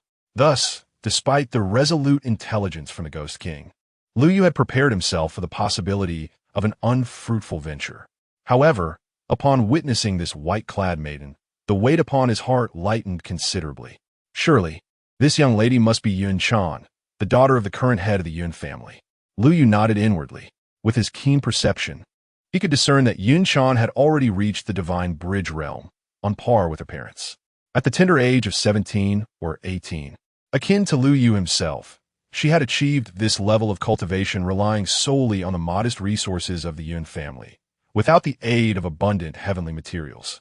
She truly deserved the fortune she bore. As Lu Yu pondered, he felt a burgeoning desire to recruit such a talent. If this prodigy were to join his ranks, not only would she significantly enhance his own fortune in the present world, but she would also greatly elevate the overall fortune of the Lu family. Nevertheless, it was imperative to first address the troubles facing the Yun family. Lu Yu's gaze shifted towards Nanli City. Before he could articulate his thoughts, Qiu Xian, unable to contain herself, hastily apologized to Lu Yu and soared upwards, reaching the skies above Nanli City in an instant. Her eyes, filled with icy determination, were fixed upon the assembly of Zhan Yu sect masters. The comrades of the Zhan Yu sect are indeed formidable. One might mistakenly believe that the Zhan Yu sect has already established its dominion over the land of Qingzhou. Chapter 47. Subduing the Yun family. Unexpected delight on her way. Qiu Xian had confidently assured Lu Yu that should he find himself indisposed, the entirety of her sect, the illusionary spirit sect, would be more than willing to assist him. They would ensure the safety of the Yun family and prevent any further peril from befalling them. However, scarcely had her words left her lips when the members of the Zhan Yu sect struck, leaving her infuriated. As Qiu Xian's declaration resounded, the pressure emanating from her perfected king realm prowess instantaneously enveloped the entire Southly City, causing countless martial artists within to gaze upward in astonishment, their eyes brimming with shock as they regarded Qiu Xian. The members of the Yun family looked at her with gratitude, albeit mixed with surprise. After all, the formidable experts of the Zhan Yu sect had managed to reach Southly City, inevitably stirring the major factions across the Qingzhou region. As the dominant power in Qingzhou, the illusionary spirit sect should have been aware of their advance. Yet, no action had been taken, allowing this group to approach Southly City unhindered. It was evident that their movements had been tacitly approved. Why, then, did the esteemed elder Qiu Xian suddenly emerge to thwart the Zhan Yu sect? The elite members of the Zhan Yu sect furrowed their brows upon hearing her words. The leader of their contingent, a king realm expert, coldly retorted, Elder Qiu Xian. Prior to our arrival, we communicated with your sect's second elder. The illusionary spirit sect has consented to our actions. Are you now attempting to contravene this agreement? What did you say? Qiu Xian's brows knitted together at his words. Having led a group of martial artists to the Great Zhou for training and trade, she had been away for months and had only just returned to the Great Xia with Lu Yu, having had no opportunity to confer with her sect. Hearing this revelation filled her with astonishment. Yet, her expression soon relaxed as a resolution formed in her mind. Perhaps her sect had indeed acquiesced to the Zhan Yu sect for some ulterior motive. However, faced with the Zhan Yu sect on one side and the enigmatic yet formidable Lu Yu, whose strength likely rivaled that of the Emperor realm, the choice was glaringly clear. There was no need for excessive deliberation. As the Grand Elder of the illusionary spirit sect, I will not acknowledge the so-called agreement purportedly made by the second elder without my consent. The countenance of the Zhan Yu sect leader shifted drastically upon hearing Qiu Xian's proclamation. What, are you dissatisfied? Qiu Xian cast a cold glance his way, her king realm pressure bearing down upon him fiercely, forcing him and his entourage to stagger backward several steps. The elite members of the Zhan Yu sect primarily consisted of Spirit Bridge and quasi-king realm experts, with their strongest leader being a king realm martial artist named Chen Yuan, whose cultivation was merely at the mid-level of the king realm, significantly inferior to Qiu Xian. All right. Since Elder Qiu Xian is so domineering, we shall not linger any longer. I only hope you do not regret this decision in the future. The situation was indeed more formidable than the individual. Although Chen Yuan and the masters of the Zhan Yu sect were reluctant, they lacked the courage to confront Qiu Xian directly. After leaving behind a venomous remark, they retreated with their group in a disheartened manner. Witnessing the Zhan Yu sect's fierce approach and their subsequent ignominious departure, the members of the Yun family, having narrowly escaped disaster, collectively sighed in relief. They hurriedly approached Qiu Xian to express their gratitude for her timely assistance. Qiu Xian waved her hand and replied, "There is no need for thanks. I merely acted on behalf of another. It was the esteemed young Master Lu who truly intervened and saved your entire clan." With that, Qiu Xian beckoned Lu Yu forward. The members of the Yun family gazed at Lu Yu with a mix of astonishment and admiration, for he was astonishingly youthful. Many of the young maidens in the Yun family, upon seeing Lu Yu's handsome visage, could not help but exhibit a glimmer of intrigue in their eyes. Even Yun Chan felt a flush of color rise to her cheeks, her curious gaze lingering on Lu Yu, sparkling with uncontainable wonder. She could hardly fathom how such a young gentleman managed to persuade elder Qiu Xian to come forth and protect the Yun family. Yun Chuan, the head of the Yun family, and his wife, Shuning, were equally intrigued. However, they were more seasoned in their demeanor. After listening to Qiu Xian's introduction, the couple swiftly approached, leading their daughter and the members of the Yun family in a deep bow before Lu Yu. "We express our profound gratitude for your life-saving grace. Young master, this kindness shall be eternally cherished by the Yun family. Should the opportunity arise, we would gladly sacrifice ourselves to repay your generosity." Lu Yu sensed the sincerity in their words and nodded appreciatively. He then waved his hand, releasing a surge of spiritual energy that gently lifted them back to their feet. Smiling as he spoke, "There is no need for such formalities. My assistance to the Yun family stems from a connection between an elder of my sect and your ancestors. Before the elder passed, he entrusted me with the care of the Yun lineage, which is why I intervened." As he spoke, Lu Yu turned his gaze towards Yin Chuan, his eyes gleaming with intensity. "Additionally, I am curious about the history of the Yun family. I wonder if your family records are well preserved, and if I may have the honor of perusing them." Yun Chuan and his wife were taken aback by the spiritual energy Lu Yu had bestowed upon them. Although their own cultivation was limited to the divine bridge realm, their family had produced masters of the quasi-king level, granting them discerning insight. They could clearly sense the regal pressure imbued within Lu Yu's energy. A young master of such caliber, even if merely a quasi-king, was indeed a rarity. The prospect of such an individual looking after the Yun family filled them with excitement. While they were uncertain of Lu Yu's intent in borrowing their family history, the couple felt no hesitation. If this young master wished it, the entire Yun family would gladly rally behind him.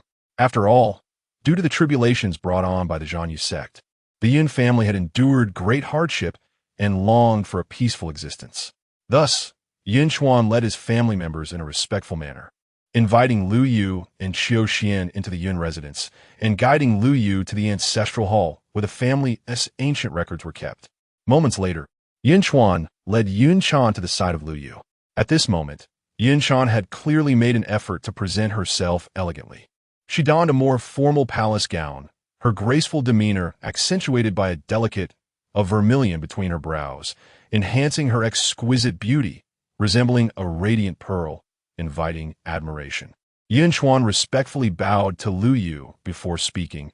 "Our family's ancient history is vast and profound.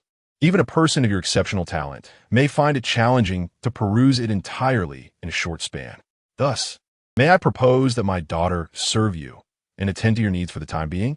Although Yin Chuan yearned to express directly their family's desire to follow Lu Yu, he hesitated, fearing such candor might intimidate him. After much contemplation, he decided to present his daughter as a forerunner. Upon hearing Yin Chuan's words, Lu Yu's expression turned slightly surprised. He had not anticipated such eagerness from the Yun family. However, raising an eyebrow, he turned his gaze to Yun Chan, inquiring about her thoughts. While he understood that even a reluctant alliance could yield benefits, he was still the ninth prince, and a mere seed of enlightenment was not sufficient to compel him to abandon his dignity. Feeling Lu Yu's gaze upon her, Yun Chan's delicate form trembled slightly, her ears growing warm, and she quickly lowered her head, performing a graceful bow as she softly spoke. "It is an honor for me to follow you, young master." Observing her demeanor, Lu Yu smiled, no longer conflicted, and nodded, "If that is the case, you may accompany me from now on." Yin Chan was momentarily taken aback, while Yin Chuan, quicker to respond, looked up in astonishment at Lu Yu. The latter met his gaze with an affirming nod. "If your family is willing, You may also accompany me to the Great Chu. With the protection of the Liu family, you shall no longer suffer distress." Those words ignited boundless joy in the eyes of both father and daughter. Although they were unaware of Liu Yu's specific strength and background, they understood the profound respect the Grand Elder of the Illusory Spirit sect had shown him, indicating that his lineage was indeed formidable, at least not inferior to that of the Illusory Spirit sect.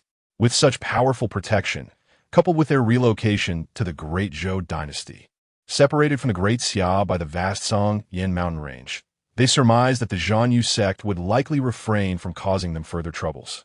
Consequently, both father and daughter bowed deeply, their voices imbued with even greater excitement. To become a follower of a young master is a tremendous honor for the Yun family. Should the young master not forsake us and choose to shelter us, we, the Yun family, will pledge our loyalty and strive to live up to the grace of your acceptance.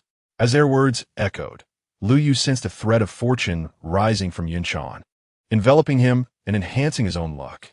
With the Yun family in his fold, Liu Yu began to delve into their ancient history, and soon, a glimmer of delight appeared in his eyes. The ancestral founder of the Yun family had not only left clues regarding the Hunyuan Dao fruit, but had also bestowed upon Liu Yu an unexpected surprise. Chapter 48, Mysterious Fortunes, Unmatched Power according to the ancient records left by the progenitor of the Yun family. He once discovered not only the primordial Dao fruit within the depths of the Xianyuan ancient realm, but also stumbled upon another precious opportunity that rivaled the primordial Dao fruit in proximity to its resting place. However, at that time, his cultivation was insufficient, and he could not seize it, retreating instead with only the primordial Dao fruit. He had intended to explore the Xianyuan ancient realm again after absorbing and refining the fruit. Yet, unexpectedly, shortly after he departed with the primordial Dao fruit, a fierce battle among experts of the supreme realm erupted nearby, shattering countless domains. The Xianyuan ancient realm was subsequently banished into the void, vanishing without a trace. The progenitor of the Yun family lamented this loss throughout his life. He made numerous attempts to traverse the chaotic void in search of the lost Xianyuan ancient realm, but to no avail. Even at the moment of his passing, he ensured that the coordinates of that significant opportunity were inscribed in the family genealogy, hoping that a future descendant of the Yun family would possess the exceptional capability to uncover the whereabouts of the Xianyuan ancient realm and retrieve that fortune, thereby leading the Yun family to renewed glory. Regrettably, after the progenitor, the Yun family failed to produce a new formidable figure of the Dao level for 3 consecutive generations. The entire clan gradually fell into decline, to the point where they no longer even had a quasi-king among them. Naturally, any hope of locating the Xianyuan ancient realm faded away. Gently closing the ancient text, Liu Yu felt a mixture of emotions, joy evident in his eyes. The Xianyuan ancient realm, which had eluded the Yun family progenitor, was within his reach through the Eternal Gate, allowing him to return to the past and collect all the opportunities before the realm's disappearance into the void. Just as Liu Yu reveled in this unexpected delight, a respectful voice emerged from outside the ancestral hall. "Is young master Liu Yu present? Qiu Xian has important matters to report." "Please enter, Elder Qiu," Liu Yu replied. Only then did Qiu Xian step into the ancestral hall, bowing respectfully to Liu Yu. With an apologetic tone, she said, "I had originally intended to invite you to visit my illusory spirit sect after you finished perusing the Yun family history. However, I have just received word from the sect that there have been changes, and I must return to the sect immediately." "What has transpired within your sect?" Liu Yu inquired, noticing a hint of unease in Qiu Xian's expression. Qiu Xian shook her head, her eyes reflecting confusion. The message conveyed was exceedingly brief, merely stating that there have been changes within the sect. Even our long-secluded ancestors have emerged from their retreats. All disciples and elders of the illusory spirit sect currently away from the sect are required to return at once. Liu Yu furrowed his brow. Having completed his review of the Yun family's ancient history, he was poised to utilize the influential channels of the illusory spirit sect to relocate the Yun family to the northern frontier of the Great Zhou. If the illusory spirit sect encountered difficulties, he would have to expend effort to seek alternative avenues. With this in mind, Lu Yu prepared to request Qiu Xian to lead the way. Together, they would head to the illusory spirits sect to investigate. However, before he could voice his thoughts, a resounding pressure descended upon the skies above Nanli City. In an instant, it enveloped the entire city, and the inhabitants felt the weight of this formidable force. Qiu Xian's pupils widened in disbelief as she gazed into the sky, astonishment flickering in her eyes. This fluctuation, is it the aura of the ancestor? Oh, Lu Yu, Qiu Xian, and a multitude of martial artists from Nanli City, along with numerous experts from the Yun family, immediately rushed out of their respective residences, their eyes fixed on the heavens. Suspended in midair was an elderly man clad in a resplendent silver robe, his brow furrowed as he stood upon the clouds. A sect gold seal inscribed with the words illusory spirit adorned his waist, signifying his esteemed status. He was none other than the most formidable presence of the illusory spirit sect, the illusory spirit ancestor, whose cultivation had reached the pinnacle of the heavenly king realm. Beside him stood Li Wu, the second elder of the illusory spirit sect, whose countenance was equally dark. However, when he beheld Lu Yu and Qiu Xian emerging side by side from the ancestral hall, disappointment and indignation marred his expression. Yet, a scarcely perceptible flicker of secret delight flashed in his eyes, which Lu Yu keenly discerned, causing the corners of his mouth to curve slightly. Unbeknownst to Li Wu, his thoughts had been laid bare to Lu Yu. Pointing at Qiu Xian, he coldly berated, "Elder, you truly wield great authority. Do you comprehend the calamity you have invited upon our sect? Have you lost your senses over this mere liaison? Are you so reckless as to disregard the grand aspirations of the illusory spirit sect? Do you still deem yourself worthy of being our esteemed elder?" Li Wu, cease your insolence towards the young master. Upon hearing Li Wu's words, Qiu Xian's expression shifted dramatically. Ignoring the presence of the ancestor, she immediately admonished him. As she chastised, her gaze flickered anxiously towards Lu Yu, fearful of inciting his wrath. Witnessing Qiu Xian's demeanor, even the illusory spirit ancestor felt a tinge of disappointment. Meanwhile, Li Wu, who had long aspired to usurp Qiu Xian's position, reveled inwardly at the sight. He was just about to press his advantage and sow further discord when, in an instant, Lu Yu directed a piercing glance towards him. Li Wu felt an overwhelming surge, akin to a cataclysmic tsunami of terrifying spiritual consciousness, crash into his mind. Li Wu involuntarily screamed, his soul nearly shattering under the pressure, unable to maintain control over his retreating light. With a resounding thud, he plummeted from the clouds to the ground, his body likely suffering countless fractures. Yet, he could not afford to assess his injuries. His eyes were fixed on Lu Yu, filled with horror. Countless martial artists within Nanli City, especially those from the Yun family, such as Yun Chuan and Yun Chan, were equally stunned. Although they had previously observed Qiu Xian's reverence towards Lu Yu, none had anticipated his strength to be so formidable. With merely a glance, he had rendered Li Wu, a mid-level king realm practitioner, utterly subdued. Such power surely rivals that of a perfected king realm master. Young Master Lu Yu is of a similar age to our miss, yet possesses such strength at such a tender age? Truly remarkable. Our Yun family has secured a golden opportunity. The members of the Yun family whispered amongst themselves, their eyes gleaming with barely contained excitement. The illusory spirit ancestor, too, was astonished by Lu Yu's prowess. A flicker of brilliance ignited within a pair of eyes. Qiu Xian, however, was entirely unfazed by this. After all, even 100,000 bloodthirsty demonic mosquitoes could be effortlessly eradicated by such a being. If Lu Yu truly desired to act, a mere glance would suffice to subdue Li Wu without difficulty. Presently, merely inflicting damage upon Li Wu's spirit was already a display of restraint, was it not? With this thought in mind, fearing that her ancestral elder might further offend Lu Yu, Qiu Xian preemptively spoke before the illusory spirit ancestor could utter a word. Sect Master. Young Master Lu Yu is a person of extraordinary talent, possessing unparalleled strength. You must not show disrespect towards him. Before she could finish her sentence, A terrifying pressure descended from the heavens. One by one, masters in the garb of the Zhan Yu sect materialized in the skies above Nanli City, confronting the crowd from the illusory spirit sect from a distance. At the forefront stood an elder clad in the same grand robe, adorned with the golden seal of the ancestor. As his aura surged, he captivated the attention of all present upon his arrival. A person of extraordinary talent, unparalleled strength. How extraordinary is it? Pray, show it to me, so that I may witness it.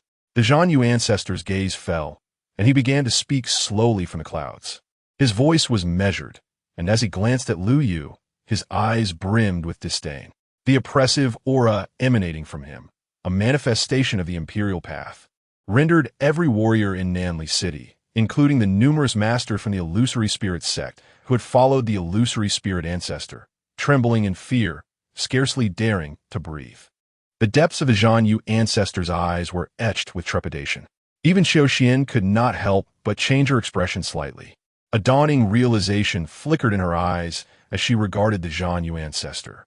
No wonder the ancestor came personally to Nanli City to take me away. This Zhan Yu ancestor has actually attained the quasi-imperial realm. The pressure of the quasi-imperial presence engulfed the entire city. Feeling the oppressive force radiating from the Zhan Yu ancestor, Yun Chuan and his daughter Yun Chan fell into utter despair. They had once believed that by aligning themselves with Lu Yu, their family would finally enjoy a tranquil existence. Yet, it now appeared that their dreams would ultimately evaporate into thin air. Standing aloft, the Zhan Yu sect master gazed down at the despondent Yun family, sneering coldly. He wasted no time on idle chatter with Lu Yu and directly addressed the illusory spirit ancestor. Illusory spirit ancestor, you are well aware of my purpose today. In light of the amicable relations our two sects have maintained over the years, I will grant you a concession, refraining from pursuing the offense committed by this Xiao Xian against my Zhan Yu sect. However, you must now lead her away, allowing me to annihilate the Yun family. Otherwise, do not blame me for being merciless. As he spoke the final words, the Zhan Yu ancestor's oppressive aura surged once more. The menacing energy caused the hearts of those present to skip a beat. The illusory spirit ancestor took a deep breath. He understood that if he retreated today, the prestige of the entire illusory spirit sect would plummet. Yet, circumstances were beyond his control. Faced with the quasi-imperial Zhan Yu ancestor, he had no choice but to yield. Though he had yet to speak, the shifting expressions on the illusory spirit ancestor's face revealed the gravity of the situation. Beneath the clouds, Yun Chuan and his daughter Yun Chan have discerned the choice of the ancient spirit ancestor, a flicker of despair evident in their eyes. After a brief struggle, Yun Chan could no longer contain herself and sent a message to Lu Yu through her divine sense. Young master, we are immensely grateful for your protection. However, it appears that our Yun family is not destined to accompany you any longer. Please, I implore you to leave swiftly, lest our misfortune brings harm upon you. Upon hearing Yun Chan's words, Lu Yu raised an eyebrow and turned to glance at the young woman. The once demure and graceful maiden now exhibited a rare determination in her gaze, nodding vigorously at Lu Yu, which elicited a smile from him. Do not worry, he whispered softly, then gradually lifted his gaze towards the towering figure of the slashing mountain ancestor in the clouds. A mere quasi-emperor cannot threaten my followers. His declaration caused the onlookers to collectively change color, while the slashing mountain ancestor momentarily froze, only to be replaced by a sinister grin. Little brat, I had intended to save you for last, but you dare to expose yourself. Since you seek death so eagerly, I shall be merciful and grant your wish. With that, the slashing mountain ancestor abruptly raised his hand, summoning a heavy black iron spirit axe. Accompanied by a low growl, he unleashed a torrent of dark purple spiritual energy, which hurtled down towards Lu Yu's celestial spirit with tremendous force. As it struck, an explosive brilliance erupted, accompanied by an overwhelming aura of imperial might that caused the surrounding warriors to stagger back in disarray.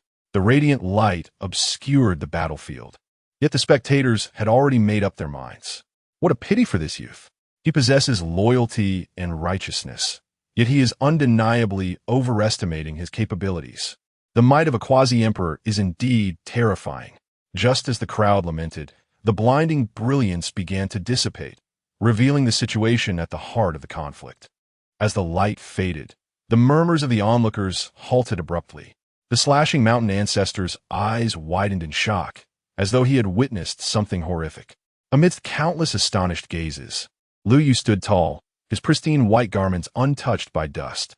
A layer of royal spiritual energy enveloped him, forming a protective barrier that shielded him completely.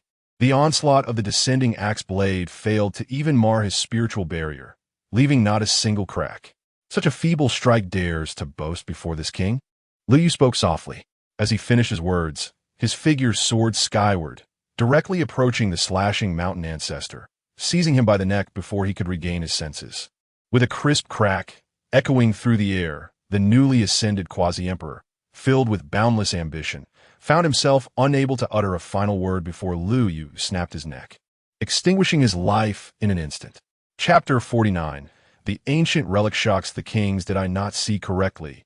The venerable Zhang Yu was in fact crushed to death by that young lad, a grand figure of the quasi-emperor rank, meeting such a pitiful end? Surely, this quasi-emperor must be a mere illusion. The martial artists throughout the city stood in utter astonishment, many unable to restrain themselves from pinching the arms of those beside them, needing the sting of reality to confirm that this was not a dream, but an undeniable truth. As for the esteemed experts, such as the illusory spirit ancestor, their perception required no such physical affirmation.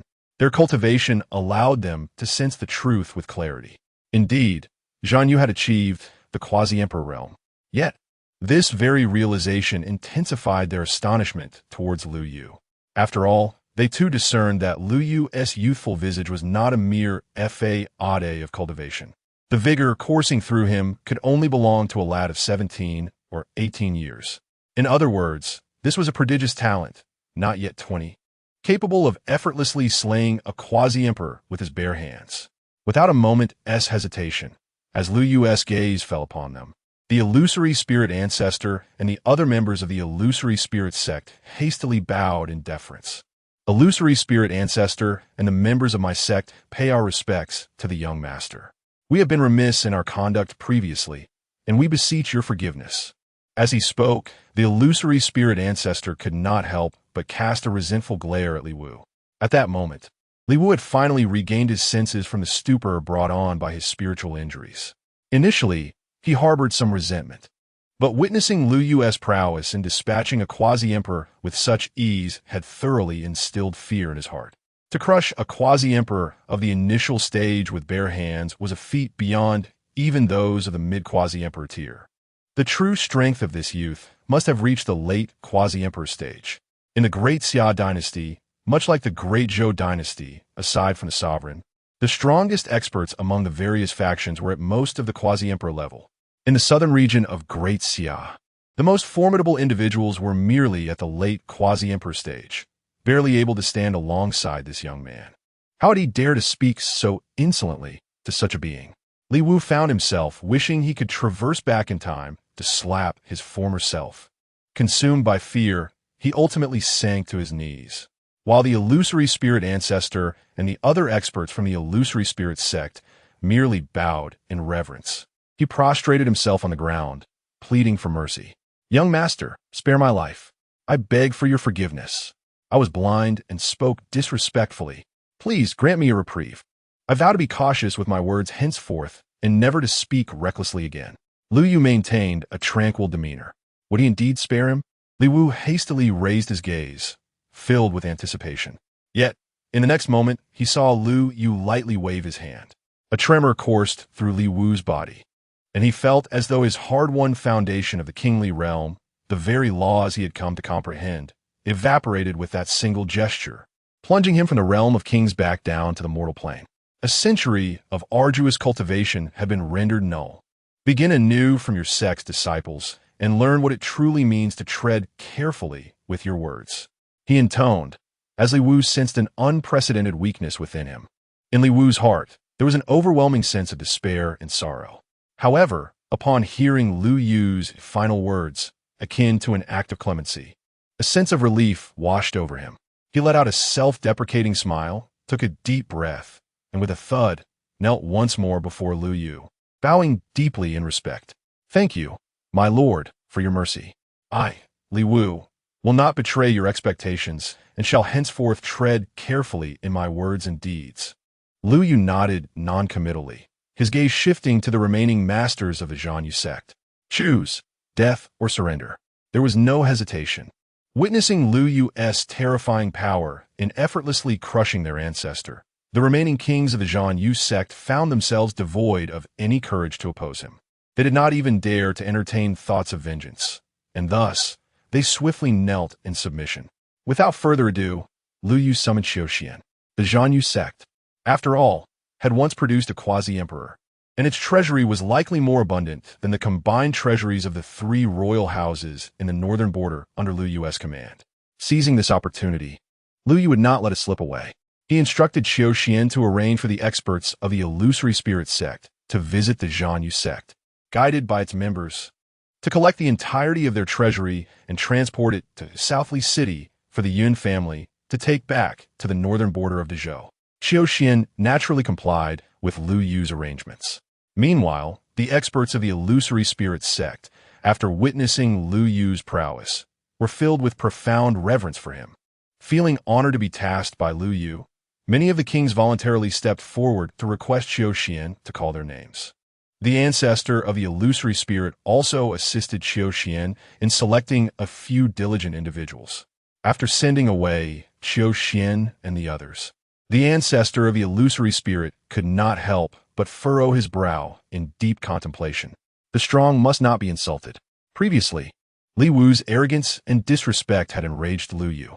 Although Lu Yu ultimately crippled his royal foundation and personally forgave him, the ancestor of the illusory spirit still felt it was insufficient. It was rare to encounter such a significant figure, not to mention the need to ensure that this young lord did not harbor any grievances in his heart. After much thought, the ancestor finally recalled a piece of valuable information. He approached Lu Yu, bowing respectfully, and spoke, "My lord, now that you have subdued the Zhanyu sect, there is an opportunity that should not be overlooked. Have you ever heard of the Void Spirit Tower?"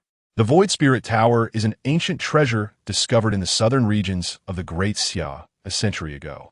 It is said to date back to an incredibly ancient time, possibly even before the era of humanity, and may have been crafted by powerful beings of that age. However, this treasure has long been buried underground. The protective formation surrounding it has been eroded by the passage of countless ages, leaving the treasure itself broken and decayed. Yet, even so, the Void Spirit Tower remains extraordinarily mystical.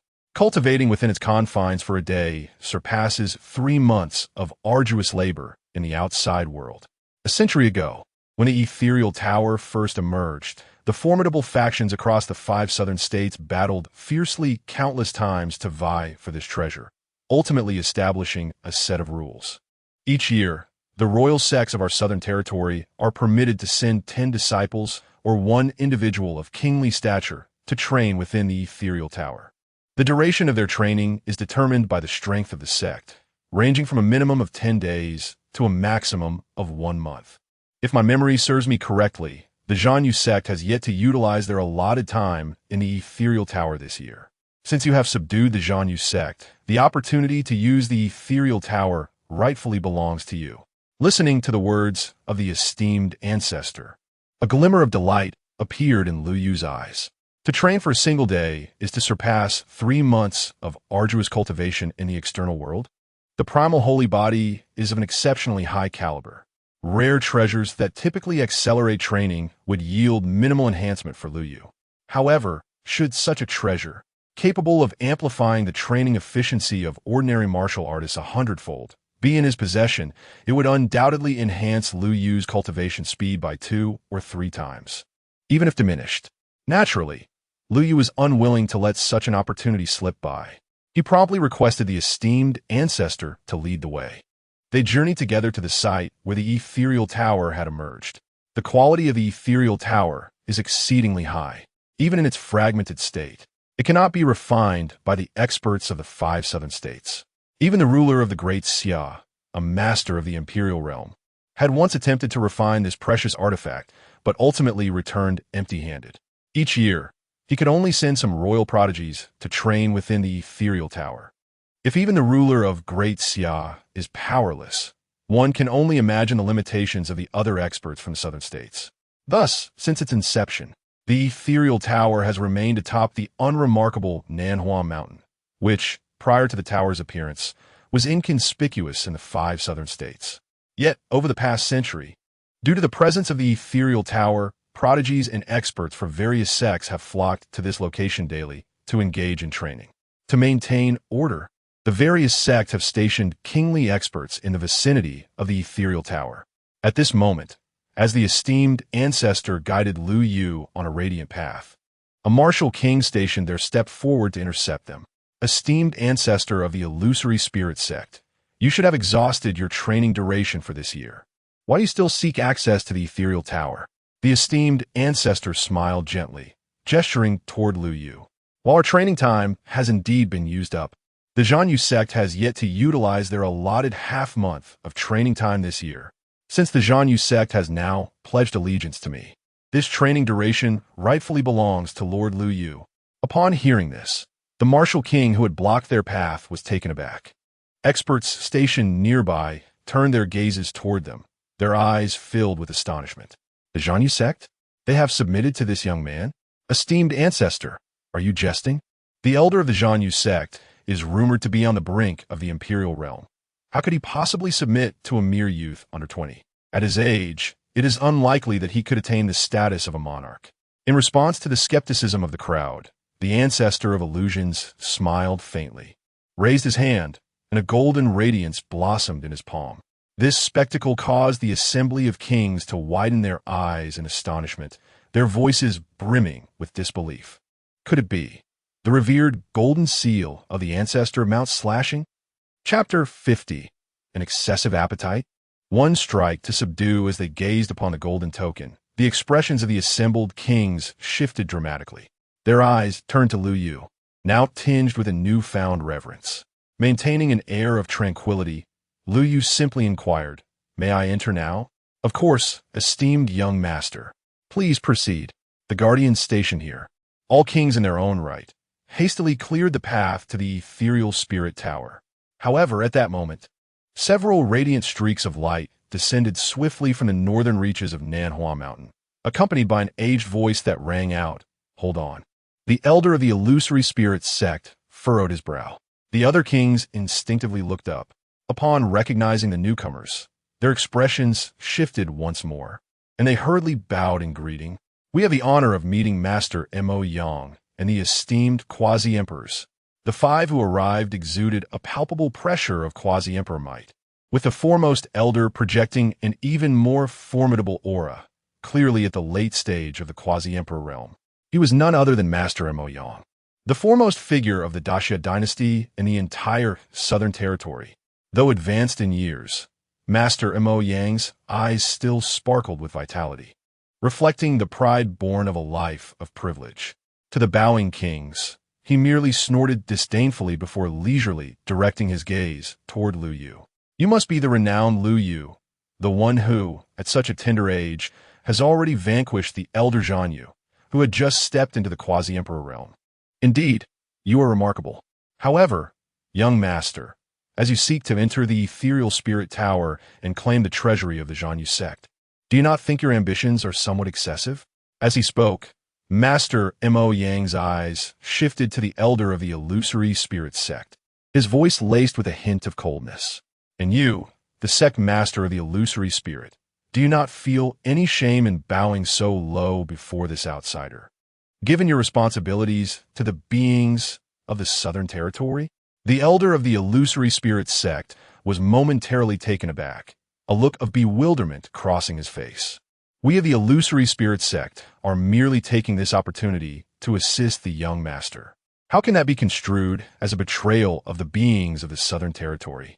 He was about to defend himself when Lu Yu interjected, a faint smile playing on his lips as he regarded Master Mo Yang.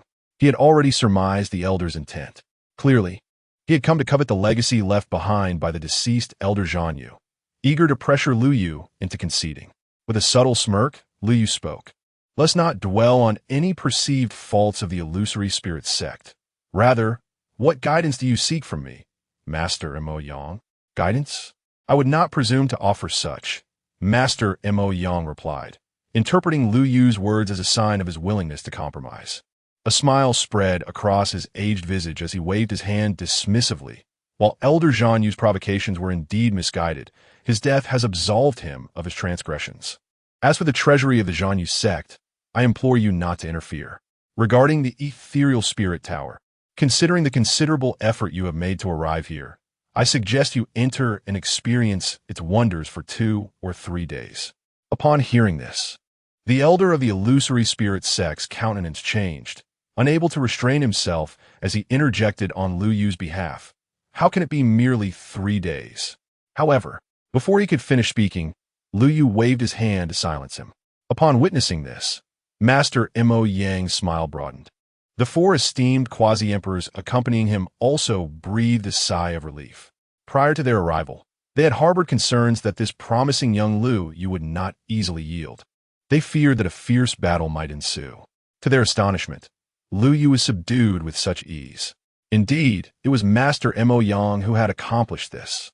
Yes, with the esteemed Mo Yang present, any formidable challenger would have to comply. The 4 quasi-emperors exchanged thoughts through their spiritual senses, marveling at the turn of events. Yet, before their musings could conclude, a powerful gust of wind swept through, compelling all 4 to look up in unison. Their pupils constricted in shock. Under the astonished gaze of the 4 quasi-emperors, Lu Yu nonchalantly pressed his palm down onto Master Mo Yang's head, applying a slight force. Just moments before, Master Mo Yang had been stroking his beard with a smug smile, but the next instant, he was obliterated into a cloud of blood mist by Lu Yu's hand. He did not even comprehend what had transpired until his last breath. Who else dares to claim that my appetite is too great? The 4 quasi-emperors were left dumbfounded. It was only when Lu Yu's calm voice broke the silence that they awakened from their stupor. Gazing upon the lifeless form of Master Mo Yang, they promptly knelt before him without hesitation. It was all Master Mo Yang's own decision. We had no knowledge of it. Please, spare us, my lord. At this moment, the phantom spirit ancestor regained his senses, staring blankly at the 4 quasi-emperors. Previously, he had viewed these 4 as untouchable figures. Yet now, beneath Lu Yu's might, they appeared so humble and reverent. The foremost figure of the South, Master Mo Yang, had been slain with a mere strike from Lu Yu. The sheer impact of this scene left the phantom spirit ancestor momentarily dazed. Nevertheless, Lu Yu remained composed. He snapped his fingers, dispatching 4 spiritual marks that descended into the minds of the 4 quasi-emperors. Once this was accomplished, Lu Yu finally spoke. Phantom spirit. The phantom spirit ancestor immediately returned to his senses and stepped forward, bowing deeply. What commands do you have, my lord? Lu Yu gestured towards the 4 quasi-emperors kneeling on the ground. You will accompany them to seize the treasury of Master Mo Yang's family. As for these 4, each will take half of their family's sect treasury and deliver it to Southly City, to be entrusted to the Yun family. Can you manage this? The phantom spirit ancestor promptly bowed again. Rest assured, my lord, I will ensure it is done. The 4 quasi-emperors felt their hearts bleed at the thought of relinquishing half of their family wealth so easily. How could they not feel anguish? However, sensing the spiritual marks within their minds, coupled with the silence of the deceased Master Mo Yang, they realized the gravity of the situation. Reluctantly, they obediently followed the phantom spirit ancestor as they soared away. After arranging for the phantom spirit and the others, Lu Yu did not waste any more time. He directly entered the void spirit tower. As soon as he stepped into the tower, he felt an incredibly profound essence flowing through him, invigorating his spirit and accelerating the circulation of spiritual energy within his dantian by several folds. His efficiency in cultivation had improved by approximately 50% compared to his solitary training outside. Such an enhancement at merely the first level was remarkable. Ascending to the 3rd level would likely triple his cultivation efficiency without issue. A glimmer of surprise flickered in Lu Yu's eyes. The Void Spirit Tower comprised 10 levels, yet only the first 3 were currently accessible. With each successive level, the acceleration effect of cultivation within the tower intensified. However, the corresponding pressure experienced during training increased as well. Yet, for Lu Yu, whose strength was already comparable to that of an emperor, this pressure was negligible. He promptly made his way toward the entrance of the second level of the tower. As Lu Yu entered the Void Spirit Tower, a group of young practitioners on the first level turned to look at him. These youths, around Lu Yu's age, were merely 17 or 18, yet each possessed cultivation levels above the Spirit Sea. The most outstanding among them had even reached the Divine Bridge stage. Clearly the elite nurtured by the various royal sects of the southern region. Seeing Lu Yu approach, expressions of surprise crossed their faces. They had not anticipated the arrival of a peer among them today. What an unfamiliar youth. Which sect has nurtured him? I have never seen him before. Yet he is remarkably handsome. Many young women, upon catching sight of Lu Yu's features, found their eyes shimmering, causing the men accompanying them to shift uncomfortably. At that moment, a young man clad in black rose to his feet and swiftly stepped before Lu Yu. He clasped his hands together in greeting, and although a smile graced his face, the discomfort in his gaze was unmistakable. I am a chief disciple of the Yang sect. I feel a sense of familiarity with you, my friend. How about we engage in a friendly sparring session? Before he could finish his sentence, Lu Yu's brow furrowed slightly, and with a mere thought, a surge of energy erupted from within him, gently pushing toward the chief disciple of the Yang sect. Boom! The so-called chief disciple felt as though a heavy hammer had struck his chest, involuntarily sending him flying backward, crashing against the wall of the first level and spitting out a mouthful of blood. His aura visibly diminished, and his eyes were filled with horror as they met Lu Yu's. The gathered young geniuses were taken aback, rising involuntarily in shock. The foremost among them, those at the Divine Bridge stage, could hardly contain their urge to confront Lu Yu over his excessive actions. Yet, before they could voice their concerns, they witnessed Lu Yu ascend the stairs leading to the second level. 1 step, 2 steps, 3 steps. In a matter of moments, Lu Yu maintained his composure as he completed the ascent, stepping into a realm typically reserved for those of the third realm of the royal path and above, those who had reached the heavenly king stage. Surely, I must be seeing things. A heavenly king at our age? The previously indignant young geniuses turned pale. Meanwhile, the chief disciple of the Yang sect, having just managed to rise from the ground, witnessed this astonishing scene unfold before his eyes. The already pallid face turned as white as paper in an instant. Chapter 51. The Tales of the Ethereal Spirit and Unexpected Surprises disregarding the astonishment and awe of the prodigies on the first level of the Ethereal Spirit Tower. Lu Yu ascended directly to the second level. In comparison to the first, the training environment on the second level was far superior. With significantly fewer practitioners present, only a handful of experts above the king rank were engaged in their cultivation. Upon Lu Yu's entrance, these venerable figures from the 5 states of the southern region were visibly moved. Although Lu Yu had not yet demonstrated his prowess, his youth alone commanded their reverence. How could one so young possess king-level strength? Which esteemed lineage had nurtured such a prodigy? Could it be that the sovereign had secretly guided this genius? The experts exchanged glances, their astonishment barely concealed. Unperturbed by their gazes, Lu Yu pressed on. Although the cultivation conditions here were already commendable, he was not satisfied and continued his ascent to the third level. Observing his intent, the seasoned warriors grew anxious. Was he truly attempting to reach the third level? The third level of the Ethereal Spirit Tower was a realm even the most accomplished martial artists could not tread. For many years, only the sovereign had successfully entered this hallowed ground, a place reserved for those of the martial emperor realm. As they stood in shock, Lu Yu had already stepped onto the staircase, effortlessly ascending to the third level. The oppressive weight of the staircase was enough to make even quasi-emperor experts bleed. Yet for him, it seemed to pose no challenge whatsoever. Witnessing this scene, the old masters were left utterly speechless. It was not until Lu Yu's figure vanished at the top of the staircase that they regained their senses, each swallowing hard. Their expressions akin to those who had seen a ghost. A king under 20 years old was already astonishing enough. The revelation that he was a quasi-emperor at such a tender age was beyond their comprehension. When had the great Xia produced such a being of this caliber? On the third level of the ethereal spirit tower, while the experts on the second level were still reeling from their shock, Lu Yu had already settled into a meditative posture, keenly attuning himself to the myriad wonders of this realm.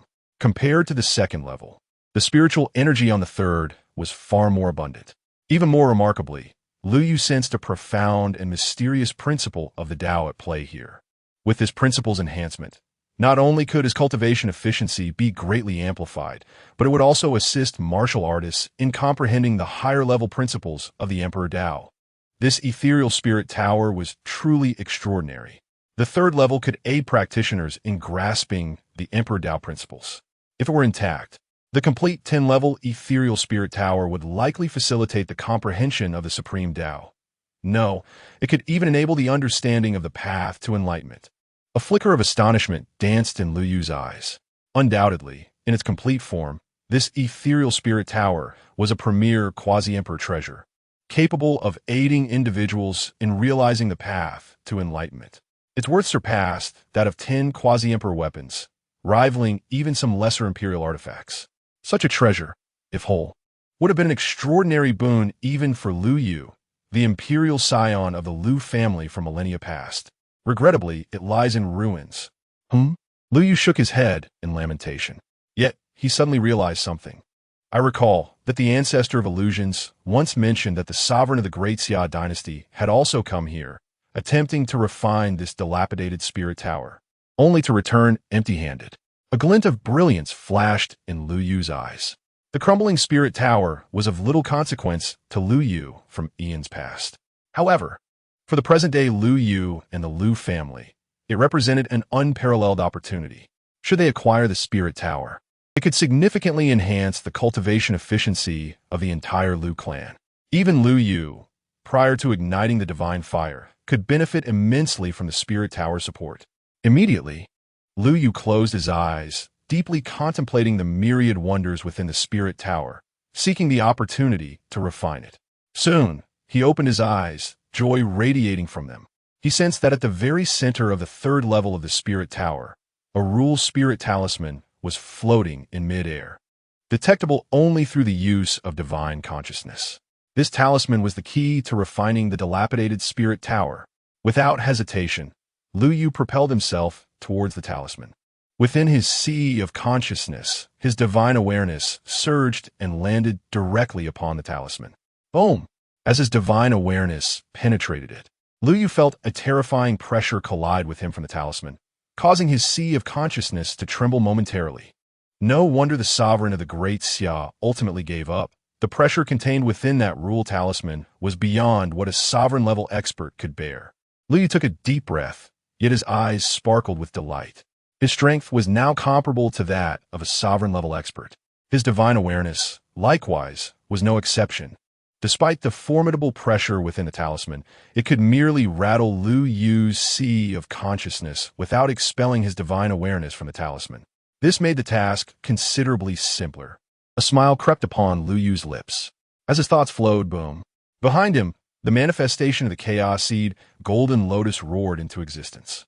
The heavenly Golden Lotus, summoned by Lu Yu's thought, descended into his sea of consciousness. Under the influence of this phenomenon, the divine awareness he had cultivated was enveloped in a layer of golden light. What was once comparable to the early stage of a sovereign's divine awareness surged dramatically in that moment. Regardless of how violently the pressure from the rule talisman surged, it could no longer shake Lu Yu's sea of consciousness in the slightest. It could only be gradually refined and consumed by Lu Yu's divine awareness. Finally, after 3 days, Lu Yu opened his eyes once more. The manifestation of the chaos seed, Golden Lotus, dissipated, and the rule talisman before him vibrated with a low hum. With a rush, it flew into Lu Yu's sea of consciousness. The instant it entered, a torrent of information flowed into Lu Yu's mind, causing his body to tremble. This spirit tower, it was not merely a relic of antiquity. Rather, it was a treasure forged by the primordial void Tao body during the twilight of the primeval era. Lu Yu whispered softly, his eyes reflecting a sense of profound astonishment. The void body is one of the 72 bodies of the human race. Although it does not compare to the 10 sacred bodies, it is nonetheless a remarkably exceptional physique. Throughout history, the void body has rendered great services to humanity. The original void body is renowned throughout the ages. Even in the later era of humanity, many noble families continued to honor this first void body, venerating him with an imperial title, placing him alongside the great emperors of the human race. This reverence stemmed from the events at the end of the primordial era. The three ancient tribes, Dragon, Phoenix, and Shilin, suffered significant losses due to calamities. However, a portion of their formidable experts remained unwilling to concede defeat, determined to retain their supremacy over the myriad tribes. Thus, they allied with other tribes of the primordial era to launch an assault against the human race, which had begun to manifest signs of dominance. In this context, the original void body, along with 8 other formidable human experts of his era, resolutely led 300 supreme beings of the human race into the outer void to confront the coalition of the 3 tribes. After a decade of bloody warfare, the 9 quasi-emperors eliminated over 100 quasi-emperors from a myriad tribes and tens of thousands of supreme beings. They completely annihilated the last remaining emperor-level existence among the 3 tribes, instilling terror in the hearts of the myriad tribes, who no longer dared to regard the human race as mere fodder. Thus, the era of humanity truly commenced. However, the 9 quasi-emperors, including the original void body, along with the 300 supreme beings, all heroically perished, their remains resting in the outer realm. The Void Spirit Tower was sealed by the original void body before his departure, intended for his disciple to inherit his legacy. Yet Liu Yu sighed softly. If memory served him correctly, shortly after the original void body and the other powerful human experts engaged the quasi-emperors of the myriad tribes, many saintly experts from the coalition also advanced to attack the human race remaining in the Taishian realm. The sole disciple of the original void body, unwavering in his resolve, rushed to the battlefield, fighting alongside his master, albeit on different fronts. One faced the quasi-emperor of the primordial era, while the other battled against the myriad saints. Ultimately, both master and disciple sacrificed themselves on the eve of the human era. In Liu Yu's eyes, there was admiration coupled with a tinge of sorrow. After the primordial era, humanity flourished. Even until today, eons later, the human race still stands at the forefront of the myriad tribes, their influence extending far beyond the Taishian realm. Yet, this journey has come at the cost of countless heroes and devoted souls. The glory of humanity is equally weighed down by its sacrifices. Through the ages, there have been too many sacrifices and too many regrets. Perhaps, Liu Yu could not help but gaze at the gate of eternity, his eyes sparkling with determination. The gate of eternity is currently limited to binding the era of the 7 emperors. However, with the elevation of the gate's rank, Liu Yu could bind additional timelines, venturing into other parallel dimensions. Before the gate of eternity unlocks its capacity to rewrite the ages, at the very least, he could ensure that the history of the human race in other parallel timelines does not bear such a heavy burden, allowing those ancient sages who led humanity through adversity during the primordial era to attain better fates. Taking a deep breath, Liu Yu calmed the tumult within his heart. Although that scene is delightful to contemplate, one must take life one step at a time. First, let us thoroughly digest the information of inheritance. Taking a deep breath, Liu Yu focused his consciousness and continued to peruse the information of inheritance. Gradually, a hint of melancholy crept into his eyes. For the Spirit Tower not only aids in cultivation and comprehension of principles, but also houses the ancient Scroll of Void, left behind by the first generation of the Void. While the ancient Scroll of Void is akin to the primordial scroll in that they both represent the level of quasi-emperor techniques, Liu Yu could surmise that the complete ancient Scroll of Void undoubtedly possesses the potential to become an emperor scripture of the highest order. Alas, the inheritance of the ancient Scroll of Void resides within the 7th level of the Spirit Tower, yet the tower now comprises only 3 levels. Thus, the legacy of the ancient Scroll of Void has long since perished and dissipated with the passage of endless ages. Just then, as Liu Yu wallowed in his despondency after absorbing the final piece of inheritance information, a thought suddenly struck him. It seemed that since its inception, the Spirit Tower had never re-emerged into the world. Could it be that if I were to return to the primordial era and find the right location, I could indeed acquire the spirit tower before the passage of time. Lu Yu whispered softly, his eyes alight with boundless brilliance. Chapter 52. Quintuple Amplification. Approaching the realm of the semi-emperor, although the void spirit tower remains in a state of disrepair, the situation would be vastly different if one were to return to the era of the eternal ages. As an unparalleled treasure of enlightenment, spanning from the twilight of the primordial era to the dusk of the human era, the mere passage of several million years is insufficient to diminish the spiritual essence contained within or to allow its divine inscriptions to decay. In other words, Lu Yu can entirely harness the ancient gate to procure a complete treasure of enlightenment upon his next return. Moreover, it comes with the legacy of the primordial void.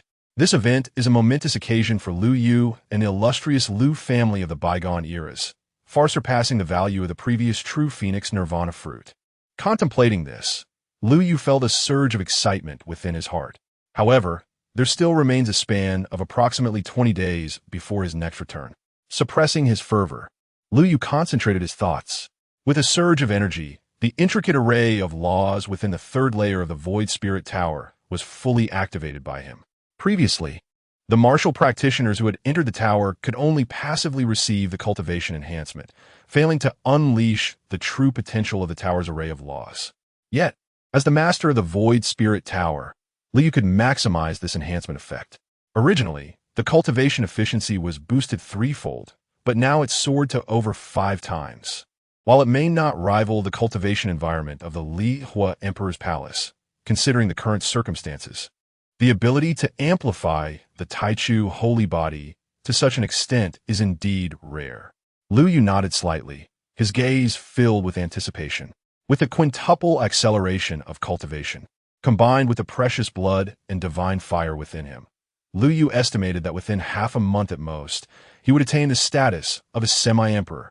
However, merely 10 days had passed when Lu Yu, who was meditating in the third layer of the Void Spirit Tower, suddenly opened his eyes.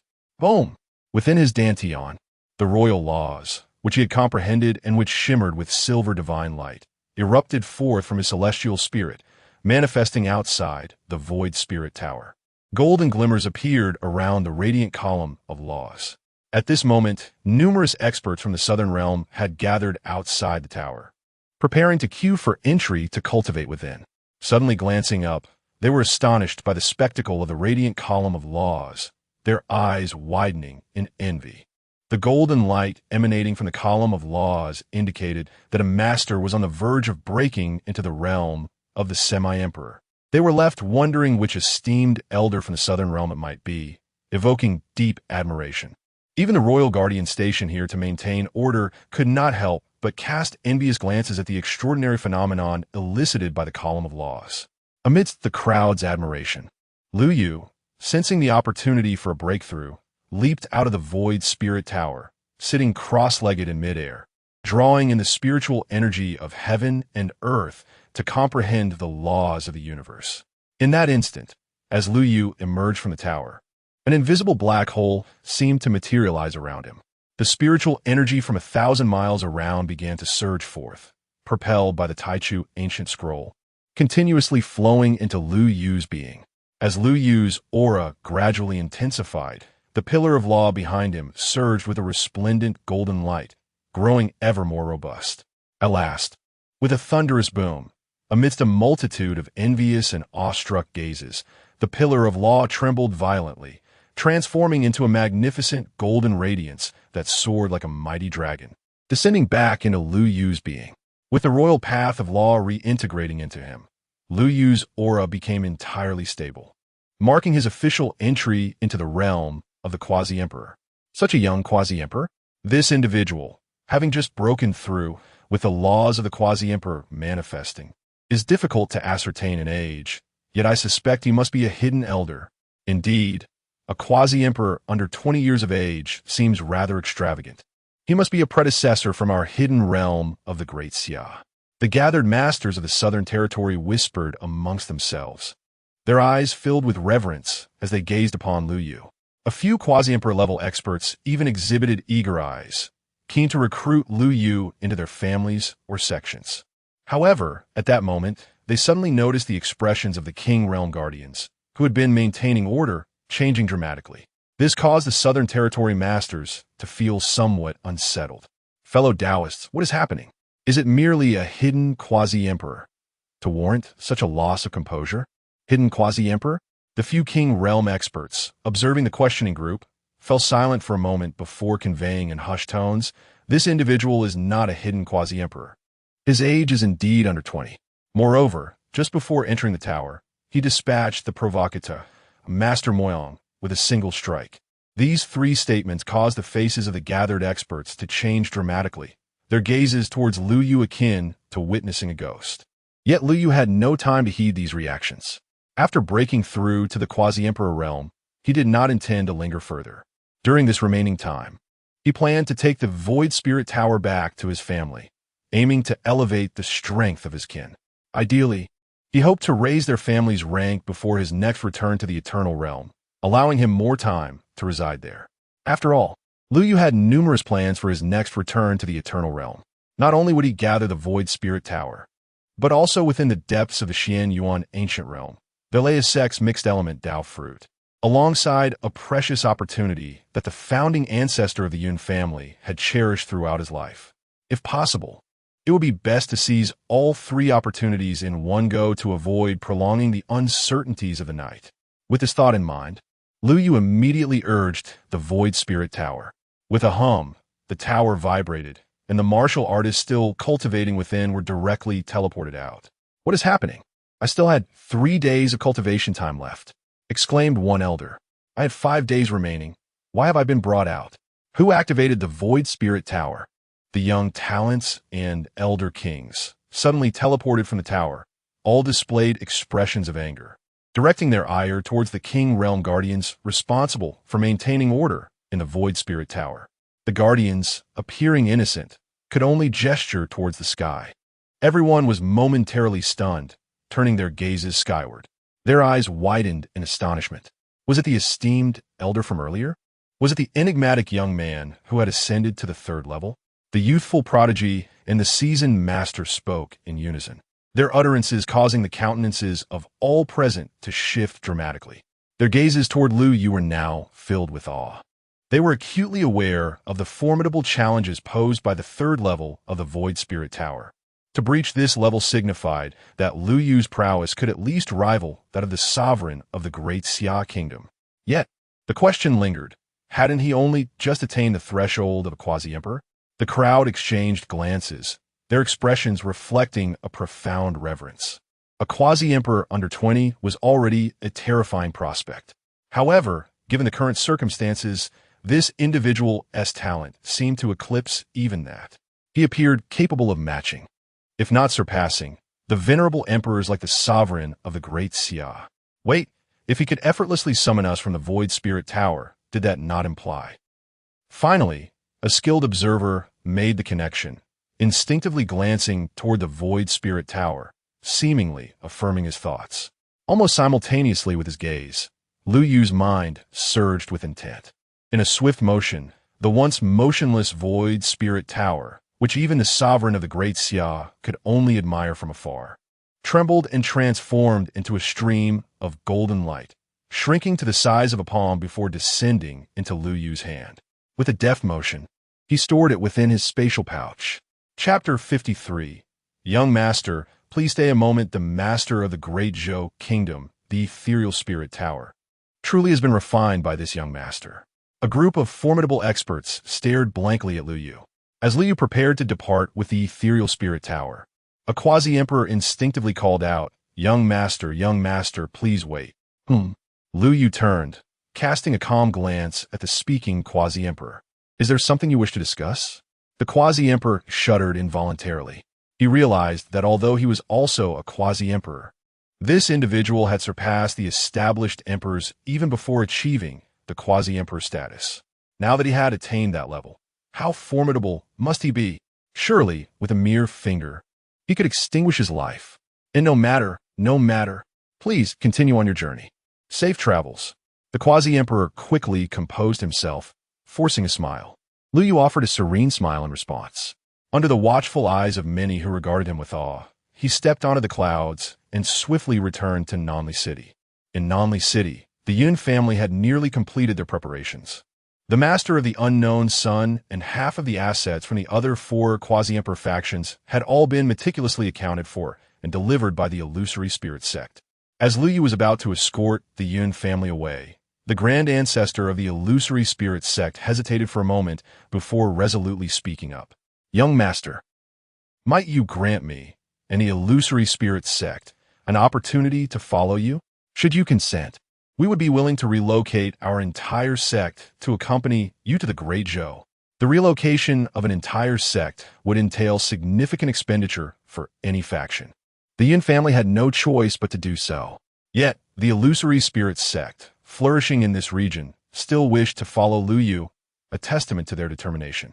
Lu Yu, of course, did not decline. He nodded and, along with the illusory spirit sect and the Yun family, set forth towards the Great Zhou.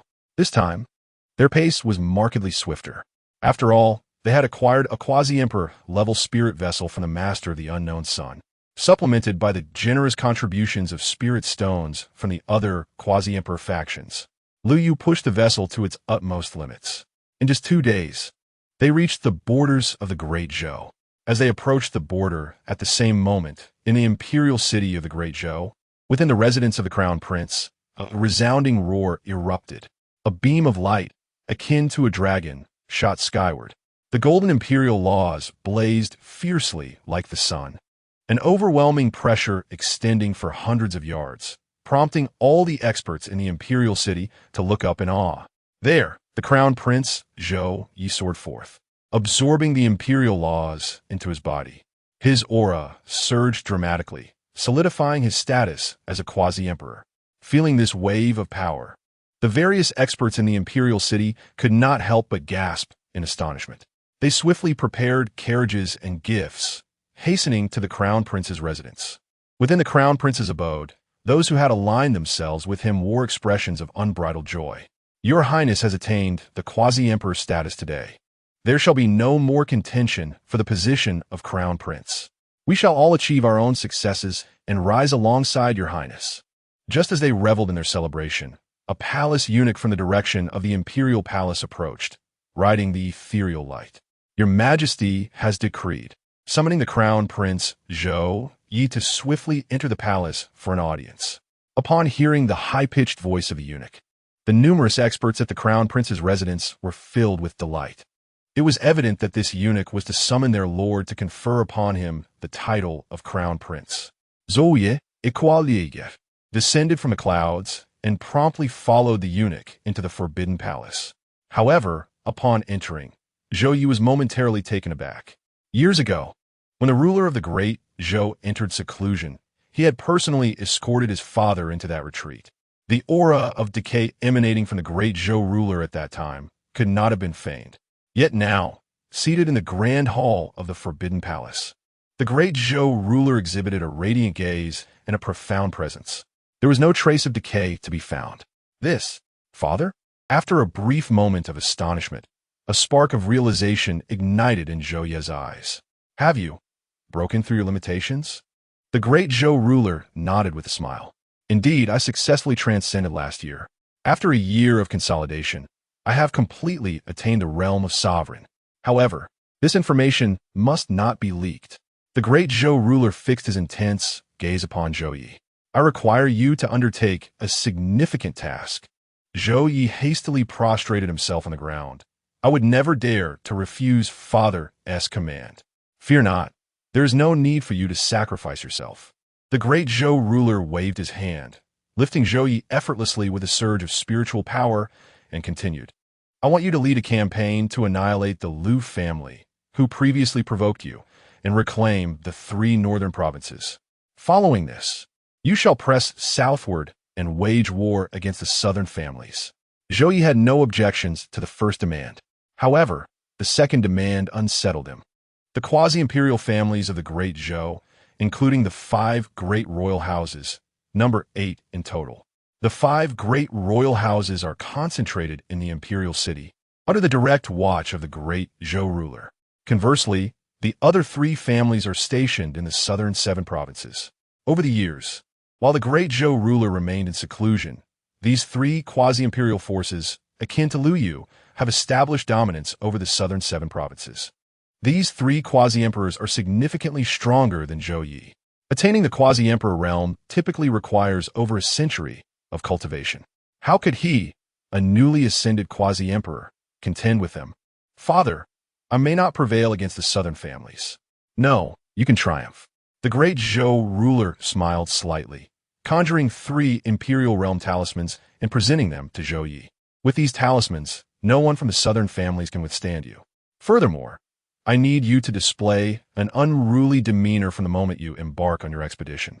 Exuding arrogance, the more audacious, the better. You must ensure that the world knows of your youthful recklessness, especially as you exhaust all the imperial realm talismans left by your father to vanquish the three great quasi-imperial forces of the south. Upon hearing the final words of the great Zhou ruler, a flicker of enlightenment crossed Zhou Ye's eyes. His father intends to target the five great royal houses? Indeed, a cold smile flickered in the eyes of the great Zhou ruler. Previously, I was merely at the imperial realm and required the five great royal houses as support for our imperial family. However, now, I have entered the sovereign realm. The five great royal houses no longer warrant preservation. It is time to usher in a new generation. Over the years, these houses have been subtly restless.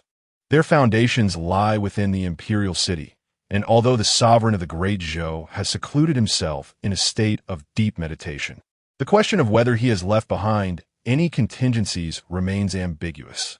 Thus, despite their ambitions, they have refrained from taking decisive action.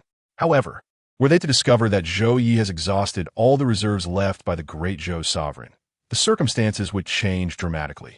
The five great royal houses, long harboring ambitions, would undoubtedly seize this opportunity. What a clever strategy, father! Zhou Yi exclaimed in admiration. The sovereign of the great Zhou smiled while stroking his beard. Zhou Yi, with gritted teeth, declared, "Perfect. Previously, the Liu family was responsible for the death of my retainer. I shall take this opportunity to annihilate the entire Liu family in tribute to my fallen companion. Let the world know that the crown prince of Great Zhou is not to be insulted." Chapter 54. The whole town of Fu Town, New Year's special update. On this day, a tremor coursed through the Great Zhou. Within the imperial city, the sound of war drums echoed, and banners fluttered in the wind. The newly appointed crown prince, Zhou Yi, led 3,000 imperial guards, soaring towards the northern frontier on the wings of the rainbow. The aura of impending slaughter was so intense that it seemed capable of dispersing the vast sea of clouds. Before long, they arrived at their destination, Lingzhou City, the stronghold of the new rulers, the Liu family. At this moment, countless warriors within Lingzhou were already on high alert. Under the leadership of King Yu and King Yin, they lay in wait, gathered atop the city walls to repel the invaders. The defensive formations, meticulously arranged prior, had already been activated. Radiant light swirled, divine power surged, and the atmosphere was undeniably grand. Yet, when compared to the 3,000 imperial guards hovering above, led by the newly minted crown Prince Zhou Yi, the might of these formations appeared significantly diminished. Can we truly withstand the power of the quasi-imperial realm? As the warriors gazed up at the regal pressure emanating from Zhou Yi, their eyes reflected a profound fear and anxiety. Even King Yin was no exception.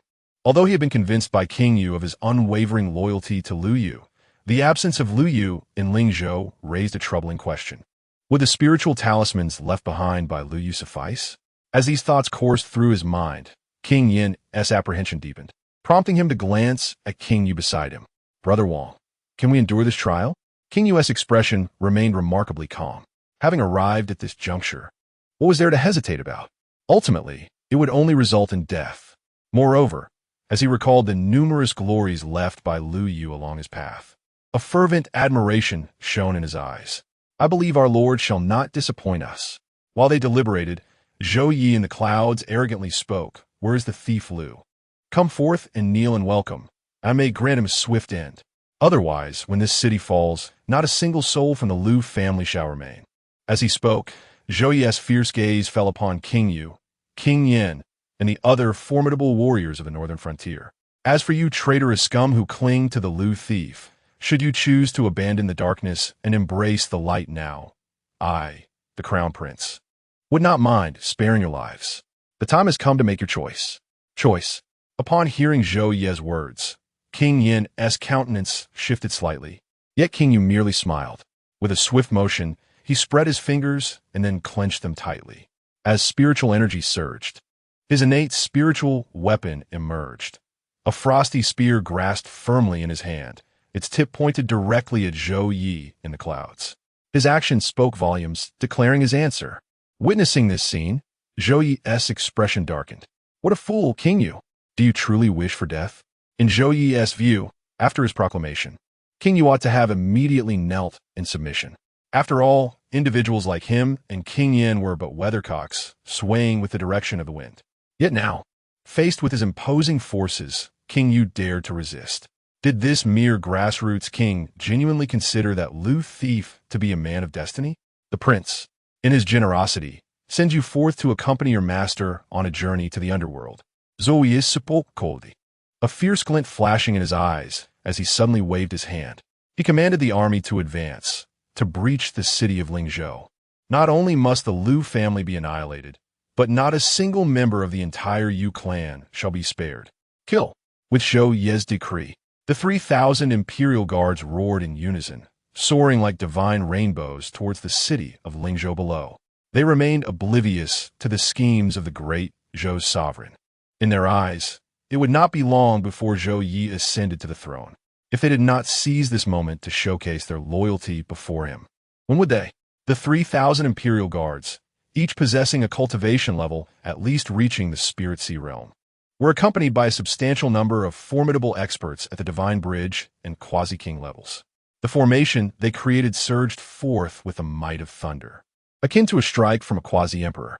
Witnessing such an offensive, both the Yu King and the Yin King gritted their teeth, each raising their spirit weapons with a low shout. All gathered their spiritual power into the formation, bracing for impact.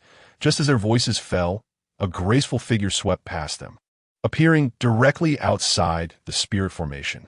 Third miss? Both the Yu King and Yin King changed countenance. The maiden standing defiantly before the 3,000 imperial guards was none other than Lu Linger. Third miss, do not act rashly, the Yu King cautioned, instinctively reaching out to pull Lu Linger back into the formation. Though he suspected she might possess the spirit talismans left by Lu Yu, he was uncertain of their quantity. Regardless of how many she held, such precious talismans ought to be activated at pivotal moments, used for decisive blows. To utilize them recklessly now could allow Zhou Yi to evade and prepare defenses. Should he seek to eliminate Zhou Yi and resolve the crisis in Lingzhou, the task would become exceedingly difficult. However, before the Yu King could extend his hand, Lu Linger had already raised her delicate hand, channeling her spiritual energy. Crack! The spirit talisman left by Lu Yu in her grasp exploded with a resounding burst. A spirit talisman? Upon witnessing the detonation of the talisman in Lu Linger's hand, Zhou Yi's brow twitched, a sense of unease creeping in.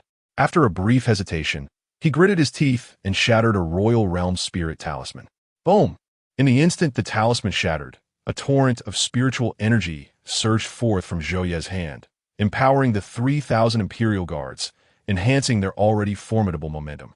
A royal realm spirit talisman? Zhou Yi actually carried such a treasure? How could we possibly withstand this? The sight of the talisman's enhancement caused countless warriors within Lingzhou to pale. Even the Yu King and the Yin King felt a sudden tremor in their hearts, a flicker of despair surfacing in their eyes. As Zhou Yi felt the reinforcement from the royal realm talisman, a smile crept upon his lips, his gaze toward Lu Linger brimming with mockery. The frog at the bottom of the well gazes at the sky, and the firefly dares to compare itself to the bright moon. This saying applies perfectly to you people of the Lu family. In the next life, do not be so arrogant. Zhou Yi's words were left unspoken, as a radiant and overwhelming sword light, akin to the sun, engulfed his vision. Under Zhou Yi's astonished gaze, that brilliant sword light, guided by Lu Linger, descended fiercely before her. Consequently, the 3,000 elite soldiers, empowered by the imperial spirit talismans, were silenced before they could even utter a cry. Reduced to mere ashes, dissipating into the ether. At this moment, Lu Linger softly spoke, her gaze fixed on Zhou Yi, who dared to insult her brother by calling him a bandit. Her autumn-like eyes glimmered with a chilling intensity. Do fireflies dare to compare themselves to the bright moon? Are you introducing yourself? Gulp. Feeling the icy undertone in Lu Linger's words and witnessing the annihilation of the 3,000 soldiers, Zhou Yi involuntarily swallowed hard, his body trembling faintly. Observing Lu Linger raise her hand again, even with 2 imperial spirit talismans still at his disposal, Zhou Yi found no courage to continue the fight. With a swift turn, he fled in the direction from whence he came. What a nightmare! How could the talismans left by that bandit be so formidable? Even the imperial spirit talismans bestowed by the emperor could not withstand them? Does this imply that bandit's cultivation has surpassed the imperial realm, reaching the realm of the sovereign? The more Zhou Yi pondered, the more panic seized him. His mind fixated on a singular thought, to escape and report this intelligence to the emperor with utmost urgency. Yet, as he fled, Lu Linger merely smiled coldly. Her demeanor, usually gentle, was reserved solely for her brother. For Zhou Yi, who dared to label her brother a bandit, she harbored no tender sentiments, only a desire to obliterate him completely. Without hesitation, Lu Linger raised her hand and activated another spirit talisman. A surge of sword light erupted once more, swiftly pursuing Zhou Yi's fleeing figure. No, don't come any closer. Zhou Yi, devoid of any princely composure, cried out in terror, simultaneously shattering the 2 imperial spirit talismans in a desperate attempt to fend off the attack. However, the lethal force contained within that sword light was too terrifying. In an instant, it overwhelmed the might of the 2 imperial spirit talismans and mercilessly struck Zhou Yi. Before the astonished gazes of countless martial artists within Lingzhou City, the newly appointed crown prince of the Great Zhou was turned to ash, following in the footsteps of his 3,000 subordinates. Chapter 55. The Astonishing King Yu. Vowing to follow to the death, is this the end? On the walls of Lingzhou City, King Yin and a multitude of Lingzhou warriors gazed at the tranquil landscape beyond the city, momentarily lost in thought. Even King Yu remained in a daze for quite some time, only snapping back to reality upon the return of Lu Linger. His eyes reflected an overwhelming sense of astonishment. His faith in Lu Yu was unwavering, his loyalty unshakable. Yet, even he had not anticipated the sheer ferocity of Lu Yu's strength. With a single stroke of his sword, he had obliterated 3,000 elite troops, along with 3 imperial-grade spiritual talismans. The rapid advancement of his master's prowess was, without a doubt, terrifying. As King Yu and the Lingzhou warriors remained in awe, a thunderous roar erupted from the northern direction of the Tsangyan Mountains. A golden spiritual vessel, radiating the pressure of a quasi-imperial being, cleaved through the clouds and glided toward them. Its majestic aura stirred the hearts of the warriors across the 3 northern states, compelling them to look up instinctively. Upon discerning the direction from which the vessel approached, the warriors, who had just exhaled in relief, felt their hearts race once more. A pact existed between the Great Zhou and the Great Xia, permitting experts beneath the imperial realm to traverse freely. However, the boundaries of the imperial domain were not to be crossed lightly by either warriors or spiritual vessels. Yet now, a quasi-imperial spiritual vessel was en route from the direction of the Great Xia dynasty, sending waves of panic through the northern warriors. Could it be that the Great Xia had become aware of the situation in the northern territories and sought to exploit the opportunity to invade our 3 states? Many northern warriors held their breath, while those within Lingzhou City began to stir restlessly. Although Lu Yu had left behind spiritual talismans, these talismans had their limits. If the Great Xia dynasty were to launch a full-scale invasion without Lu Yu present to command, how long could they withstand the onslaught relying solely on these talismans? Just as their concerns mounted, a resounding boom echoed. Lu Yu rose slowly from the quasi-imperial vessel, emanating a powerful aura that left the warriors of the 3 northern states momentarily stunned. Then, a glimmer of delight appeared in their eyes. This aura, it belonged to His Highness, the King of Wings. The figures aboard the vessel were not from the Great Xia, but rather, their master had returned. King Yu, King Yin, and the other northern warriors instinctively lifted their gazes. As the vessel drew near, they were able to discern the individuals aboard. At the forefront stood Lu Yu, clad in radiant white, exuding an ethereal grace.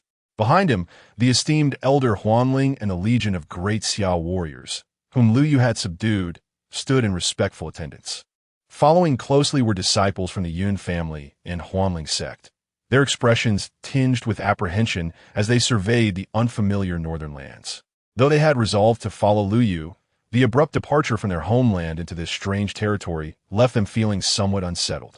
Fortunately, just as their anxiety began to swell, Lu Linger, Lu Ming, and a host of Lu family members, along with King Yu, King Yin, and numerous northern masters, hastened to greet them. Although it was their first encounter, however, Lu Ming, Lu Linger, and other members of the Lu family could distinctly sense the unwavering loyalty that the ancestors of the illusory spirit sect bore towards Lu Yu. Setting aside other considerations, their willingness to abandon their established foundations in the Great Xia and accompany Lu Yu to the Great Zhou was already sufficient to endear these followers to Lu Ming and the others. Nonetheless, not all of the local experts from the northern frontier rejoiced at the arrival of the illusory spirit sect and the Yun family. For instance, Prince Yin, Zhu Yu, expressed his concerns. Brother Wang, the Yun family is a trifling matter, but the illusory spirit sect possesses formidable strength. With narrowed eyes, Prince Yin observed Qiu Xian and other elders of the illusory spirit sect trailing behind the illusory spirit ancestor, a palpable sense of crisis glimmering in his gaze. Yet, King Yu remained composed. Wasn't this a situation we could foresee? With the Lord's prowess and innate talent, the number of those who will follow him will only increase, becoming ever more formidable. Should one remain complacent, even if the Lord holds onto the past, we will inevitably be left behind. As King Yu spoke, his gaze turned towards Lu Yu, his eyes ablaze with fervor. The Lord is advancing. We must strive to keep pace. Prince Yin found himself momentarily at a loss for words. It was not that he lacked the desire to improve, but his potential limitations were evident. Without a significant opportunity, no matter how diligently he practiced, his cultivation would struggle to ascend further. This was true for King Yu as well.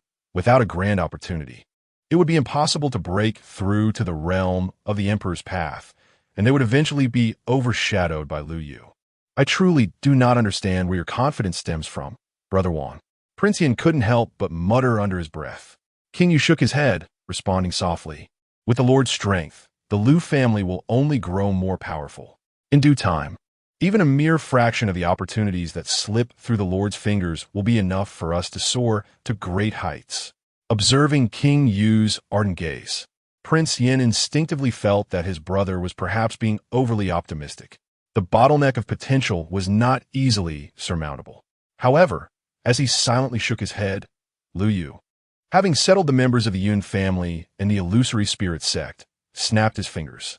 From his storage bag, the illusory spirit tower, which he had refined, transformed into a streak of light and soared forth, landing directly in the plaza of Lingzhou City as guided by Lu Yu. As the illusory spirit tower descended, a thunderous roar echoed. The spiritual energy of the entire Lingzhou region began to converge towards the tower, enhancing the spiritual environment of Lingzhou City manifold. Is this the legendary illusory spirit tower?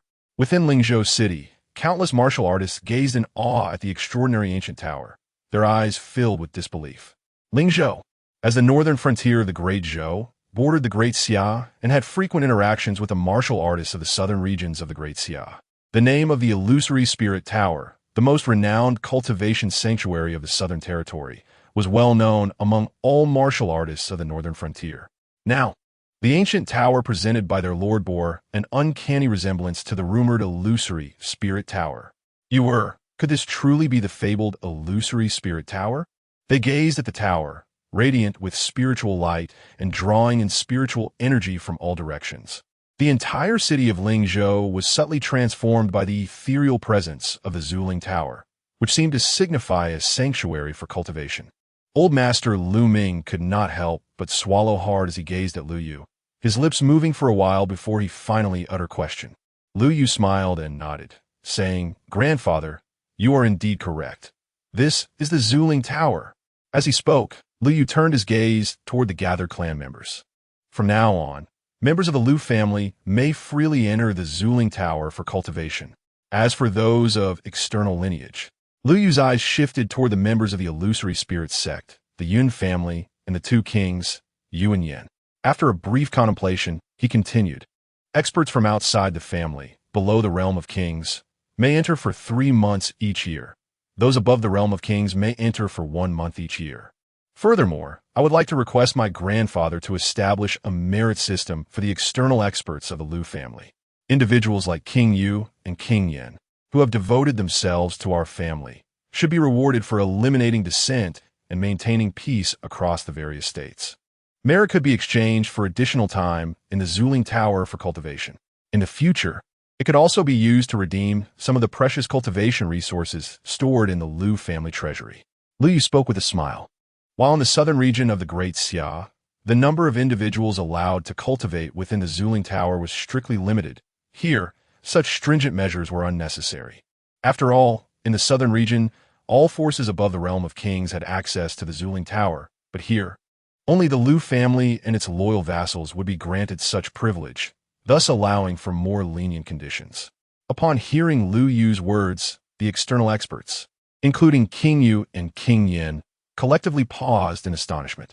The ancestors of the illusory spirit, Qiu Xian, and the father-daughter duo of Yun Chuan and Yun Chan, could not help but widen their eyes.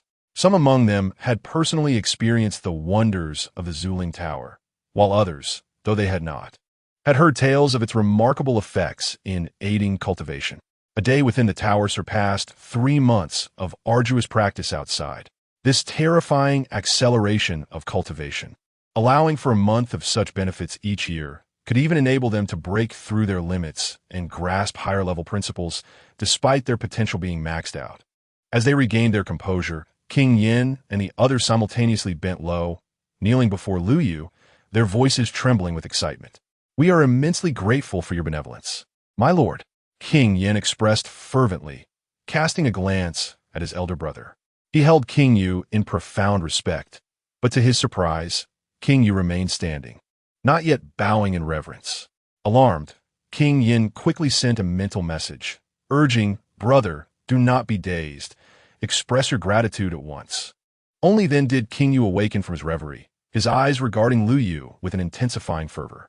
The power of the spirit talismans had previously astonished him. Despite his high expectations of Lu Yu, he had not anticipated that Lu Yu would continually surpass his perceptions of unparalleled prodigies. King Yu's heart surged with excitement. After a few deep breaths, he finally managed to suppress the tumultuous excitement within him, nodding gratefully at the King of Swallows. Subsequently, he knelt down with great reverence, prostrating himself on the ground. "Your Majesty, I am profoundly grateful for the opportunity bestowed upon me. I vow to live up to your expectations in this lifetime. I am willing to face any peril for you across generations." Ding! It has been detected that there is an external expert, MOU, under the host command, whose loyalty has reached the maximum value of 100 points. This external expert has automatically become a member of the host's family. His strength will be factored into the host family's rank assessment, and future enhancements in strength will also elevate the family standing. Chapter 56. Yin Chan's Return. Sword pointing to the imperial city upon hearing the system prompt resonating in his ears, Lu Yu was momentarily taken aback. Yet, almost instantly, a smile graced his lips. Observing the gentle glimmer in the eyes of King Yu, MOU, he was pleasantly surprised that his return from the Void Spirit Tower would yield such unexpected joy. King Yu's cultivation had already reached the Heavenly King realm, and with the assistance of the Void Spirit Tower, it was likely that he would soon break through to the quasi-imperial level. The Lu family had now ascended to a 5th-tier family. To elevate to the quasi-king rank, they required a master above the quasi-king level, 3 masters of the Divine Bridge realm, and 5 masters of the Spirit Sea realm. Lu Yu naturally claimed the position of a master above the quasi-king level. As for the Spirit Sea masters, the resources obtained from Lu Yu's unification of the northern frontier had allowed the Lu family to cultivate a considerable number, alleviating any concerns in that regard. However, gathering 3 Divine Bridge Masters remained a challenge.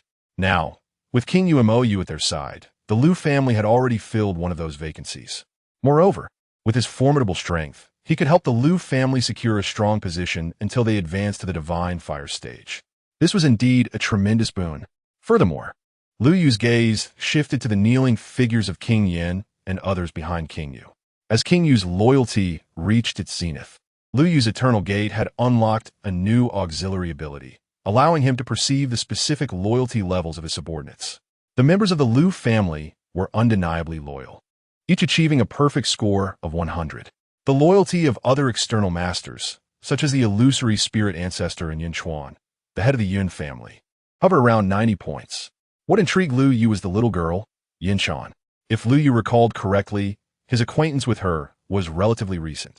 Yet, she possessed the highest loyalty among the external masters, second only to the full score of MOU, boasting an impressive 98 points.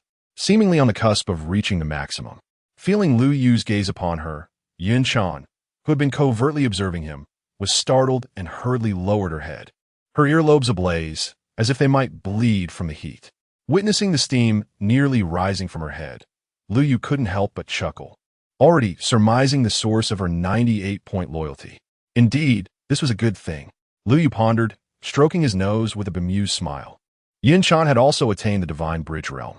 If she could swiftly elevate her loyalty to 100 points, the Lu family's progression to the Quasi-King rank would accelerate further.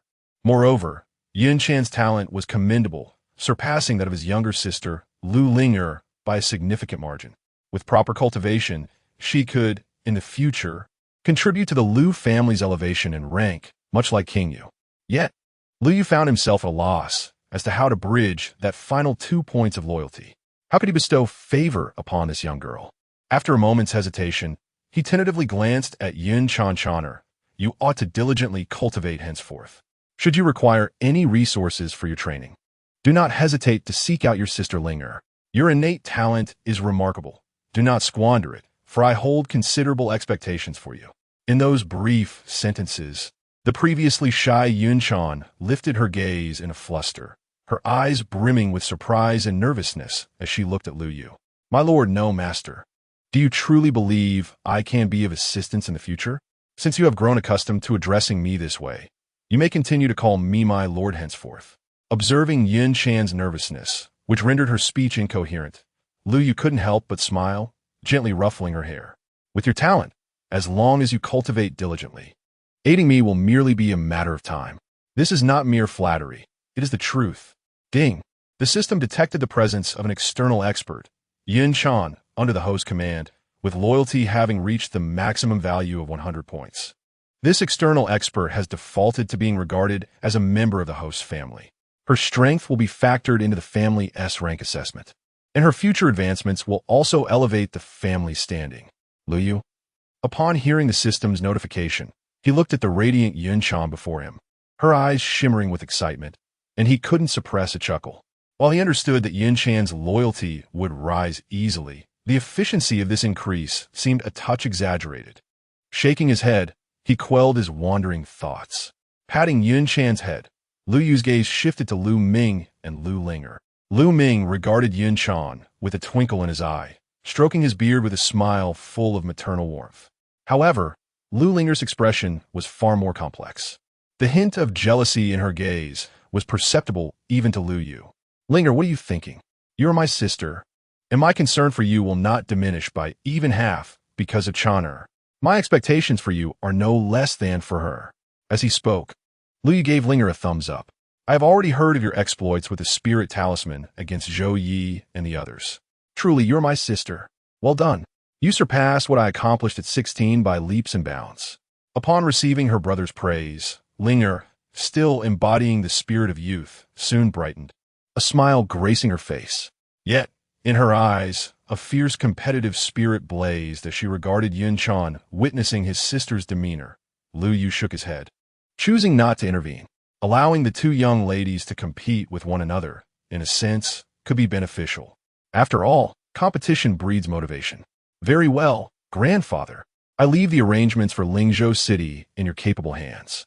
You, King Yu, and King Yin, ensure my grandfather is well supported and that the illusory spirit sect and the Yun family are settled properly. Rest assured, master, we shall not disappoint your expectations.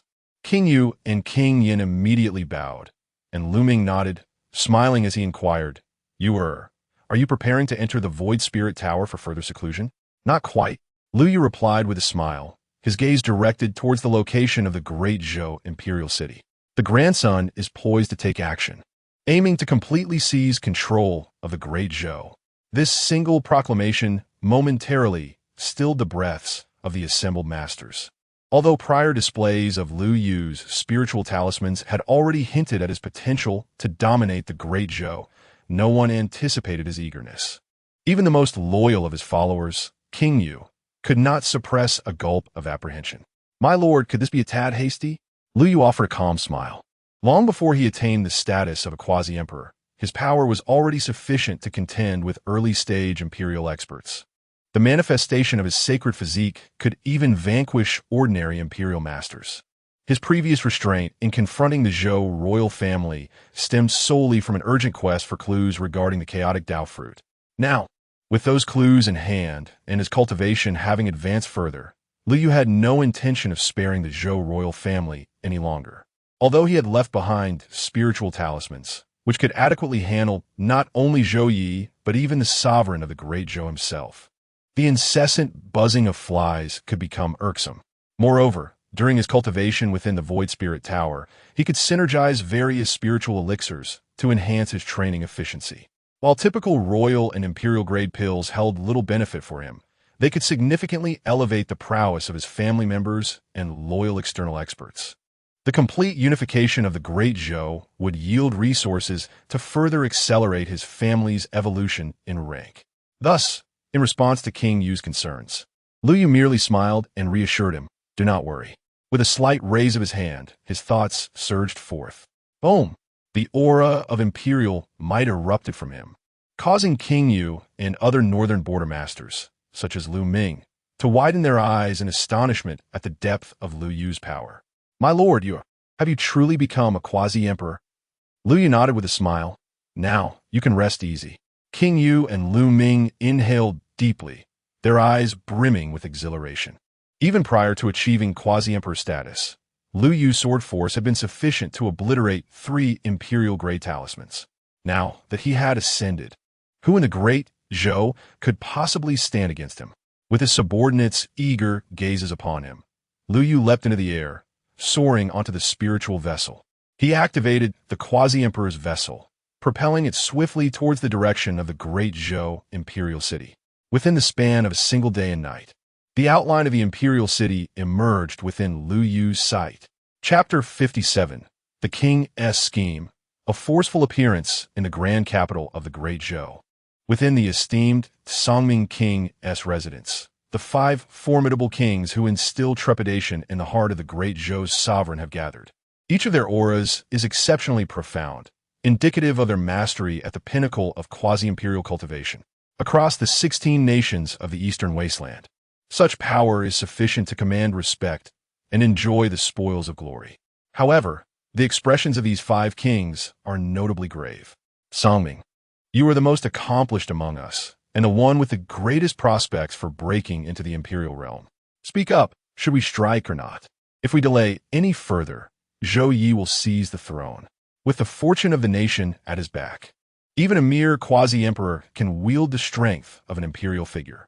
No matter how many plans we concoct, we shall remain ensnared, allowing this lad to exploit the national fortune and diminish our territories. One impatient king turned his gaze toward the master of the residence, Songming. The other 3 kings also looked on, awaiting Songming's decision. Songming furrowed his brow. Over the years, the former sovereign of the Great Zhou had subjected the 5 royal houses to oppression and vigilance, a fact not lost on any of them. Had it not been for the former sovereign's injuries sustained during an expedition, which hastened his retreat into seclusion, the blade of territorial reduction would have likely fallen upon their heads long ago. Yet, one can evade the initial strike, but not the subsequent ones. Though the speaker's temperament may have been hasty, his words held merit. Should they continue to procrastinate, once the new emperor ascends, brimming with youthful vigor and longevity, he would undoubtedly wield the blade of territorial reduction against them, gradually eroding the power of the 5 royal houses until they are utterly diminished. How could the 5 kings, with a lineage spanning thousands of years, akin to the Great Zhou own storied history, resign themselves to such a fate? But must they truly take up arms? A flicker of hesitation crossed Songming's gaze. Observing this, the most impatient among them, Linggu King, could no longer contain himself. Songming, what are we waiting for? This is our finest opportunity to rise. The old ghost is already in decline, and Zhou Yi, once he leaves the imperial city, even if he receives word of our uprising, will be caught off guard and lack the grand protective formations of the capital, as well as the sovereign's seal. His ability to gather fortune will be severely limited. His strength can barely reach the pinnacle of quasi-emperor. At that moment, if we unite the forces of the 5 royal houses to eliminate him, we can each claim 3 or 4 provinces and establish our own dominions, gathering fortune to ascend to the imperial realm. In the future, it may not be impossible for the Eastern Wasteland to expand from 16 nations to 20. Is this not far more exhilarating than sitting here in trepidation, awaiting our demise? As Linggu's fervent words echoed, eager glimmers ignited in the eyes of the other 3 kings. Yet, Songming, in contrast, became more composed and shook his head, responding, "What you envision for the future is indeed splendid, but my esteemed brothers must not forget the old dog has always been cunning and astute. For years, he has secluded himself within the imperial palace, and the true state of affairs is known only to Zhou Yi and his few trusted inner court officials. Are you not afraid of being ensnared by this old fox, just as those princes of his era were?" The current sovereign of the great Zhou, in his youth before ascending the throne, was rather unremarkable compared to his peers. Consequently, during the fierce competition for succession, he was largely overlooked. Who could have anticipated that at the critical juncture of that competition, when blood was spilled and the factions of his contemporaries suffered severe losses, the present ruler of Great Zhou would rise unexpectedly, leading an army of 3,000 loyal warriors. Long nurtured in secrecy, he mercilessly eliminated his rival princes, securing his position as the sole heir to the late emperor. Reflecting on those past events, even the typically impetuous King Linggu felt a shiver run down his spine, rendering him momentarily composed. Yet, within his gaze, a flicker of reluctance remained. Are we truly to let this opportunity slip away unnoticed? There is no need for haste. We can afford to wait a little longer. Let's first arrange for some personnel to monitor the palace, in hopes of capturing an inner court commander to extract information about that old dog. King Songming contemplated devising his plan. Just as the 5 great kings conspired, a thunderous roar erupted. Lu Yu's imperial spiritual vessel burst forth from the dense clouds, soaring directly above the imperial city of Great Zhou. As the vessel approached, the protective formation of the city was instantly activated. Hundreds of strands of spiritual light surged from various corners of the city walls, intertwining to form a colossal web of spiritual energy, blocking Lu Yu's path. Such a formidable array was of the highest grade. One would be hard-pressed to breach it, even at the peak of the imperial realm. Yet, Lu Yu merely raised his hand, delivering a seemingly mundane punch. Boom! The tempestuous force of his strike effortlessly tore through the spiritual web. The sound of shattering formation runes echoed continuously against the city walls of Great Zhou, sending shockwaves through every warrior within. Who dares to forcefully invade the city? My heavens, what do I see? A youth of 17 or 18 has shattered the imperial city's grand array with a single blow. Could it be the fabled King Lu Yu of the Lu family, who has dominated the northern frontier? But was he not already subdued by Prince Zhou Yi? Countless warriors of the imperial city looked up in astonishment toward the walls. Even within the Songming king's residence, where the 5 great kings were plotting, they could not help but leap from their chamber, gazing in disbelief at Lu Yu, who stood amidst the clouds. The might of the city's grand array is truly terrifying. Even they, the 5 kings, could only dismantle it by joining forces. Yet, this array could not withstand a single punch from Lu Yu. To what extent has this young man's strength reached? Is he truly only 17 or 18 years old? The 5 great kings exchanged glances, suddenly struck by the unsettling realization that they had aged significantly, akin to living out their years in the guise of dogs. Just as they were reeling from this shock, within the imperial palace of the royal city, over 10,000 elite guards, commanded by 2 esteemed inner monitors at the quasi-imperial level, surged forth from the palace and ascended to the clouds, establishing a formidable formation. They stood in opposition to Lu Yu, who awaited them in the skies. The vast contingent of elite guards, paired with the two quasi-imperial monitors, emanated an overwhelming aura, capable of stirring the very seas of clouds, rendering countless martial artists below breathless. Yet, Lu Yu remained remarkably composed. As he gazed at the multitude of guards arrayed before him, he spoke calmly. Zhou Yi is dead, and the 3,000 elite guards he led have accompanied him on his journey. You may step aside now. I will spare your lives. However, should you choose to obstruct my path again, you shall join Zhou Yi on his way. What did you say? Upon hearing Lu Yu's composed declaration, the 5 great kings managed to maintain their composure, for after all, Lu Yu had shattered the great formation of the royal city. What could be a mere new quasi-imperial like Zhou Yi? The 2 inner monitors, however, were acutely aware of Zhou Yi's capabilities. While Zhou Yi's personal strength might have been lacking, he possessed 3 imperial-grade spirit talismans bestowed by their sovereign. If even these talismans were insufficient to subdue Lu Yu, let alone to safeguard Zhou Yi's life, a chill ran down the spines of the 2 monitors. They could not help but perceive a growing sense of dread in Lu Yu's gaze. At that moment, a thunderous force erupted from within the imperial palace, sending a powerful aura reverberating throughout the entirety of the great Zhou royal city. The 5 great kings, along with countless martial artists within the city, felt this presence and turned pale. Their gazes shifted from Lu Yu to the source of the burgeoning aura, their eyes filled with astonishment. This aura was the realm of the sovereign. Chapter 58. A single sword to annihilate and usher in a new era within the imperial city of the Great Zhou. Countless martial artists gazed with wide eyes at the figure leaping forth from the Forbidden Palace. Their expressions were filled with astonishment. The sovereign of the Great Zhou, who was perceived by the world to be nearing his end and in a state of utter decline, now stood resplendent and proud, as if he were soaring amidst the clouds. The intensity of the imperial aura radiating from him was so potent that it could easily crush ordinary quasi-emperors, far surpassing even the might of martial emperors. He appeared to have reached the pinnacle of the imperial domain, embodying the grandeur that only a true sovereign could possess. Amidst the myriad of awestruck gazes, the great Zhou sovereign fixed his eyes upon Lu Yu, his gaze ablaze with fervor and insatiable desire. I never anticipated that such a prodigious talent would emerge in my great Zhou. Lu Yu, is it? I shall remember your name. Rest assured, once you meet your demise, I will inherit your fortunes. Your sacrifice shall not be in vain. It will become the cornerstone of my future glory. The sovereign murmured softly, regarding Lu Yu as if he were an extraordinary treasure, though he had once felt a twinge of regret over Zhou Yi's death. The great Zhou sovereign had long since cast aside such thoughts upon witnessing Lu Yu's formidable power. He understood his own potential all too well. Without extraordinary opportunities, he would remain stagnant at the initial stage of sovereignhood for his entire life.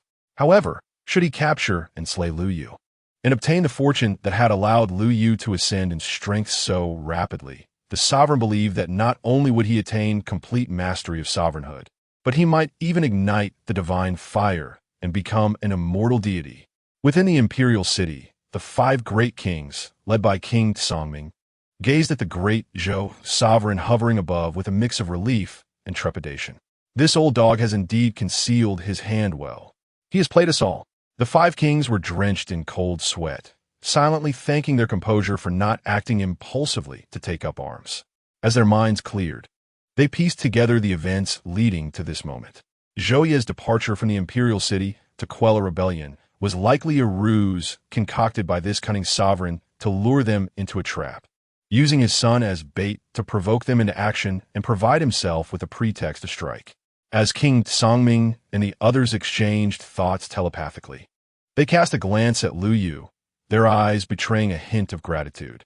Had it not been for Lu Yu's unexpected arrival, the 5 of them might have truly fallen victim to the great Zhou sovereign's machinations, potentially leading to their own demise. Alas, it seemed that this esteemed head of the Lu family was destined to perish in this very confrontation. King Songming sighed softly, his tone imbued with sympathy. and the other four kings could not help but nod in shared sorrow. The great Zhou sovereign, impatient to act, wasted no time. As his words echoed, he unleashed his power. With the activation of his techniques, the pure spiritual energy of the sovereign realm surged forth like a torrent. As he performed a series of intricate hand seals, ethereal images of otherworldly spirit weapons rapidly materialized before him. With divine blades, long spears, feathered arrows, sharp swords, and the formidable halberd that cleaves the heavens. A total of 365 ethereal manifestations of spiritual weapons coalesced in an instant. Each weapon, when stirred, caused the surrounding space to tremble subtly, as though it were destined to be severed by the spectral blades. This was the unparalleled secret art of the Dezhou royal family, a pinnacle martial skill of royal rank. The 100 weapons technique. Throughout the ages, even the founders of the Dezhou dynasty, at their zenith, could only manifest 108 ethereal weapons. Yet at this moment, the ruler of Dezhou had exceeded that record by more than threefold. The combined force of 365 spiritual weapons, even without being unleashed, merely suspended in the air, emanated a vast oppressive aura that made countless martial artists witnessing this scene within the royal city tremble uncontrollably. "Child, surrender at once." The Dezhou monarch let out a long howl, and as the final seal was cast, he thrust his hands forward with great force. The 365 ethereal weapons quivered in unison, drawing forth divine light as they surged toward Lu Yu, howling in their rush. In the instant the spiritual weapons surged forth, the void resonated with a sharp, piercing shriek. Many martial artists in the royal city were caught off guard, some even suffering from nosebleeds and nearly fainting from the overwhelming sound. This terrifying might was a testament to the formidable power of the 100 weapons technique. The monarch's early methods were truly astonishing. The mere potency of a single spiritual weapon could likely gravely wound even a master at the peak of the imperial realm. The myriad warriors in the city gazed at the spectral manifestations of the weapons with profound trepidation. Looking at Lu Yu, their eyes were filled with sympathy. They could barely withstand the unsettling echoes of the 100 weapons technique. It was hard to imagine the grim fate that awaited Lu Yu, who would confront the onslaught of these weapons directly. Yet, in the face of the approaching tempest of weapons, Lu Yu exhibited not an ounce of fear in his gaze. As he activated the Taichu ancient scroll, a surge of vitality coursed through him. His golden, sacred blood transformed into a torrent of divine power, intertwining with the spiritual energy in his dantian, forming a resplendent golden barrier. When the 365 spiritual weapons struck against this barrier, they created ripples, yet could not advance a single step further. What? The Dezhou monarch's pupils contracted sharply, instinctively sensing a wave of unease. He immediately stepped back, channeling his spiritual energy anew, as he conjured another wave of ethereal weapon manifestations. However, before he could unleash the torrent of weapons, Lu Yu had already moved first. Is this the strength of the newly ascended monarch? How utterly dull. Whispering softly, Lu Yu suddenly raised his hand. The spiritual sword at his waist soared into the air, firmly grasped in his hand, and with a gentle slash forward, a soft sound reverberated. The Dezhou monarch felt a chilling sensation in his throat. When he regained his senses, he realized his perspective was soaring skyward, piercing through the clouds. Below him, a familiar headless corpse swayed precariously. Who was it? It was I. The ruler of the great Zhou nation's lips moved, as if he wished to utter more. Yet in the next moment, an unfathomable darkness enveloped his consciousness, under the astonished gaze of all the warriors present. The head of the great Zhou ruler swayed momentarily in the clouds before plummeting with a resounding thud to the earth. Following a brief silence, two loud thuds echoed, blossoming into two tragically beautiful sprays of crimson upon the royal city's ground. From this day forth, the imperial lineage of the great Zhou shall cease to exist. The Lu family shall seize control of the imperial city, renaming the nation to Taichu. The Lu family shall henceforth be the new sovereign of the Taichu dynasty. In the heavens above, Lu Yu maneuvered the spiritual vessel, gently descending over the forbidden palace. His gaze remained tranquil as he surveyed the assembly, softly declaring, "I have spoken. Who among you stands in favor, and who against?" Within the royal city, countless warriors exchanged glances. After a fleeting silence, a series of resolute kneelings resounded, as the five great kings, led by the king of Song-Ming, decisively knelt before Lu Yu's spiritual vessel. "We pay our respects to your majesty. May your majesty's martial prowess flourish and endure through the ages." Chapter 59. Mythical Rewards. The Rebirth of Eternity as time swiftly passes. A month has elapsed in the blink of an eye. At the heart of the Taichu imperial city, the ethereal Ling Tower stands majestically. Within the city, countless martial artists cast glances toward the Ling Tower, their eyes filled with profound reverence.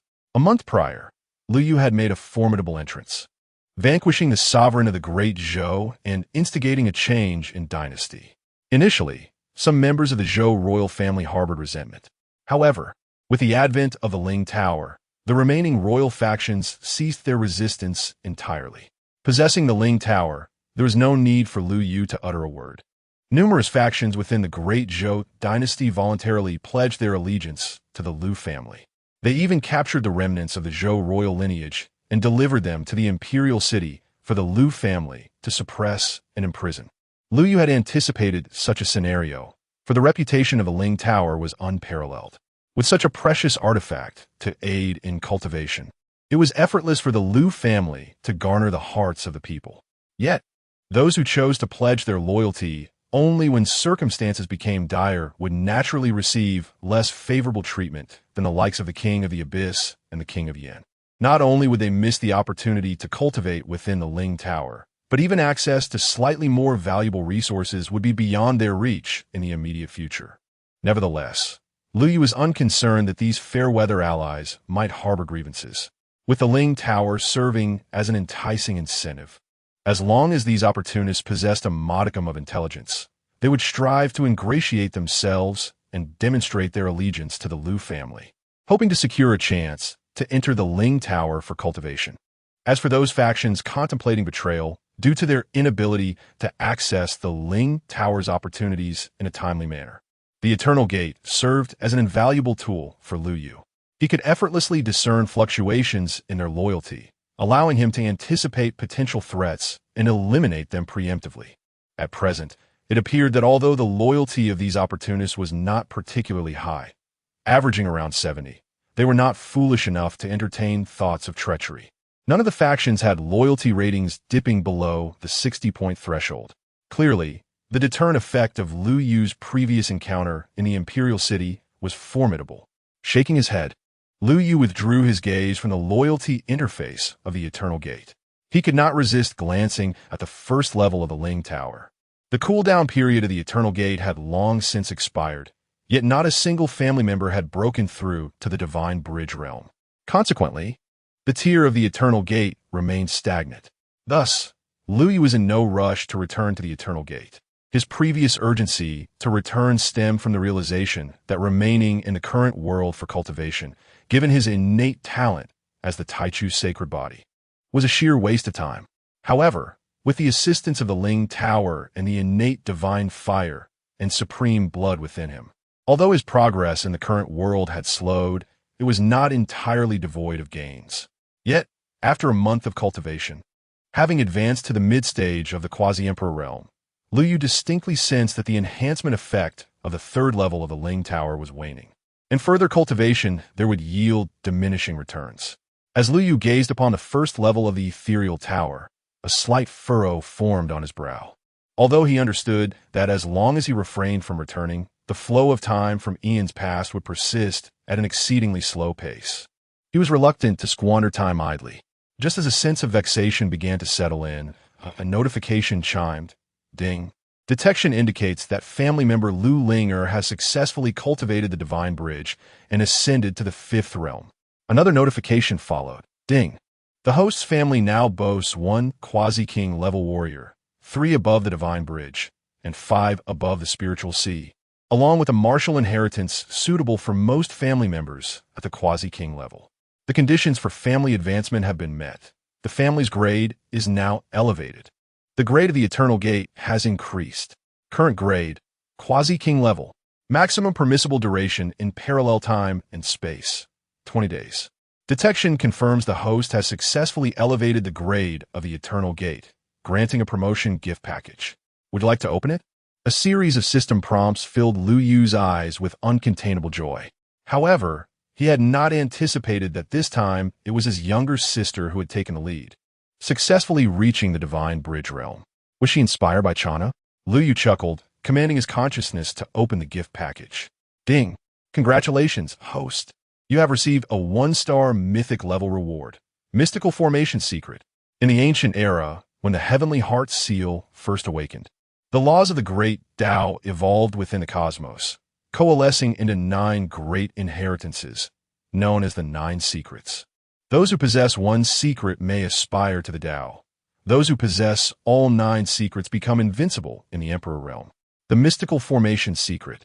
One of the 9 secrets grants unparalleled mastery over formations to its cultivator, rendering millions of grand formations as mere wisps of smoke in their eyes, transforming perilous situations into fortuitous ones and reviving the dead. No formation is beyond their reach, nor unsolvable. Would you like to accept the reward? Accept. Lu Yu's eyes sparkled with delight. He had not expected to draw a mythic level reward directly this time. While it may not surpass the primal sacred body, a 1-star mythic reward was indeed rare. With a mere thought, Lu Yu felt an overwhelming torrent of ancestral memories rushing into his mind, as if a supreme master of formations were imparting their lifelong insights to him. It took an entire day and night for him to emerge from that profound state. Upon reopening his eyes, he noticed a deepening intensity within them. This day and night of receiving knowledge made Lu Yu feel as though he had traversed a century in experience. Although his cultivation level had not increased, he had nonetheless elevated the Mystical Formation Secret to a minor accomplishment.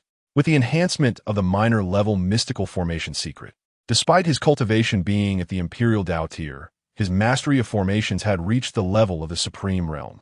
Under the domain of the Tao, given sufficient time and resources, he could unravel and arrange all formations beneath it. Lu Yu inhaled deeply, his eyes gleaming with excitement. Although this Mystical Formation Secret did not provide a tangible increase in combat power, it would greatly aid both Lu Yu and the long-term development of the Lu family.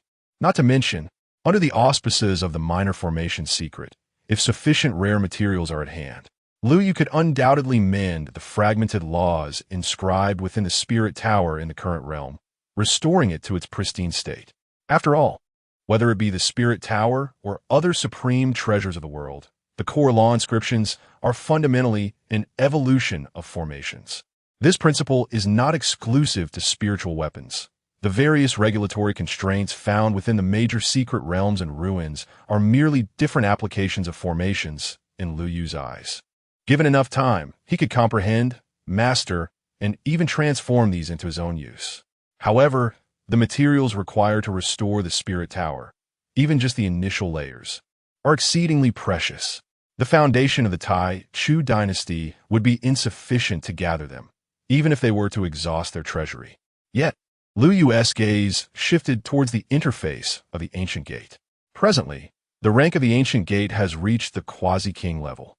If he can advance it further to the king level, he will unlock the ancient space, allowing him to retrieve various precious treasures from the parallel time and space of antiquity.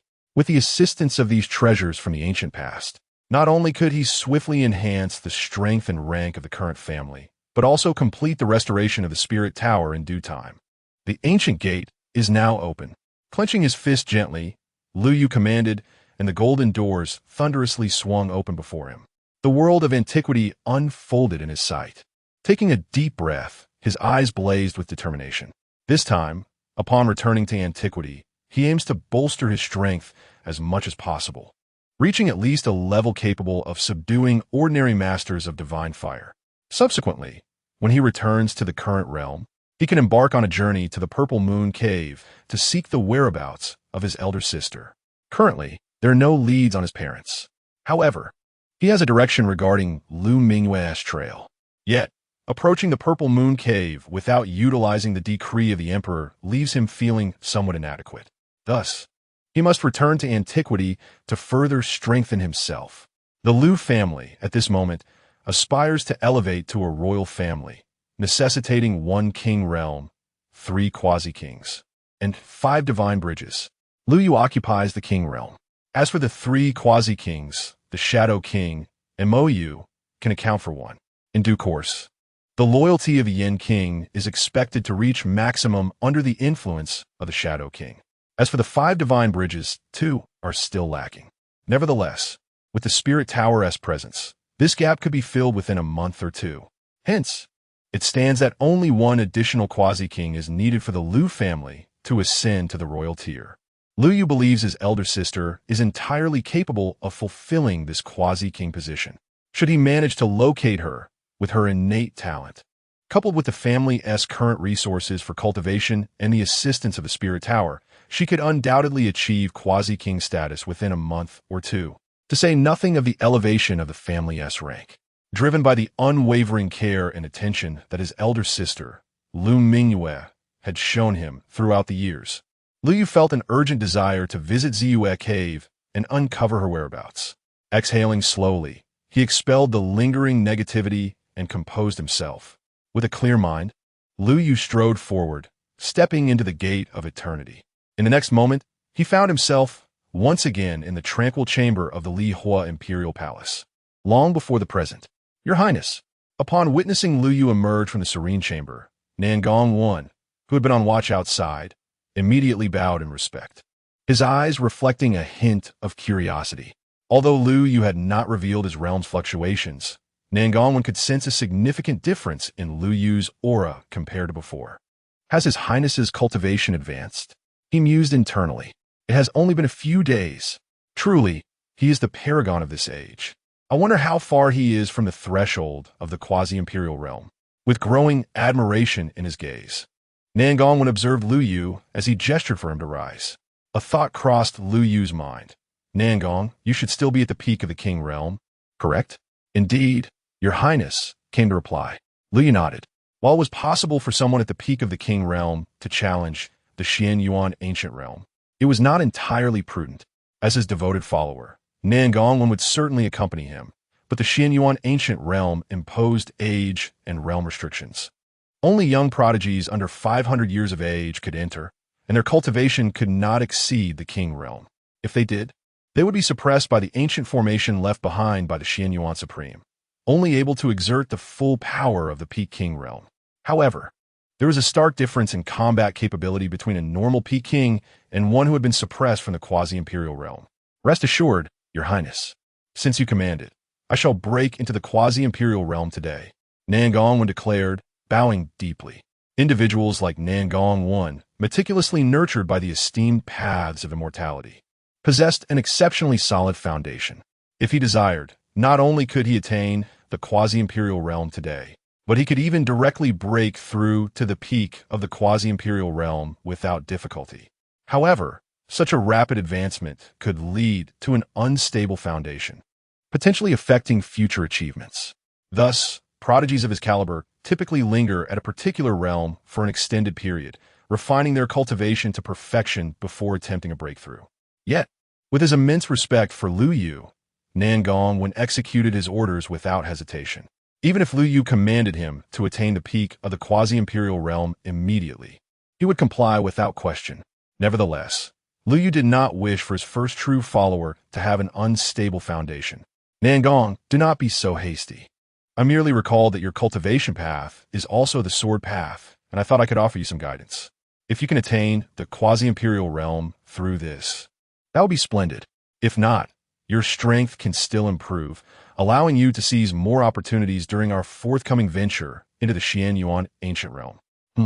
Upon hearing Liu Yu's words, Nangongwen's expression shifted. Not only did Nangongwen refrain from speaking, but even Ji Ming, who sensed Liu Yu's exit and hurried to follow him like a shadow, could not help but raise his eyebrows in surprise at the sight of Liu Yu. Chapter 60. Guiding Nangong. A sword manifesting the heavens. Nangongwen, the foremost seed of the path of mending the heavens, though still youthful, possesses remarkable talent in the sword arts. His Highness, while equally gifted, likely does not exceed Nangongwen by a significant margin. How much strength can this guidance impart? As Ji Ming and Nan Gongwen pondered this, Lu Yu smiled gently and flicked his finger. A surge of spiritual energy transformed into a beam of sword light, shooting forth from his fingertip and striking a reflective wall not far from the imperial palace entrance. With a soft crack, a sword mark materialized upon the wall. Nan Gongwen turned his gaze towards the sound, and the moment he beheld the sword mark, a thunderous force surged through him. His vision plunged into darkness, with only the sword mark created by Lu Yu serving as a solitary beacon of light. Though the mark appeared ordinary, upon immersing his consciousness within it and focusing intently, he discerned myriad distinct variations of sword techniques and the profound truths of the sword. The more he observed, the more he realized that the various dilemmas he had encountered during his practice of the sword were effortlessly resolved in this moment. His mastery of the sword was experiencing an unprecedented enhancement. After a brief interval, Nan Gongwen abruptly trembled, emerging from that mystical state of enlightenment. His eyes held a lingering sense of loss and surprise, unable to comprehend why this moment of revelation had concluded. Yet, in the next instant, the reason became clear. With a swift thought, his spiritual sword soared from his waist into his palm. There was no need for him to channel his own spiritual power or laws. The surrounding spiritual energy flowed in torrents, naturally converging around his sword. This phenomenon could only signify one possibility. His swordsmanship had already entered the realm of the celestial phenomenon. The levels of martial arts, including swordsmanship, are categorized from low to high as follows: entry, foundation, minor accomplishment, major accomplishment, and perfection. Beyond perfection, there exist three realms: human level, martial heart level, earth level, earthly level, and heaven level, celestial phenomenon level. Above the heaven level, there are the three tiers of conceptual realms. Typically, even martial prodigies, such as Nan Gongwen, who is a seed of enlightenment, achieve merely the human level before igniting the divine fire, solidifying a martial heart.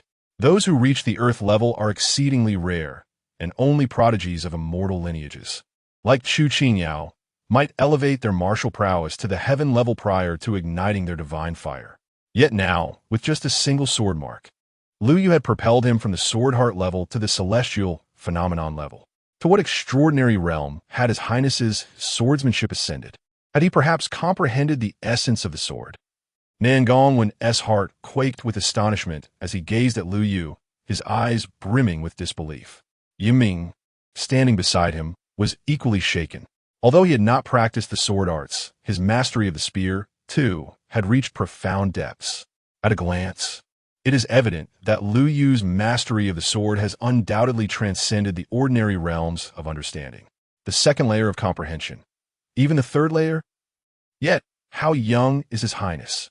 Typically, achieving such a level of martial understanding, even at the first layer, requires igniting the divine fire and entails centuries of cultivation.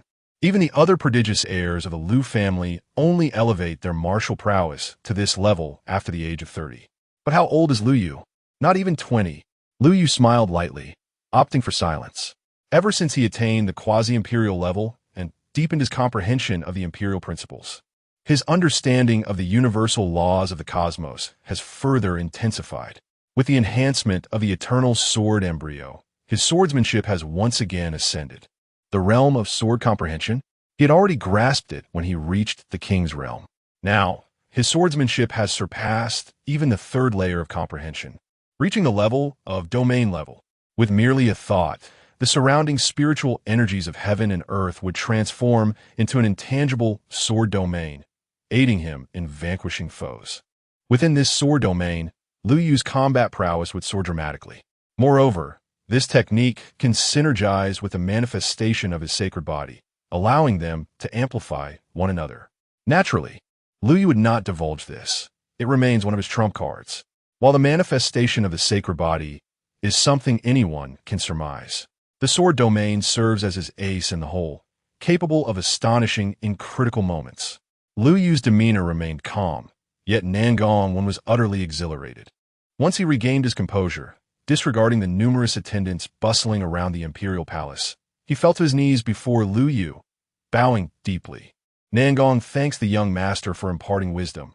This kindness shall be eternally remembered.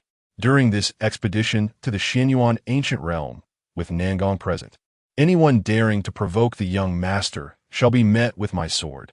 Observing Nangong Wen's fervent display, many of the Lu family's attendants nearby were taken aback. Even from a distance, some experts residing in the palaces of quasi-imperial heirs and exceptional prodigies cast astonished glances this way. They were followers and guardians of the Lu family's quasi-imperial heirs and exceptional prodigies. They were not unfamiliar with Nangong Wen's title, the leader of the seeds of the path of heaven's restoration, supported by a third of the experts of that path. The willingness of such a prodigy to follow the still exceedingly youthful Lu Yu was already astonishing enough. Yet now, he was bowing in such a grand manner. How could he be so moved? They were unaware of the circumstances surrounding Nangong's breakthrough in swordsmanship. Yet it did not diminish the awe with which they regarded Lu Yu at this moment. Chapter 61. The ethereal spirit and the illustrious saint, this esteemed prince of the 9 emperors, truly possesses extraordinary abilities. I am left in awe of his remarkable talent for winning hearts. How has he cultivated such a skill? It is indeed impressive. Perhaps I should converse with my lord. After all, we are of the same kin, and it would be wise to foster a closer relationship with this imperial prince in the future. A group of followers exchanged knowing glances discreetly. Lu Yu, however, remained composed, smiling as he assisted Nangong Wen to his feet. There is no need for such excitement. How far do you believe you are from becoming a quasi-emperor?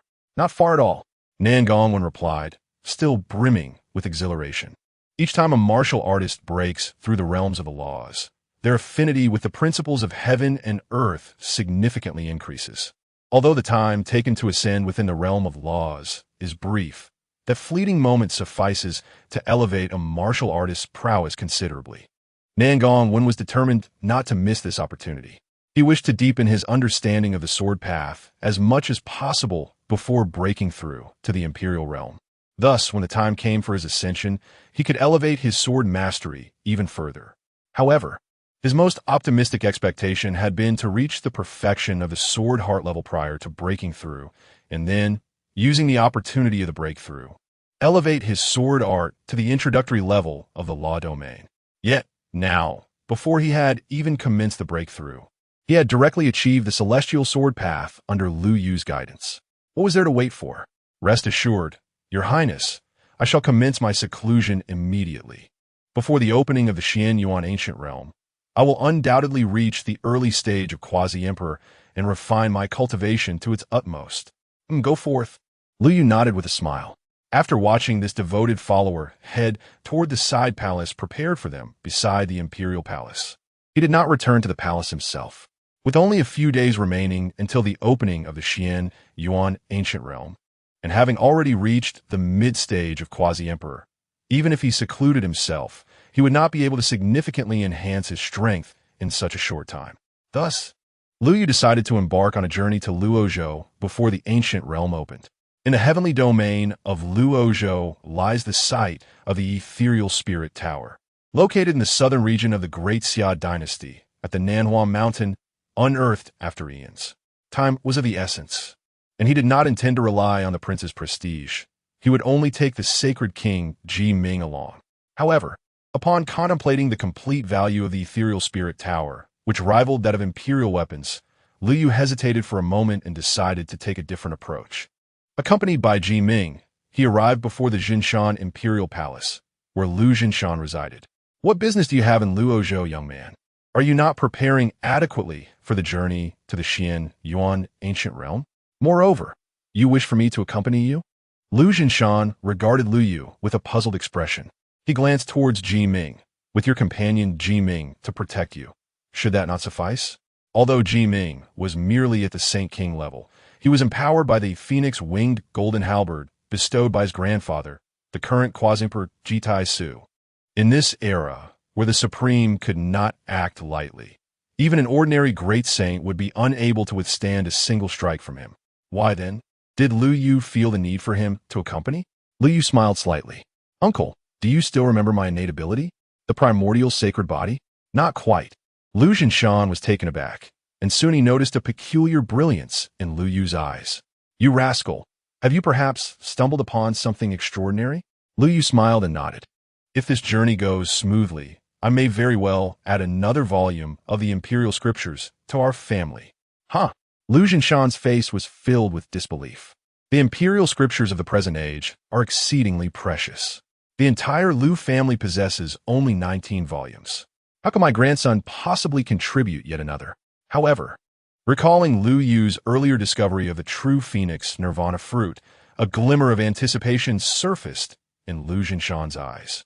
"Good lad, let your great-uncle accompany you this time and see what this imperial scripture is all about."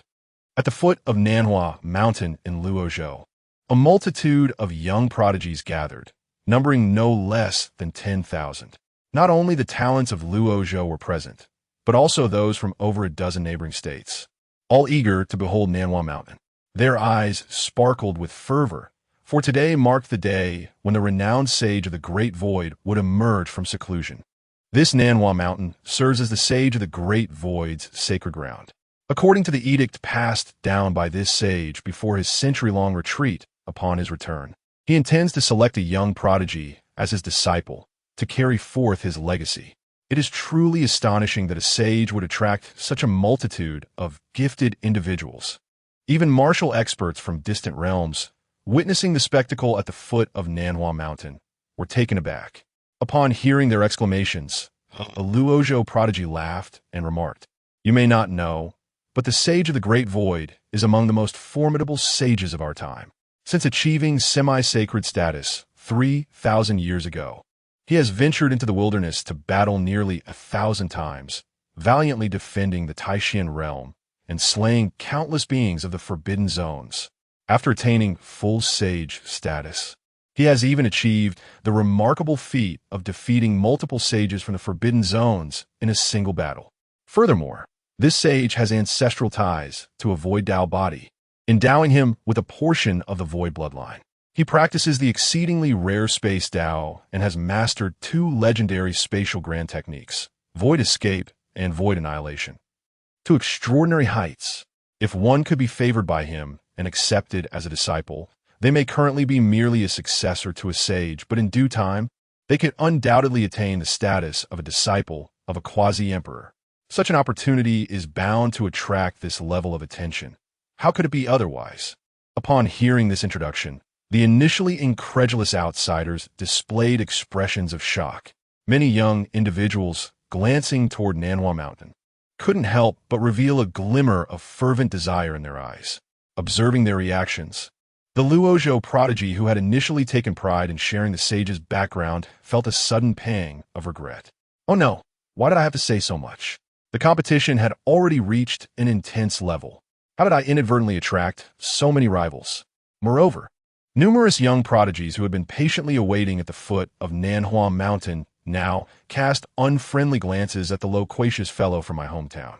The garrulous prodigy suddenly felt the weight of scrutiny upon him and instinctively recoiled, preparing to blend into the crowd until the trial of the illustrious Deshun commenced. However, before he could retreat, a swift figure emerged from the distant sky. With a flourish, Lu Jinshan arrived, accompanied by Lu Yu and Ji Ming, soaring gracefully through the air. In an instant, they reached the heights above Nanhua Mountain. Upon the arrival of Lu Yu, the assembly of distinguished youths gathered before the mountain was momentarily taken aback. The outsiders, who had been swayed by the words of the talkative prodigy, found themselves momentarily stunned as they beheld Lu Yu. The fervent desire ignited within them to become disciples of the illustrious Deshun, akin to a bucket of cold water dousing their enthusiasm, extinguishing it in an instant. Chapter 62. The Emergence of the Ethereal Spirit, an additional chapter. Upon encountering Lu Yu, many young prodigies felt their spirits plummet, their ambitions extinguished. It was not that they recognized him. Rather, it was the immediate impression of his transcendent allure that rendered them speechless. They instinctively understood that such a paragon had far surpassed their realm. Who could this peerless genius be? Might he be an illustrious seed of enlightenment from an immortal lineage, here to claim the opportunities of the illustrious great sage of illusions? Surely, this was excessive, even if he was not nurtured by an immortal lineage. His presence alone was formidable enough to eclipse any competition. The once boisterous prodigy, who had hoped to blend into the crowd, found himself peering out once more.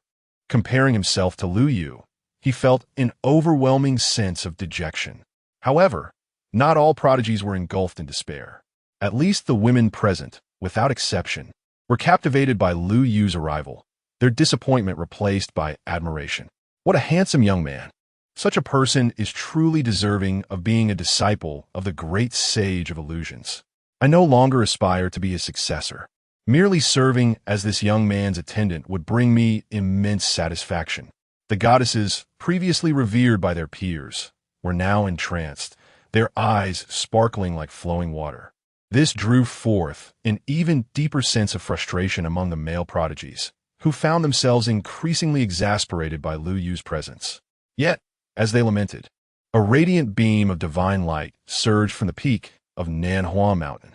Following this, an overwhelming aura of sanctity enveloped the heavens, leaving the assembled prodigies breathless as they turned to behold the figure emerging from the mountain summit, their expressions filled with astonishment. What could this mean? The figure was none other than the host of the Nanhua Mountain Conference, the great sage of illusions. However, to their shock, this esteemed sage strode directly toward Lu Yu, leaving the crowd in a state of bewilderment. While they recognized Lu Yu's extraordinary demeanor and unparalleled grace, which clearly marked him as a prodigious talent far beyond the others, could he not at least pretend to follow the customary formalities?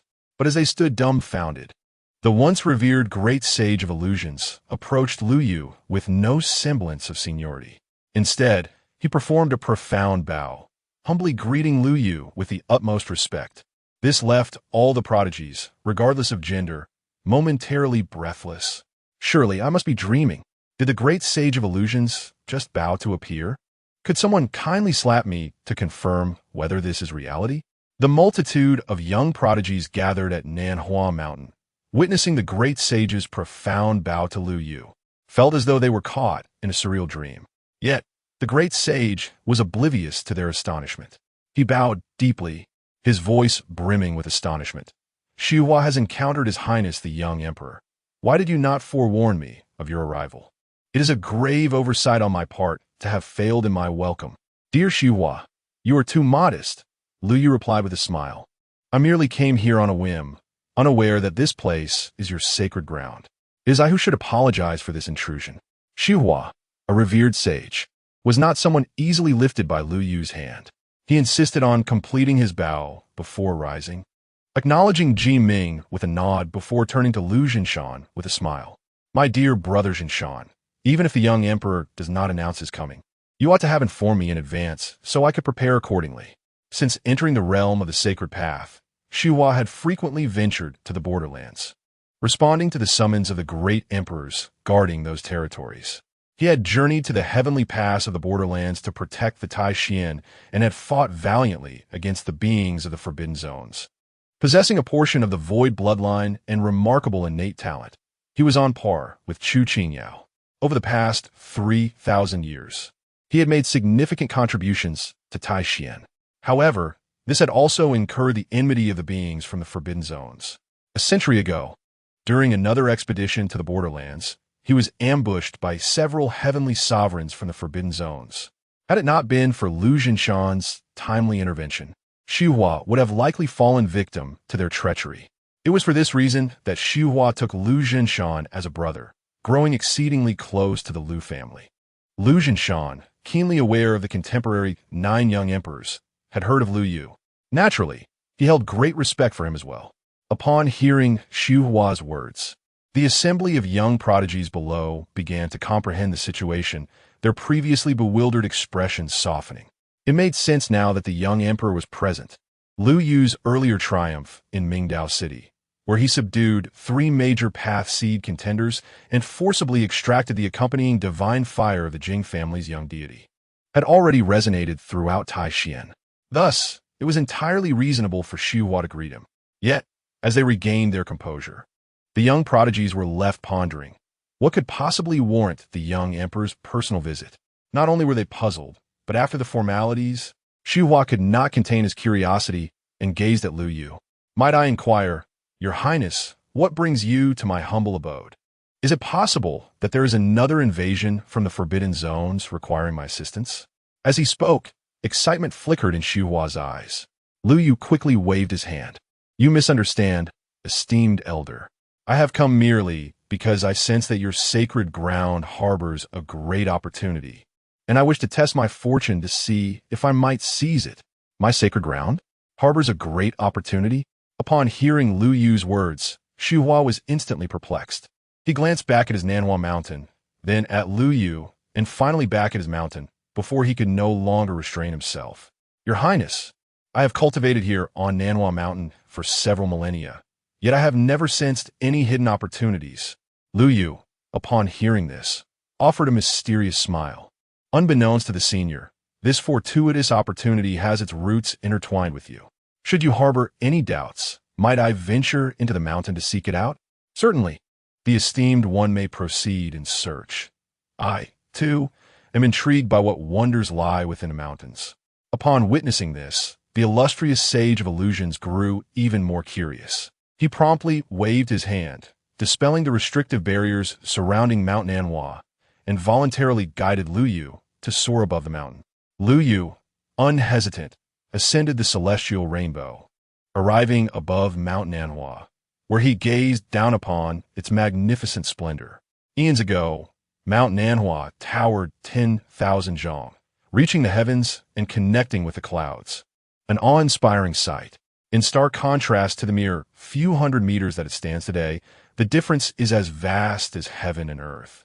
Time is indeed a formidable force. Under the ceaseless tides of change, even the mightiest spiritual mountains can be reduced to mere heaps of yellow earth. It is no wonder that throughout the ages, people have diligently pursued martial arts in their quest for immortality. A flicker of sentiment crossed Lu Yu's eyes. Shaking his head, he gathered his focus, closed his eyes, and released his divine consciousness to delve deeply into understanding.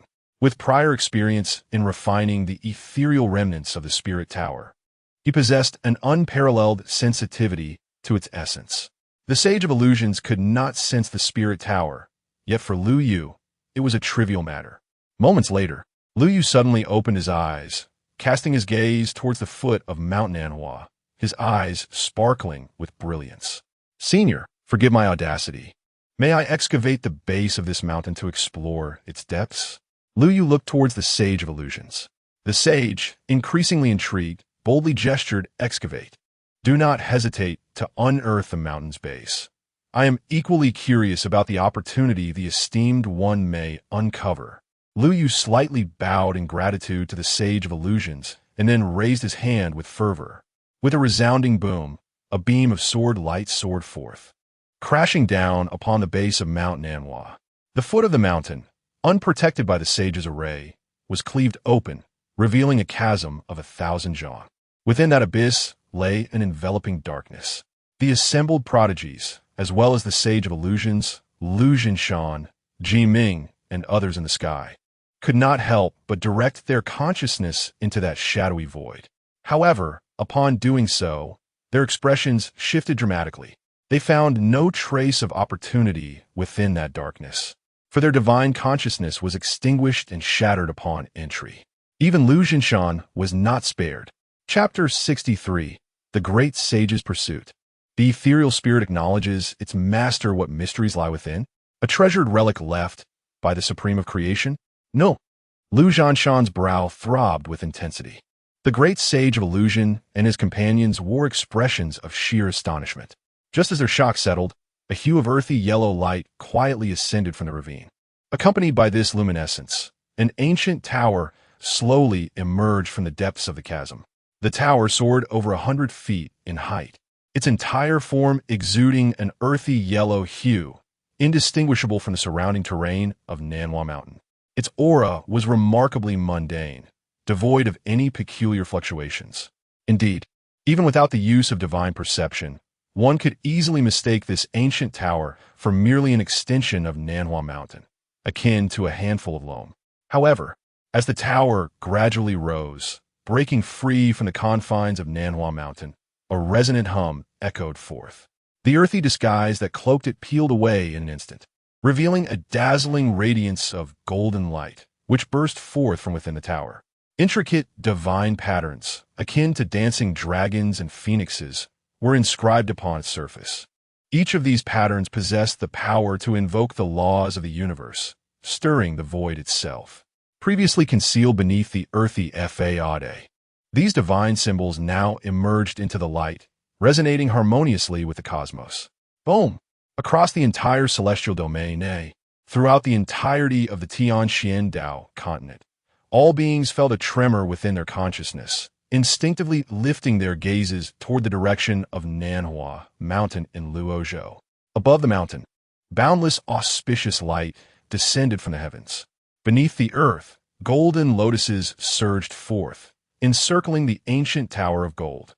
The sound of the great Dao resonated melodiously, drifting down from the clouds above. The countless prodigies gathered before Nanhua Mountain, upon hearing this celestial melody, felt their minds clear and their spirits uplifted. The myriad complexities and challenges they had encountered during their cultivation seemed to unravel effortlessly in that moment. Many fortunate souls found their comprehension of the great Tao elevated to an entirely new realm, their auras surging dramatically, allowing them to break through one or even several levels of cultivation. Such occurrences could signify but one possibility: a transcendent treasure was manifesting. Its location? Within Nanhua Mountain of Luozhou, the sanctum of the great sage of illusion. Immediately, the foremost powers of the Tianxian Dao continent, particularly the three prestigious quasi-imperial sects neighboring Luozhou, the Qi clan, Yuangu sect, and the Shenluan clan, dispatched their most formidable sages, each wielding their most powerful sacred weapons, hastening towards Nanhua Mountain. Meanwhile, before Nanhua Mountain, Lu Zhanshan and his companions gazed wide-eyed at the ethereal spirit tower, their expressions filled with disbelief.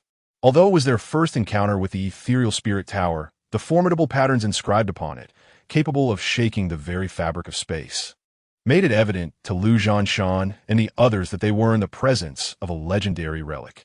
You have unearthed the fabled ethereal spirit tower. The great sage of illusion looked at Lu Yu with incredulity, then turned his gaze back to the ethereal spirit tower. In his eyes, there was boundless astonishment, accompanied by a hint of reverence. The spirit tower, a supreme treasure bequeathed by the primordial void during the twilight of ancient times. It is the coveted legacy sought after by generations of void cultivators, the epitome of their aspirations.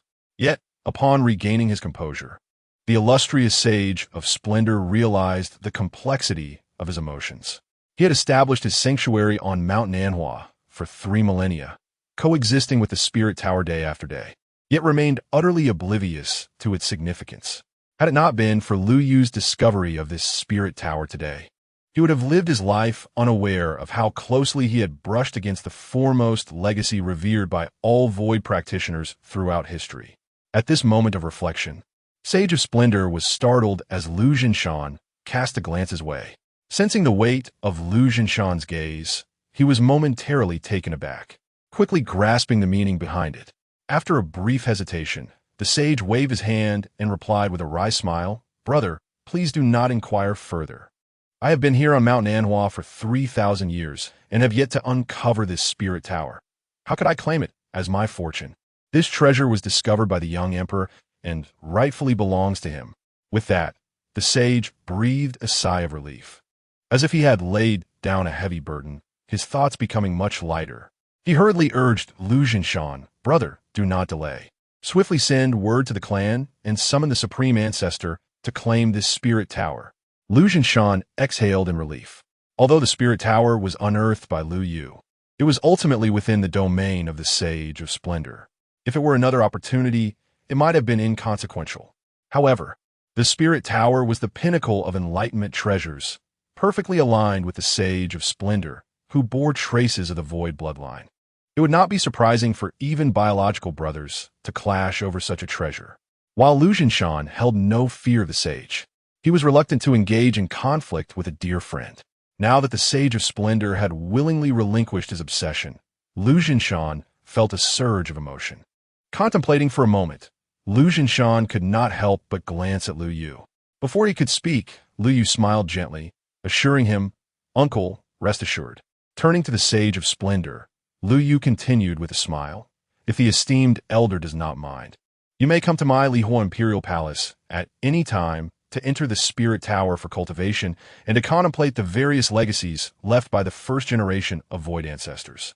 Though the Sage of Splendor was not yet a member of the Lu family, he had fought multiple battles in the borderlands, serving under the 7 imperial ancestors of the Lu family, fostering a close relationship with them. Given that he was also a descendant of heroes, Lu Yu was more than willing to share the opportunity to comprehend the Spirit Tower's mysteries. Upon hearing Lu Yu's words, the Sage of Splendor was filled with immense excitement. After a moment of contemplation, he bowed deeply, declaring, "In that case, should the young emperor not reject me, I am willing to follow you, young emperor, to guard your path and assist you in attaining the great Tao." As the words of the Sage of Splendor fell, Lu Yu instantly felt an incredibly potent aura of fortune rising from the sage, a portion of which descended upon him. However, compared to the direct connection with Lu Yu's fortune possessed by figures like Nangong Wan, it was a different experience altogether. The entire fortune of the realm is now directly at Lu Yu's disposal. The illustrious Sage of Illusions has merely divided a portion of his own fortune to connect with Lu Yu, which is quite a rare occurrence. After all, although Lu Yu currently holds a prestigious position, he is still in the early stages of his cultivation journey, having yet to ignite the divine fire, and remains merely a junior among juniors. Conversely, the Sage of Illusions has long been renowned. Should he choose to speak, the other 8 sons of the Lu family would not hesitate to extend their olive branches. In such circumstances, the Sage of Illusion's willingness to make such a declaration becomes even more commendable. Henceforth, I shall humbly request the guidance of my esteemed elder. As he absorbed that fortune into his being, Lu Yu felt a marked improvement in his ability to inhale and exhale spiritual energy, as well as in his comprehension of the laws of nature. His eyes glimmered with delight. He assisted the Sage of Illusions to rise, and smiles graced the faces of Lu Jinshan and Ji Ming. "Excellent. From this moment forward, we shall be as one family." Lu Jinshan clapped his hands in joy and prepared to shatter the communication jade talisman to notify the Lu family and summon the supreme ancestor from his seclusion. The path to enlightenment treasures, especially the esteemed Void Spirit Tower, is of immeasurable value. Once the news of this extraordinary event spreads, many formidable beings are sure to arrive. Moreover, the Void Spirit Tower is of such a high grade that neither Lu Jinshan nor even the supreme of the Lu family could hope to initially refine it. They can only employ extraordinary abilities to transport the entire tower back to their clan. On this journey, without a sufficient number of supreme figures from the Lu family to oversee the occasion, relying solely on Lu Jinshan and Ji Ming, even with the addition of the Sage of Illusions, it would be perilous. There is always the risk of a misguided supreme, in a moment of folly, concealing their identity to launch an ambush. Perhaps once or twice this may not pose a problem, but repeated attempts could lead to calamity. Lu Yu had not anticipated this. He had assumed that with Lu Jinshan's strength, he would be capable of initially refining the Void Spirit Tower and bringing it back to the family. It seems I have underestimated the extraordinary nature of this complete Void Spirit Tower. While awaiting a response from his family, Lu Yu could not resist approaching to behold the magnificent structure of the Void Spirit Tower. Unlike the remnants of the tower that remain in later generations, which consist of only 3 tiers, the current Void Spirit Tower, having only undergone the passage of an era, remains intact and unbroken. Its 10 layers stand whole and complete, emanating a formidable aura that captivates the spirit. Ordinary sages and those below the sage rank would not dare to approach, even from a distance. Their consciousness would tremble and stir merely from observation. Yet, bolstered by the formidable physique of the primordial sacred body, Lu Yu withstood this pressure and approached the magnificent Void Spirit Tower. Just as he prepared to closely examine the profound patterns of the great Tao inscribed upon the tower, a resonating hum echoed. As Lu Yu drew near, the Void Spirit Tower trembled and emitted a mysterious divine light that cascaded down from its pinnacle, transforming into a radiant bridge. Before the astonished eyes of Lu Jinshan, the Sage of Illusions, and the gathered prodigies of Nanhua Mountain, this divine light descended before Lu Yu, as if inviting him to ascend the Void Spirit Tower and take command of it. What is happening here? Chapter 64. The arrival of the royal clan at this moment, Lu Jinshan and the others were momentarily taken aback, their eyes reflecting sheer astonishment as they gazed at Lu Yu. Even Lu Yu himself appeared somewhat bewildered. However, he soon grasped the crux of matter. He immediately turned his attention inward to his sea of consciousness. Upon doing so, his eyes were instantly alight with joy. Within the depths of Lu Yu's sea of consciousness, as he approached the ethereal spirit tower, a once ethereal and suppressed imprint of the law, hidden deep within, began to surface, an imprint of the law that even Lu Yu had been oblivious to until now. With the complete ethereal spirit tower serving as a catalyst, this imprint emerged. Although the aura emanating from this imprint was but a flicker compared to the full majesty of the ethereal spirit tower, it bore no difference in essence from the tower's energy, sharing a common origin. It was indeed the very imprint of the law that Lu Yu had mastered while refining the remnants of the ethereal spirit tower in the present world. I had initially presumed that this imprint of the law could not be transported back to the ancient times, yet the reality proved otherwise. This imprint of the law had traversed back with Lu Yu to the epoch of antiquity.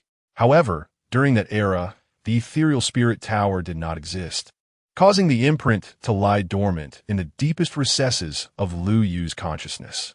Now, with Lu Yu's proximity to the ethereal spirit tower, this imprint re-emerged, allowing the tower to sense Lu Yu's identity.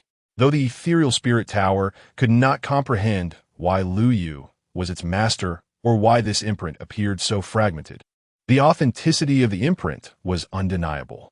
Thus, it willingly released a rainbow bridge, enabling Lu Yu to ascend to the pinnacle of the tower, seamlessly completing the restoration of the fragmented imprint of the law and finalizing the process of recognizing its master.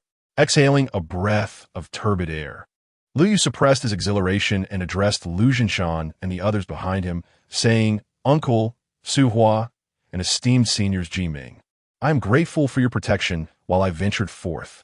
Despite Lu Yu possessing the imprint of the law from the remnants of the ethereal spirit tower, and having successfully claimed the tower's apex with negligible risk, he was acutely aware that safety within did not equate to the absence of trouble outside. Lu Yu surmised that it would not be long before the immortal forces and quasi-imperial doctrines in the vicinity of Luozhou would gather their might. Although the initial wave of observers would likely not include those from the Supreme Domain, formidable beings at the Great Sage level could easily resort to underhanded tactics. While they might not disrupt the tower's recognition of its master, they could certainly interfere with a mere quasi-emperor like Lu Yu in his endeavor to complete the law imprint. Upon hearing Lu Yu's words, Lu Jinshan and the others regained their focus. "Rest assured, you are.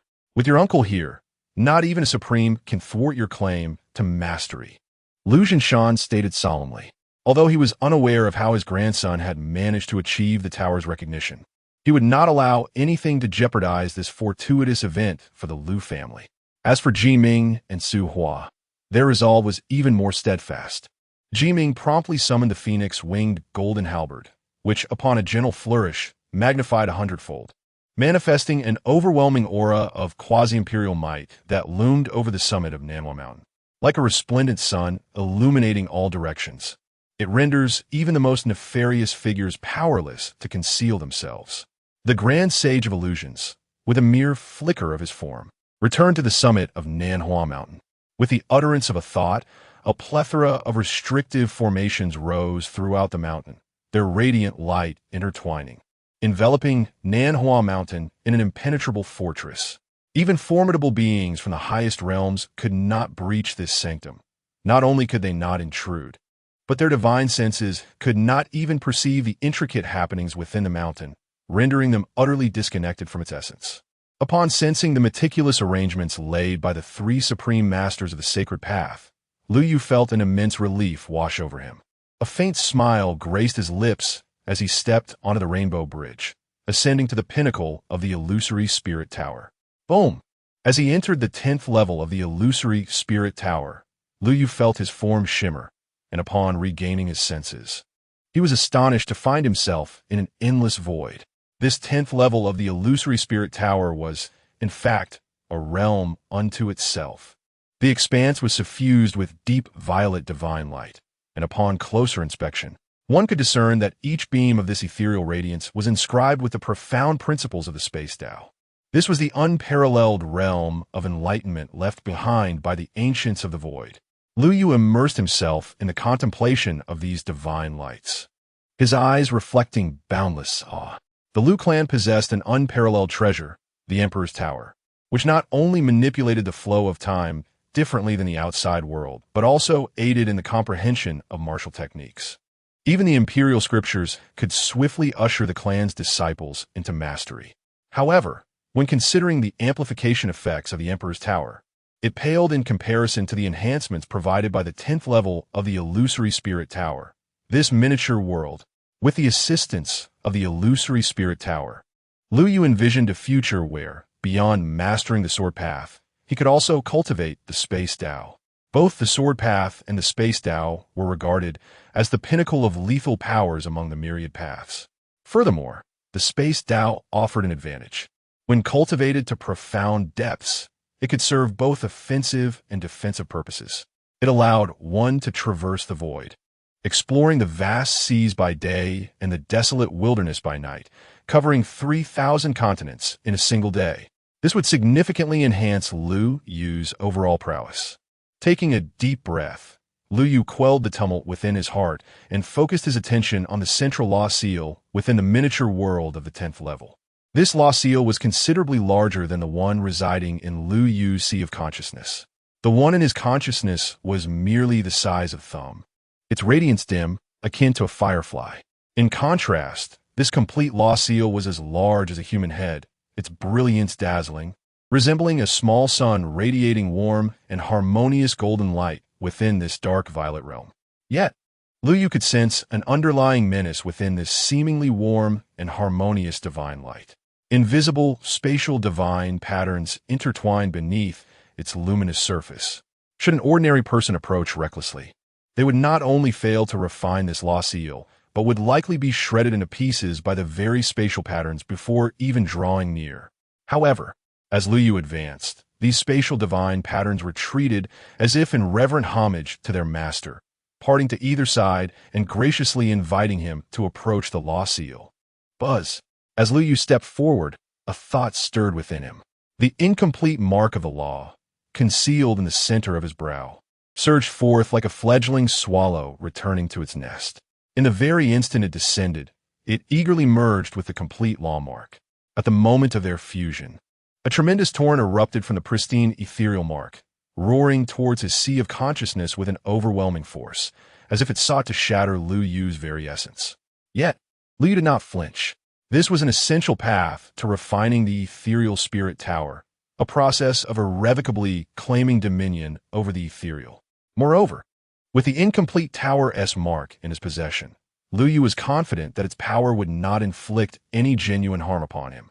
Indeed, when the torrent, born of the mark's power, surged into his sea of consciousness, it did so without requiring Lu Yu to mobilize his techniques. The torrent instinctively dispersed into myriad rivulets, cascading into the depths of his consciousness. However, Lu Yu remained vigilant. Although the mark's power had been diffused, he still needed to initially refine it within his sea of consciousness. Otherwise, allowing it to flood unchecked would inevitably lead to his ruin, regardless of its inherent nature. Fortunately, this step was facilitated by the ethereal tower, having been considerably simplified. With Lu Yu seated in meditation, he began to channel his spiritual awareness, gradually refining the complete ethereal tower's mark, assimilating it into his consciousness. Meanwhile, outside, as Lu Yu had anticipated shortly after his entry into the ethereal tower, a multitude of formidable experts flocked to the vicinity of Luozhou, ultimately from both the northern and southern approaches of Nanhua Mountain. Several divine rainbows streaked across the sky at breathtaking speed, arriving at the mountain's edge. The overwhelming aura of these divine rainbows struck onto the hearts of the assembled masters and prodigies. Among them were the renowned dragon and tiger saints of the esteemed Qi family, Qi Yunlong and Chifenghu. Leading the contingent from the north was none other than Yiyu, the chief guest elder of the esteemed Yuangu sect. Countless experts below the mountain involuntarily gazed upward, their eyes filled with profound admiration and reverence for these two factions, both of which were celebrated quasi-imperial sects in the vicinity of Luozhou. The martial artists of Luozhou and its neighboring regions held deep aspirations towards these revered sections. Yet, as discussions ensued among the crowd, a sudden flurry of divine light descended from the west. However, when the onlookers discerned the figures emerging from the radiant beams, their expressions shifted dramatically, revealing an unmistakable wariness.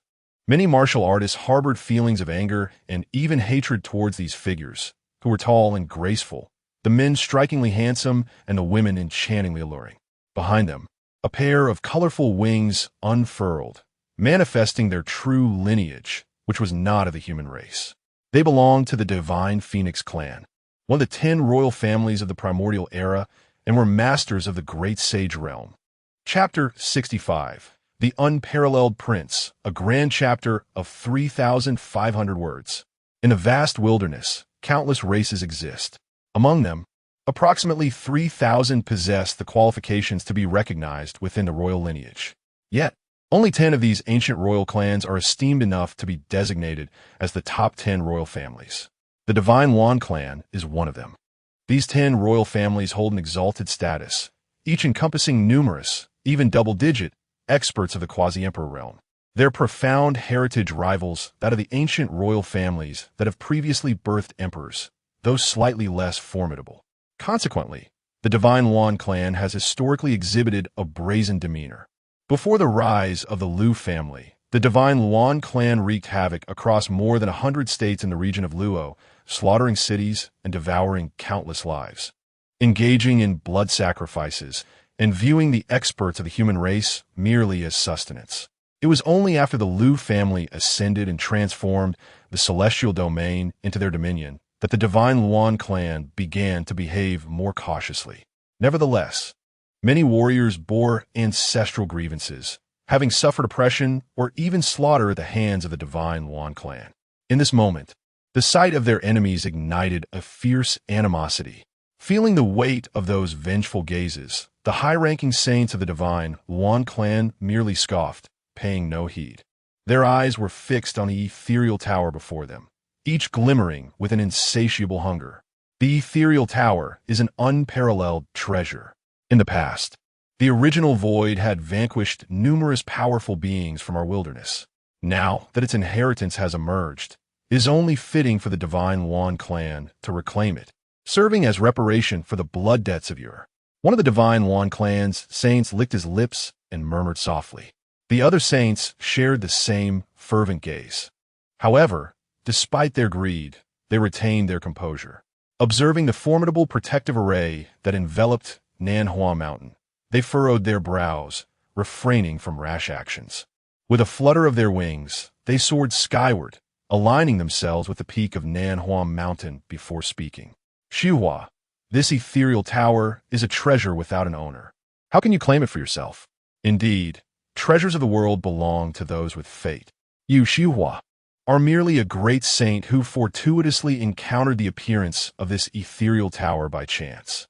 You're not truly fated to possess such a treasure. Release the protective barriers and yield the ethereal tower. Otherwise, I fear you shall face divine retribution today. Upon hearing this, the great Saint Xiuhua atop Nanhua Mountain remained silent.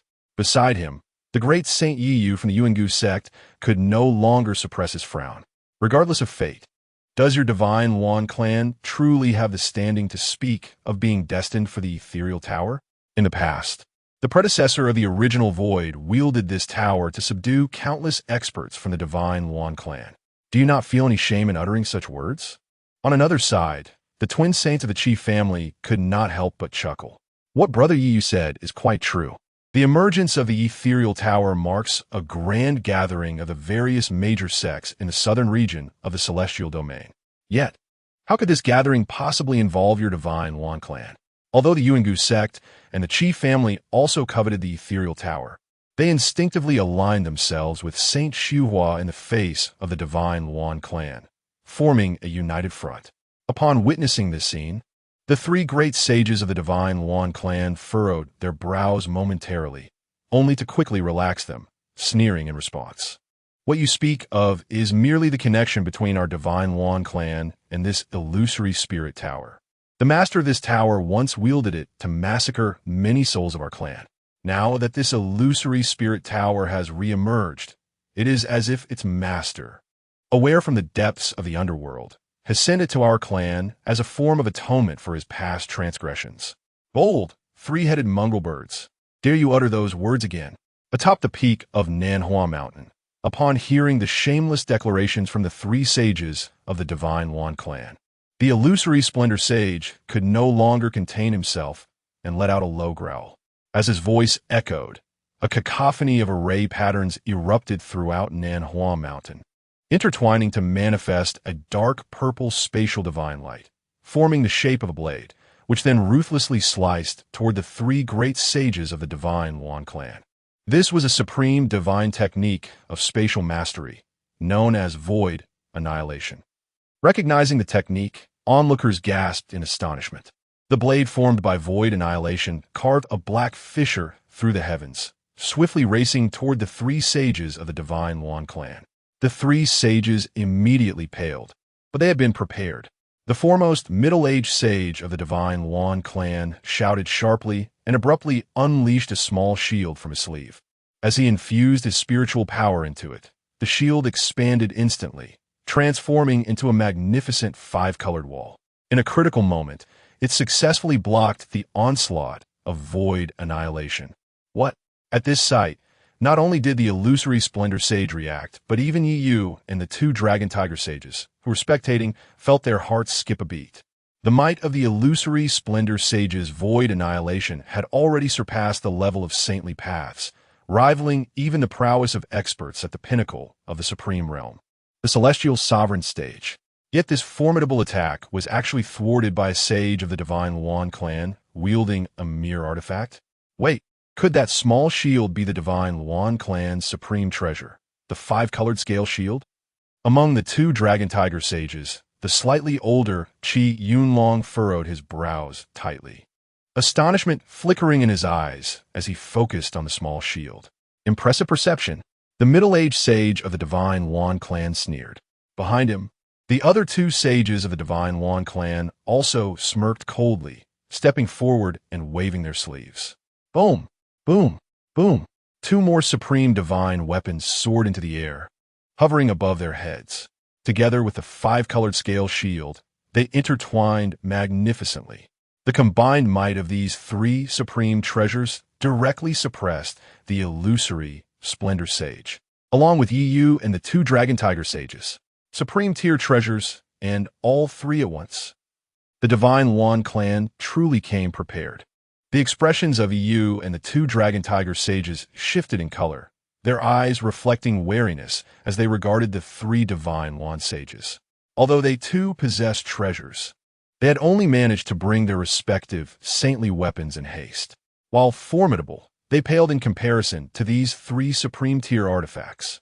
In a moment of dire warning, Su Hua declared, "If you wish to preserve your sacred grounds, relinquish your restrictions and allow us entry to Nanhua Mountain. Otherwise, do not blame us for our lack of civility." The three revered saints of the Shun Yuan clan exchanged cold laughter as they summoned their supreme treasures, directing their formidable power toward the mountain. Observing this, the great Saint Yu and the two saints of the Dragon Tiger hesitated, their brows furrowing in concern. After a brief exchange of glances, they resolutely raised their hands, summoning their own sacred weapons into Nanhua Mountain. "Dear Su Hua, we stand with you." Yet, as their divine weapons fell into the mountain, intending to empower its great formation, the three human saints were momentarily taken aback, only to be soon filled with astonishment. The essence emanating from within was unmistakable. Until now, they had been encircled by the concealment left by Su Hua's array, rendering them incapable of discerning the true circumstances within the mountain. However, the arrival of their sacred weapons allowed them to grasp the reality of the situation. The three saints of the Shun Yuan clan, initially startled, could not help but sneer. On the brink of demise, yet still attempting to conjure illusions, they declared, dismissing any further delay, and propelled their supreme treasures fiercely toward the summit of Nanhua Mountain. With a thunderous crash, the treasures collided with the protective formation surrounding the mountain. Yet, contrary to their expectations of witnessing the collapse of the array, the anticipated devastation did not materialize. Instead, after a brief standoff, the three treasures were repelled violently, sending the astonished saints reeling as they spat blood in shock. Their expressions were filled with terror as they gazed towards the peak of Nanhua Mountain. What they beheld was a weapon of imperial caliber. Under the fearful scrutiny of the three saints from the Shenhuan clan, the grand array set by Su Hua gradually dissipated, revealing a resplendent golden halberd that gleamed like the sun. The once haughty saints found their composure shattered, their eyes wide with disbelief and dread. How could Ji Ming, the protector of the Lu family's 9 emperors, possibly be here? The three saints were engulfed in a mixture of shock and fury, while Ji Ming maintained an air of tranquility. Grasping the golden halberd, he surveyed the three saints from above. Though he stood at the Saint King realm, a tier beneath them, in that moment, wielding the halberd, he seemed to transcend all boundaries of power. With a swift motion, he swept the halberd, causing the previously sent flying treasures to emit a mournful sound before obediently returning to his grasp. A mere glance of his consciousness was sufficient to erase the marks of the Shenhuan clan from them. Upon witnessing this scene, the three great saints of the Shenhuan clan felt their hearts bleed. Although the Shenhuan clan is one of the 10 royal families, they are not so extravagant as to easily disregard the supreme-grade weaponry of the 3 sections. We may depart, but should not these weapons of the 3 sects be returned to us? The middle-aged saint at the forefront could not help but voice this sentiment. Should you refuse to leave, we shall suppress you all. My imperial son is in need of 3 steeds to pull his chariot. Ji Ming replied coldly, his gaze lowered. You, how can you be so tyrannical? The 3 saints of the Shenhuan clan exclaimed in indignation, completely forgetting their previous shameless demeanor. As they spoke, one of the female saints could not restrain herself from glancing at Yi Yu and the 2 dragon saints. This Xiaoling Tower, having emerged in Luozhou, is naturally an opportunity for our southern celestial domain, the 365 states of the Tao. The Lu family, no matter how domineering, should not so crudely seize our chance. Should they not? Will the 3 of you simply stand by and do nothing? Yi Yu and the 2 dragon saints were not swayed by such crude attempts at sowing discord. The 3 merely laughed derisively, too disinterested to even cast a glance at the saints of the Shenhuan clan. Witnessing this, the 3 great saints of the Shenhuan clan felt utterly despondent. The middle-aged saint at the helm could only grit his teeth and say, very well. Today, I have witnessed the tyranny of the Lu family's imperial clan. Such brazenly seizing of others' opportunities, the first imperial clan truly lives up to its reputation. Tyranny? Indeed, the Lu family acts with great assertiveness, but seizing others' opportunities? Who informed you that this Xiaoling Tower belongs to your clan? The saint from the Shenhuan clan had just finished his fierce proclamation when a youthful voice quietly emanated from within the Xiaoling Tower, causing the 3 saints of the Shenhuan clan, as well as Yi Yu and the 2 dragon saints, to focus intently. In the astonished gaze of these 6 great saints from the 3 clans, Lu Yu's figure floated out from the pinnacle of the Xiaoling Tower, his expression indifferent, a mocking smile upon his lips. This Xiaoling Tower is an opportunity for this imperial son. It is not your place to prattle on about it. This tower is your opportunity? Young man, what jest is this? Do you think you are the embodiment of the void Tao? The 3 saints of the Shenhuan clan, initially intimidated by the name of the Lu family, merely wished to utter some harsh words and retreat. However, upon hearing Lu Yu's words, they could not help but retort. Yet before they could finish, Lu Yu raised his hand with a gentle motion. With a hum, under the incredulous gazes of the 3 saints of the Shenhuan clan, as well as Yi Yu, the 2 dragon saints, and the various experts gathered beneath Nanhua Mountain, the entire Xiaoling Tower trembled and shrank from its original height of 100 zhong to merely the size of a palm, obediently flying into Lu Yu's sleeve. Such a spectacle signifies but one possibility. This imperial son of the Liu family has indeed refined the Shoaling Tower. Chapter 66. Unmatched Might. Suppressing the great sage before Nanhua Mountain, a myriad of formidable experts gathered, their expressions frozen in astonishment. They gazed at the ethereal spirit tower, now concealed within Lu Yu's sleeve, their mouths agape, unable to close. The three great sages of the Shenhuan clan stared wide-eyed, their countenance resembling that of someone who had encountered a ghost. That was the spirit tower, the pinnacle of transcendent treasures, a relic that even the supreme beings would find arduous to subdue. Yet here was Lu Yu, a mere quasi-imperial figure, effortlessly refining and mastering it. Was this truly not a dream? Could it be that this youth was not the rumored Taichu's sacred body, but rather the Void Dao body? The three great sages of the Shenhuan clan were shaken to their core. Even the illustrious great sage Xihua exhaled a breath of disbelief. Let alone the three saints of the Shenhuan clan. Even he, if not for possessing a trace of the Void Dao bloodline, would have doubted whether Lu Yu indeed bore any semblance of the Void blood. Furthermore, as great sage Xihua observed Lu Yu, he sensed the sovereign principles radiating from him, his admiration growing ever more profound. He could not help but turn to Lu Jinshan and whisper, "Brother Jinshan, the imperial prince's talent is truly terrifying." At such a tender age, he has attained the quasi-imperial realm, utterly defying the age-old notion that the Taichu's sacred body encounters great difficulties in its cultivation. However, as soon as great sage Xihua uttered these words, he noticed that both Lu Jinshan and Ji Ming were equally filled with astonishment, their eyes reflecting a sense of shock that rivaled that of the three great sages of the Shenhuan clan. "Brother Jinshan?" Great sage Xihua inquired, unable to suppress his curiosity. Regaining his composure, Lu Jinshan exhaled deeply and regarded Lu Yu with a lowered voice.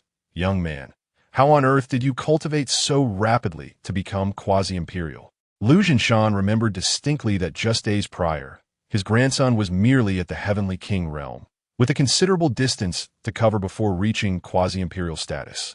Even with the gifted divine fire and 3 vials of precious blood, how could he ever find so much and progressed so swiftly in just a matter of days? Lu Yu turned back with a smile. "Upon my emergence from seclusion and arrival before Nanhua Mountain, I experienced a moment of enlightenment, which allowed me to seamlessly break through to the quasi-imperial realm." Lu Jinshan and Ji Ming could not help but twitch their lips. A moment of enlightenment? A seamless breakthrough? Such casualness. Was the Taichu sacred body truly this formidable? Ji Ming murmured, "Throughout history, aside from the first Taichu who achieved enlightenment at a mere 100 years, the other Taichu sacred bodies all endured arduous training for over 100,000 years before they could ascend to the quasi-emperor realm. Perhaps the imperial prince could replicate the extraordinary feats of the first Taichu." Imagining such a scene filled Ji Ming with excitement, and even Lu Jinshan found it hard to quell the tumult within his heart. However, just then, Lu Jinshan noticed that the 3 great sages of the Shenhuan clan had unknowingly retreated several thousand zhang away. As Lu Jinshan turned to look in their direction, he saw them preparing to take flight. "Hold on." Lu Yu also took note of this scene and spoke coldly. He held no affection for the Shenhuan clan. Having encountered them, he had no intention of letting them off easily. "You intend to leave just like that? Judy Z, what do you wish to do?" The expressions of the 3 saints of the Shenhuan clan shifted slightly, their previous arrogance now tempered by caution, though their tone remained domineering. The underlying trepidation was palpable to all. "What shall you do?" A cold smile played on Lu Yu's lips. "You were so brazen before, coercing the supreme artifacts to force your way into Nanhua Mountain. And that account has yet to be settled." "How could it not be settled? Those supreme artifacts were suppressed by your path protector," one of the 3 retorted. "Those artifacts were the spoils of Senior Ji Ming and cannot be counted as compensation." Lu Yu replied indifferently. Ji Ming merely smiled, stepping forward with his golden-winged halberd, demonstrating his stance through action. "You." The 3 saints of the Shenhuan clan nearly choked on their indignation. The leader, a middle-aged Shenhuan, gritted his teeth and declared, "Fine, even if we must discuss compensation." It is not for you, Judy Z, to voice. This is a matter between us and the great saint of illusions, and it does not concern you. How is it not concerning? Lu Yu's smile widened. The great saint of illusions has already pledged loyalty to me. His affairs are my affairs. The great saint of illusions stepped forward, respectfully standing behind Lu Yu as a devoted follower, even exuding his own aura. This left the three saints of the Xunluan clan utterly astonished. What now? Do you have anything further to say? Lu Yu spoke softly. Fortunately, I am not a villain. In light of the fact that you three have not caused substantial damage, I shall mete out a lighter punishment. You will remain here and serve as my charioteers. Serve as your charioteers? What nonsense is this? The three saints of the Xunluan clan, initially relieved by the prospect of a lighter sentence, nearly erupted upon hearing the latter part of Lu Yu's decree. They were dignified saints. Even a mere Xunluan would never accept such an insult. They would rather die than acquiesce. Impossible, absolutely impossible. We refuse to. The three saints protested vehemently, but before they could finish, Ji Ming, standing behind Lu Yu, chuckled coldly. Boom! The wings of the golden halberd trembled, and two phantoms of golden-feathered heavenly phoenixes burst forth from the halberd, wielding a pressure that emanated from their very bloodlines, forcing the three saints of the Xunluan clan to kneel before Lu Yu. Being commanded to pull a chariot is your honor. Ji Ming's voice was as sharp as his teeth as he stepped forward. Refuse? Then you shall offer your lives to atone for your sins. The expression, imbued with an aura of menace, left no doubt in the minds of the three holy saints of the Xunluan clan. Should they dare to refuse once more, the ancient specter, Ji Ming, would indeed wield his blade with lethal intent. Agreed. Agreed. We shall serve. We shall serve. Is that not sufficient? The three venerable saints of the Xunluan clan were on the verge of tears, their hearts burdened with an unbearable sense of humiliation. Had it been anyone else, even if it were Lu Jinshan who intervened, they would not have felt such deep disgrace. Yet Ji Ming, merely a sacred king, were another of similar stature to approach. The holy saints would scarcely spare a glance, viewing them as mere fodder for their ambitions. But at this moment, they found themselves compelled to kneel before Ji Ming, subjected to the will of a mere junior of the human race. They submitted as one of this junior's followers inscribed upon them the marks of servitude, binding their fates to Lu Yu's consciousness. Henceforth, their lives and deaths would lie within the whims of Lu Yu, with the three marks of servitude sewn. The three great saints of the Xunluan clan were plunged into utter despair.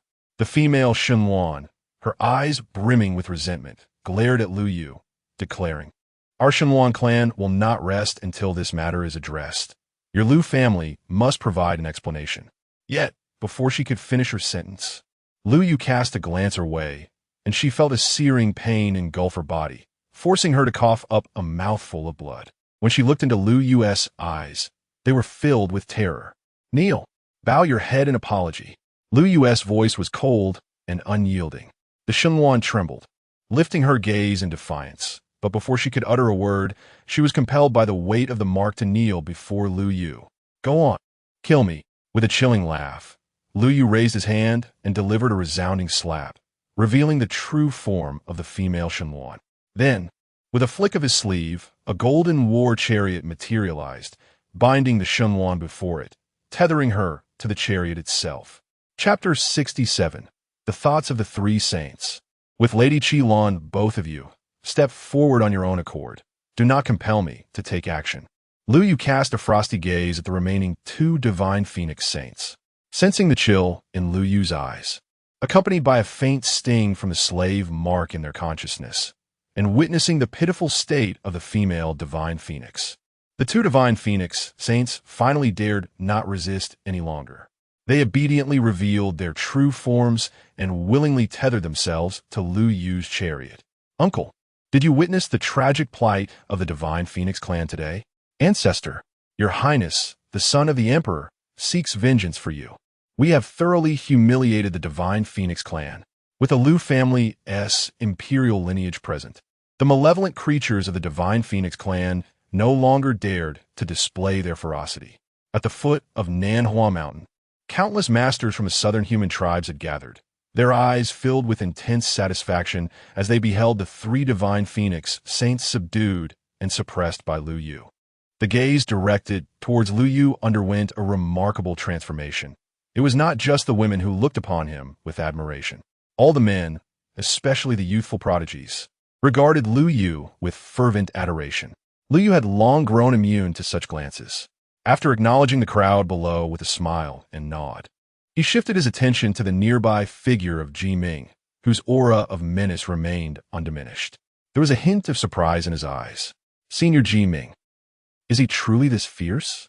Though aware of Ji Ming's aversion to evil and his disdain for the pests within the human race, Lu Yu did not expect such a domineering demeanor when confronting other races.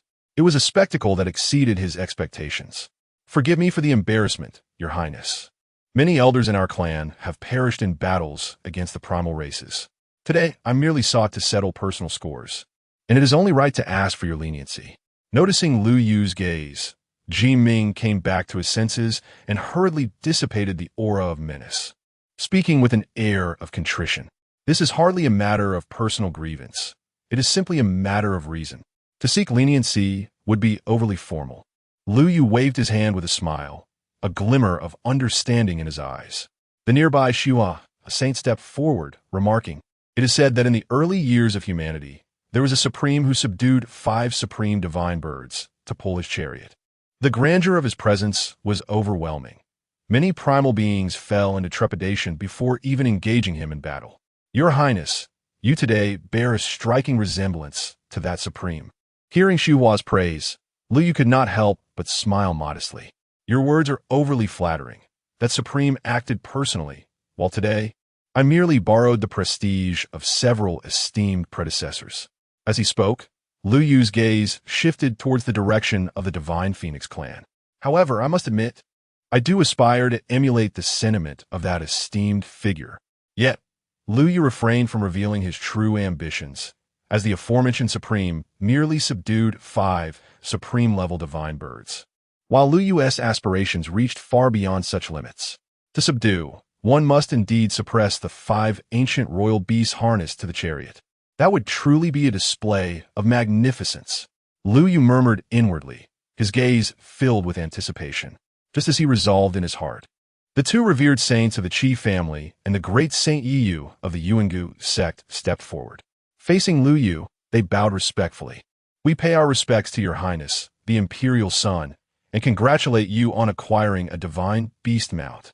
These 3 great saints possessed formidable strength.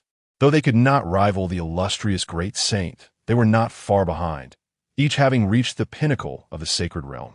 Yet, in the presence of Lu Yu, they dared not assume the airs of seniors, not only due to his status, but also because of the influence of the illustrious great saint. The name of the illustrious great saint resonates profoundly, and his prowess is sufficient to rank among the top 10 saints in the heavenly realm of the Xiandao continent.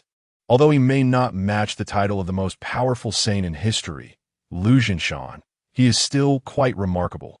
Without delving into distant matters, just consider the Qi family and the Yuangu sect. Almost every few years, an ancestor of the supreme realm would visit Nanhua Mountain, seeking to invite this illustrious great saint to serve as a guest elder in their lineage. On several occasions, even the living fossils of both families, nearing the status of quasi-emperors, expressed their sincerity. Yet, even with such efforts, they could not persuade him. Rumor has it that the 5 young masters of the Lu family once sent emissaries to recruit this illustrious great saint, but to no avail.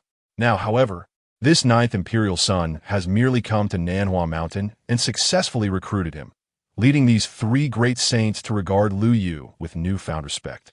Furthermore, the 3 saints could not help but steal glances at the sleeves of Lu Yu's robe, to be able to tame and refine the spirit tower at the quasi-emperor level.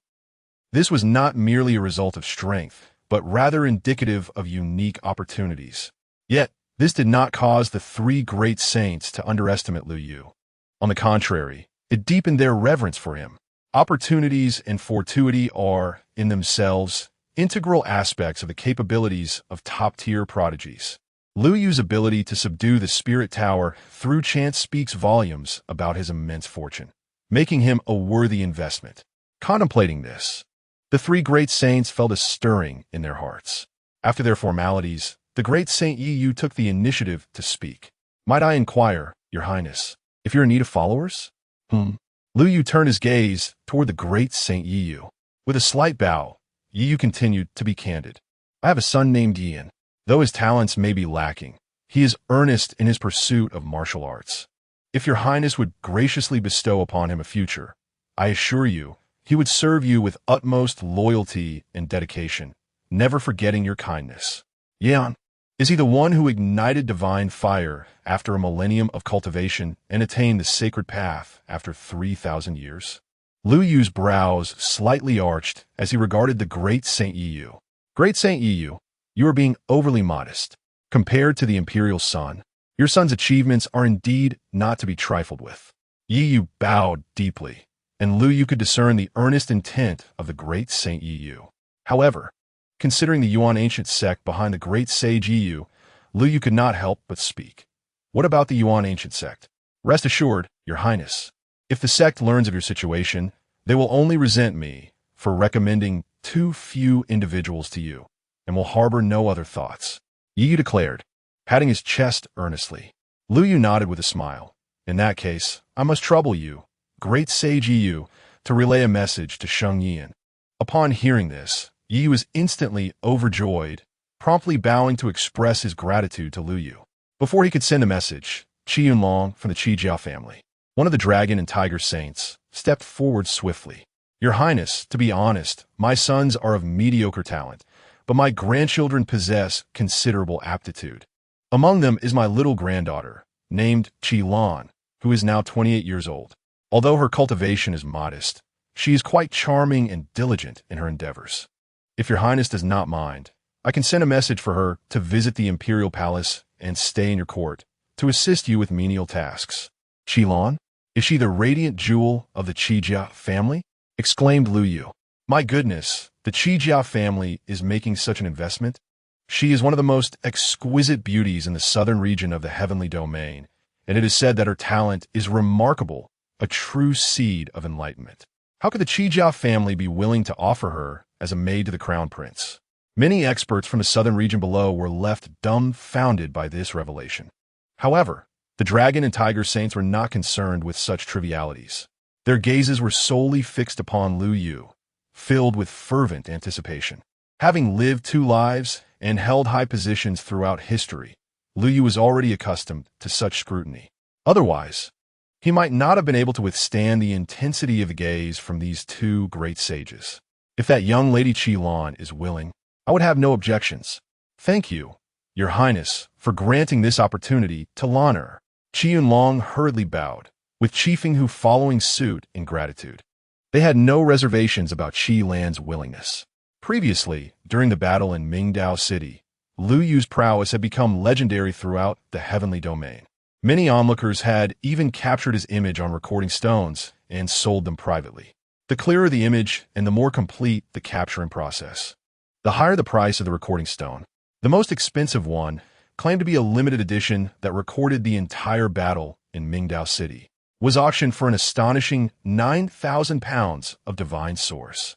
And the one who paid such a high price was none other than Qi Lan, the granddaughter of Qi Yunlong. Chapter 68. Changes in the Ancient Realm. Exceptional Qingyang 15 minutes later. Having bid farewell to the 3 great saints and established the date for Yi En and Qi Lan's arrival, Lu Yu wasted no further time. Accompanied by Lu Zhanshan, Su Hua, and Ji Ming, he embarked on his journey home. "Well done, young man. However, do not let pride cloud your judgment. Let's not forget, the Shenluan clan will not easily relent." Lu Zhanshan patted Lu Yu's shoulder, offering praise while also imparting a word of caution. The Shenluan clan possesses substantial depth. Although they have never produced an ancient emperor, they have indeed birthed several figures at the level of a quasi-emperor or even those who have achieved enlightenment in alternative ways. This generation has produced 2 prodigies, each embodying the presence of an emperor. The presence of an emperor? Lu Yu raised an eyebrow. "Uncle, such titles should not be thrown around lightly." Lu Zhanshan chuckled heartily. "Of course I am aware. Yet, the Shenluan clan has been boasting for years. Let us humor their claims that they indeed have two with the presence of an emperor. Su Hua, standing nearby, solemnly added, "One must not underestimate the princes of the empire. The authenticity of the Shenhuan clan's two prodigies as true emperors cannot be verified, but one among them has certainly surpassed the typical seeds of enlightenment by a considerable margin. In this generation of the Shenhuan clan, there exist two remarkable prodigies. One is shrouded in mystery, having never made an appearance, skillfully concealed by the clan. However, some of their experts, when traversing the outside world, have sung their praises. It is said this individual has cultivated for over 5 centuries, contemporaneous with the 8 previous princes of the Liu family. The other prodigy, as described by Su Hua, is younger, having cultivated for merely over 100 years, making him a rough contemporary of Liu Yu. This individual is rumored to have awakened the unique bloodline of the Shenhuan clan, unlike the ordinary Shenhuan, with a bloodline power that is fervent and inherently linked to the path of fire, known as the heavenly burning Shenhuan. According to the proclamations of the Shenhuan clan's experts, when this heavenly burning Shenhuan reaches full maturity, it could sweep away quasi-emperors, subduing even those at the 10th level of the quasi-emperor realm, as well as alternative enlightened beings. Whether this claim holds truth remains unknown, but the feats of this burning prince during his few appearances have been extraordinary. In his most recent display of prowess, he engaged a formidable opponent at the initial stage of the Emperor realm, battling to a standstill despite being in the early stages of his own cultivation. Listening to Su Hua's account, a glimmer sparked in Liu Yu's eyes. Yet there was no sign of fear. Rather, he felt a thrill at the prospect of competition. The heavenly burning Shenhuan, an ancient avian creature of the Emperor realm, cannot be easily subdued at the moment. However, to harness some peerless avian beings of the same generation as steeds does not seem unfeasible. While it is true that the avian beings he could personally subdue may not match the prowess of these 3 great saints, the act of subjugating them himself would undoubtedly feel far more impressive than relying on the momentum of several predecessors. That may hold some truth, but for the prince to encounter him may prove challenging. Su Hua was momentarily taken aback by Liu Yu's words, clearly unprepared for the confidence emanating from his prince, who seemed eager to tame the heavenly burning Shenhuan as a mount from the outset. Assist me in subduing these 3 divine birds. Does it not bestow upon the emperor a newfound interest? Somewhat challenging, is it not? The mysterious Yuan ancient realm is set to open soon. Given the esteemed heritage of the divine bird clan and the significance attributed to this so-called son of the burning sky, it would be quite inconceivable for them not to prepare at least 1 Yuan order for this burning sky prince to enter the ancient realm. The grand sage of extravagance shook his head. This is certainly not the case. However, the burning sky prince has recently entered seclusion, striving to attain the realm of sovereign. While the Yuan ancient realm offers numerous fortunes, it is not compelling enough for the burning sky prince, one of the 10 royal families, to abandon his breakthrough opportunity. The 10 royal families represent the path to quasi-emperorship, and they are indeed the most elite among them. Despite the wonders of the Yuan ancient realm, it is merely a legacy left by the supreme of creation. For the burning sky prince, who is highly regarded by the divine bird clan, its allure is rather limited. Only a transcendent inheritance could possibly entice him to forsake his critical breakthrough. Nevertheless, dear Yuer, do not despair. In the fullness of time, you shall have the opportunity to encounter him. Lu Zhinshan, standing nearby, spoke with a smile. Yet, before he could finish his sentence, a shimmering communication talisman at his waist flickered. A message of divine consciousness entered Lu Zhinshan's mind. Frowning slightly, he soon exhibited an expression of intrigue. Looking at Liu Yu, his gaze held a peculiar intensity. Yuer, I am uncertain whether to deem you fortunate or unfortunate. The burning sky prince will indeed attend this Yuan ancient realm. Oh, is it due to my suppression of these 3 birds? Have they received word and are unable to remain still? Liu Yu was momentarily taken aback, followed by a smile. There may be some truth to that, but it is not the crux of the matter. Hearing this, Lu Zhinshan chuckled, but quickly gestured for seriousness, stating, the key lies in the opportunities presented by this Yuan ancient realm. According to the calculations of the celestial mechanics sect, the legacy of the Supreme of Yuan will be fully revealed this time. The Supreme of Yuan is a master of the realm of creation and has previously vanquished quasi-emperor level beings from the primordial era. His legacy is undoubtedly more precious than nearly all opportunities within the Yuan ancient realm, categorically at the level of transcendence. However, the issue at hand is that, in Lu Yu's recollection, this legacy of the Supreme of Yuan remained unclaimed until the conclusion of the era of humanity and the early years of the primordial age when that ancestor of the Yun family entered. Could it be that this time, the legacy of the Supreme of Yuan has not yet come to fruition? Is there an error in the predictions of the Celestial Mechanics sect? Lu Yu's thoughts stirred. The Celestial Mechanics sect is a rather enigmatic lineage within the great Xiandao continent. It is said that, historically, they have produced more than one being of the emperor level.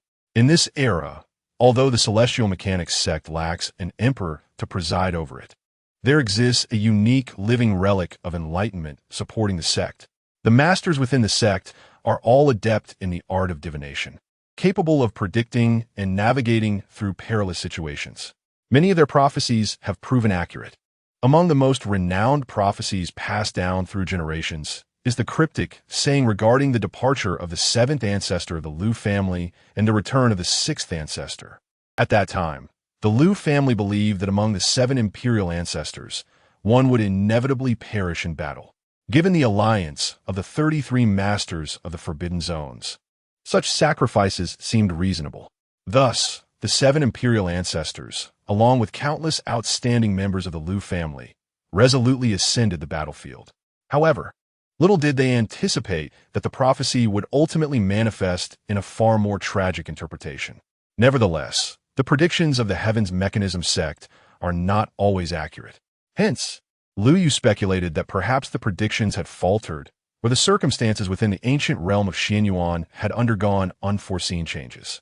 Lu Jinshan was unaware of Lu Yu's thoughts and continued speaking. Previously, although the ancient realm of Xianyuan had opened several times, the legacy of the Xianyuan Supreme was only vaguely discernible, insufficient for the talented individuals entering to pinpoint its exact location. However, this time was different. It was said that the legacy of the Xianyuan Supreme would completely manifest, allowing those who entered to seek it and undergo the trials left behind by the Xianyuan Supreme. If they succeeded, they could obtain the Supreme's legacy. As Lu Jinshan spoke, his gaze towards Lu Yu held a fervent anticipation. Now that the news from the Heaven's Mechanism sect had spread, the foremost sects had dispatched their prodigies. Beyond the Burning Sky Prince of the Shenluan clan, the Tianlang clan, one of the top 10 royal families, also had a prodigy who claimed to possess an imperial demeanor, with talent surpassing that of a destined seed, having reached the martial sovereign realm.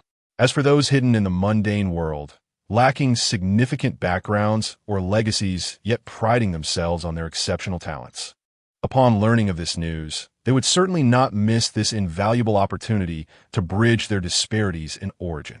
Thus, the competition in the ancient realm of Xianyuan would be tenfold more intense than in previous years. Are you prepared? Upon hearing this, Lu Yu smiled faintly. He had already attained the mid-stage of the quasi-emperor realm. Even without employing the manifestation of the sacred body, he could effortlessly subdue experts at the mid-stage of the emperor realm. If he were to summon the sacred body's manifestation, even those at the late stage of the emperor realm would struggle to withstand a single strike from him. Moreover, with his domain-level swordsmanship as a hidden trump card, his strength, when pushed to the limit, had already reached the level of suppressing a perfected emperor. My only fear is that there won't be enough opponents, nor will they be strong enough.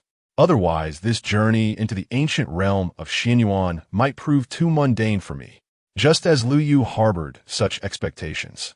Above the imperial city of the Lu family, at the periphery of the imperial court, an elder dressed in the robes of the Jing family, with bloodshot eyes and a face filled with sorrow and indignation, knelt at the feet of Lu Qingyang, the supreme figure of the Lu family.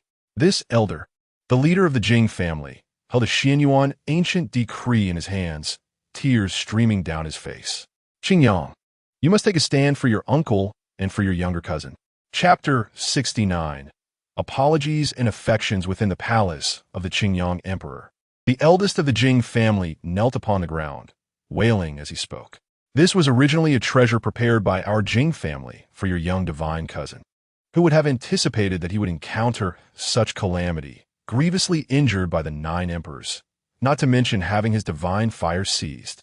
Yet, even in his unconscious state, he did not forget to convey to us that although he has been rendered powerless, he fears not, for he has you as his cousin. He urged us to deliver his ancient decree and the numerous resources our family has arranged for him to you. He holds such affection for you. You must not let him down, and you must advocate for him. Lu Qingyang regarded the eldest of the Jing family, who continued to wail for quite some time. Yet there were hardly any genuine tears shed. With a slight arch of his brow, he allowed the Jing elder to continue his lamentations until the elder, unable to persist any longer, dared to steal a glance upwards. It was then that Lu Qingyang, seated in the main seat, spoke with indifference. Do you wish for me to take charge, or for my sister to do so? Think carefully before you respond. Naturally, we wish for you to take charge, but if Miss Miaoyin could intervene, that would be even more splendid. Lu Qingyang, though rumored to possess some talent, was far from the simple prodigy that his status implied. He was acclaimed as the most exceptional individual among the 9th lineage of the Lu family under a century old. However, the prestige of his identity as a prodigy could not eclipse that of his sister, Lu Miaoyin, who subtly radiated the aura of the current foremost potential emperor of the Lu family, her name resounding even more prominently. Yet, as the eldest of the Jing family had just broached the subject, Lu Qingyang's tone turned unkind. So, you still wish to disturb my sister's cultivation? You dare not. You dare not. The Jing elder hastily corrected himself. If Miss Miaoyin is truly occupied, it would be perfectly acceptable for you to take charge alone. Thus this matter shall be handled by me, and your Jing family shall have no objections, correct? Lu Qingyang scoffed, his gaze fixed sharply upon the Jing elder. Feeling the weight of Lu Qingyang's stare, the Jing elder felt a prickling sensation along his spine. Despite Lu Qingyang having practiced for merely over 20 years, his cultivation barely reaching the imperial realm, in the elder's eyes, he was but an insignificant insect. Yet, the Jing elder dared not show any contempt. It was as if the mere thought of defiance would summon a tempestuous wrath from behind Lu Qingyang, ready to suppress him on the spot. With this thought, the Jing elder refrained from speaking further, quickly bowing his head and stating, Indeed, I have come here seeking your assistance to advocate for your young divine cousin and to help our Jing family exert our influence. Yes, I understand. And what are the other matters? Lu Qingyang nodded, raising his hand with a flick, before the Jing elder could comprehend what was happening. The ancient decree in his hand had already fallen into Lu Qingyang's grasp. Lu Qingyang toyed with the object momentarily before tucking it into his sleeve, his gaze unwaveringly fixed upon the Jing elder. The Jing elder was momentarily stunned by Lu Qingyang's blunt words. Did I not make myself clear? His resources are all supposed to be delivered to me. Why is it only this piece of the Xianyuan ancient token? Where is the rest? Lu Qingyang said impatiently. It's all here, right here. The saint of the Jing family was taken aback by Lu Qingyang's expression, which seemed to convey a desperate desire for wealth. After a moment, he regained his composure and hurriedly handed over the prepared storage ring. As he did so, a flicker of undeniable pain crossed the saint's eyes. While passing it over, he could not help but say, Look how generous your uncle is. As soon as your cousin fell into a coma, he sent you all his belongings. You must remember this kindness and help your uncle's family in the future. Isn't it said that my cousin gave this to me voluntarily? Yes, voluntarily. It was your uncle who misspoke. Your uncle misspoke. The saint of the Jing family quickly corrected himself with an awkward grin. Lu Qingyang, disinterested in further conversation, replied, All right, I understand. You may leave now. What? Do you still need me to escort you? Lu Qingyang shot a cold glance at the saint of the Jing family. But aren't you concerned about your cousin? Rest assured, having accepted the items, I will surely lend my assistance, but how I do so is not for you to instruct. The saint of the Jing family could no longer contain himself and stood up. The resources within the storage ring represented a significant loss for the Jing family, especially given that the 3 supreme beings of the Jing family had been gravely injured by Lu Jinshan, who had taken their cherished blood. This allocation of resources was nearly equivalent to depleting the Jing family's vitality for a millennium. It was unreasonable to send out so much without seeing any tangible action in return. However, just as he stood, a middle-aged man slowly emerged from behind Lu Qingyang. The man, though only at the saint level, emanated an overwhelming pressure of law the moment he appeared. The saint of the Jing family felt an irresistible force that compelled him to prostrate himself once again, his eyes wide with disbelief. This fluctuation of law, is it the pinnacle of the great saint? You, a mere saint, comprehend the great saint's laws at a level even higher than mine? Did you not hear His Highness's words? It is not your place to advise how His Highness conducts his affairs, the middle-aged man said coldly, ignoring the saint's protests. As his words fell, the overwhelming pressure surged once more. The saint of the Jing family turned pale, no longer daring to speak, and quickly departed from the Qingyang Emperor's palace. Once this individual was dismissed, the middle-aged man retracted his oppressive aura and turned to Lu Qingyang, his brow slightly furrowed. Qingyang, do you truly intend to accept this gift and challenge the 9 emperors? Are you jesting? Lu Qingyang shook his head with a smile, tossing the storage ring in his hand, leaving behind the Xianyuan ancient token. He then handed the storage ring to the middle-aged man. I would trouble you, uncle, to make a trip to the Li Hua Emperor's palace for me. Deliver these items to my cousin Lu Yutong, and inform him that this is a token of apology from the Jing family, hoping to resolve our grievances. Upon hearing this, the middle-aged man could not help but smirk, yet feigned confusion, saying, Qingyang, you were not so cordial with the Jing family's great sage before. How could I possibly be cordial with him? They are nothing but a group of utter fools. Just moments after our esteemed ancestor from the Mountain of Tranquility incapacitated their 3 supremes, they still dared to prance about. How can such foolishness exist in this world? Upon the mention of the Jing family, Lu Qingyang felt an overwhelming sense of frustration. Had the great sage of the Jing family not appeared today, he would have sought an opportunity to approach Lu Yu himself, willing to bear the cost to mend the rift between Lu Yu and the Jing family in order to honor their kinship. To his dismay, the Jing family displayed such a lack of gratitude, even attempting to drag him and his sister into their turmoil with Lu Yutong. Not to mention that Lu Yutong is the 9th emperor's heir, holding a distinguished position, even if he were merely an ordinary member of the Lu family. Lu Qingyang would never stoop so low as to collude with outsiders against his own blood relatives for the sake of petty gains. Thus, Lu Qingyang resolved to show no mercy.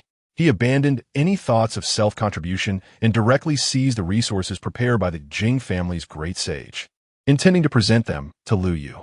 Given the Jing family's recent losses and the significant injuries sustained by their 3 supremes, even if they wished to continue their antics, they would lack the resources to instigate further trouble.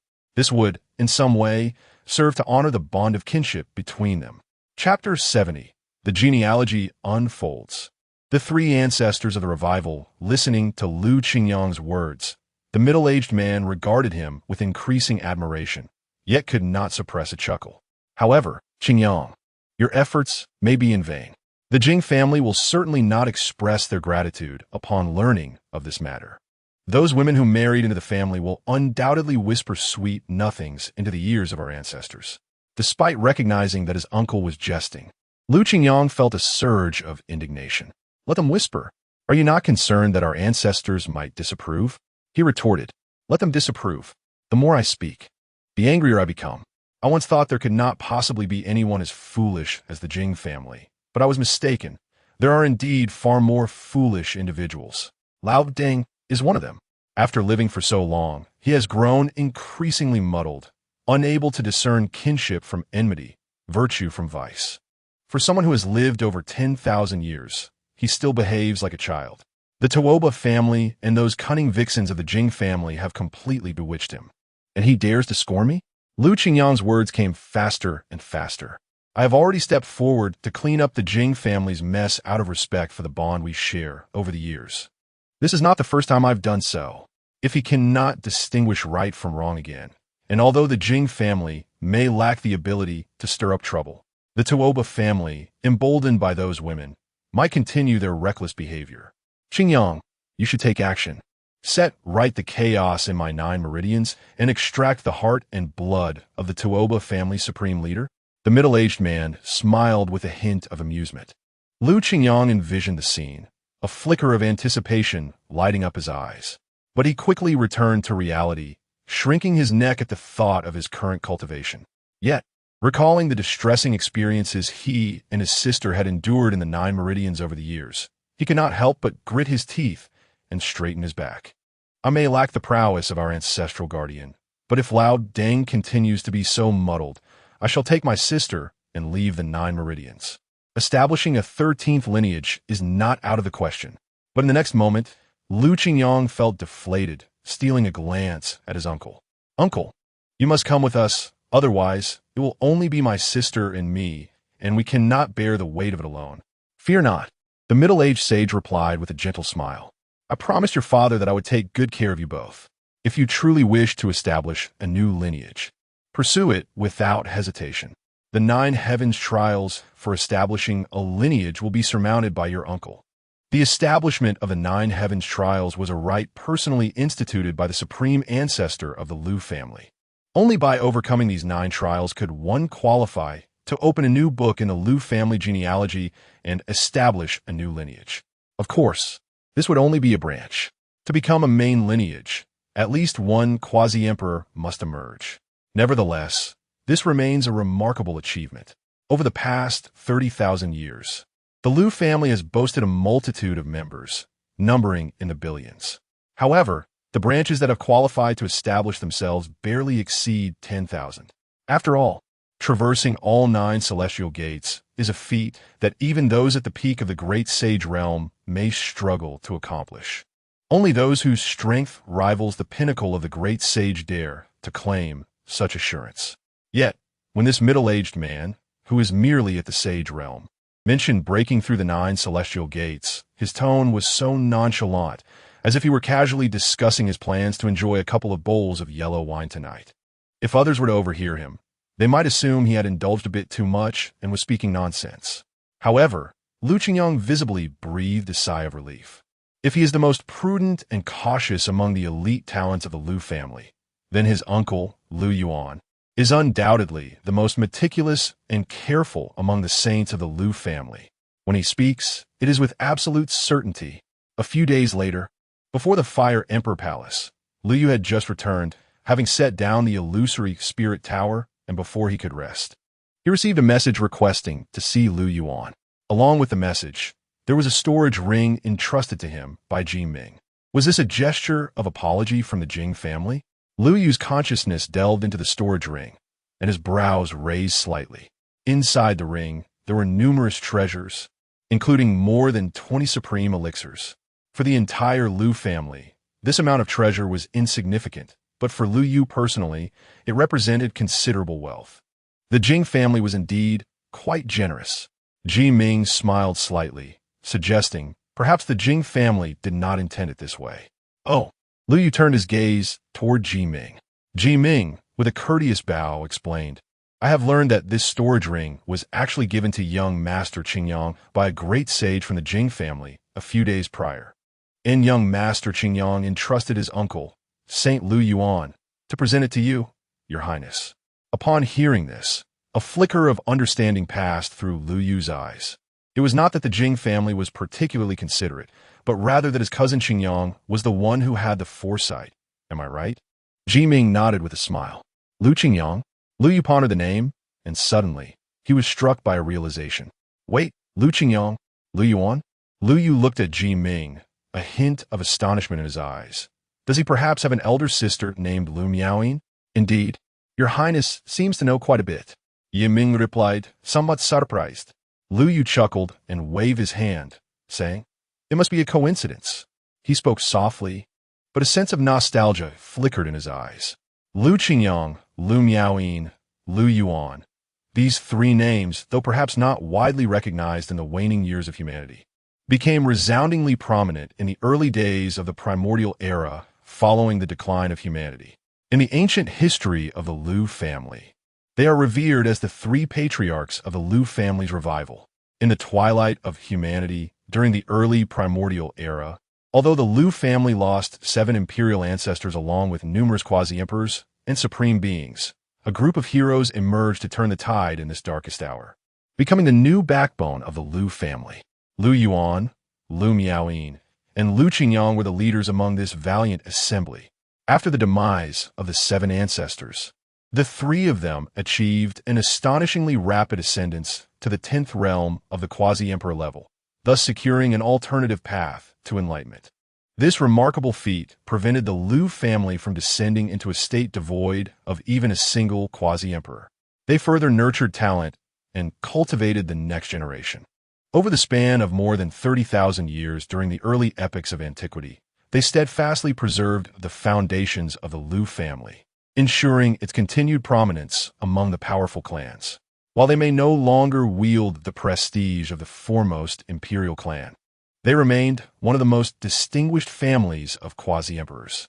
It was precisely due to the legacy they safeguarded that, despite the Liu family's evident decline throughout the ancient era, there consistently existed more than one quasi-emperor to uphold its legacy.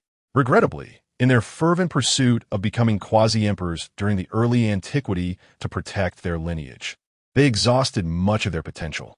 Moreover, in their efforts to defend the family against the predatory forces of the chaotic wilderness and the detritus of humanity, they resorted to consuming their own lifespans through forbidden techniques. Typically, a quasi-emperor, even one at the first realm, would possess a lifespan exceeding 100,000 years. Those who achieved enlightenment through alternative means could easily live for over 200,000 years. Yet, the 3 revitalizing ancestors of the Liu family during the ancient era saw the longest-lived among them, Liu Qingyang, succumb to the depletion of his lifespan at just over 30,000 years, ultimately merging with the essence of the Liu family's imperial city. What astonished Liu Yu was that this eminent figure, Liu Qingyang, the foremost among the revitalizing ancestors, was still merely categorized among the exceptional talents. Had the family overlooked his innate gifts? No. As Liu contemplated the ancient history of the clan, his expression transformed into one of peculiar intrigue. Historical records indicated that this ancestor, Emperor Qingyang, rarely took action. Among the revitalizing trio, he initially bore the least renown, only stepping forward in times of dire need. Each time he did, his exhibited prowess surpassed that of his previous endeavors significantly. According to the ancient texts, he was acknowledged as the most gifted among the 3 revitalizing ancestors and the first to attain enlightenment through an alternative path. Yet, his true power was the last to be revealed.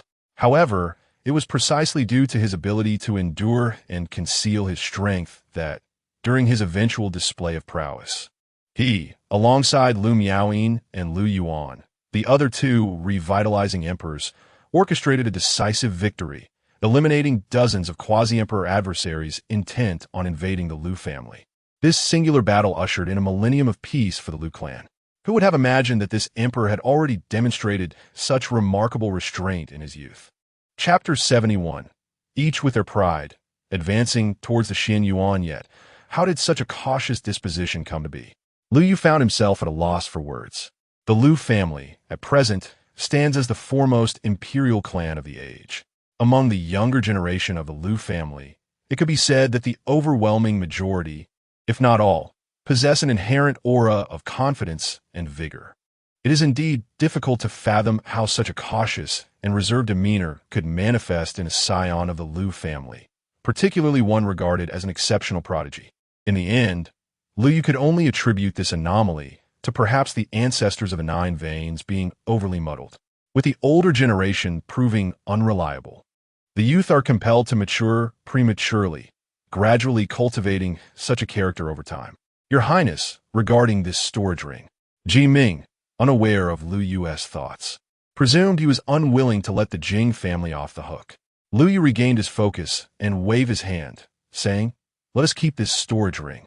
I believe the Jing family lacks the means to make any further moves." Ji Ming nodded. "Shall I respond to the esteemed Liu Yuan sage then?" "Yes. I appreciate your efforts, Elder," Liu Yu replied with a smile. Although he recognized the exceptional potential of Liu Qingyang and Liu Yuan, he did not rush to recruit them. Their current standing within the Liu family might not be particularly illustrious, yet their pride was certainly not diminished in the slightest. To act hastily in recruiting them would only lead to embarrassment. Moreover, Liu held confidence in his own capabilities, possessing the primordial sacred body, the eternal sword embryo, the inheritance of the array characters, and the assistance of the eternal gate. There was no need for any deliberate solicitation. Once I ascend to the position of the head of the Liu family and lead the entire clan, these three ancestral figures will naturally align themselves under my banner. At the Qingyang Imperial Palace, Liu Qingyang, having accepted the gift, felt a sense of relief upon learning that Liu Yu had also received it. He prepared himself for secluded cultivation. Although the Jing family was foolish, they had at least done him a favor by sending him a piece of the Xian Yuan ancient order. As he toyed with the Xian Yuan ancient order in his hands, anticipation gleamed in his eyes. Though he was cautious, mere caution could not sustain his daily cultivation needs. Sometimes, one must seize the opportunities that present themselves. The Xian Yuan ancient realm is indeed a splendid destination. A few days later, on the eve of the opening of the Xian Yuan ancient realm, Liu Qingyang emerged from his retreat, his aura evidently stronger than before. Observing the well-prepared Liu Qingyang, Liu Yuan couldn't help but chuckle that esteemed Liu Yu is also preparing to venture into the Xian Yuan ancient realm. Why not accompany him? Accompany them?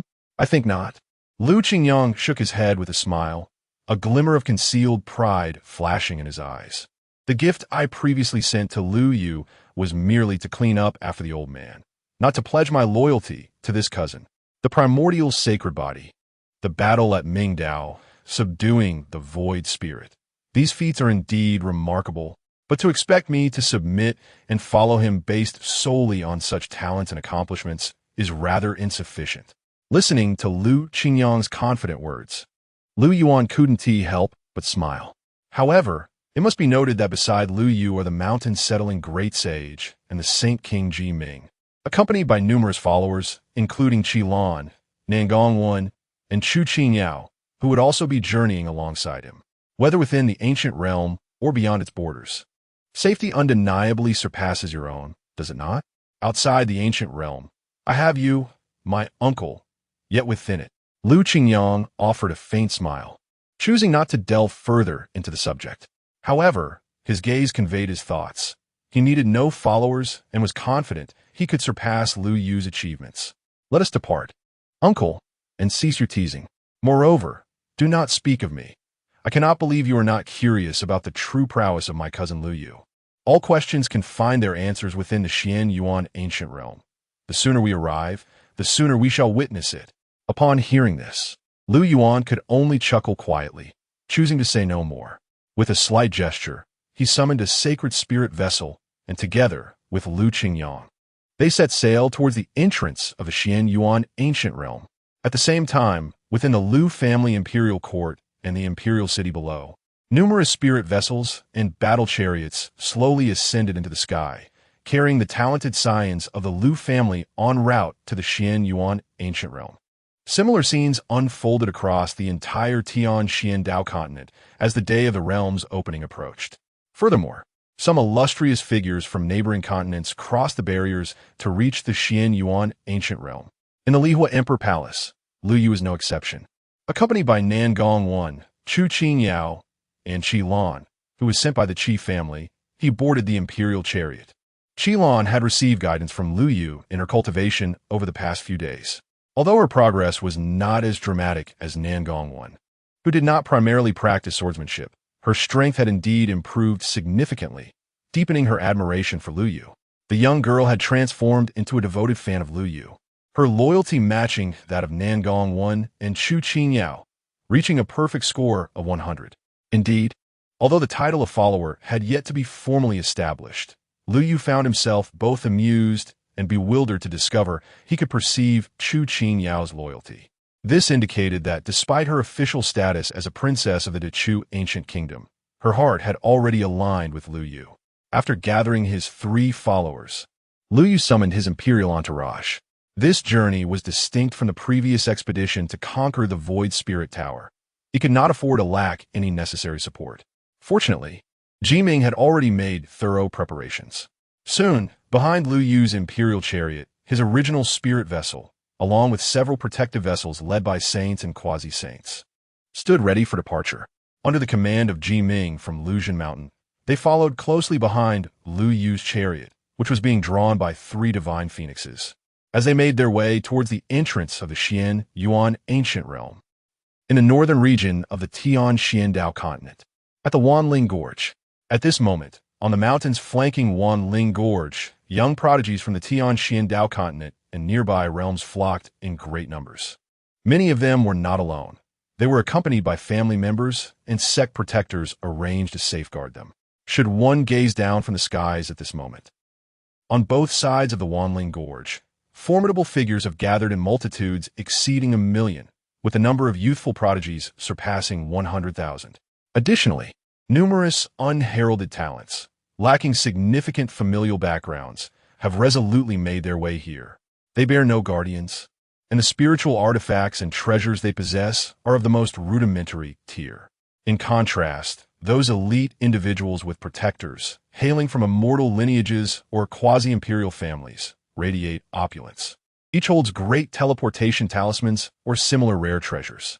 Should they encounter dire peril upon entering the Xian Yuan ancient realm, they can shatter their teleportation talismans to escape, preserving their lives.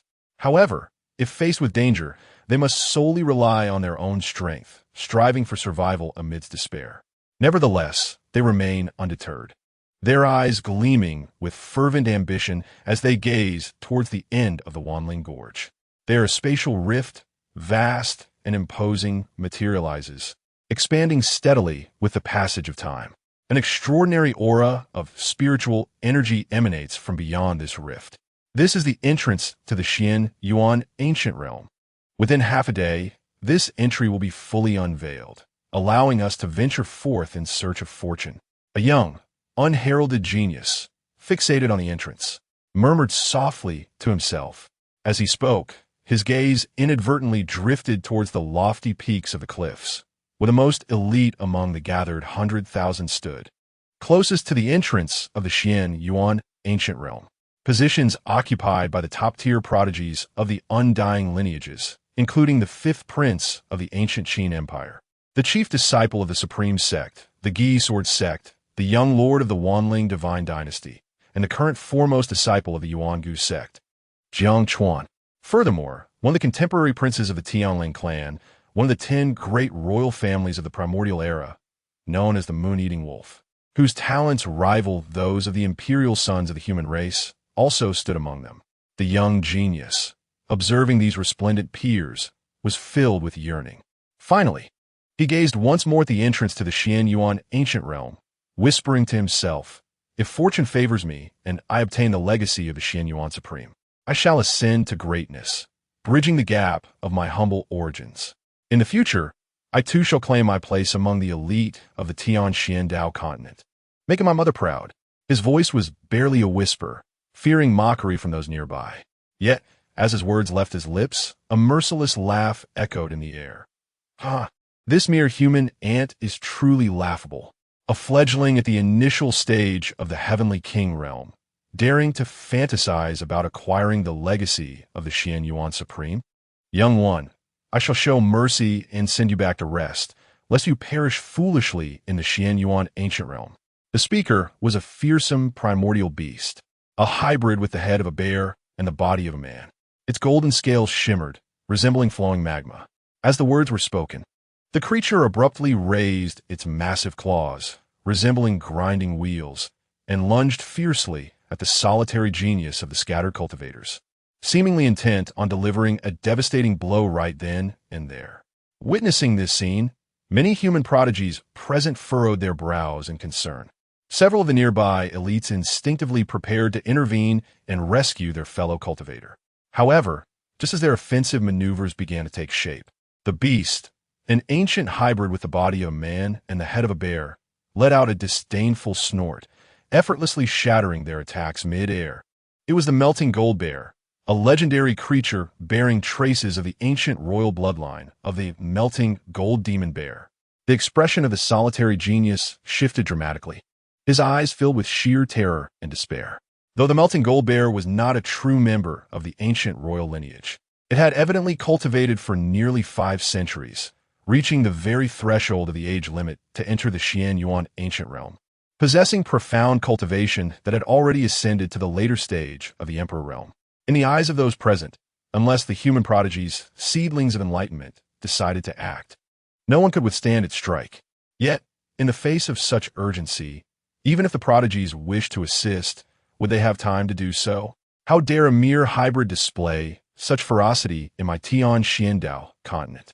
Just as the situation reached a critical juncture, a cold voice echoed from beyond the clouds. Suddenly, a resounding boom resonated through the air. Amidst the astonished gazes of a million skilled warriors on either side of the Wanling Gorge, a magnificent sword light, radiant like the sun, descended with a thunderous rush. In an instant, it reduced the melting gold bear to mere ashes. It was the Emperor of Lu Yu. Chapter 72. The Ancient Relic and the Divine Sun's Challenge. On both sides of the Wanling Gorge, numerous masters gazed skyward. Amidst the clouds, Lu Yu, clad in a snow-white robe, wielded his ethereal sword, his gaze tranquil yet profound. Just a single glance from him caused the hearts of countless female prodigies present to flutter uncontrollably.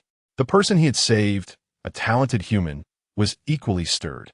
Coming back to his senses, he hurriedly bowed and prostrated himself on the ground, his voice trembling with excitement. "Thank you, Divine Sun, for your life-saving grace." "No need for thanks. As fellow humans, it is only proper that we support one another," Lu Yu replied with a gentle smile, extending his hand to envelop Lei Xiao in a glow of spiritual light, aiding him to rise. Meanwhile, within the ranks of the ancient clans, many outstanding heirs of the primordial royal families watched the molten gold bear that Lu Yu had vanquished with a single strike. Their glances toward him now held a trace of wariness. Although Lu Yu had been recognized as one of the 9 divine sons by his family and had previously achieved remarkable feats in the Battle of Mingdao City, his youth was a significant factor.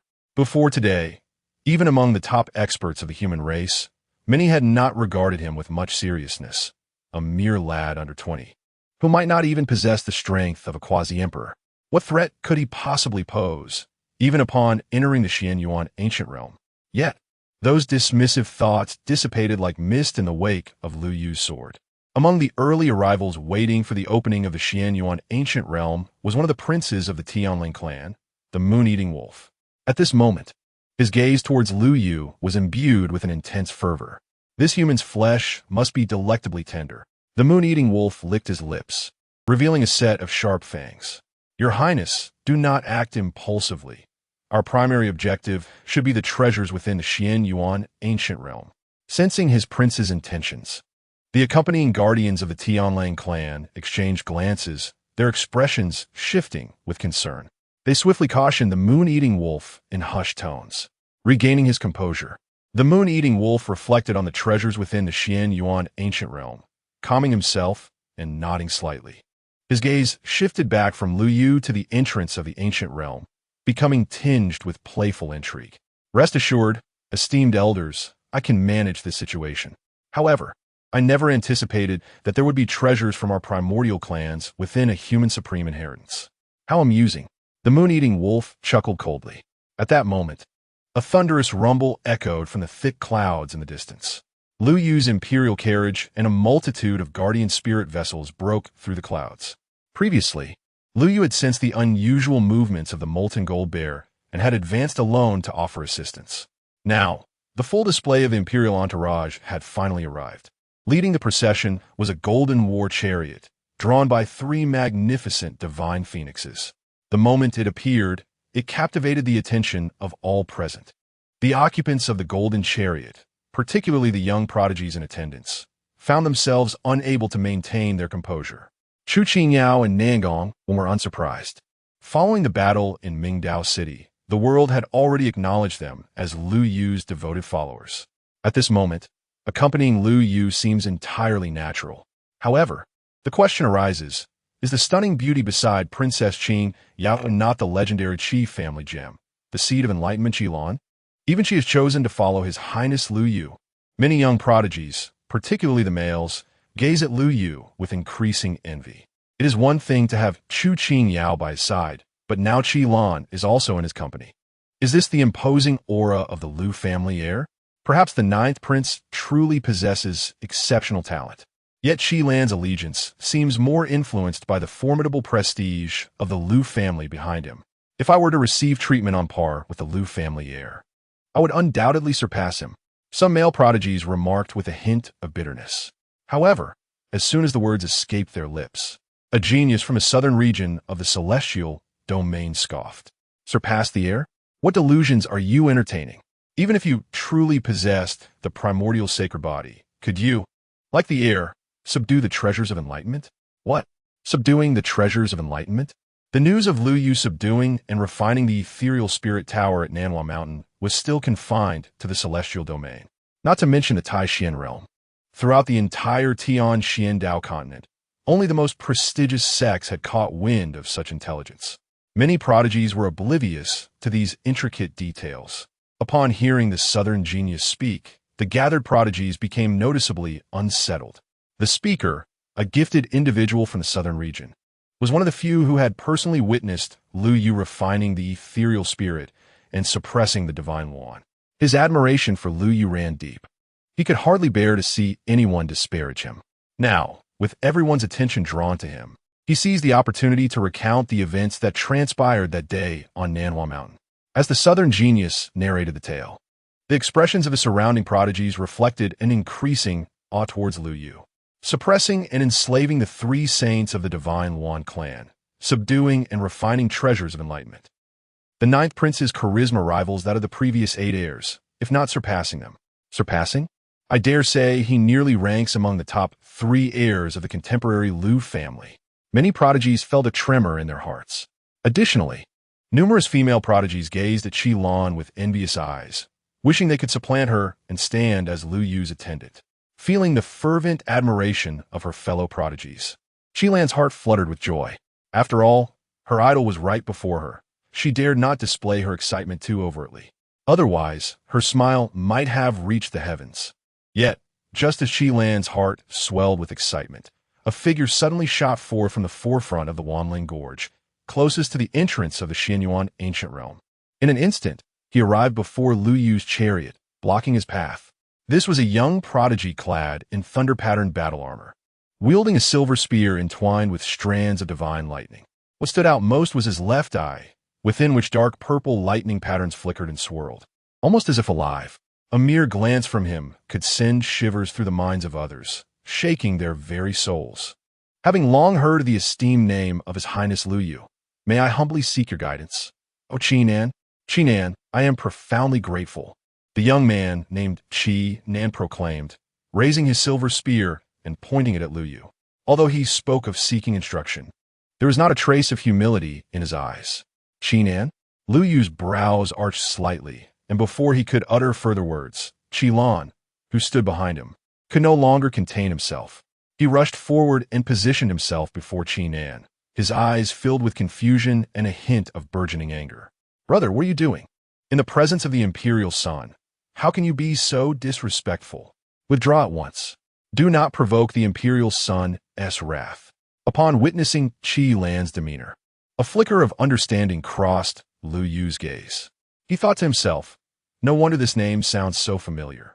Is he not the current divine son of the Qi family, renowned for possessing the 9 heavens calamity thunderbody and celebrated for his unparalleled aptitude for enlightenment? Chapter 73. Nangong Request Battle. Celestial phenomena astonished the world. Lu Yu smiled faintly, seemingly unperturbed by Qi Nan's presence. This serene demeanor only served to infuriate Qi Nan further. He contemplated advancing to challenge Lu Yu once more, but Qi Lan was resolute in preventing him, firmly blocking his path from a distance of 10 paces. Brother, what you are doing will surely enrage not just me, but even grandfather. Let it be enraged, then, Qi Nan retorted coldly, withdrawing his hand with a surge of formidable force. Although Qi Lan possessed remarkable talent, he had not trained as long as Qi Nan, having only recently entered the Heavenly King realm at the age of 27, while Qi Nan had already ascended to the martial emperor level. Had he not aimed to refine his foundational skills, he could have ignited the divine fire long ago. At this moment, a wave of power surged forth. Although he did not exert his full strength, it was more than Qi Lan could withstand, as she was easily pushed aside by Qi Nan. He may look down upon me, but I harbor my own disdain for him.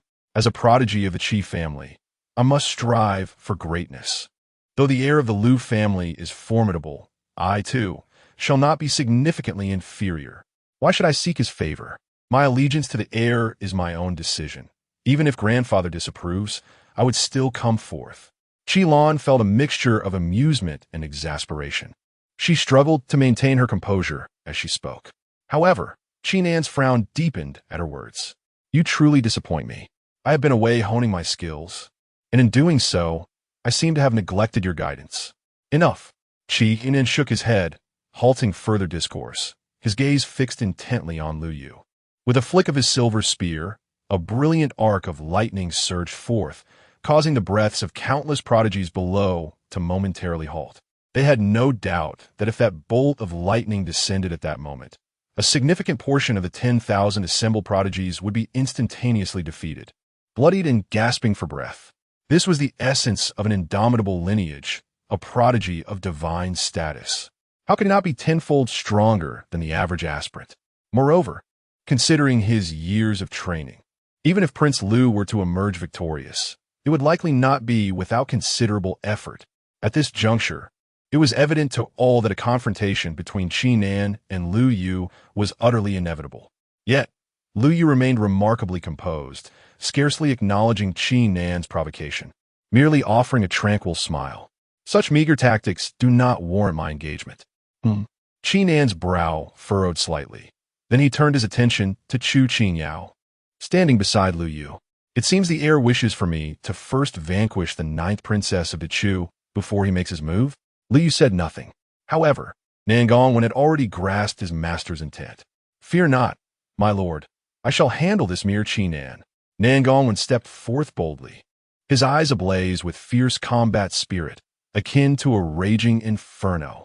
Since being instructed by Lu Yu, he had diligently devoted himself to refining his swordsmanship in the celestial realm over the past few days, though it had only been a brief period. With the cultivation environment provided by the Fire Emperor Palace, he not only achieved the status of a quasi-emperor, but also broke through 3 realms in one breath, advancing to the late stage of quasi-emperor. After all, with the celestial level swordsmanship augmenting his abilities, he did not need to linger long in the quasi-emperor realm. Had it not been for the constraints of time, Nan Gongwen had even contemplated advancing all the way to the perfect realm of martial emperor before pausing. With his rapidly surging cultivation and a significant leap in his swordsmanship, Nan Gongwen's strength had increased nearly 100-fold compared to when he was in the process of mending the heavens. In the past, he might have been no match for a prodigy like Qi Nan, a scion of an immortal lineage. But now, as Nan Gongwen gazed at Qi Nan, his eyes sparkled with fervor. Qi Nan, take pride in yourself. You shall be the first challenger I, the Emperor's son, defeat. Witnessing Nan Gongwen's formidable demeanor, the numerous prodigies present were momentarily taken aback. Even Qi Nan appeared somewhat astonished. Nan Gongwen, renowned as the leading prodigy of the Mending Heaven Path, had a reputation that preceded him. However, when compared to him, whether in terms of years of cultivation, martial realm, or innate talent, the disparity was indeed considerable. Has a few days as a follower of the Liu family's emperor's son inflated your arrogance to such heights? Qi Nan shook his head, disappointment etched in his eyes. It seems that not only my sister needs a lesson, you do as well. I shall take it upon myself, as a senior of the Mending Heaven Path, to teach you a proper lesson. As Qi Nan spoke, he raised his silver spear. A brilliant flash of thunder erupted from its tip, roaring forth like an enraged dragon leaping from a gorge, arriving before Nan Gongwen in the blink of an eye. A mere parlor trick. Show me your true prowess. Do not engage in these tiresome tests. Nan Gongwen retorted coldly, drawing his spirit sword from his waist with a resonant sound.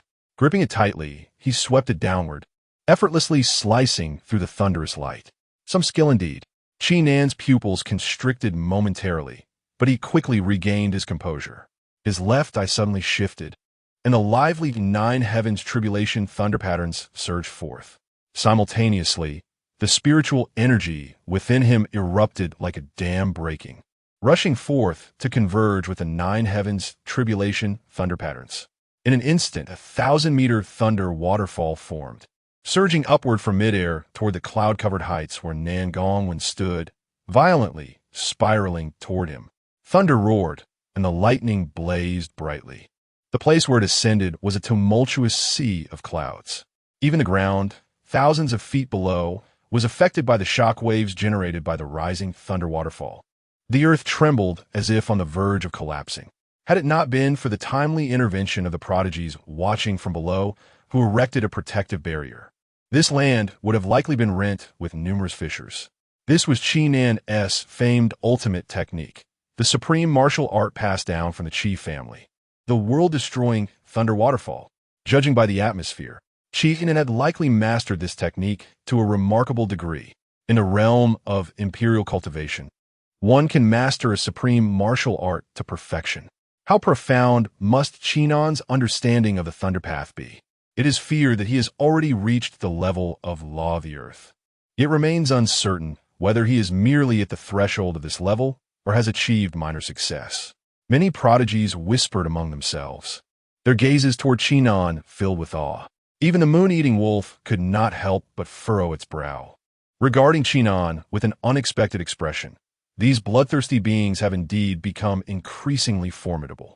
Although it did not fear Qi Nan, the fact that he was merely a divine scion of an immortal lineage with such accomplishments raised questions about the potential prowess of the princes from quasi-imperial lineages. Not to mention the true imperial family, the Liu clan. What formidable challenges could they present? Contemplating this, the moon-eating wolf could not resist casting a glance at Liu Yu, its eyes betraying a hint of concealed malice. The fully matured princes of the Liu clan, having cultivated for over 500 years, were beyond reach, but this Liu Yu. If an opportunity arose, perhaps he could be eradicated prematurely.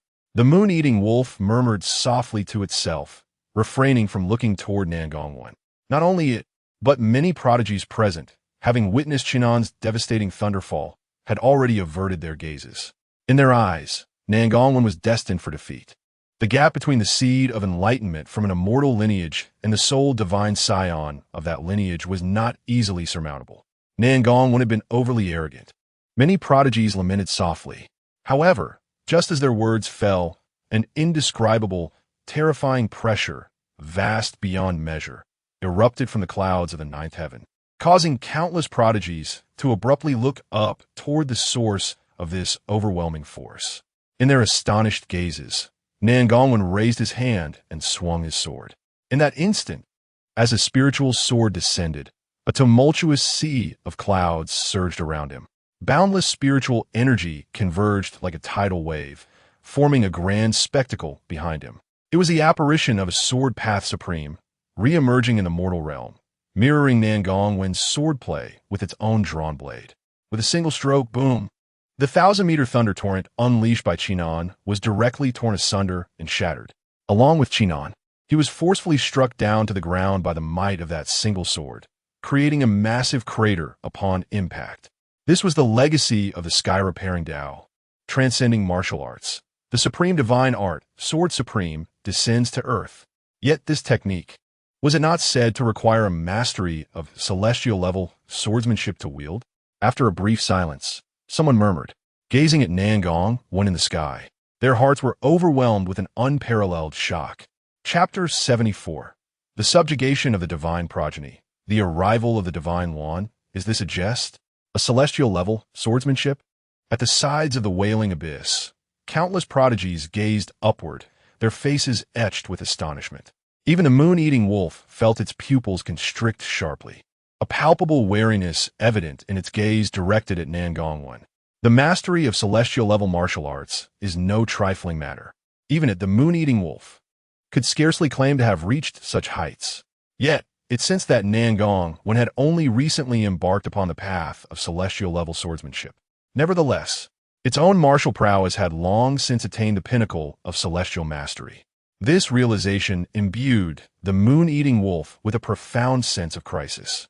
After all, in terms of status, Nangong was undeniably subordinate to Qi Nan by more than a tier. The leader of the immortal Tao's progeny and the singular divine progeny of the immortal Tao were separated by the rank of a quasi-divine progeny. No, it must be that Nangong, known for his cautious demeanor, had concealed his true capabilities. Indeed, that must be the case. The moon-eating wolf murmured to itself. Many other prodigies present shared similar thoughts. Only the disciples of the heavenly restoration, Tao, perceived the situation differently.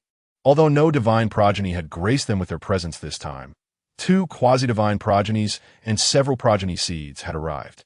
At this moment, their gazes fixed upon Nangong were akin to confronting a specter.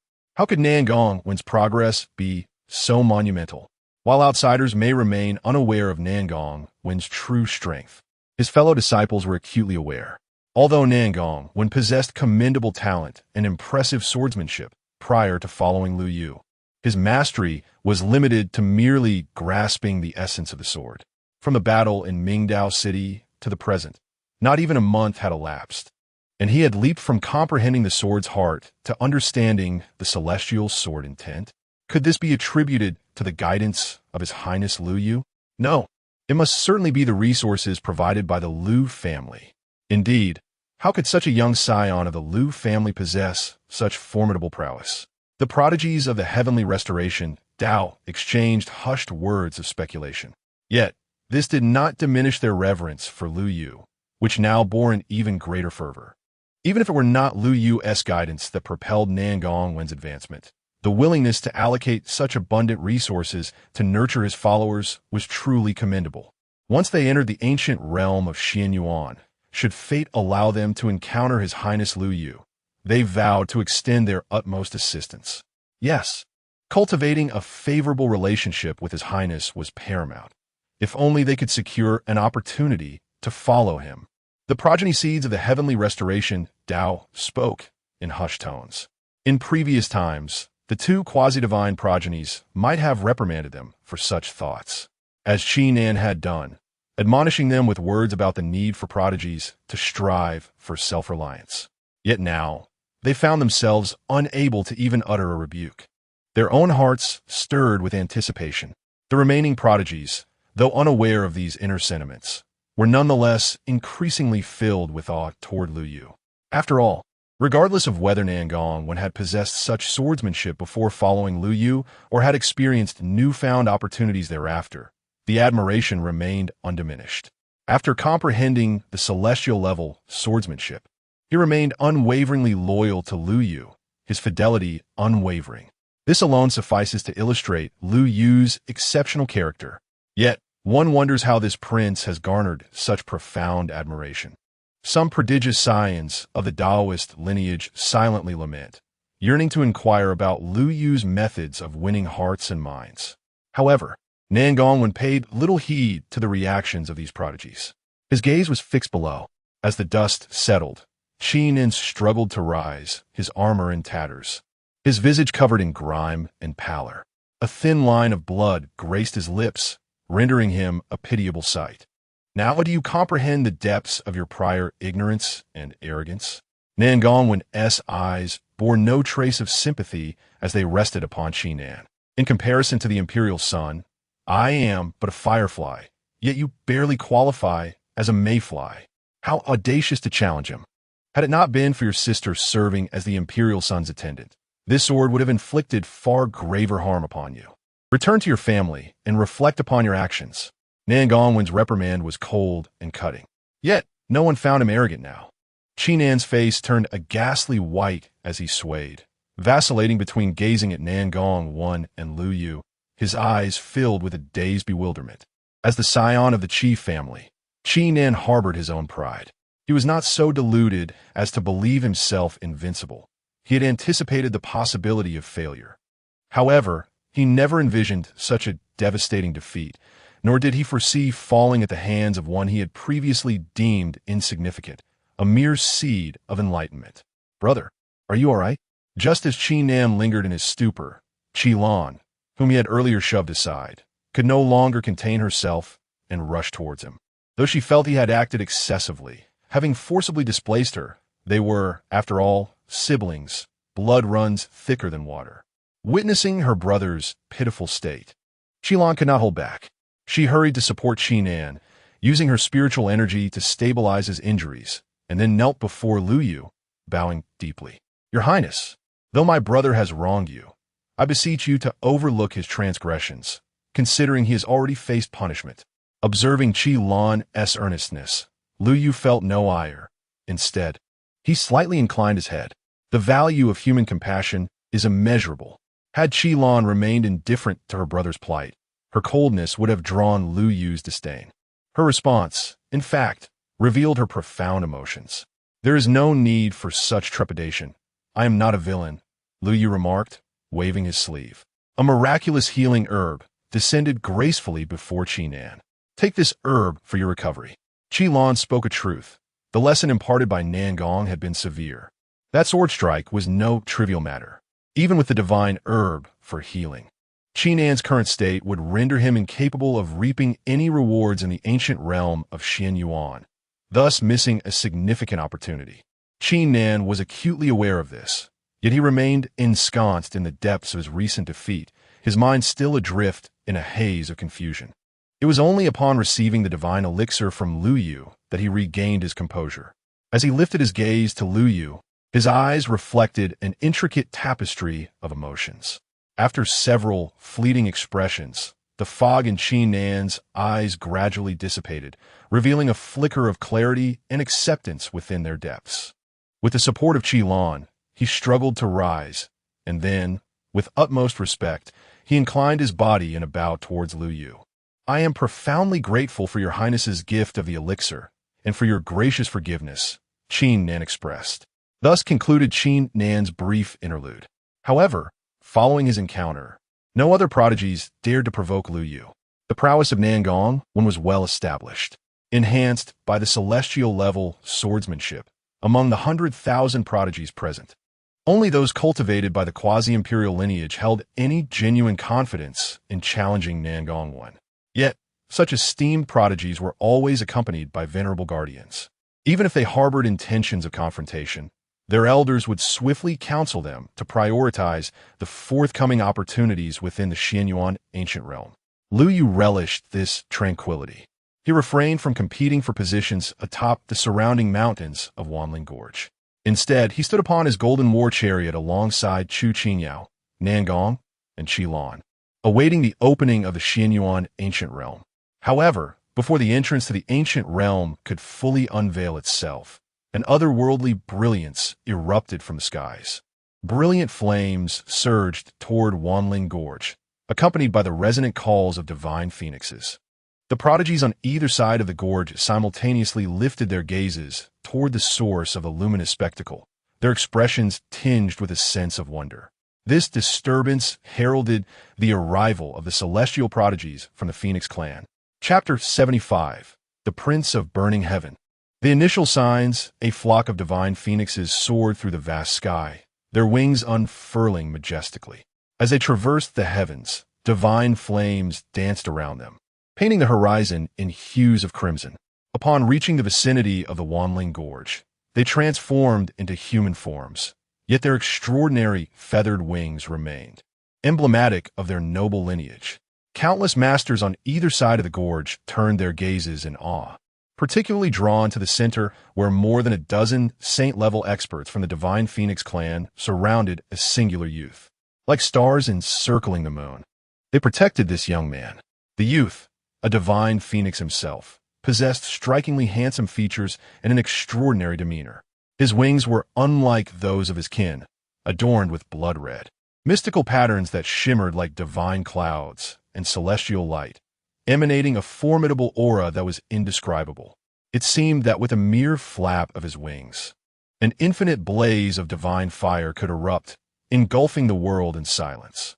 This was one of the great emperors of the Divine Phoenix clan, the awakened prince of burning heaven. His presence was utterly terrifying. Had he truly attained the pinnacle of the imperial realm? The experts in the sacred domain present felt the overwhelming pressure radiating from the prince, their eyes reflecting astonishment. The Prince of Burning Heaven, gifted beyond compare, was renowned for his exceptional combat prowess. In his early days of entering the imperial realm, he had clashed with masters of the initial imperial stage. Now, having reached the pinnacle of the imperial realm, he was undoubtedly comparable to those at the later stages of the imperial domain, if not surpassing them. Such strength, even if suppressed within the depths of the ancient realm, would still mark him as one of the most formidable talents among the many prodigies entering this ancient domain. Coupled with the moon-eating celestial wolf, could it be that this alien prodigy would claim the legacy of the supreme Xian Yuan? Many elder warriors of the human race felt a chill in their hearts. Numerous young prodigies sensed a tremendous pressure, their hearts tightening with anxiety. Yet, some young talents among the human race clenched their fists, their eyes filled with fearless determination. The Prince of Burning Heaven was indeed powerful. But how could the talents of the human race be deemed weak? To seize the legacy of the supreme Xian Yuan, they might as well dream for a few more years before daring to speak of it. Not to mention, with His Highness the Ninth Emperor present. How could the Divine Phoenix clan act with such audacity? Although Lu Yu had not yet made a move before the ancient realm, his prior display of strength in his clash with Nangongwen's sword had already led many prodigies to believe in his unparalleled combat capability. At the very least, he was not inferior to Nangongwen. Furthermore, Lu Yu had previously suppressed the 3 great saints of the Divine Phoenix clan at Nanhua Mountain, even bringing them along as his steeds. Other ancient alien races might still dare to boast before Lu Yu, but the Divine Phoenix clan? They held no such qualifications. Indeed, upon hearing these words, many young talents of the human race felt invigorated. Even the elder experts, who had initially felt a sense of trepidation, could not help but chuckle in disbelief. Their gazes towards the group of Divine Phoenix clan members shifted, their wariness lessening and replaced with a hint of amusement. Truly, what audacity! The discourse among the young talents of the human race did not escape the keen perception of the Divine Phoenix clan. As a member of the illustrious 10 great clans, the Divine Zhuan clan command respect wherever they go. Yet today, they find themselves on the verge of becoming a laughingstock, igniting a seething fury within this proud lineage. At the forefront, the Prince of Burning Heaven's gaze turns frigid as he issues a low growl. How dare these insignificant insects dare to speak ill of the Holy Clan? As his words echo, 2 ethereal blades of energy manifest from his back, slicing through the air towards the southern prodigies who hold Lu Yu in high esteem. However, before the blades can travel far, Lu Yu offers a cold smile from atop his golden chariot.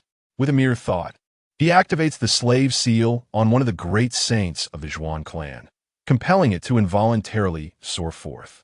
Transforming into its original form, it unfurls its vast wings to shield the southern talents from the Prince of Burning Heaven's lethal attack.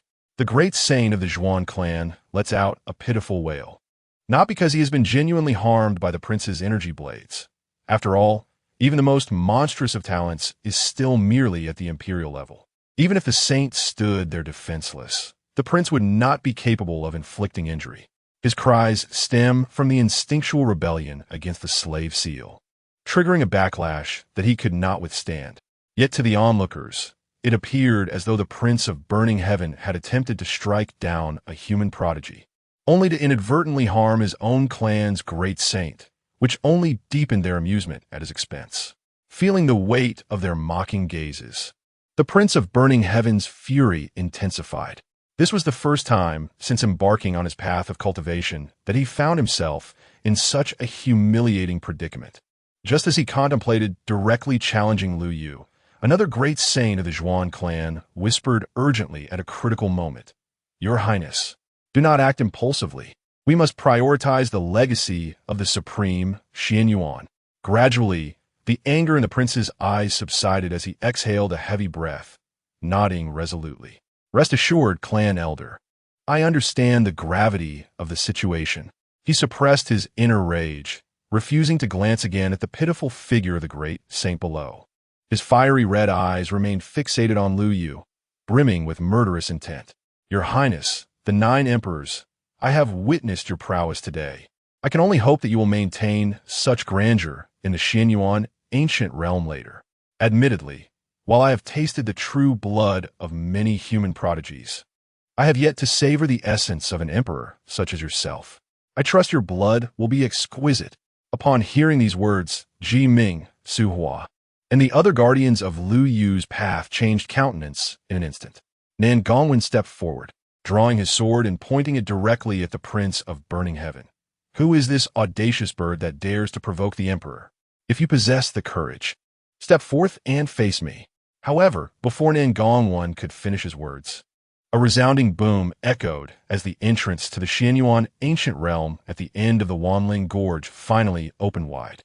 A tremendous force of spatial energy surged forth from the vast, sprawling fissure that split the very fabric of reality, captivating the attention of all the prodigies present in an instant.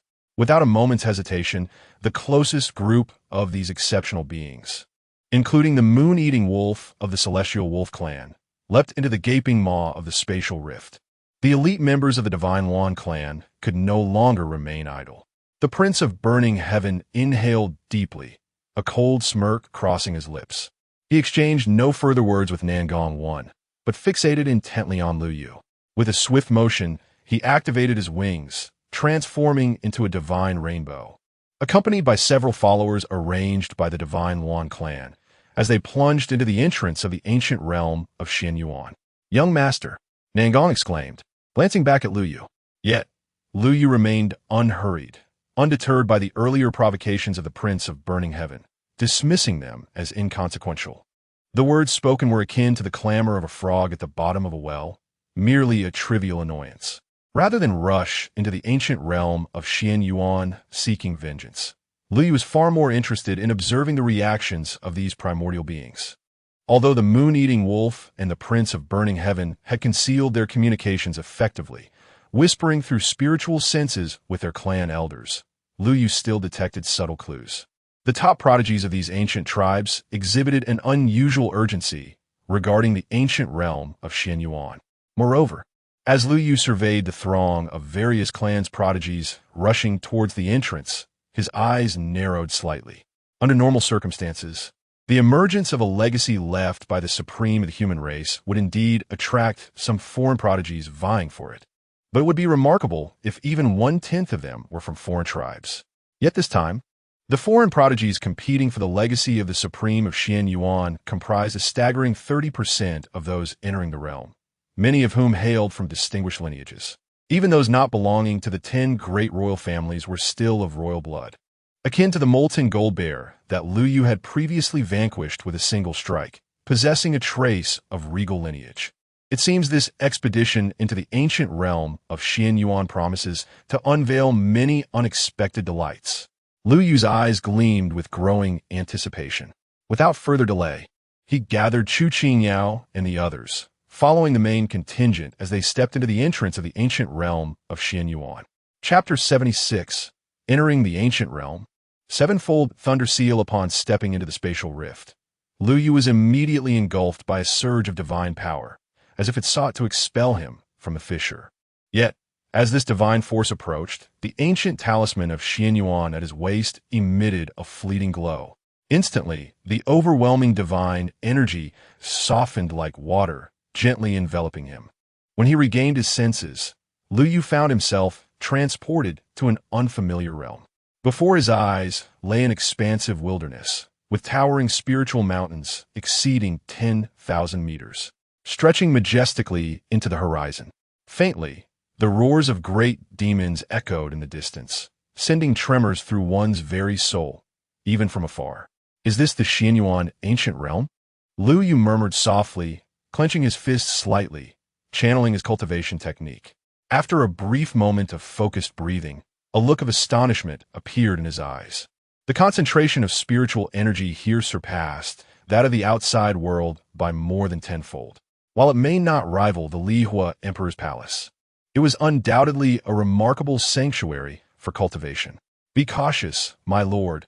Here, our cultivation will be suppressed, limiting us to utilizing only the full power of the Heavenly King realm," warned Nangongwen, who, along with Qilin and Chu Qingyao, had followed Lu Yu into the same area. In the Xianyuan ancient realm, there reside many formidable demons, having thrived since the realm's inception by the Xianyuan Supreme. They are not bound by the realm's laws, and some may well possess the strength of a sovereign. Nangongwan, who was renowned for his exceptional combat prowess in the outside world, found his power diminished upon entering this realm due to the restrictions imposed. Once capable of overwhelming those in the early sovereign stage, he now struggled to match even the early ranks of the sovereign realm.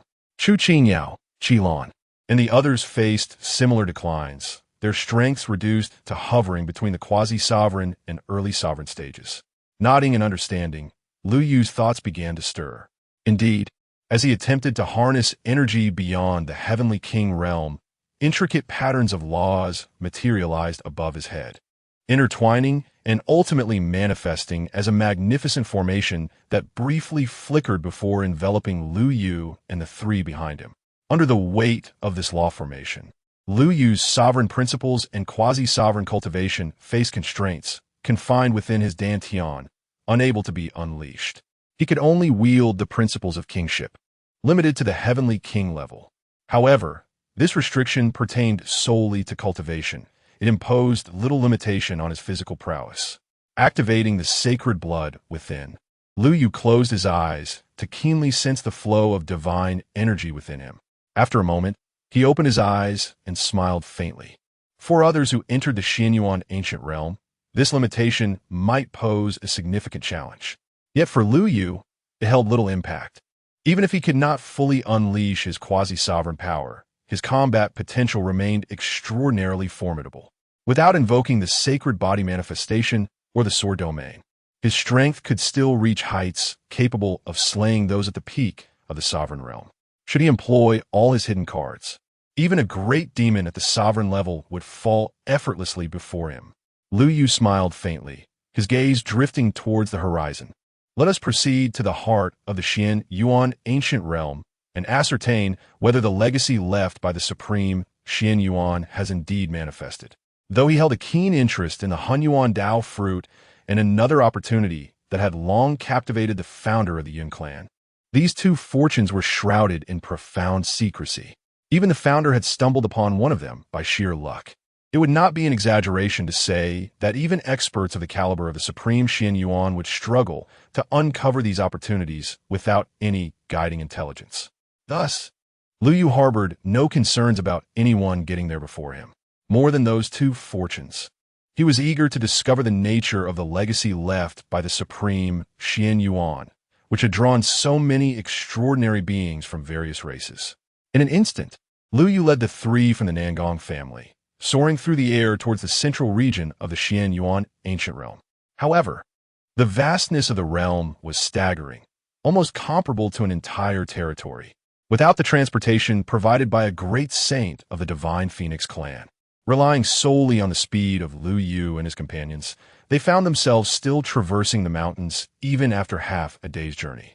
At this pace, it would take no less than 10 days to reach the core area, a prospect that left Lu Yu feeling quite troubled. Although he enjoyed considerable combat prowess thanks to his primordial sacred body, his cultivation level and the laws at play limited both him and his followers, including Nangong, significantly slowing their speed. Additionally, his time spent in the Eternal Realm was rather short. Lu Yu was unwilling to squander this precious time merely on travel. Perhaps he could utilize a few minor teleportation talismans for quicker transit? Those of exceptional lineage above the Undying Tao would typically be bestowed with great teleportation talismans or similar treasures by their families or sects before entering the Xianyuan ancient realm, enabling them to escape from dire situations within the realm. Although this would mean missing out on the opportunities presented by the ancient realm, it would at least safeguard their lives. As a prince of the empire, Lu Yu naturally possessed an ample supply of such life-saving artifacts. He had no less than 3 minor teleportation talismans. The great teleportation talismans required the wielder to infuse them with spiritual energy and, once activated, would transport the user out of the ancient realm, forfeiting the opportunity. In contrast, the minor teleportation talismans required no such activation from Lu Yu. They would automatically activate at the mere thought of his will. Moreover, they would not directly send him out of the ancient realm. Instead, if he so desired, The talismans would randomly select a location within a radius of 100,000 miles to transport him. This meant that with 3 minor teleportation talismans in hand, Liu Yu possessed at least 3 chances. Even if he found himself in dire straits, he could regroup and not risk losing the opportunity to engage with the Xianyuan ancient realm altogether. Of course, what Liu Yu intended to utilize were not the more precious great teleportation talismans, but rather the commonplace minor ones. Yet, even these minor teleportation talismans held great value. In the secretive confines of the Xianyuan ancient realm, ordinary teleportation talismans could not be activated due to the restrictions imposed by the realm's intricate laws and formations. Only the imperial clan of the Liu family could forge a small teleportation talisman capable of functioning in an ancient realm of Xianyuan. However, Liu Yu possessed merely over 30 of these talismans, allowing him to traverse thousands of miles with each use. Cumulatively, they could cover a distance of over 300,000 miles, merely saving him 5 or 6 days of travel at best. Liu Yu felt somewhat exasperated. Had he known, he would not have spared the Prince of Burning Heaven. He should have suppressed him at the entrance of the ancient realm and taken him along for transportation. While Liu Yu grappled with his predicament, a magnificent cry of a divine bird suddenly resonated from the distant sky, prompting him to look up, his eyes ablaze with undisguised brilliance. Outside the Xianyuan ancient realm, above the Wan Spirit Gorge, as 100,000 prodigies surged into the ancient realm, the various experts stationed outside sprang into action, unleashing their respective techniques. Numerous spiritual mirrors and divine discs were activated, conjuring luminous screens that reflected the silhouettes of the gifted disciples from esteemed families and sects within the ancient realm. However, these screens could only faintly capture the images of the prodigies, with most appearing rather blurred. Only a select few could barely reveal the scenes surrounding the prodigies within a radius of several dozen yards. On the clouds, before the protective formation of the Liu family, Liu Zhinshan raised his hand, and a divine light shot forth from his sleeve, transforming into a divine disc. With Liu Zhinshan infusing it with spiritual energy, the disc spun, and a colossal, smooth mirror surface, measuring 100 feet, emerged above the divine disc.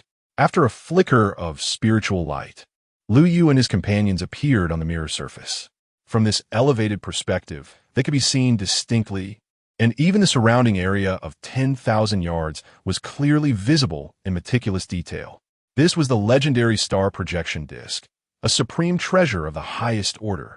Many experts from immortal lineages were stirred, gazing at the star disc in Liu Zhinshan's hand with awe. The eminent figures from the Great Chu Kingdom, the Bu Tian Dao, and the Yuan Gu sect, all closely related to the Liu family, could not help but approach, their eyes brimming with envy as they observed the luminous screen. In contrast, the experts from the ancient alien tribes furrowed their brows upon witnessing this scene.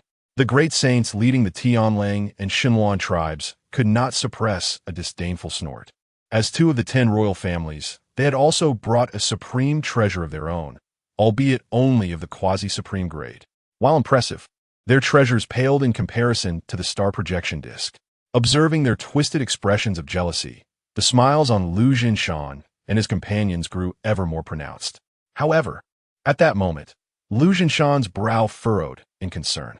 Sensing the unusual expression in Liu Zhinshan's eyes, Ji Ming and the others turned their attention to the luminous screen, and a grave look emerged in their gazes. At the periphery of the luminous veil surrounding Liu Yu and his companions, approximately 10,000 zhang away, a colossal divine bird with a wingspan exceeding 100 meters soared through the void. Its plumage shimmered with a dark purplish hue, exuding an otherworldly aura, as if it were coursing with liquid lightning. On its formidable talons, arcs of lightning flickered ominously, capable of rending mountains and rivers asunder. Each characteristic unmistakably revealed the identity of this majestic creature as a scion of the ancient royal lineage, the Thunderbird clan. Furthermore, at the center of the Thunderbird's brow, intricate thunderous markings intertwined, culminating in an astonishing 7 layers of thunder tribulation seals. The presence of such 7-fold thunder tribulation marks elicited furrowed brows from Liu Zhinshan and the other adept members of the Liu family. Meanwhile, the onlookers Skilled practitioners from various factions who beheld this spectacle were equally struck by awe at the sight of the Thunderbird. Chapter 77. The Thunder Sparrow of 10 Seals. A single punch to suppress the extraordinary Thunder Sparrow, with its magnificent wings spread wide, nearly 100 meters in span, swiftly darted towards the location of Lu Yu and his companions. In mere moments, it would converge with them in the air. Outside the ancient realm of Xian Yuan, Lu Jinshan and others, along with experts from various factions, gazed at the Thunder Sparrow with astonishment. This was due to the 7 layers of thunder tribulation seals intricately woven at the center of its brow, emanating waves of energy that reverberated through their consciousness, leaving their minds unsettled. How could such a young Thunder Sparrow have attained the 7-layer Thunder Tribulation Seal? The illustrious great sage of illusions could not help but take a deep breath, glancing towards the few guardians of the Thunder Sparrow clan. The Thunder Sparrow clan is exceedingly rare, with each generation comprising merely a handful of members. In stark contrast to other ancient royal families, whose numbers can reach tens of thousands or even hundreds of thousands in a single generation, the Thunder Sparrows are indeed modest in size. However, this does not imply weakness. On the contrary, were it not for the clan's exceedingly challenging reproductive process, they would undoubtedly secure a place among the top 10 royal families, even if they could not ascend to the ranks of the ancient sovereigns. This clan signifies its bloodline hierarchy through the thunder patterns on their foreheads. The higher the cultivation, the stronger the bloodline, and the more intricate the thunder patterns become. Historically, even the most formidable members of the Thunder Sparrow clan, upon reaching the saintly realm, could at most awaken only 5 layers of thunder tribulation seals. Even the clan's young masters had to wait until they ignited the divine fire and comprehended the laws of divinity to evolve their thunder patterns to the 5th layer. Yet now, the young master of the Thunder Sparrow clan, unexpectedly encountered by Lu Yu and his companions, possesses an aura of complete imperial realm mastery and has already awakened 7 layers of thunder tribulation seals. When it matures, achieving the pinnacle of its bloodline and reaching the quasi-emperor stage, could it not awaken an unprecedented 10 layers of thunder tribulation seals? Legend has it that the Thunder Sparrow of 10 Seals, with its noble bloodline, rivals even the most esteemed of the ancient royal families, the golden-winged Great Pong. The experts on both sides of the Wanling Gorge were unsettled, unable to resist glancing towards the few saintly experts of the Thunder Sparrow clan. Even the guardians from the Tianlang and Xinluan clans were no exception.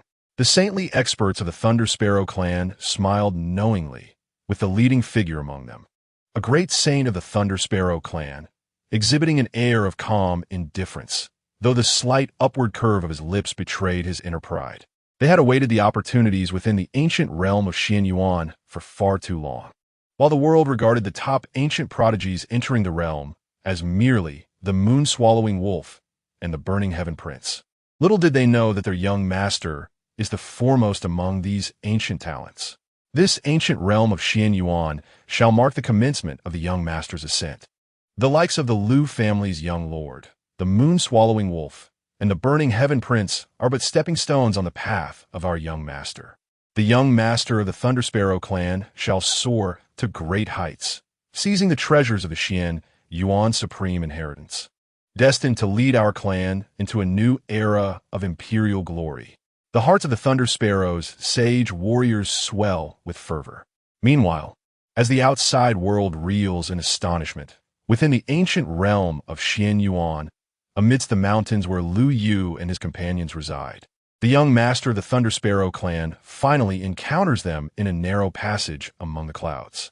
The heir of the Lu family? How unexpectedly intriguing. The Thunder Sparrow young master abruptly halts his wings, his gaze upon Lu Yu brimming with uncontainable battle intent and excitement. Upon the arrival of the Thunder Sparrow young master, the expressions of Nan Gongwan and the others shift subtly, especially when they catch sight of the 7 layers of thunder tribulation marks on his brow. Chu Qingyao and Qi Lan's faces pale involuntarily. Nan Gongwan, acting swiftly, strides forward, drawing his sword to shield Lu Yu, blocking the Thunder Sparrow young master's path. Nan Gongwan, the foremost seed of the heavenly path of mending, I witnessed your previous strike. It was indeed formidable. However, with your abilities, You cannot impede this young master.